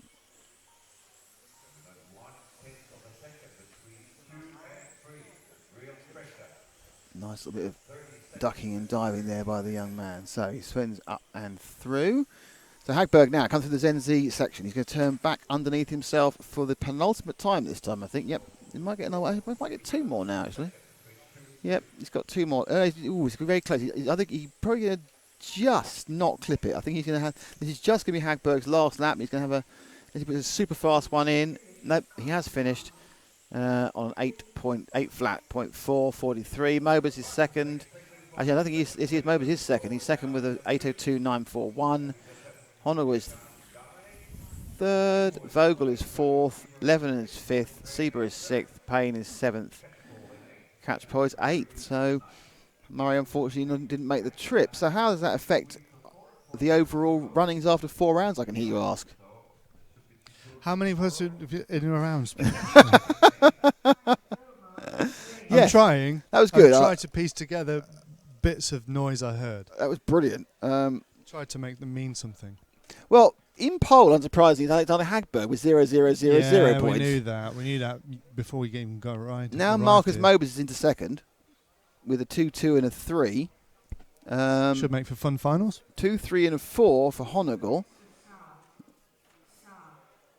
2, 5 and 9 for Anderson. 3, 4 and 5 for Lebanon. 4, 5 and 6 for Vogel. Urban is a 4 and an 8. A 3 and a 10 for Payne. A 6 and a 7 for Catchpole. A 6 and 7 and a smash up. A 6 and an 8 for Sieber. It's really close in this. A 6 and 8 for Laurent. 7 and 7 for Styles. So the bottom end of the A final is going to be very close. Magnificent. But anyway, so we're now going to get ready for round 5. Thank you for all of you who are listening. There were any comments? Everyone's commenting on the stream. They're just watching in awe. Or watching. Just open mouth. Open mouth in complete disbelief on the whole.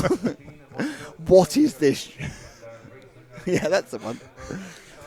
Most of them are now only listening to find out, what particular washing powder it was and whether we're going to have another domestic. Yes, yes. Did you find out what that, or did you already know what that means? What, the flag? Yeah. Yeah. Anything goes. Ah, okay. Anything goes. Cool, cool. Animal, mineral, vegetable. I don't think it's quite that bad. Far. Money. Bit far. It's not. I thought it was something to do with cooking, maybe. It was, yes. Yeah, I want to do that with the non-stick version. It's Teflon. We're now amusing ourselves. Something only one person understands. And us. And us. Yes. Mm. I'm going to just nip off and be back in a sec. Is that for a natural break? Yeah. Oh, okay.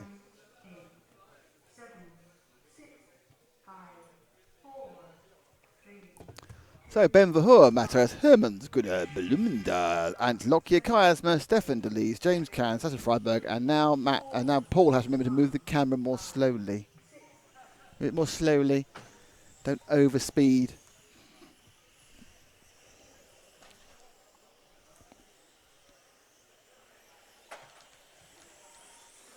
Wonder if they've changed the timetable yet, because that'd be quite good.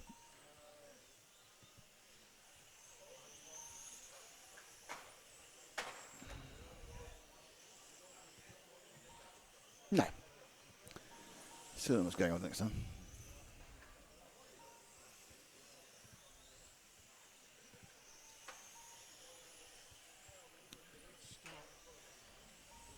Sorry? Stopped. Oh, right, we've got I'm going to do editing now. This could take a while. I'm changing chairs. Matt left without doing the role he needs to do. Good point. We're now in round 5. And we need to do... This is great. Online. Here we go. Here we go.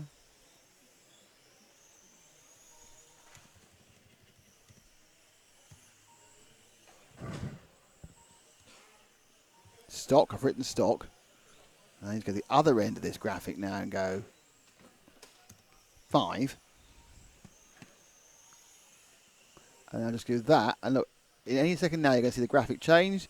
And now it's correct. Nice memory there, Paul, by the way. Because I've forgotten.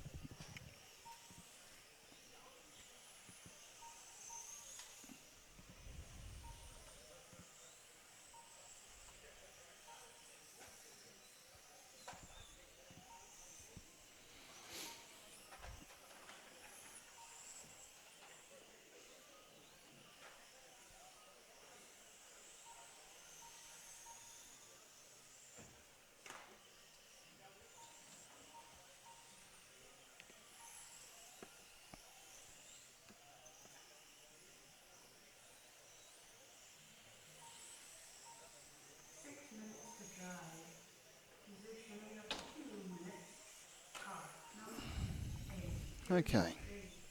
So, who are you with, by the way? Oh, you're with the Fat Cat car. Yeah, you're with that car. All right, the Fat Cat car. Which is Matt. Is that 8? This is a great start. Yes. So that is Matthias Hermans who's leading the Dutchman. So Matthias wins with the slightly splayed look to the rear of the car.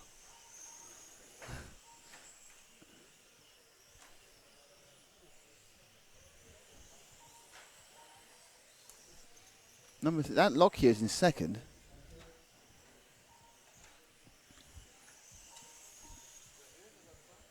I'm not sure where Ant Lockyer is, but where he is, not who he is.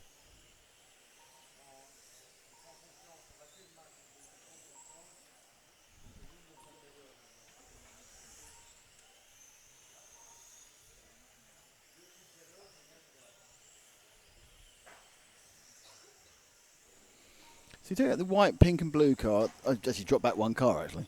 And that is Ant Lockyer.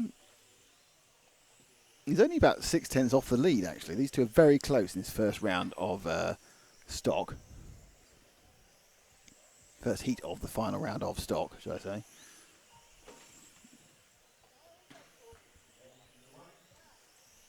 Oh, water's turned up. He's lubricating us. Stop it.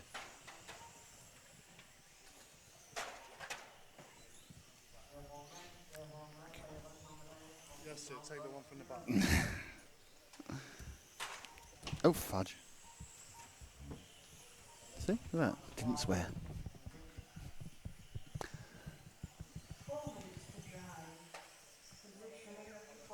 So Lockyer continues in second. He must be really close now. He's just right behind him. Yeah, Lockyer's taking the lead now by 2/5 of a second. So just a bad lap for Matthias. And he should probably get back in again in a second. Oh no. This is a right battle, these two. They are together in the they're second. They started second apart and they're just less than a second apart now. Can you feel the tension? The tension tonight. And if you look at it, Matthias is just a tiny bit quicker, so I think he's going to be able to stretch back that second again. Disappointed by Hagberg's shoes. They're nothing like exciting as they used to be. Can we have a Hagberg shoe shop, please? Just down there. They're not really what I was hoping for. Some shoes I really like. Well, let's have a look at Hagberg shoes first. Just worried they're not on the screen now. There they are. So they're just kind of old Converse, aren't they? In the past, he's worn some great shoes, often without socks. Yes, but it's a nice use of the turned up jean as well. But my favourite is just as you get to the end of the Mon technical section. Oh yeah, those are cracking shoes. They are cracking. Look at you turned up my door 2 days ago, ridiculous red shoes. Mm. Those laces are He's on got fire. floral laces as well. He's gone red with floral laces as well. Beautiful they are. Bet that's amazing in the club. I'd wear a pair under of the those. club lights. That's Dominic Vogel, who going back to something else we say, I can never think of Vogons when I talk about him. I think it's German for bird, actually, isn't it? Vogel. Is it? I don't know. I literally know no German. I know no German either. It's just a guess. All right, let's find out. More man does thing. 2 minutes to drive. So we've got 2 minutes to go to find this out. Antlock here leading. Car number 2, 3, 8, 5, 4, 1, 7. Let's see what it means. Nothing. All right, now put bird in Okay, yeah. The German for bird is Vogel, but spelt differently. Well done. Excellent work. I'm quite pleased with that. You're surprised, aren't you? Yeah. Because Dominic spells his name Vogel. Oh, I know. But no, I'm saying, just explaining to people who can't see this. But Vogel, Vogel, is German for bird. So there we are. Everyone of you who's not a German speaker listening to this has learnt something.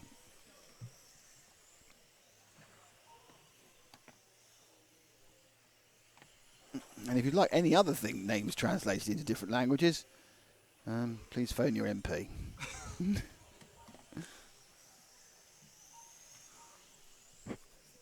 So Gunnar Blumendal has got himself into second place, just behind Ant Lockyer, who's leading this, and probably still on camera because I haven't changed. I asked to change it for a while. Oh no, we're not with Ant. We're not with Ant. We're with Matthias. I'll pick a different one then. Last couple of seconds. Can't see if you picked, by the way. This is the all-white car. Okay. That is car number, I'm going to say 4 of Chiasma. Ooh! That turned on a sixpence, that one. I think he needs to turn his rate down, my guess. You get that much steering on anything.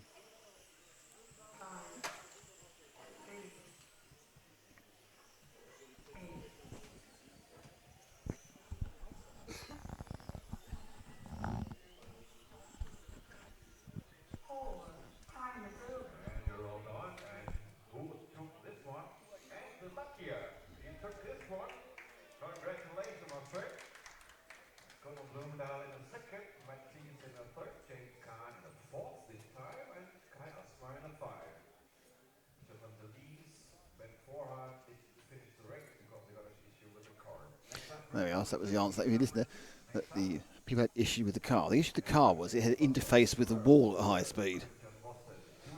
Not exactly a car problem. Oh, my car isn't working. Yes, because you just smacked in the wall at 900 miles an hour. Can I ask a technical question on air? I don't know, can you? Are you downloading the same lot again, or is that a new lot? New lot. Blimey, they're big files, aren't they? Oh, yeah. They are. Yes. That was an exciting conversation. But you know what happens? No.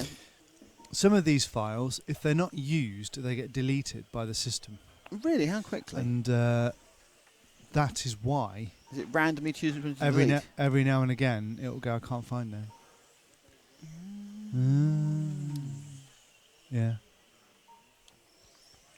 Why is it? How does it choose which ones to do? We haven't used them. Oh, so you press R but don't use it. Nah, actually, I think I'm wrong. No, it can't be possible. No, you're right. I don't believe Can't that could be. ever happen. No. Are you going to drink that water? Yeah. Why do you want it? Starting grid, starting lineup.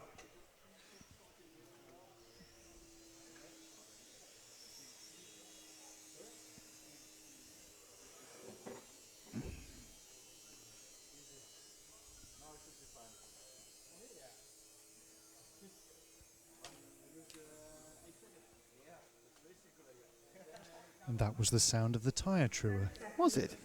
The sound of the tyre truer. Car 8, 6, 5, 1, 7, 2, 3, 4.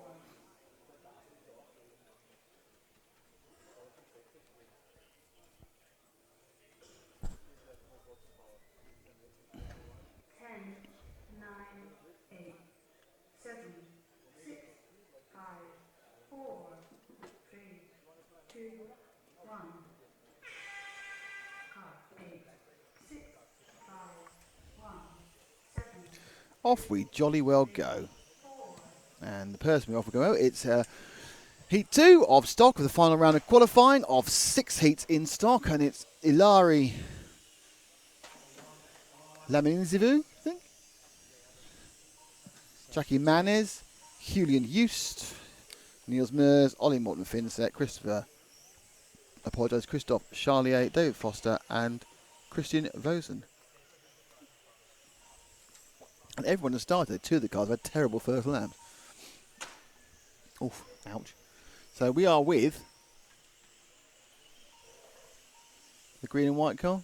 Yeah, double green car. Underneath us now, car number 8 of Ilari.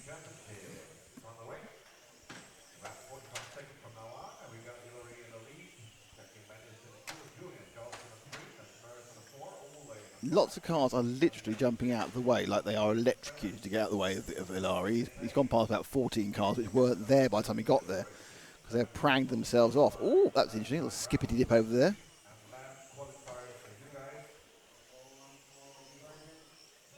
And Jackie Mann's behind him is trying to catch him up.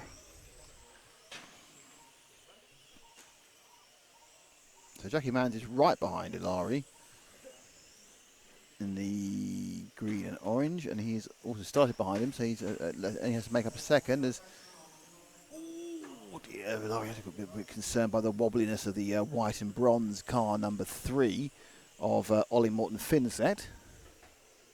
He got through. Draw back 2 cars to the green and orange car. That's the person currently running second, which is Jackie Manez. He's just got past Finset as well. And then Julian Jost is not far behind either. So the 1, 2 and 3 are actually quite close together on the timing. They're obviously separated by a bit because that's what happens. 6 minutes to drive. Usually up to 2 minutes. Car number 8, 6, 5, 2, 7, 3, 1, 4.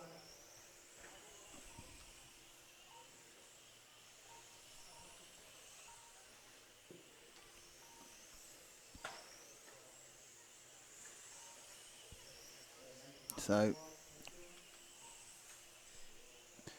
still Ilari from Jackie with Julian in 3rd. So you need to drop back 1 car to the white and bronze car, which is Julian Jost. There he goes. And he's dropped a little bit off. They were very, very close on time. Now he's about 2 seconds behind Ilari.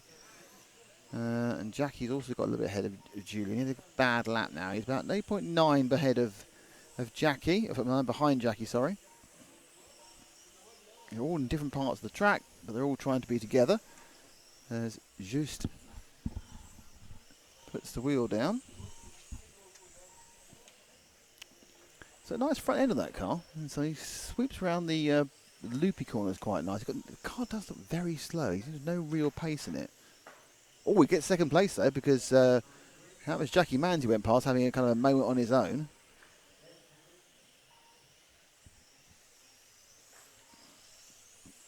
So Just now moves into second behind Ilari in this heat only. He's 3 seconds back.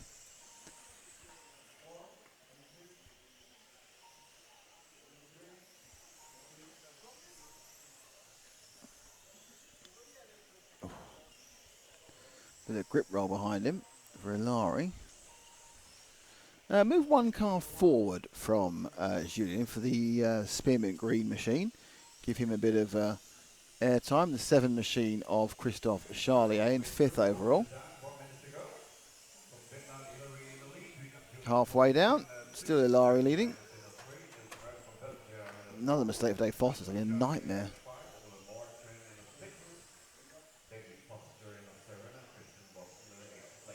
Ilari rather, no, it's a bit of a mistake there from Christoph letting Foster back through again. Now he's going to have to let Julian Just through. So it's Just in the silver and bronze. He'll be letting him through in a second. He does. Foster slams behind him. Someone's got to stop go or broken down. The 4 car, Christian Vosen. He's already a couple of laps back. So I think he's broken down, was rejoining. All the cars are a bit too close together at the moment. There's a chance now for Charlier to move past the silver and bronze car of Ollie Moore and Finset. So Finset goes down a bit of laps to that car. Now Larry's doing a particularly good job here. Now he's about 5 seconds ahead. Let's pick up our leader again. The last of the 4 cars going through the Zen zigzag and now going in front of the driver's rostrum with light green to dark green. There's already taken 2 of them because they lurched out of his way. So Larry now taking 4. He took 3 cars in about less than half a lap. 13.1 lap. Best lap time of 12.6. He overtook 3 cars and he's managed to get a lap time of 12.9. And now he's upside down. So that was going really, really well, and now he's upside down, and that is quite a long mistake there, because that cost him a lot of time. I think he's got so much of a lead, it's not going to affect his position in this race. Obviously, that you lose time, it affects your position relative to everyone else in the other races. That was about a 4-second upside down moment, I think. Yep, 18.3, so it's actually a 5-second upside down moment. But he still has a lead. He's got a bit wide there, but he still has a lead. Car 5, which is right behind him now, but I'm not sure he's right behind him enough. Yep, Joost has picked. Oh, fishy. That was a big one. Is that a broken? Car 4 has destroyed itself. The cells have fallen out. So that's bad news, Christian Vosen. I wouldn't put that back on the track if I were you. Okay, fine. It's very generous. I wouldn't do that. Foster's pulled out, so we lost a couple of cars there. In all the fun, Julien Joost, the car behind, just dropped back 1 car, the silver and brown car. That car of Julien Joost has got past Ilari now. Unsurprisingly, Ilari's now upside down again. So Joost is taking the win on this one. Oh, that wasn't. That was Jackie Mans who was upside down then. So these 2 are the first 2, and Joost just needs to get within, I think, 2 seconds of Ilari. I think he's started 2 back from him, maybe 1. And as he switches past, he's got Finset to come up against, and the gap between the 2 of them now is 1.3 seconds. So Joost does not want to have any problems with the back marker here, and Finset gets out of the way. He's got another back marker of, I think that's Christophe Charlie. I might be wrong, but Neil Mears it might be. Which doesn't matter. God, it was Neil Mears. So Joost is going to pick up the win on this one because Ilari threw it away. As long as Joost can run a couple more laps. Ilari, interesting, that blistering pace he had earlier is gone. So that upside down moment, which cost him 6 seconds, has also cost him the win of this individual heat. Not that it matters, because he's actually racing against everybody in this round, and he's just going 6 seconds further down. Which initially is just this 1 place, but maybe several more places by the time the overall list comes out.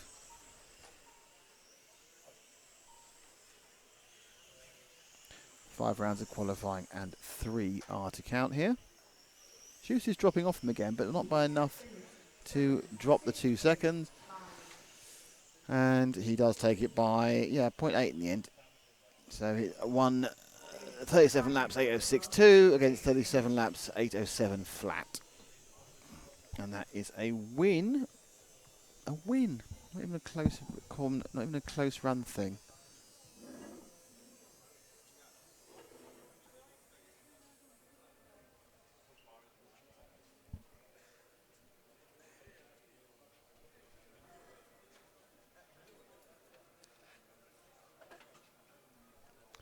So next up is Heat 3 of the final round qualifying today. That is a stock heat. That will feature, what's that? It's a wire, it's fine. Inigo Etz, George Brewer, Alexandra Passot, or Passant, I don't know. Yuka Hakamines, Javier De Bruyne, Sasha Lenartz, Finn Arson, and Henry Manes. Oh, sorry, one more now. I could have dropped my voice there like I've finished the whole list, and there's still Andreas Schutt to come.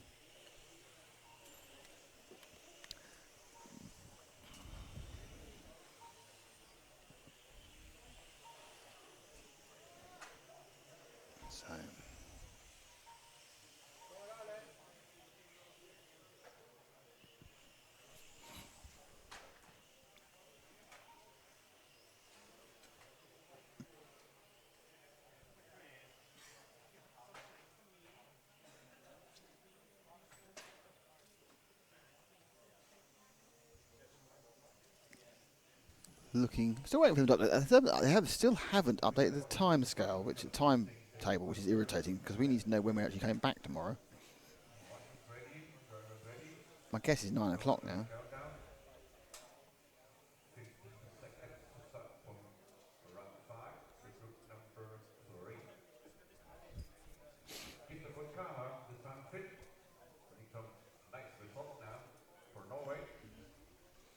So Inigo Etz is going to start on the pole this one, then George Brewer. Inigo, I didn't think he missed out the last run, didn't he? He had a bit of bad luck on that one. 30 seconds to start. I'm not sure where these are overall. Inigo Etz is down in 24th overall. George Brewer is in 29th overall. 1, 3, 8, 7. We have a dead car ready, I think, by the site. The international sign of the dead car was made there by one of the drivers.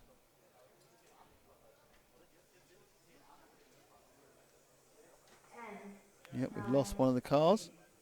7, 6, 5, 4, 3. So we only have 8 in this one. And they go with Inigo. Quite damaged, that body shell. You've seen better days, that's for sure.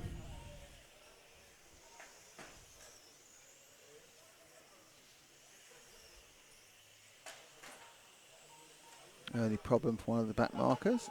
Upside down and in terrible trouble and died as well. No. Big thump there. 8 is upside down. Of Henri Mans. And oh, look what's going on there. They've had a big kind of coming together kissing moment. So that was Inigo Ertz and the shunted up against the wall by the orange and blue car of, I don't know who it is. I think it's Passet, isn't it? Yes, it's Alexander Passet. Should we see that one again? The wall shunting incident. Take it back a bit further. But yeah, that was George Brewer gets the fastest lap, as you can see. We're just waiting for that replay of what on earth went wrong with those two people.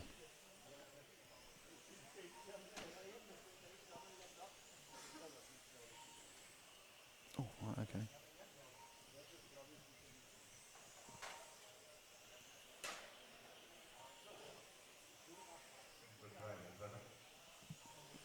So it all starts. Well, Indigo makes a mistake and then drives off and then just clunks poor old Alexander. And then they just basically then park badly. That was really not Alexander's fault. Oh dear. That's not going to go well. That didn't go well, did it really? It's kind of like a little bit of kind of, not sure about that one, everybody. Oh, another one's gone. No. Tell you what, these are tough cars. There have been some big thwunks in this particular heat, though I noticed that car is now thinking better of it. And that was car number 9 of Yuka Hakanides, who was second place and has thumped the wall, and I think he's broken his car. Yep, had to happen because that was a big clunk. So he joins Finn Assen from Norway, who didn't start the race with a clunk early on. They were down to 7.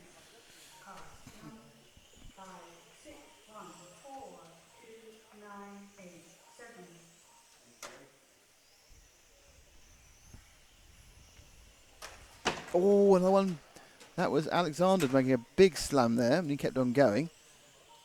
As we look at the red car number 5, thank you, of leader George Brewer, he of the dyed red hair. So Brewer with the Schumacher, won, I think, the last heat. He's now looking a bit better in this one as well. He's got a reasonable lead because everyone else has been throwing their cars off at ridiculous angles. Alexander Passo is the fastest guy, but he's had a few accidents. Inigo Ertz was quick, but has obviously also had some problems.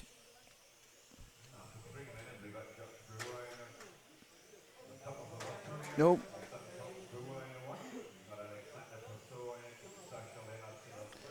It's quite funny actually. One of the advantages we have is from where we are sitting here is when there's been an incident, we can look up and look at the drivers' faces, and the look of what has changed from earlier in the day with mild anger and irritation is just a look of resignation. Oh, it's happened again.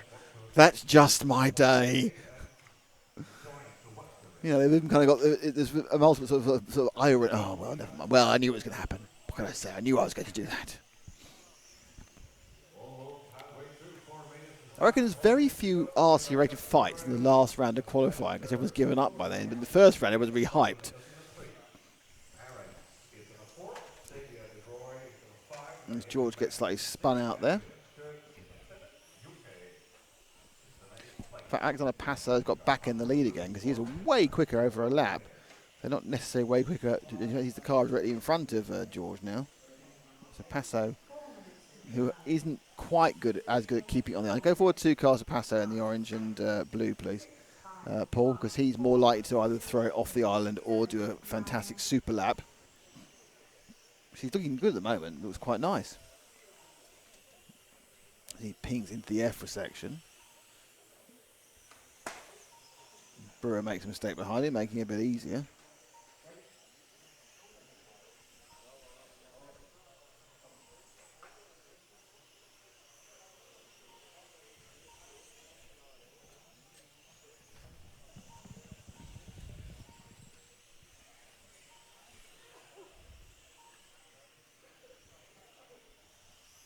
So the gap between the two of them now is about 2.6 seconds.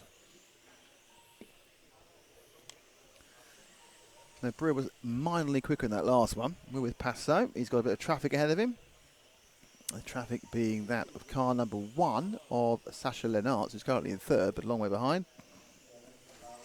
I assume Lennartz is going to let him go at the end of the straight. No, let him go there. Not sure about that.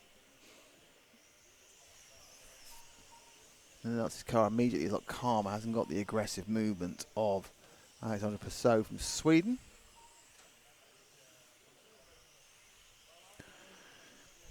Good lap time last time round for him, 12.7.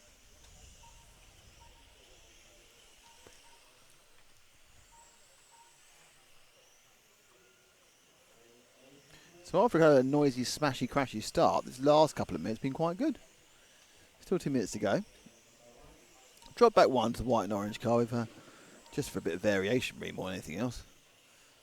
The white and orange car is the car number 8 of Henry Manez from Luxembourg. Well, Henri, I suppose it would be. Henri Manez from Luxembourg.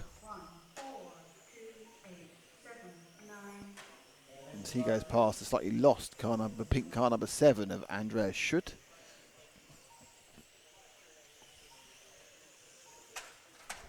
Oh.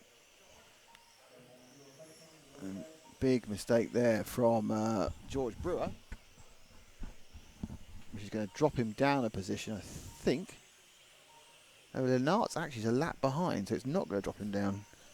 It's going to drop him down the overall standings because he didn't need to do that to himself, but instead of dropping the race, he's going to stay where he is in the race.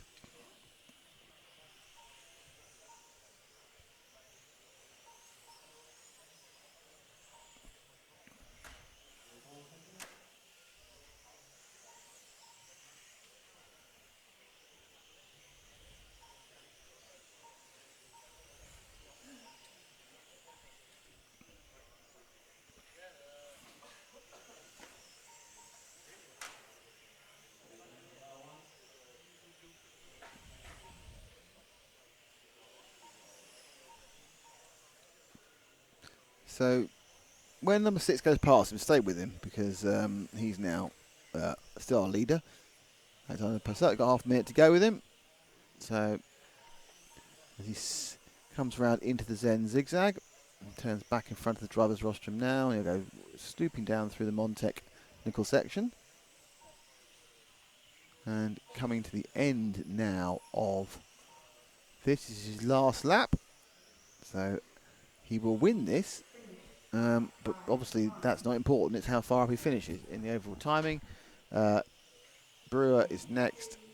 Lennartz is going to be just 3rd. Javier De Bruyne is 5th.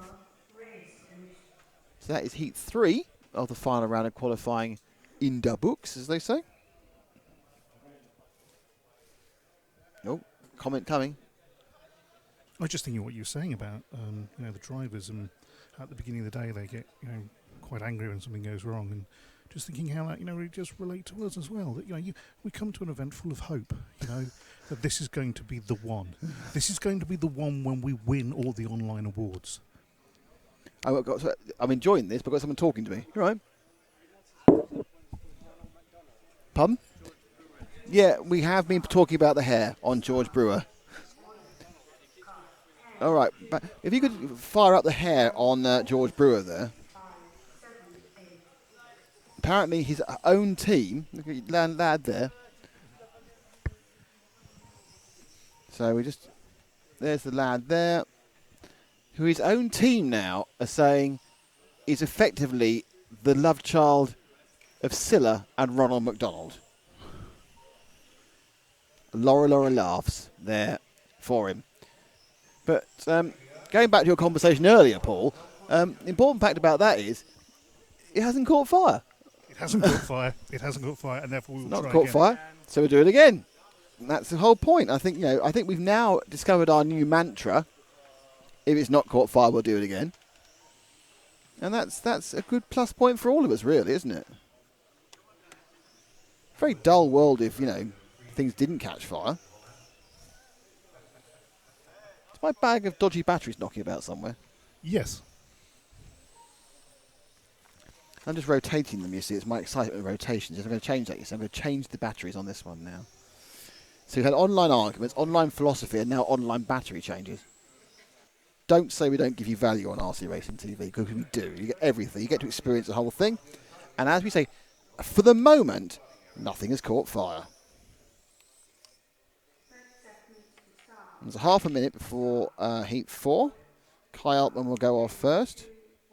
Stefan Fiorini will go off second.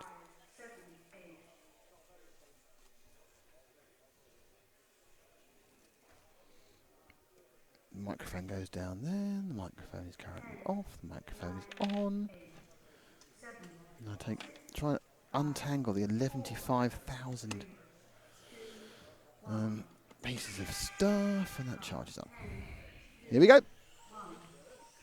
10-2-1-3. Nice, says Choska says nice. Nice.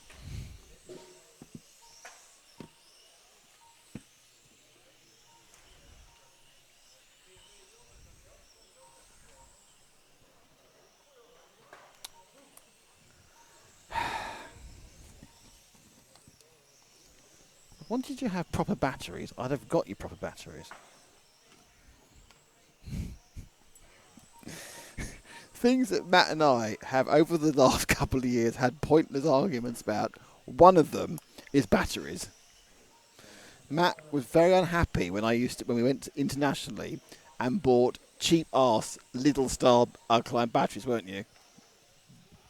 I was, it just feels like we're powered by rubbish. Well, in fact, the very batteries you don't like, you hated those ones. Yeah. With the colourful colours. I like them more than these ones, though. No, these are poor, in fairness. Terrible. These are a Chinese eBay purchase which said it was 3,000 milliamp hours. Well, the three's right. But these Maplin ones are doing quite well, aren't they? Which ones? These ones. Yes, they're doing pretty good. They're quite good. They are real, actually, that's why. Because they actually cost money. Real batteries. Real money. Real batteries. Just goes to show you can't always trust what you see on eBay as actually being what you get. Look at the seller rating. No, it's fine. No, I always look at the seller rating. There must be some very thick people on eBay, buying on eBay. This is a conversation there, by the way. I know you don't want to have it because you're busy, but... Well, buying rubbish batteries they know are going to be rubbish? No, because... No, not you, obviously. No, that's just me being attempting to buy... Yeah. So when you do it... Buy cheap, buy twice. It's just stupidity. Yeah. But this is like crash stupidity. Because if you look at like cars and classic cars, and particularly basic middle-price classics, like my Triumph TR4A, which most of them go for about 20 to 25,000, or perhaps a bit more. There's a guy who consistently advertises cars for £5,000, all range of cars and vans, all for £5,000, all massively underpriced. It's just a scam. But who falls for that? Who thinks they're going to get a bargain like that off eBay, and then doesn't check, view all sellers' items, and find that he's selling 97 vans and cars all for £4,000 to £5,000? Well, the answer to that is the same with spam emails and phishing and all kinds of scams and hoaxes. If people didn't fall for it, they wouldn't do it. Well, yes, but do you think the answer is education? Do you think historically people have fallen for it and now everyone's wise to it? No, I think people continue to fall for it. Okay. And if you've fallen for it, please write to us at I Have More Money Than Sense, care of BBC TV Centre, W128QT. Not even listen to me now. So this heat is trundling along quite nicely. It is the heat of 4 of stock, and Kai Altman is leading it. I assume he's been on camera the whole time, as he has, yeah. So Kai is doing a nice little job there. He is leading by 0.6 of a second from Stefan Fiorini, who is in car 2. So if you drop back,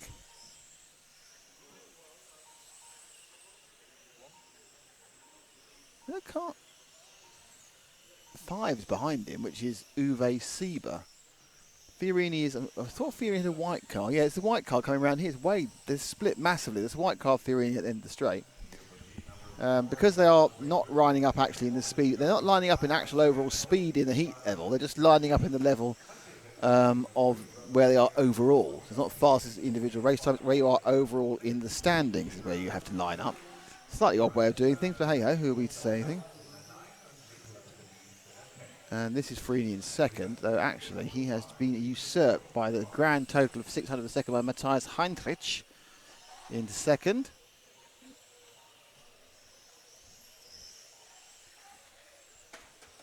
So he's currently ranked third as Par Jivey makes a mistake beneath us.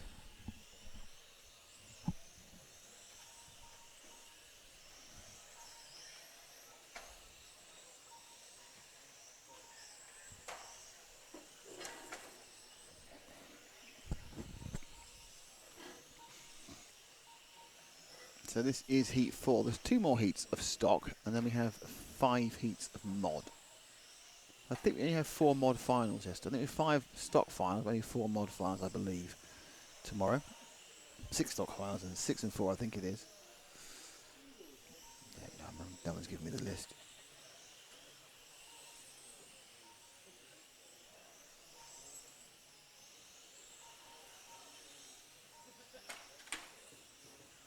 Yeah, that's why it's going to be 6 and 4. So there's 1 less heat next time, right? 1 less heat per round next time, which is the final.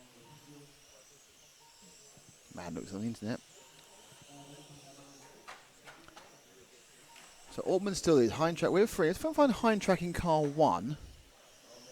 Goodness knows where he is.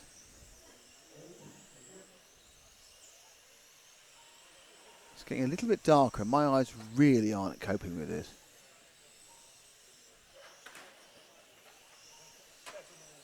Hang on, it's 1. He's either the green one. He's the green one. He's the green, all green car. He's just gone past Fiorini as well to add insult to injury. So he's the all green car as the car spins out in front of them.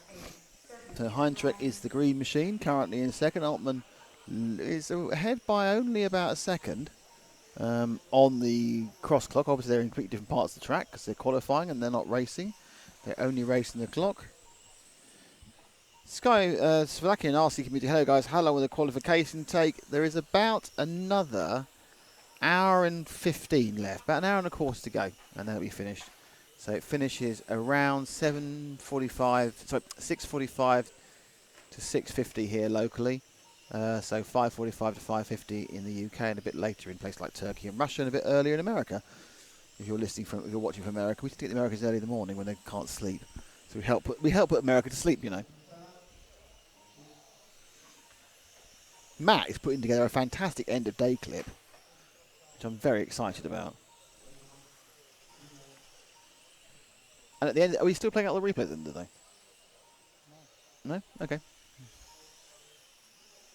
They didn't catch fire yesterday. We didn't do it. Ha! We didn't do it. So, Altman. Oh, my back.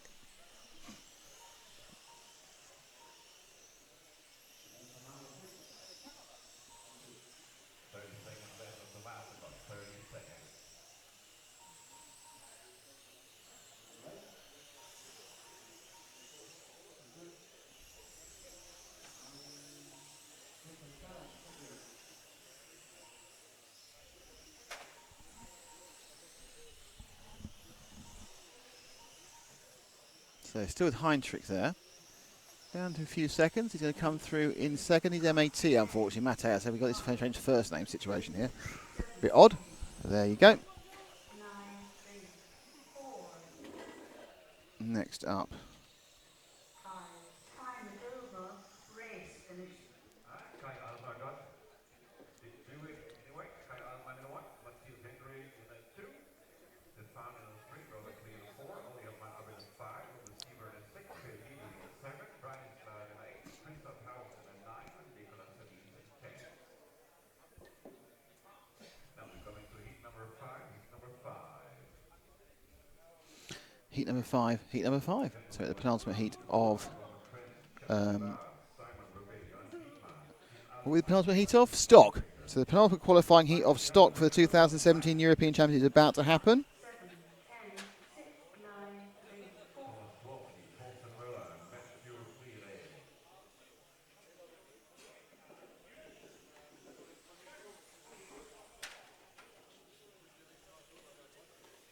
Your runners and riders for this one.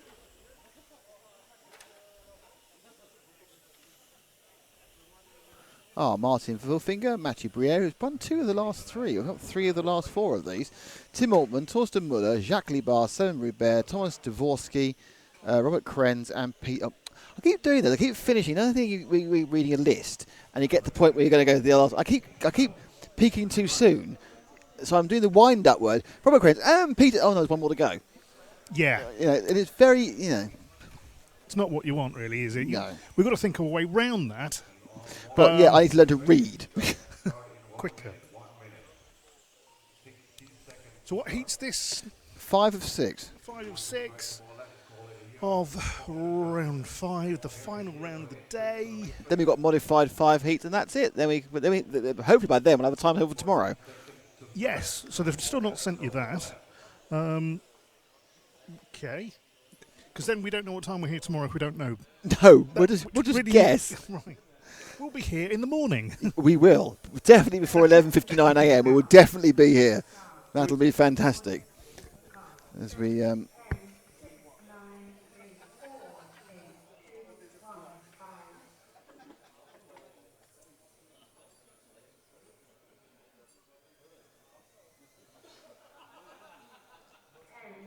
10 seconds to go. 7, 6, 5, 4, 3, 2, 1.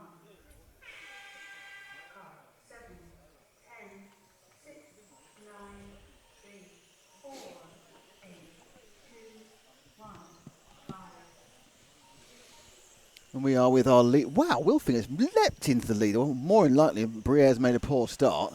12-7. Briere did a 12-8. 30. Oh, flippity-jibbity. Someone's had a right old slam up beneath us. Who was that had a problem?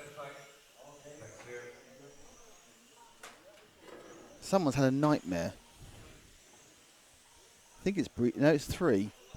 It is Jacques Libar, I think, has had a bit of a nightmare. The Luxembourgian.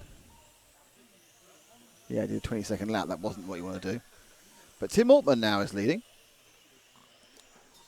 We're with Wilfinger, who started really quickly. He's even reined in a bit by Tim. So Wilfinger there has now already got traffic.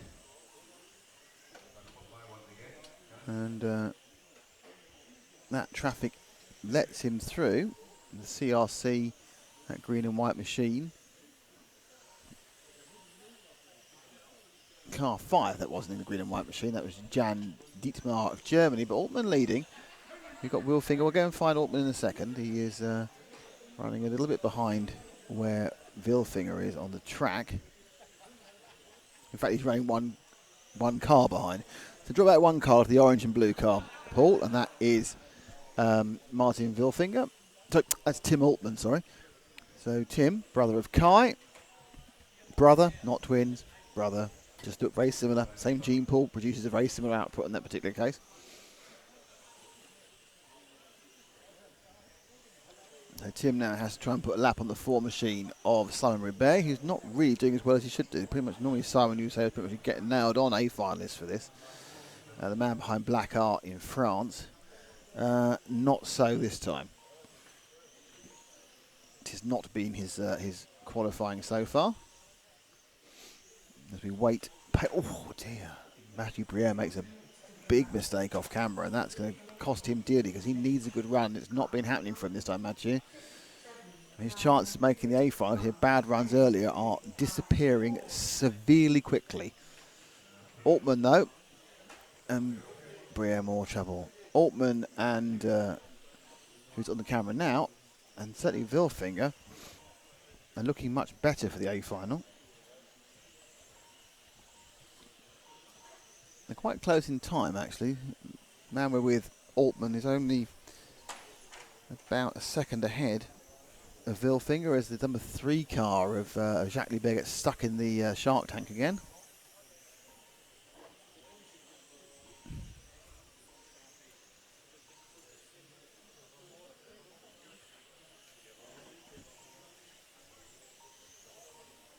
Let's drop down to 3rd place, who's Torsten Müller in the 9. I'm saying that not knowing where he is.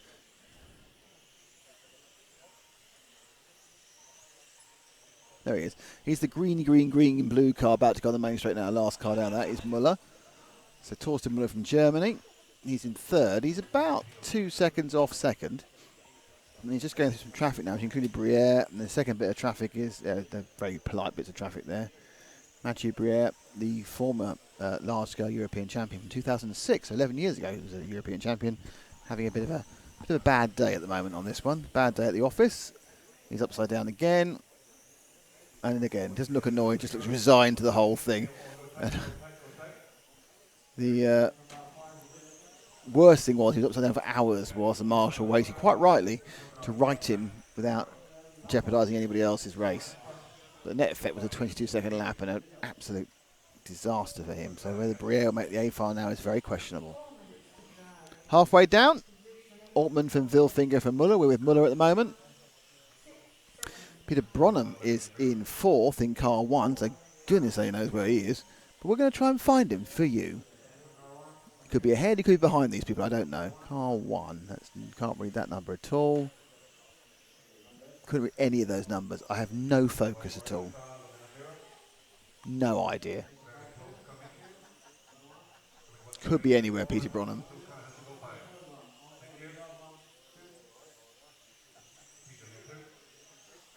Actually waiting now for the lap to update. And when the lap updates, there he goes. He's one of those 5 cars, obviously. He's not the 6. Is he the orange and white one? Try the orange and white one. Yeah, that one just lifts up 2 wheels, is going round and going into the Denzig now. No, that's car 2, isn't it? All right, we'll go stick with it anyway. That's Robert Krenz, who's now in 4th place in car 2. No, you need to be back on the orange and white car.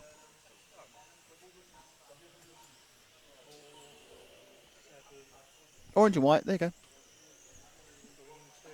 Going into the start-finish straight now. It's late. We're no longer speaking, after 9 hours, we're no longer speaking the same language, are we? We're speaking pointy language and approximate colour pointy language. And you're going, what? No, that's not that. But you said it's orange, that's red for me. I'm looking through a viewfinder, it's purple, it's puce.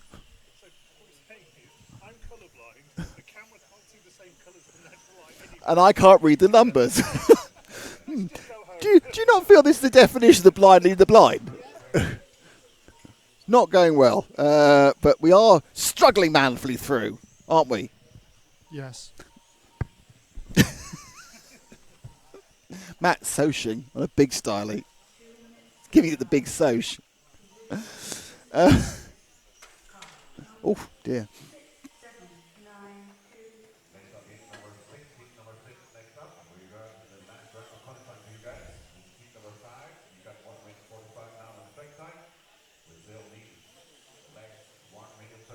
Oh, my ears hurt. Might need to get bigger cushions for the next set of these I get. Now everyone wants one.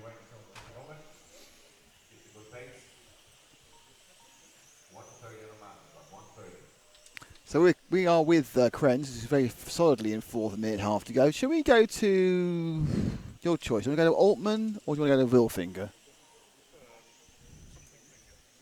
Something finger Vilfinger with the white and the dark red car. Should we get rid of 7? Just going around now on to beneath the...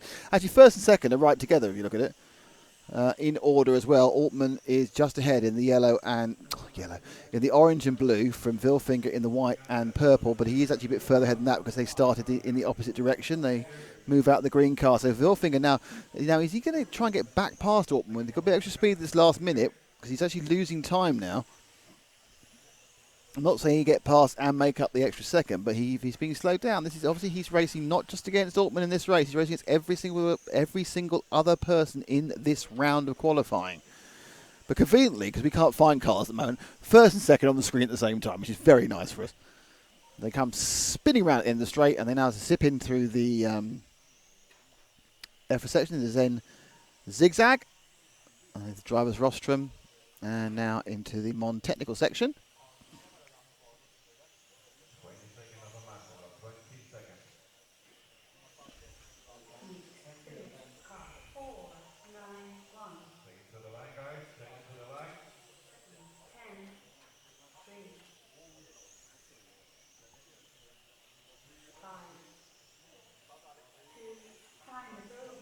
So it is all over, and it was Tim Hartmann who picked up that one.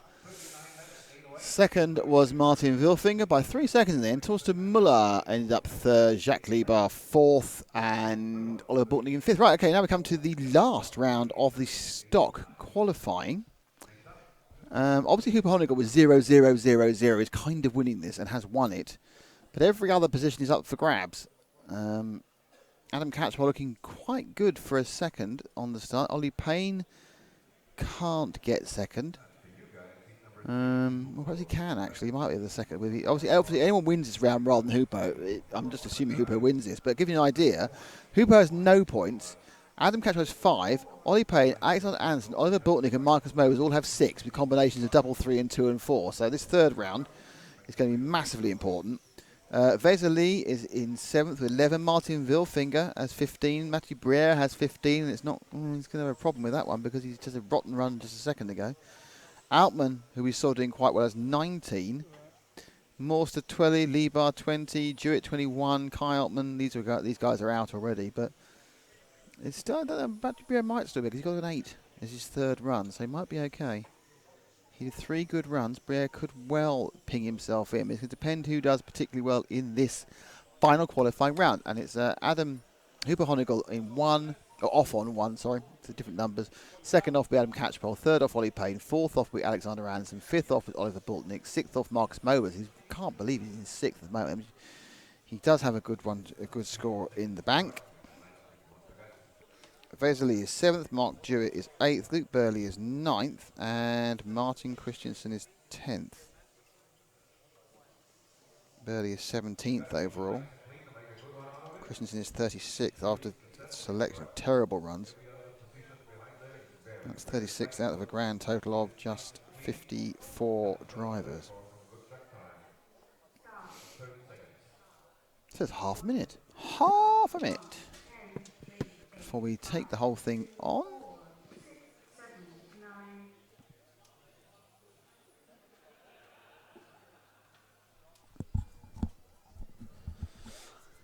Let's go off with the second car. Oh, bloody hell.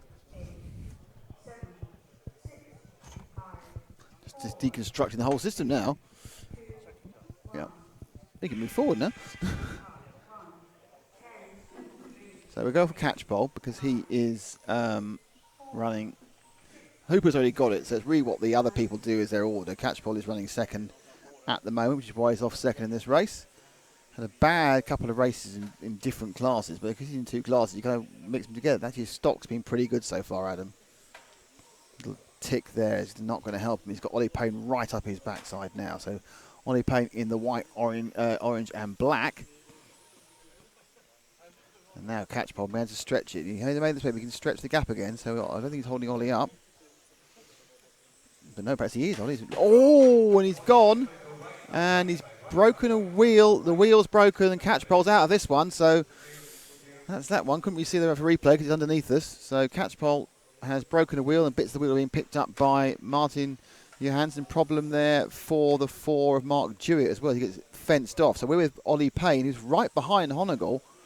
And in fact, he is in the lead. So Payne is ahead of Honegel. Mobers is ahead of both of them. So at the moment, Hoopo is having a bit of a less quick run. He must have done something. Payne now catching Hoopo up. So on the red and with white nose and the red and the black. That's Ollie running behind with Hoopo. So Hoopo, who's streaked off, has made a change that isn't working for this. Doesn't matter, he's won 4 rounds. He might want to win all 5, but it's not that important. There's Ollie Payne now, but it is Markus Mobers who's scored as first by 0.2 of a second from Payne. So Payne now is following Honegel around, and this gives them all hope for the actual finals.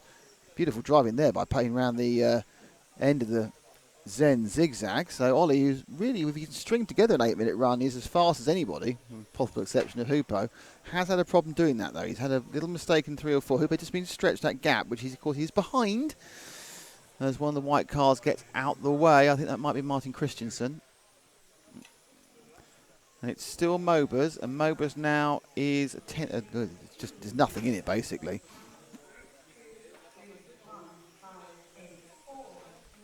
And Honegel, as you can see now, just beginning to stretch again away from Payne. He's had a car that hasn't started well, but he's perhaps found a little pace in the second half of it. They go over across again. Is Mobers going to take the lead? Nope, Mobers now behind Payne. So Payne has the lead of the entire event. And he's now getting back close to Hoopo again. It's dropped back 1 car. It's quite a long drop, and that is to Mobers in the orange and the yellow. So Marcus finally getting it all together. And of course, it's a chance to win the round. And if he won the round, that would definitely get him second on the grid. And that's what he has to hope to do. Currently, he is 0.2 of a second on the clock behind Ollie Payne. Mobers in the camera now, yellow and orange, going through the non-technical section. It's just about laying laps down. Only 3 minutes down, 5 minutes to go. Mobers still just that 0.2, no, it's 0.4 now behind. So Mobers will be down as Mark, M-A-K. And he's officially behind Hoopo as well. Oh no, he hadn't updated. Hoopo's only 0.7 behind, so Hoopo can stretch the lead he's got over Ollie. Oh, 5 there. Oliver Bortnick almost caused a massive problem. Bortnick is retiring from this one. So behind Mobers is Alexander Anderson, who I assume is wearing the pink and white ears. Anderson is going through the Zen zigzag now in front of the driver's roster. That's your 4th place man. The Swede, competing in both classes, like in fact all the top 4 are doing both classes. Only a few mono class at the top end. One was Alexander Hagberg, just doing modified. Doesn't really do the other class when you keep winning the European Championship, do you really? I'll just win the one. Now, Hoopo not breaking Payne at all. And this is a bit of a good run for Payne, but he's only got half a second over Mobers at the moment. And Mobers' car in mod has been a fader in the second half. But obviously it's completely different. And off camera, some more problems for getting mixed up with Vaser. But let's move forward. Let's pick up Ollie Payne again. He's our leader. He's in white and red with the black middle part of the car going into the Zen zigzag now. And he's following the white car. The white car follower is the man who's TQ the top 4 rounds, which is Hoopo Honegel. Now having a little bit of problem with traffic. Now Honegel beginning to stretch things out a little bit, though. He's about to come past Mark Jewett again. And then Ollie Payne, who we're focusing on, will come up to Payne after that. Mobers now has managed to take the lead back again. So this has got a bit trafficky. And, that's not what you want. That's a real problem when you get cars in the way. And that costs you tiny bits of time. So Mobers definitely at the moment, though he has got 3 more cars in between them. Mobers now has the lead of the round by about 0.7 of a second. So Payne's lost some speed during that kind of trafficky period. Now he hasn't got traffic. Mobers has. And that lap round, he gained 0.2. So it's a bit like F1 really. The traffic, even though the traffic isn't getting in your way, it does mentally slow you down. Vesely gets out the way of Mobers, and that lap round didn't matter. There was no difference really. Another accident there for Mark Jewett. So interestingly, Honegel now is beginning to gap Payne, which could be a problem for Payne because he may end up racing behind Honegel as well. as Martin quits. So I think Honegal now, and looks like Payne may drop to third. Honegal, Payne. Honegal is only about a tenth of a second behind Payne. So it's 4/10. Honegal is 4/10 behind. They're 4/10 behind, so it's 4/10 ahead of. Mokers is 4/10 ahead of Payne, who is 4/10 behind Honegal. But Honegal is finding some real speed now, and Payne's going to have to put his foot absolutely down. He's in the meat and the sandwich and could end up third. That time round, it was a little bit of a gain for Ollie on everybody. Still half a second off the lead. Mobers is leading this one, and that's what he needs. He needs this round lead, and that'll give him second on the grid. Someone's going to try and get ahead of Hooper at some point, and that is going to happen from a standing start. They are coming round now, and there's 1 minute 18 to go. Your leader is Markus Mobers. Ollie Payne is second, and the difference is 3/10 of a second. So Payne now really pushing hard, trying to find some speed. He goes underneath us now. You can probably just about see Honegal again now looking to stretch that lead, and Honegal really must be close. He's only got a tenth of a second. It's very close. I think Honegal is going to pick up second place. Oh, and there's a problem for what happened there. Well, stop go. Went wide, went through the loops. So a little mistake right at the end there by Ollie Payne. He just went wide and got it wrong, got through the stop go penalty. It means he's dropped definitely down to third. The question is, it now looks like Honegal, who's only 3/10 off winning the fifth round, which is a bit of a surprise. We didn't think he'd do that as Luke Burley gets very close to Honegal. So let's drop back one to Mobers, who should be able to win this one, but he goes past in a 12.3 to 12.5. So yes, it was slightly unsighted. He has 6/10 of a second to hold on for 2 laps, and he'll take up the win. It'll be a third for Ollie Payne, who was going that way and then made a strange mistake and went through the stop-go penalty area. Can Mobers hang on? Across the line, one final lap they go. 12.199 for Honegal. Mobers goes across in 12.198. Interesting, the fastest lap of all was 11.789 from Ollie Payne. Still needs to put together the perfect 8 minutes. He's not far off, but he's going to go to third, and it should make the finals interesting.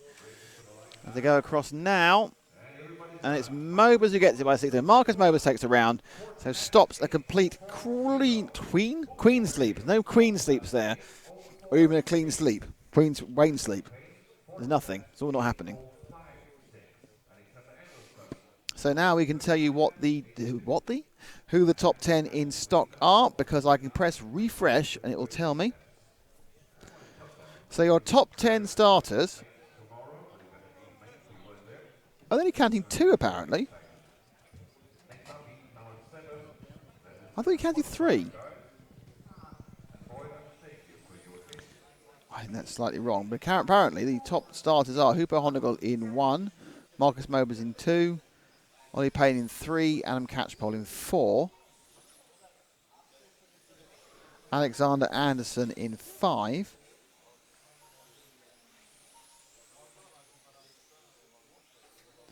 Oliver Bortnick in 6, Fezit Ali in 7, Martin Wilfinger in 8, Tim Altman in 9, and Matthew Briere in 10th. And the unlucky man missing out is Torsten Muller. So Muller takes the win. A tad surprised about that, being 2 out of 5.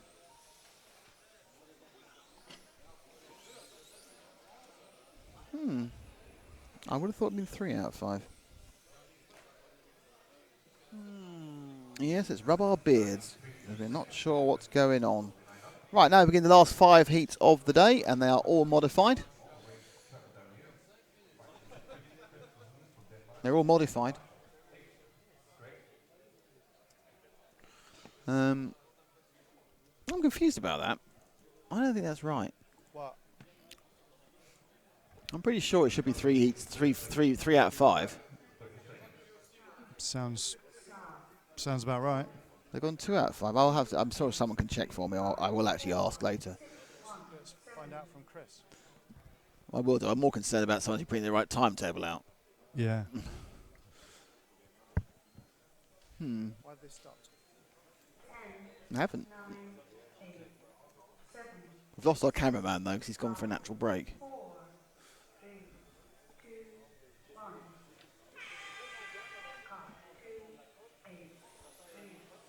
This is the first of the modified rounds. Boyd Jarwatki, Branislav Panak, Rene Karup, David Bertolino, Christian Wunsch, Tommy Jensen Indeflow, Robin Kaiser and Matthias Eriksson are your Runners 8 riders.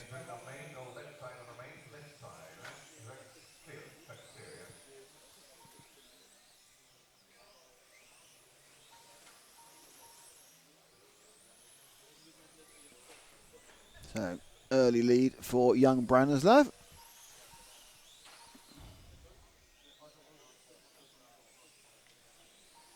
Oh.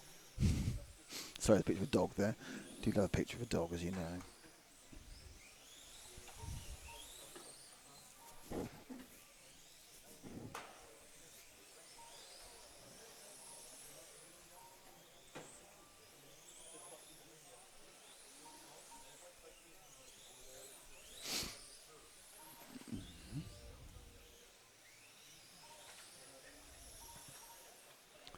So, Christian Wunsch with the amazingly coloured car is in third. I keep looking behind me, seeing Max Verstappen and wondering why he's not doing the camera work for us. It's useless. I honestly don't think this one-day work trial is going to work very well. Do you think that work experience Max is no longer going to be working for us? I honestly think that this might be goodbye Max. I found his character very two-dimensional. Yes, and he's a bit corporate. Yeah, do you know what he is? He's a little bit corporate. That shiny logo thing. And a bit posy. Yeah, you're right. I think Max, you're sacked. Well, not sacked, you're just not retained. Yeah, not retained. Don't call us, we'll call you. Though he probably won't call you. Here comes Max. Let us have your number. That's true. Or go anywhere near. We'll go within 500 metres of you. Oh, look. Paul's back. He seems very suspicious of that final step. If you're suspicious of that step, we've got Blue Neo coming up in 2 weeks.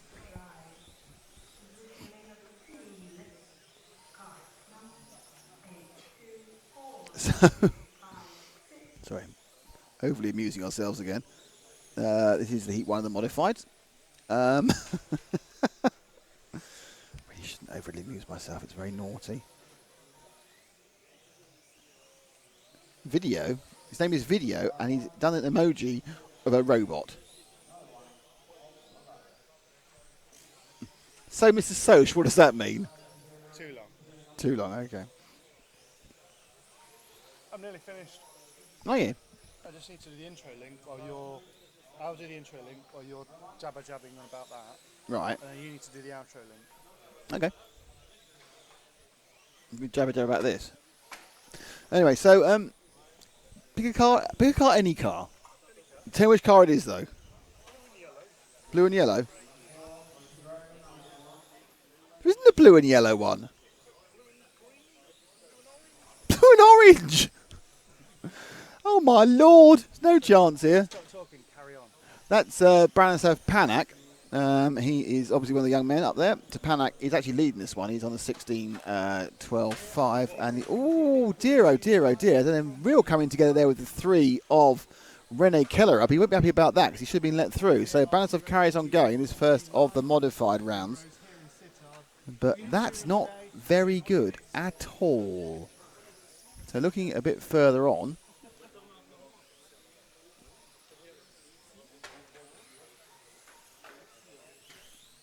Can we have...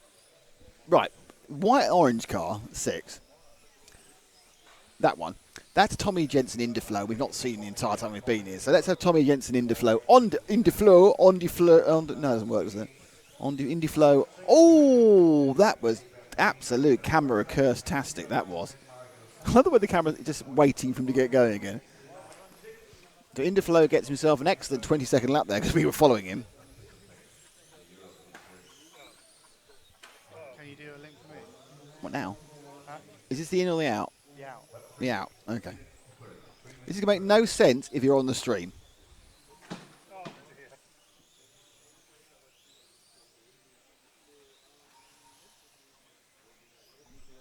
Well, fantastic racing here in Sittard. Oh, qualified game day, but start again now. See, now this makes no sense, and I'm having to do it again.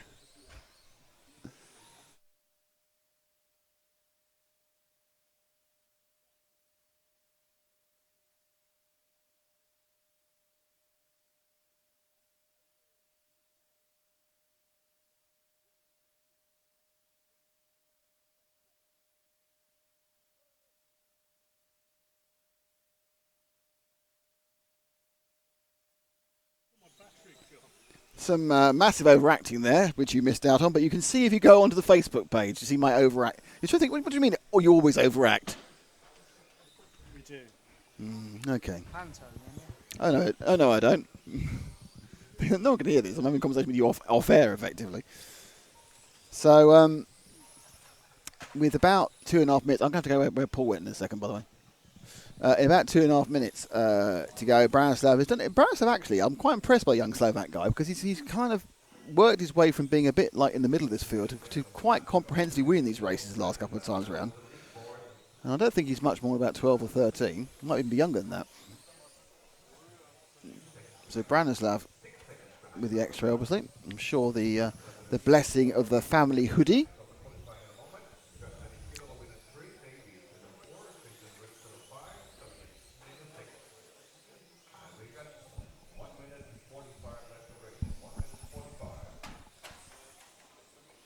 So last minute, as saying the sound of Lexington on wood becomes much more prevalent. Drop back one car to the. All right, don't go to the multicoloured car we had so much fun with before.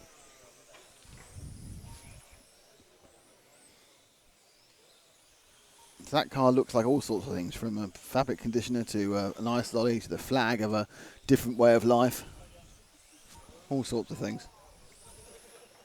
Oof. But he is car number 4 off Christian Wunsch, who's got horrendous oversteer at the moment. The car's just giving up on the rear wheel. I think he's just asking the rear to do too much. It might be actually he's got too much rate at the front end because it keeps just spinning out. Well, that's better. And then he'll try and do too much. That's it. It overturns. He's got basic over rotation on that car, which is a problem because it means you don't end up where you want to be at the exit of the corner and you end up pointing in the wrong direction. You have to correct the over rotation there. That was fine. He controlled it, and that's again. So Christian Wunsch losing time on most corners, losing time on that corner because he hit the side of the barrier.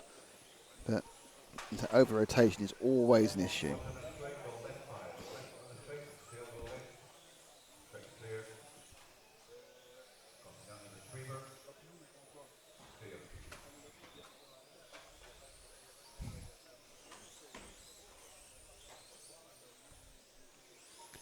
So down to the last 13 seconds with Wunsch, who's in 5th. But Branislav Paddock, he's been the star of this show, and he's going to win this race by best part of a lap, actually. Actually a lap. So he's lapped the entire field, Branislav. Well done, mate. Second was his countryman, Boyd Charvitsky. René Keller up, Christian Wunsch, David Bertley, and Thomas Jensen in the flow.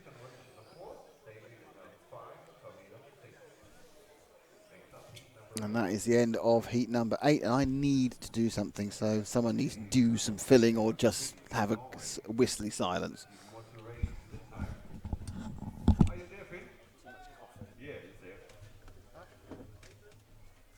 I have some water? Bring back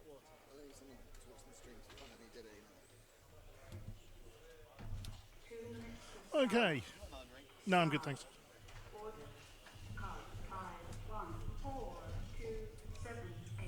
We're waiting for heat 8 of the modified, which will start in about 1 minute and 40 seconds.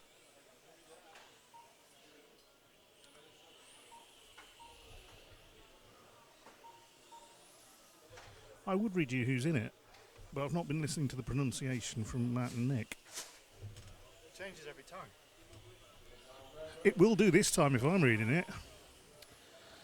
Well, Florian's in it, and Day. I'm not going to bother with the surnames. I think it's very informal by the time we got to round 5. Alexander Passot. Who? Alexander Passot. Sounds plausible. Heinz de Wald.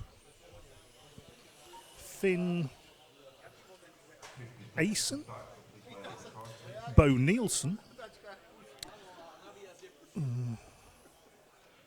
Ole Morton Finsett.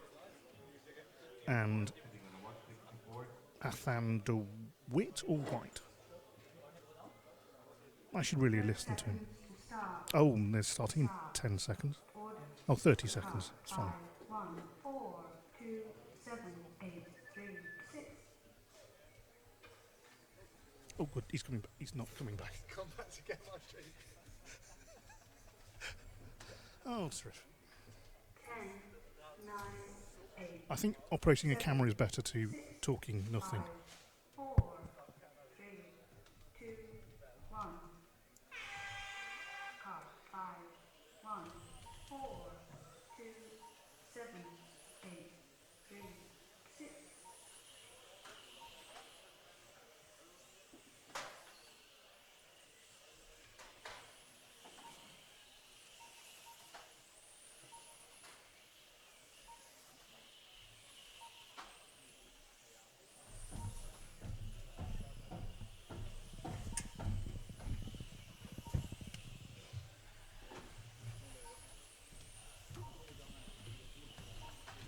Flotsam and Jetsam beneath you. Look, look, a mess. Can't take him anywhere. Woo. Well, we're on the home straight now, aren't we? Heat 8 of 11, the final round. It's just getting exciting. You plug me back in again, or are you still plugged into your own thing? 1 minute. Doesn't matter. 6:10 here in the racing arena Limburg in Sittard, which is in the very southern tip of the Netherlands, quite close to Belgium and quite close to very close to Belgium, very close to Germany. So much so that when we were having dinner last night, it was the German tongue was the most spoken, wasn't it? It's mostly Germans in the ridiculously over posh restaurant we went to. I wish I bought my bow tie, a bit more of a chance at that point. So, 6:45 to go. Florian Hughes, who's done, another young man who's done very well in the second half of this event. Had some problems in the first round this morning in the all-yellow car on camera at the moment. He had some problems in the first round. And since then, he's looked pretty good, certainly against the rest of the people in this second heat. 11.5. I think he may well make the C, which I think he'd be chuffed about. He might even just scrape the bottom of the B. That could be a bit of a tall order, actually. But I'm sure he'll be comfortably in the C final tomorrow, which we believe starting at 9 o'clock, the finals. We think they're starting at 9 o'clock. We're currently planning to come on air at 9 o'clock, so it might just be broadcasting dead air for hours, but who knows. But, yeah, who knows. We think it. That's what we think.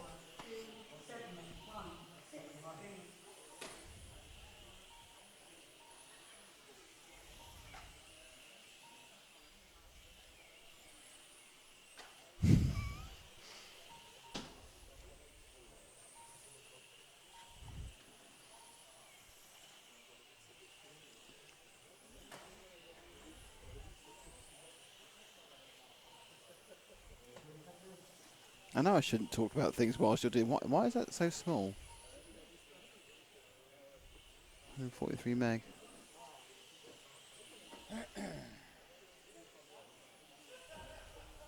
Anyway, so back to the modified qualifying round 5. It's not small. That's what all the girls say. Significantly long. Longer than yesterday. Yes, but it's only 143. Anyway, it doesn't matter. That's something you can see at the end of the day. So, Florian, let's find somebody else to look at. Let's look at that car that's just gone through accidentally over the feet of the person there in the stop-go area. No idea. Oh, wheels off. We've got a broken rear axle from someone. Who's broken their rear axle? Oh, it's car 3. We've lost car 3 of Ollie Morton. He's actually broken I think he's broken the rear axle. Wow, that's not good. Most of it was spare. As car 4 goes in the shark pool, Alexander Passot. And we are covering that car, brilliant, the colourful car I wanted to cover in the first place. I think it's car 2 of Heinz de Wald of Germany. So Heinz lets that car go and then puts the power down again. Obviously enjoying having several cars going. The question is, yes, if I upload this on the Wi-Fi, is it going to damage the stream? So shall I wait till the end? Yes. Okie dokie. Then you have lots more oomph. Just check it and then I'll take over the camera.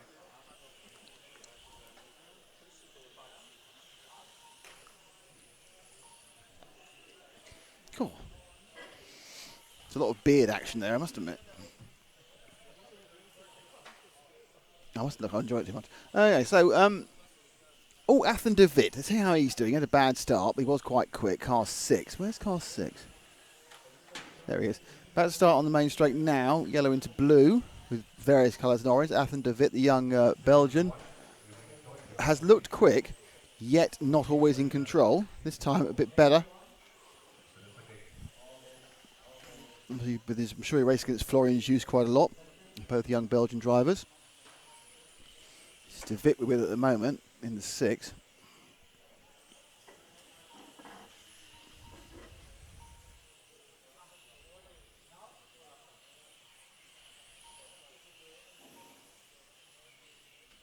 Goes to the non-technical section.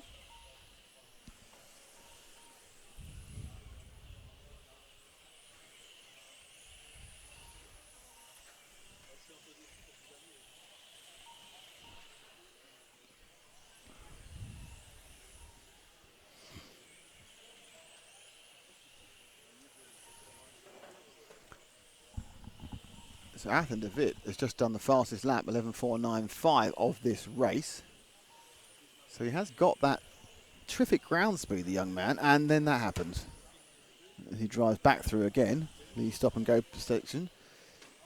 It's a difficult problem. The thing is, he's got the speed, which means that all he needs to do is gain the control, and he's a young man, so he'll get that in a couple of, next year, a couple of years' time. So he's going to be a real threat moving forward if he keeps with the hobby, because he's got basic speed, and then he just needs to temper that with a little bit of extra, well, really the ability to run it consistently for 8 minutes, which is all about experience. And then you kind of think he's got a damn fine chance of moving way up. Oh, now Florian Joos got himself into a big scrappy argument there with Heinz de Velde, and they both, we saw whipping past both of them there was young Athen, who's now back into second again overall. Quite a long way with Florian, I must admit, but so you've got Athen and Florian together.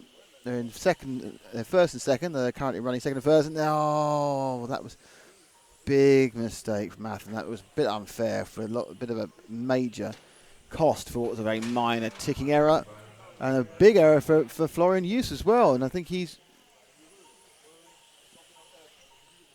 had a terrible lap there, 17. So Alexander Passo, the other young man, but the young Swedes, the benefit of this. So three of the three youngest drivers in 1, 2, and 3. Daiso Higuchi's not a good run either. And it's Florian Joos who stays in the lead by a relatively good distance. Passant is a couple of laps or a lap back, as is Athen de Witt.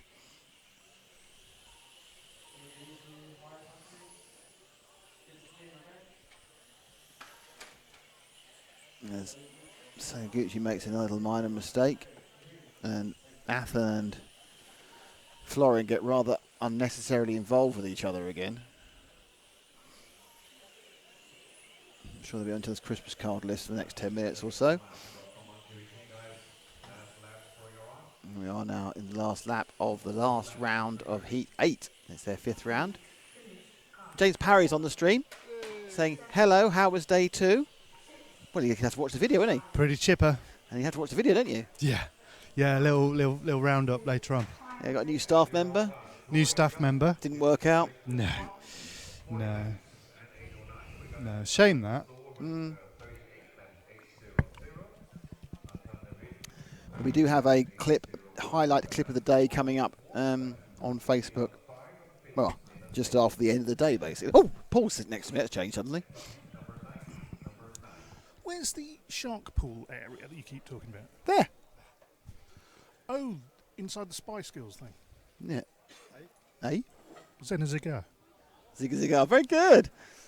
If you're going to write your own stuff, tell us first. Been thinking for that. That's 5 minutes. I want to rename something. No, the shark pool's there because that's when the car looked like trying to escape a shark. I think you probably need to show where the shark pool is on the camera, actually, in fairness. Actually, he's on the camera. It's that one there. That's the shark pool. Which cars which hit the previous corner, go back to the previous corner, they ping, that's it, and they ping, woo! Bump into the shark pool. Dive into. And it's actually a little bit like a Tasman fish, isn't it? It's a little bit like a Tasman fish. It's a Christian capture area. It's like the Spanish Inquisition, really, isn't it? All right, so that. What was that, Max? Yes, James, you're right. Max was working for us today, and it didn't work out. Sad. Didn't show any initiative, which in fairness is no different from most of the rest of the team, but he showed no initiative. Oh, I've thought of something else. Oh, go on then. I wonder what the throb was in their forehead. Nothing amusing. Oh. You know when like Matt is now doing Microphone. social things. Yes. And hasn't got time to talk to you. Yes. Yes. But we could have a soundboard of Matt. So, you ask him a question and you press number 1 and it says, "You're absolutely right there, Nick." That's completely open to abuse, though, isn't it?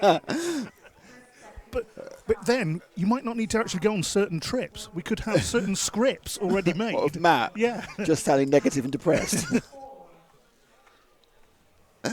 And going, I'm the Soch. And no, I can't speak to you, I'm doing the Soch. And it's all about the Soch.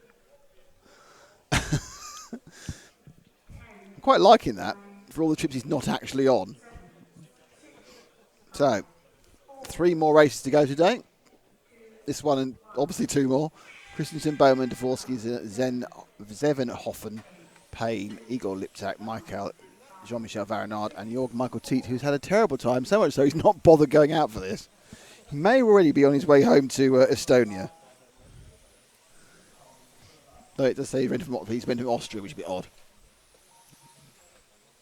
So out in the lead is that white machine, car number 7 of Martin Christensen, who's doing quite well in this actually. Paul's on fire today, says James. In which case you can't come again. I Nothing caught fire, we'll do it again. Oh, Paul's caught fire, he can't do it again. Good afternoon from Peter De Grande. Hello Peter, how are you?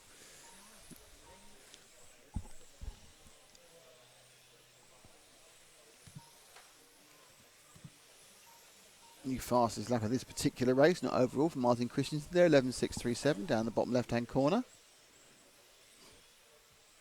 And James Parry, who's watching us now, is responsible for these graphicy things, all the timing and everything else. 'Twas him what wrote it, with help from RC Timing. Thank you to our friends at RC Timing.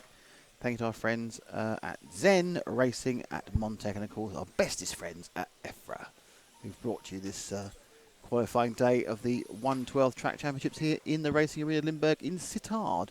I'm Nick Damon. Behind me, doing the Soch, is Matt McCallum, and to my right, with lots of ideas all of a sudden, it's Paul Bateman.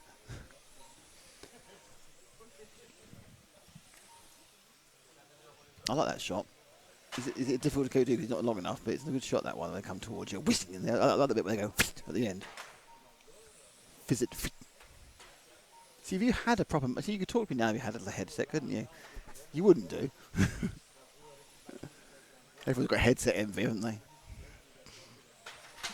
I just really do need 2 hands for this. Yeah. We're going to... Anyway, let's look at someone else, because whilst Martin's very exciting and leading and everything and stuff, Mark Payne's got himself in second in car 1. I just said that, and I think as I actually mentioned his name, he slammed the back of this. That is amazing. He wasn't even on camera, and I mentioned his name, and he slammed himself out of contention. That is amazing. I may have to get myself a new prize. Drop back 2 cars, the orange and white car. Matt, that is the 2 machine of Martin Zevenhofen. Trolling around, going through the area in front of the drivers, and then he goes into the non-technical section before he spins back under the EFRA area into the Zen zigzag. It's not setting the light. I think the world on fire, but everyone's very, very close in this one at the moment. Apart from Christensen's a long way ahead. Bonham, Dvorsky, Varenard, Liptak, Payne and Zevenhofen are all very close on time. Covered by about 5 seconds in total.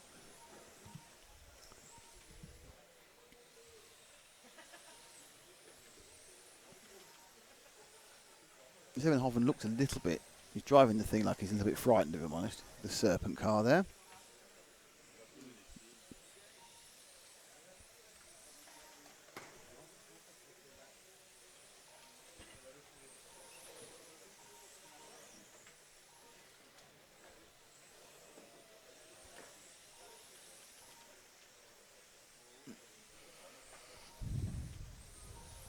So just the white car catching up very quick on Zevenhofen is Mark Payne, who was in second, who thrust it at the wall early. Oh, well, that's a pretty... so carry on moving forward with the white car, Matt. That's Mark Payne, who sort of sped past Zevenhofen there, doing 11.957, close to his best lap of the race. Best lap we've seen so far is 11.505, but Christensen is slightly ahead of this pack. I think he's the next European champion, but in a different class. He's a little bit quicker than the rest of the people here, so when he does put the whole thing together, the net effect is that they all sit there going, oh, where's he gone? And he's disappeared in a disappearing format. After this race, we have 2 more races in the qualifying for today. We think we're coming back at 9 o'clock tomorrow. Not totally certain, but we think we're coming back at 9 o'clock tomorrow.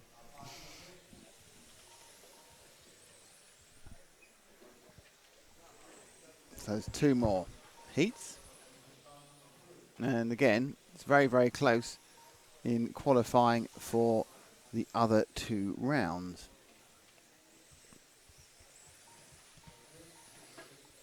I have several questions to ask at the end of this to the timing people, but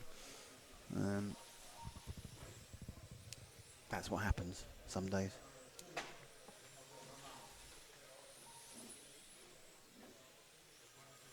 Someone's ringing Paul whilst he's directing. Paul's now on the phone.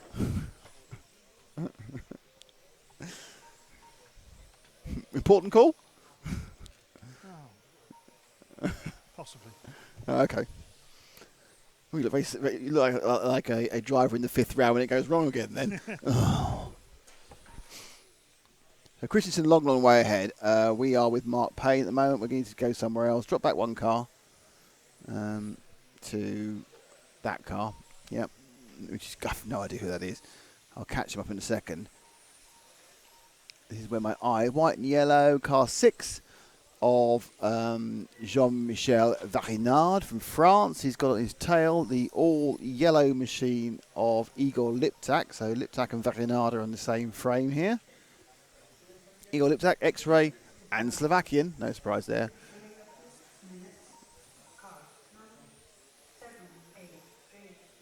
So Varinard, oof. Payne makes a little mistake and has to pay big time for it. And as all the cars now are in 2 clumps. Clump A we're working at, and Clump B is behind with 5 of them. So Varinard currently able to hold off Liptak. They've been at this sort of distance apart for some time, but neither really going fast enough to bother the top 3, which is Christensen, Dvorsky and Bowman.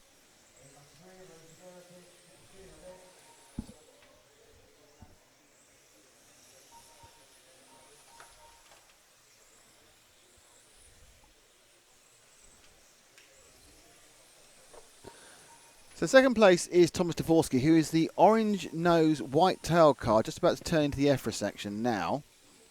And up through the Zen Zig and Zagan. Zig Zig I'm past the Shark Tank. Oof. That car dead. Yep, that's Mark Payne. He's had 1 too many thumps on the side. And that's it. It's broked.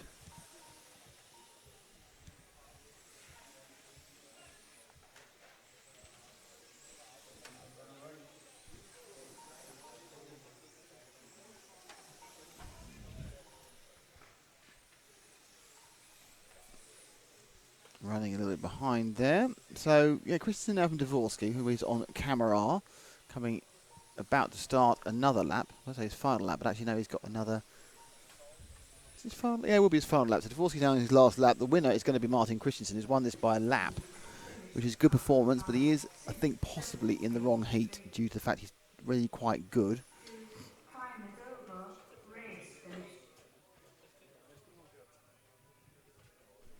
And they all come off, and it was Christensen and Dvorsky from Bowman, from Varinard, from Liptak, from Martin Zevenhofen, from Mark Payne, from Tim. They changed the name, and I was trying to read it. Anyway, let's get back to what's happening in this particular race, which is Heat 10. Is that a manual thing or an automatic thing? No, just time through on the timers. You have to be quick. Otherwise, things go I love that Pat James has got himself a spanner. It's great. I wish I had a spanner next to my name. Many have called me a spanner, if I'm honest.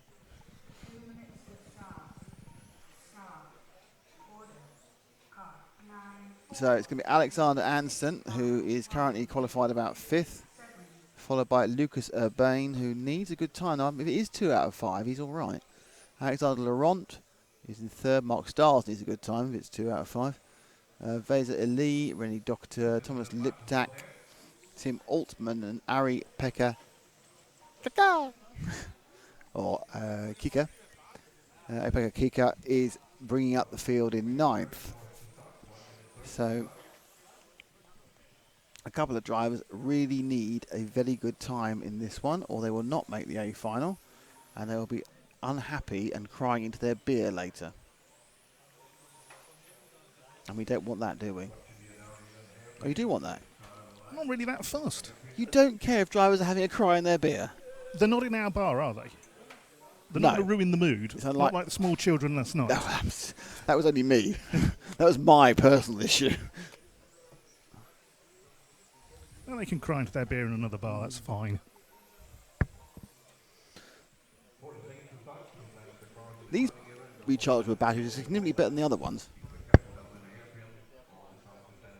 They're almost as good as real batteries. Has Matt been getting his stopwatch out on these ones? I've done several hours already. Mm. And that's the most draining, isn't it, on the transmitter? Yeah. Stopwatch batteries run out. Stopwatch batteries run out. They're rechargeables, cheap from China. Oops. Ooh. Can't believe the amount of crud we have managed to get in various places up here. It's like a teenager's bedroom. He's got so much rubbish. How many cups of coffee have you had today? No, you had to have 2. Oh, right. That's okay. No, it does look like we've literally lived on pure caffeine, but no, because it's quite hot. For some reason, Matt's now working out. For achy legs. See, you can do a park run.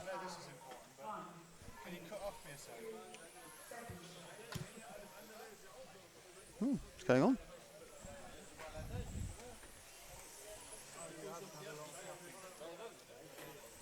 That's unfortunate, isn't it? Oh, that's not going well. You're a little bit of sleep. Nice zoom out.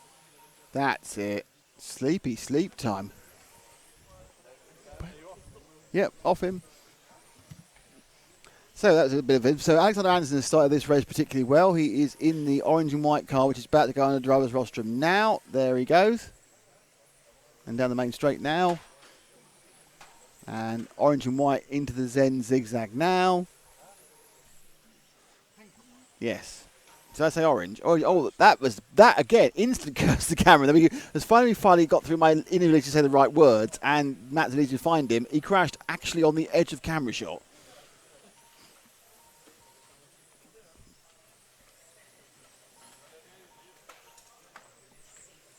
And a problem for the number 2 car of Tim Altman. He's had a number of problems all through the weekend, if I'm honest. So Mark Stiles is leading again. So Mark, I know he'd like finding more ground speed pace. I don't know. It looks like no is the answer to that question, but he is just trolling around, which might be okay. He's got Alexander Anderson all over his backside. So the car in front of Alexander, the white and red car, Alexander the white and pink car, is Mark Stiles, who won the last heat by just driving well, but having no speed. And he still has no speed.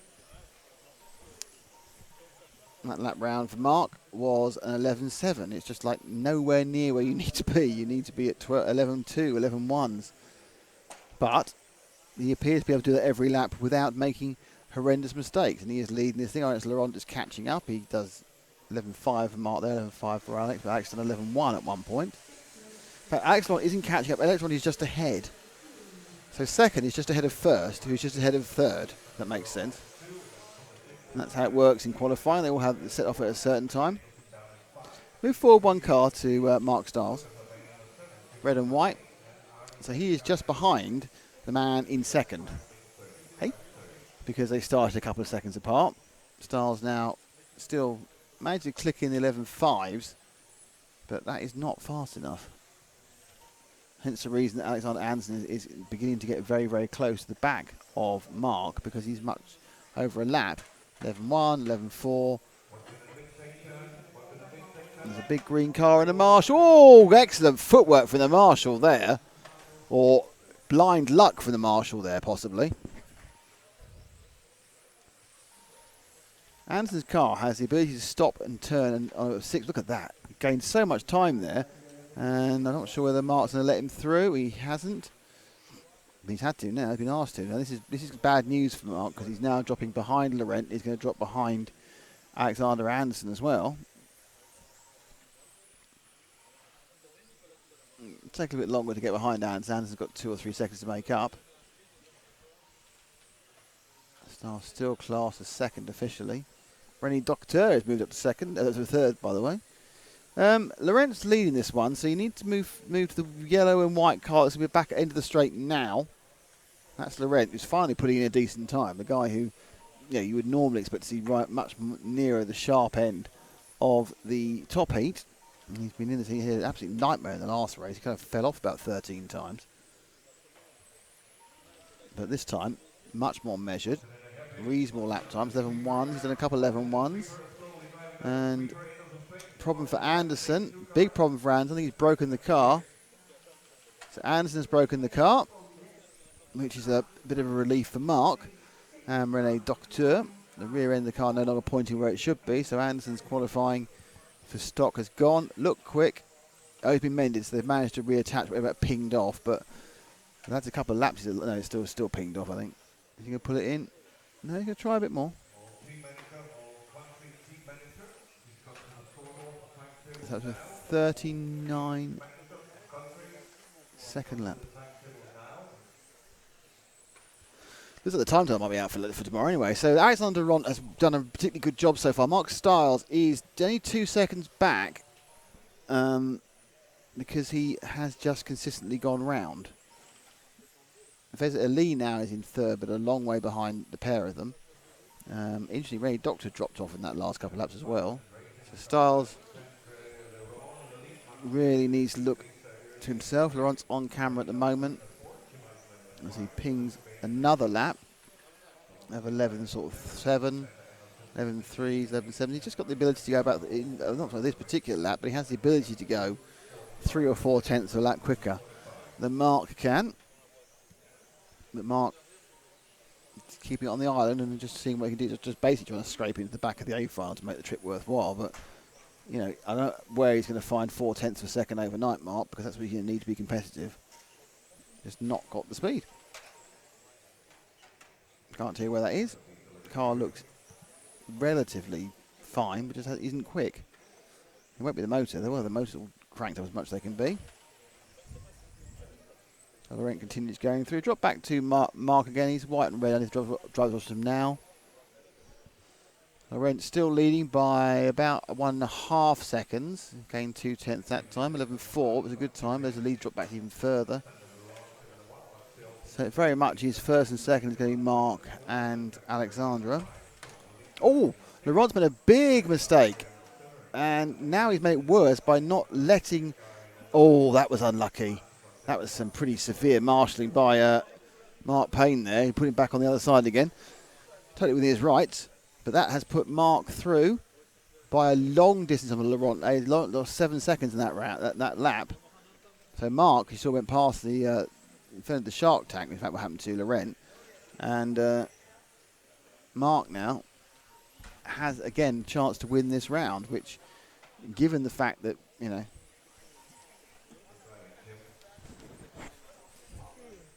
What?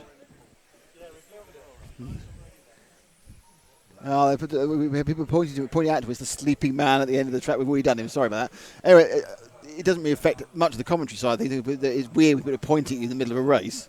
Not even your trousers are falling off. But it's Mark Stiles who is now leading this one by 3.3 seconds. He needs to keep pushing because obviously he's not just racing for this race. He's also racing everybody else. 45 seconds to go. There's someone would have said in music. And René Docteur's had to pull out this one as well. So we've lost Alexander Anderson, René Docteur, and Ari-Pekka Kakar. And there's more accidents in between the track as well.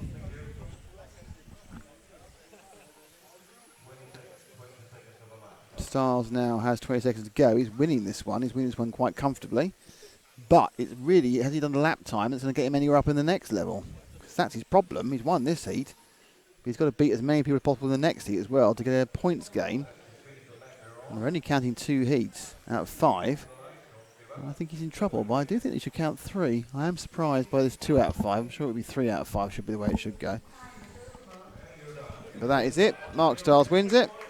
Alexander Laurent is second. Tim Altman is third, but a lap behind those two. Vesa Ili is fourth, and they've changed it already.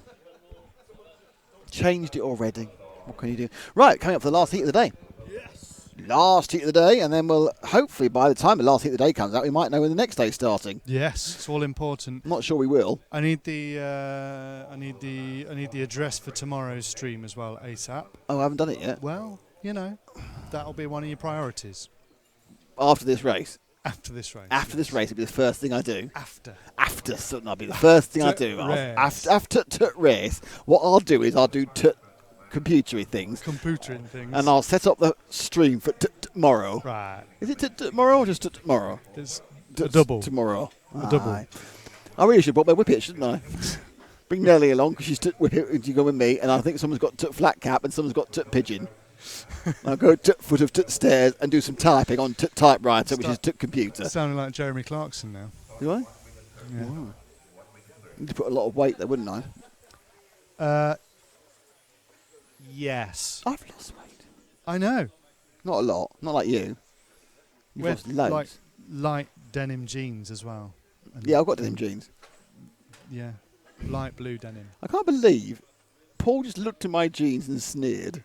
Sneered? They're not even jeans. They are moleskine jeans. They're mainly like just a tomato stain. Ketchup stained chinos? Well, officially they're a jean. Slacks. They're a Gap jean. Definitely wearing They're a pair Gap of jean. slacks. Oh, I don't think it's slacks. That's very unfair. Paul's wearing cargo trousers and sneered at my trousers. Well, he's wearing techie trousers, isn't he? Ah, lots of pockets It's full the of standard issue tech. a leather man. Tech trouser. That's something I need to remember is to buy some tie wraps.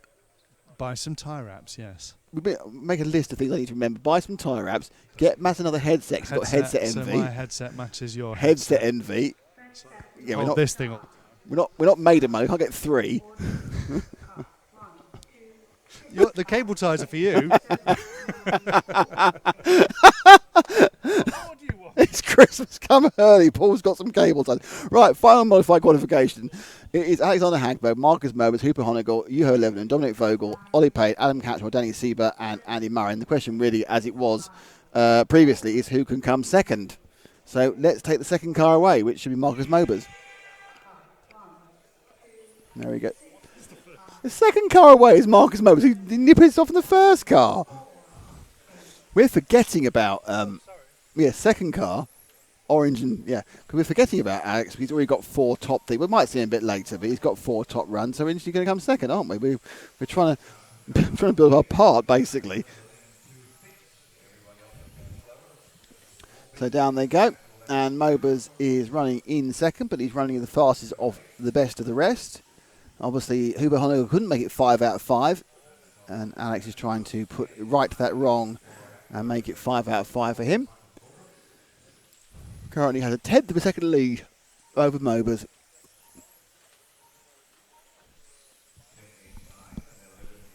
I slightly saw ear there. Oh, and Mobers makes a big mistake.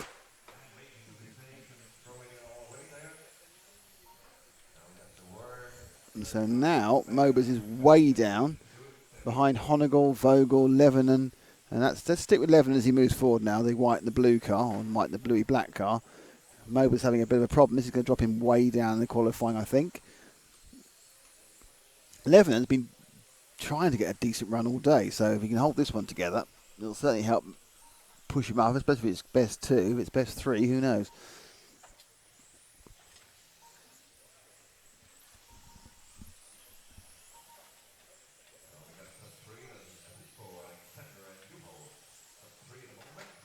Oh, nasty bit of grip roll for Andy Murray off camera. Hagberg's still winning this one. Oh, Honegal's winning this one at the moment. Honegal has a lead of 1/10 of a second. over Hagberg. Not sure he's done that. Lebanon can't be that much further behind. He's not. He's less than the second behind. So Lebanon we're with is in third. Less than 1.3 seconds off the absolute lead. But Honigle's made a big mistake, so he's not going to be... Oh, and the marshals love doing that. So Honigle's made a huge mistake. He's out of the running now. So Honigle's mistake off camera was a 6-second one. So he's dropped out of the running. So Lebanon now looking quite comfortable in second place. As Ollie Payne makes a little mistake off camera. And another problem for Andy Murray. Just trying to basically commentating on bangs at the moment. But interestingly, Lebanon not really putting a lot of a gap between Mobers and himself. Adam Catchpole having a better run this time. But out in front, it's Alexander Hagberg. He is something in the region of second ahead of Lebanon. So Lebanon actually is going quicker than Hagberg at the moment. So the car we're with, that dark blue machine of Juho Lebanon from Finland. Former European champion, takes a bit of a liberty on that bot dot there, which will slow him down slightly, but he's not that far behind our leader, Alexander Hagberg. In fact, the exact distance he is behind is 0.8 of a second. So Lebanon on a tear here and could win a round, which I'm not sure how much that might upset everything if he won the round and no one else had. Hagberg, though, has been strong in the second half of races and just putting a 10.9. 10.8 is the best so far. Hooper, but Hooper's out after out of contention, sorry, after a 6-second mistake. And thwacking the side there was Markus Mobers. Is that Markus out? Actually, was it Markus? It might be. No, I think it is Markus. He's not carried on going. Or was it Dominic Vogel? No, Mobers is out. It was Mobers who slapped the side and he's gone. So that's bad news for Mobers. Good news for people like Mark Stiles. So that means that probably would have beaten him. So it's an extra point for Mark there. Ollie Payne also having problems. In this one, a long way down. Hagberg leads by 1.6 seconds now from Lebanon, who we were looking at. Let's just change our focus. See if I find Dominic Vogel in the 3 car. He is the pink and white car just coming underneath us now. So Vogel's in third. He's 3 seconds behind as we hit halfway in the 8 minutes. On the clock, he's 3 seconds behind, and Andy Murray's having a nightmare. Just about every single time you hear a bang, it's Andy Murray hitting something. Not quite as bad as Mobers, who's smacked his car up against the side, as many have. And a little tick there for Vogel himself, as he comes off the back of the corner, which is the Zen zigzag and contains the shark tank.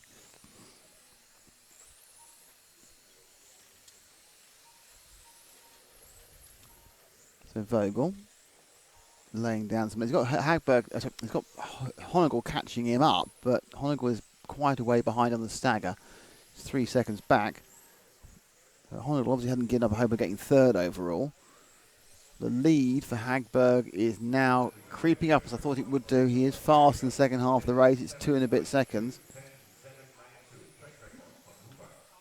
Hoopo is flying after that mistake. 10.792, fastest lap we've seen as he gets past Vogel. So let's carry on with Hooper, the white car, move forward to the one other. Now he needs to make a huge amount of time up though, because he is something in the region of 6 seconds back off Hagberg, and he's still a second behind Hoopo. And then there's a mistake. Was that Hoopo mistake? Was that no? Now it's all up for grabs now because we've had a mistake from Hagberg again. Hagberg's made a mistake in all the last 3 races. This time it wasn't a long one. It was only a second mistake. He just clipped off, but it was a minor mistake we've not seen before. Hagberg's car not looking brilliant at the moment, actually. We're watching. You can pick up Alexander. He's just coming through the EFRA section now and coming into the Zen zigzag in the white car. Hagberg's car was not looking good for 2 laps in a row. He's going quite quick, but it's looking jerky. Whether that's how he actually extracts the speed out of it, I don't know. And he is extracting some real speed out of it at the moment. So apparently, by making the car look appalling and axe murdery, that is how you get an incredibly fast race car, because he's now just done 2 laps virtually on the 11 flat range. Lebanon is something like 3 seconds behind. So Hagberg had a problem, lost a second or 2, but his car now obviously is doing what a professional RC racing driver loves it to do, which is look a bit like an axe murderer, but basically be incredibly quick. It's got a huge amount of front end on that. I would be surprised if many people in this room, or more than one other person, could actually hold on to that. Drifts it round that corner jerkily as the car turns. There's no smoothness there. Gets past Vogel, puts a lap on Vogel, who's dropped down to 4th, and He's drifting down slowly at the moment. So Hagberg looking to make it 5 out of 5. As Lebanon has a problem. Oh no, you has a major problem, has to stop the car. Lebanon from second place has dropped right out with I think an electrical problem. Car just stalled, he's sitting there as you can see on camera. High-vis jacket, that's really bad luck. I didn't see an accident before that. I think that just kind of stopped. And Lebanon really hasn't been able to buy any luck at this event. Now, that is good news for Honegal because he goes into second overall. All this is good news for Styles because it means he gets more points from the various problems of everyone else. And he's still trying to sneak into the A final. Adam Catchpole's doing okay off camera. He's running in about 5th place. It's Vogel from Sieber. Sieber's having a much better run this time. We're with our erstwhile top qualifier. 5 out of 5 for Alexander Hagberg is looking likely to be the way it's going to be. He comes not with Hagberg, we're with Honegal, aren't we? Let's pick up Hagberg. He dropped back 2 cars, next white, 3 cars, next white car. That's Hagberg through the Zen zigzag.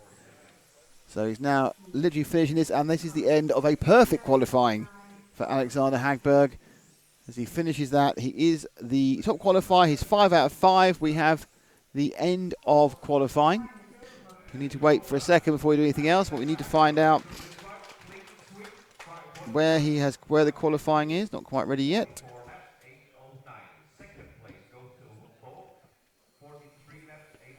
So according to this, counting best 2 runs, it is Hagberg who will start in pole. Mobers starts second.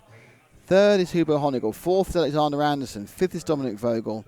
6th is Juho Lebanon. 7th is Daniel Sieber. 8th Ollie Payne. 9th is Adam Catchpole. 10th is Lucas O'Bain. And the unlucky man missing out is Mark Stars in 11. Pole in the B. Laurent 12. Veza Ali is 13. So that is that for today. So I'd like to thank my team. Thank you. Thank you to Matt McCallum. Matt. Thank you to Paul. This is Max. And thank you to Max. Yeah, don't come back. No. So we're off. So I think, pretty sure, we're back at 9 o'clock tomorrow. Pretty sure back at 9 o'clock tomorrow. Not certain. Just time to thank Zen Racing and Montec, our screen sponsors, our team, our event sponsors, and of course EFRA, who make this all worthwhile. Thank you to the Racing Rio Lindbergh and their technical guys and the person Serves Drinks and Food. Please check Facebook because we have a fantastic end of day clip coming up, and also on Facebook, end of year, who knows? And also on Facebook, we will have the definite start date, which we think is 9 o'clock CET, 8 o'clock UK. Brill. Until that. Time for a wide shot, and we'll see you all tomorrow.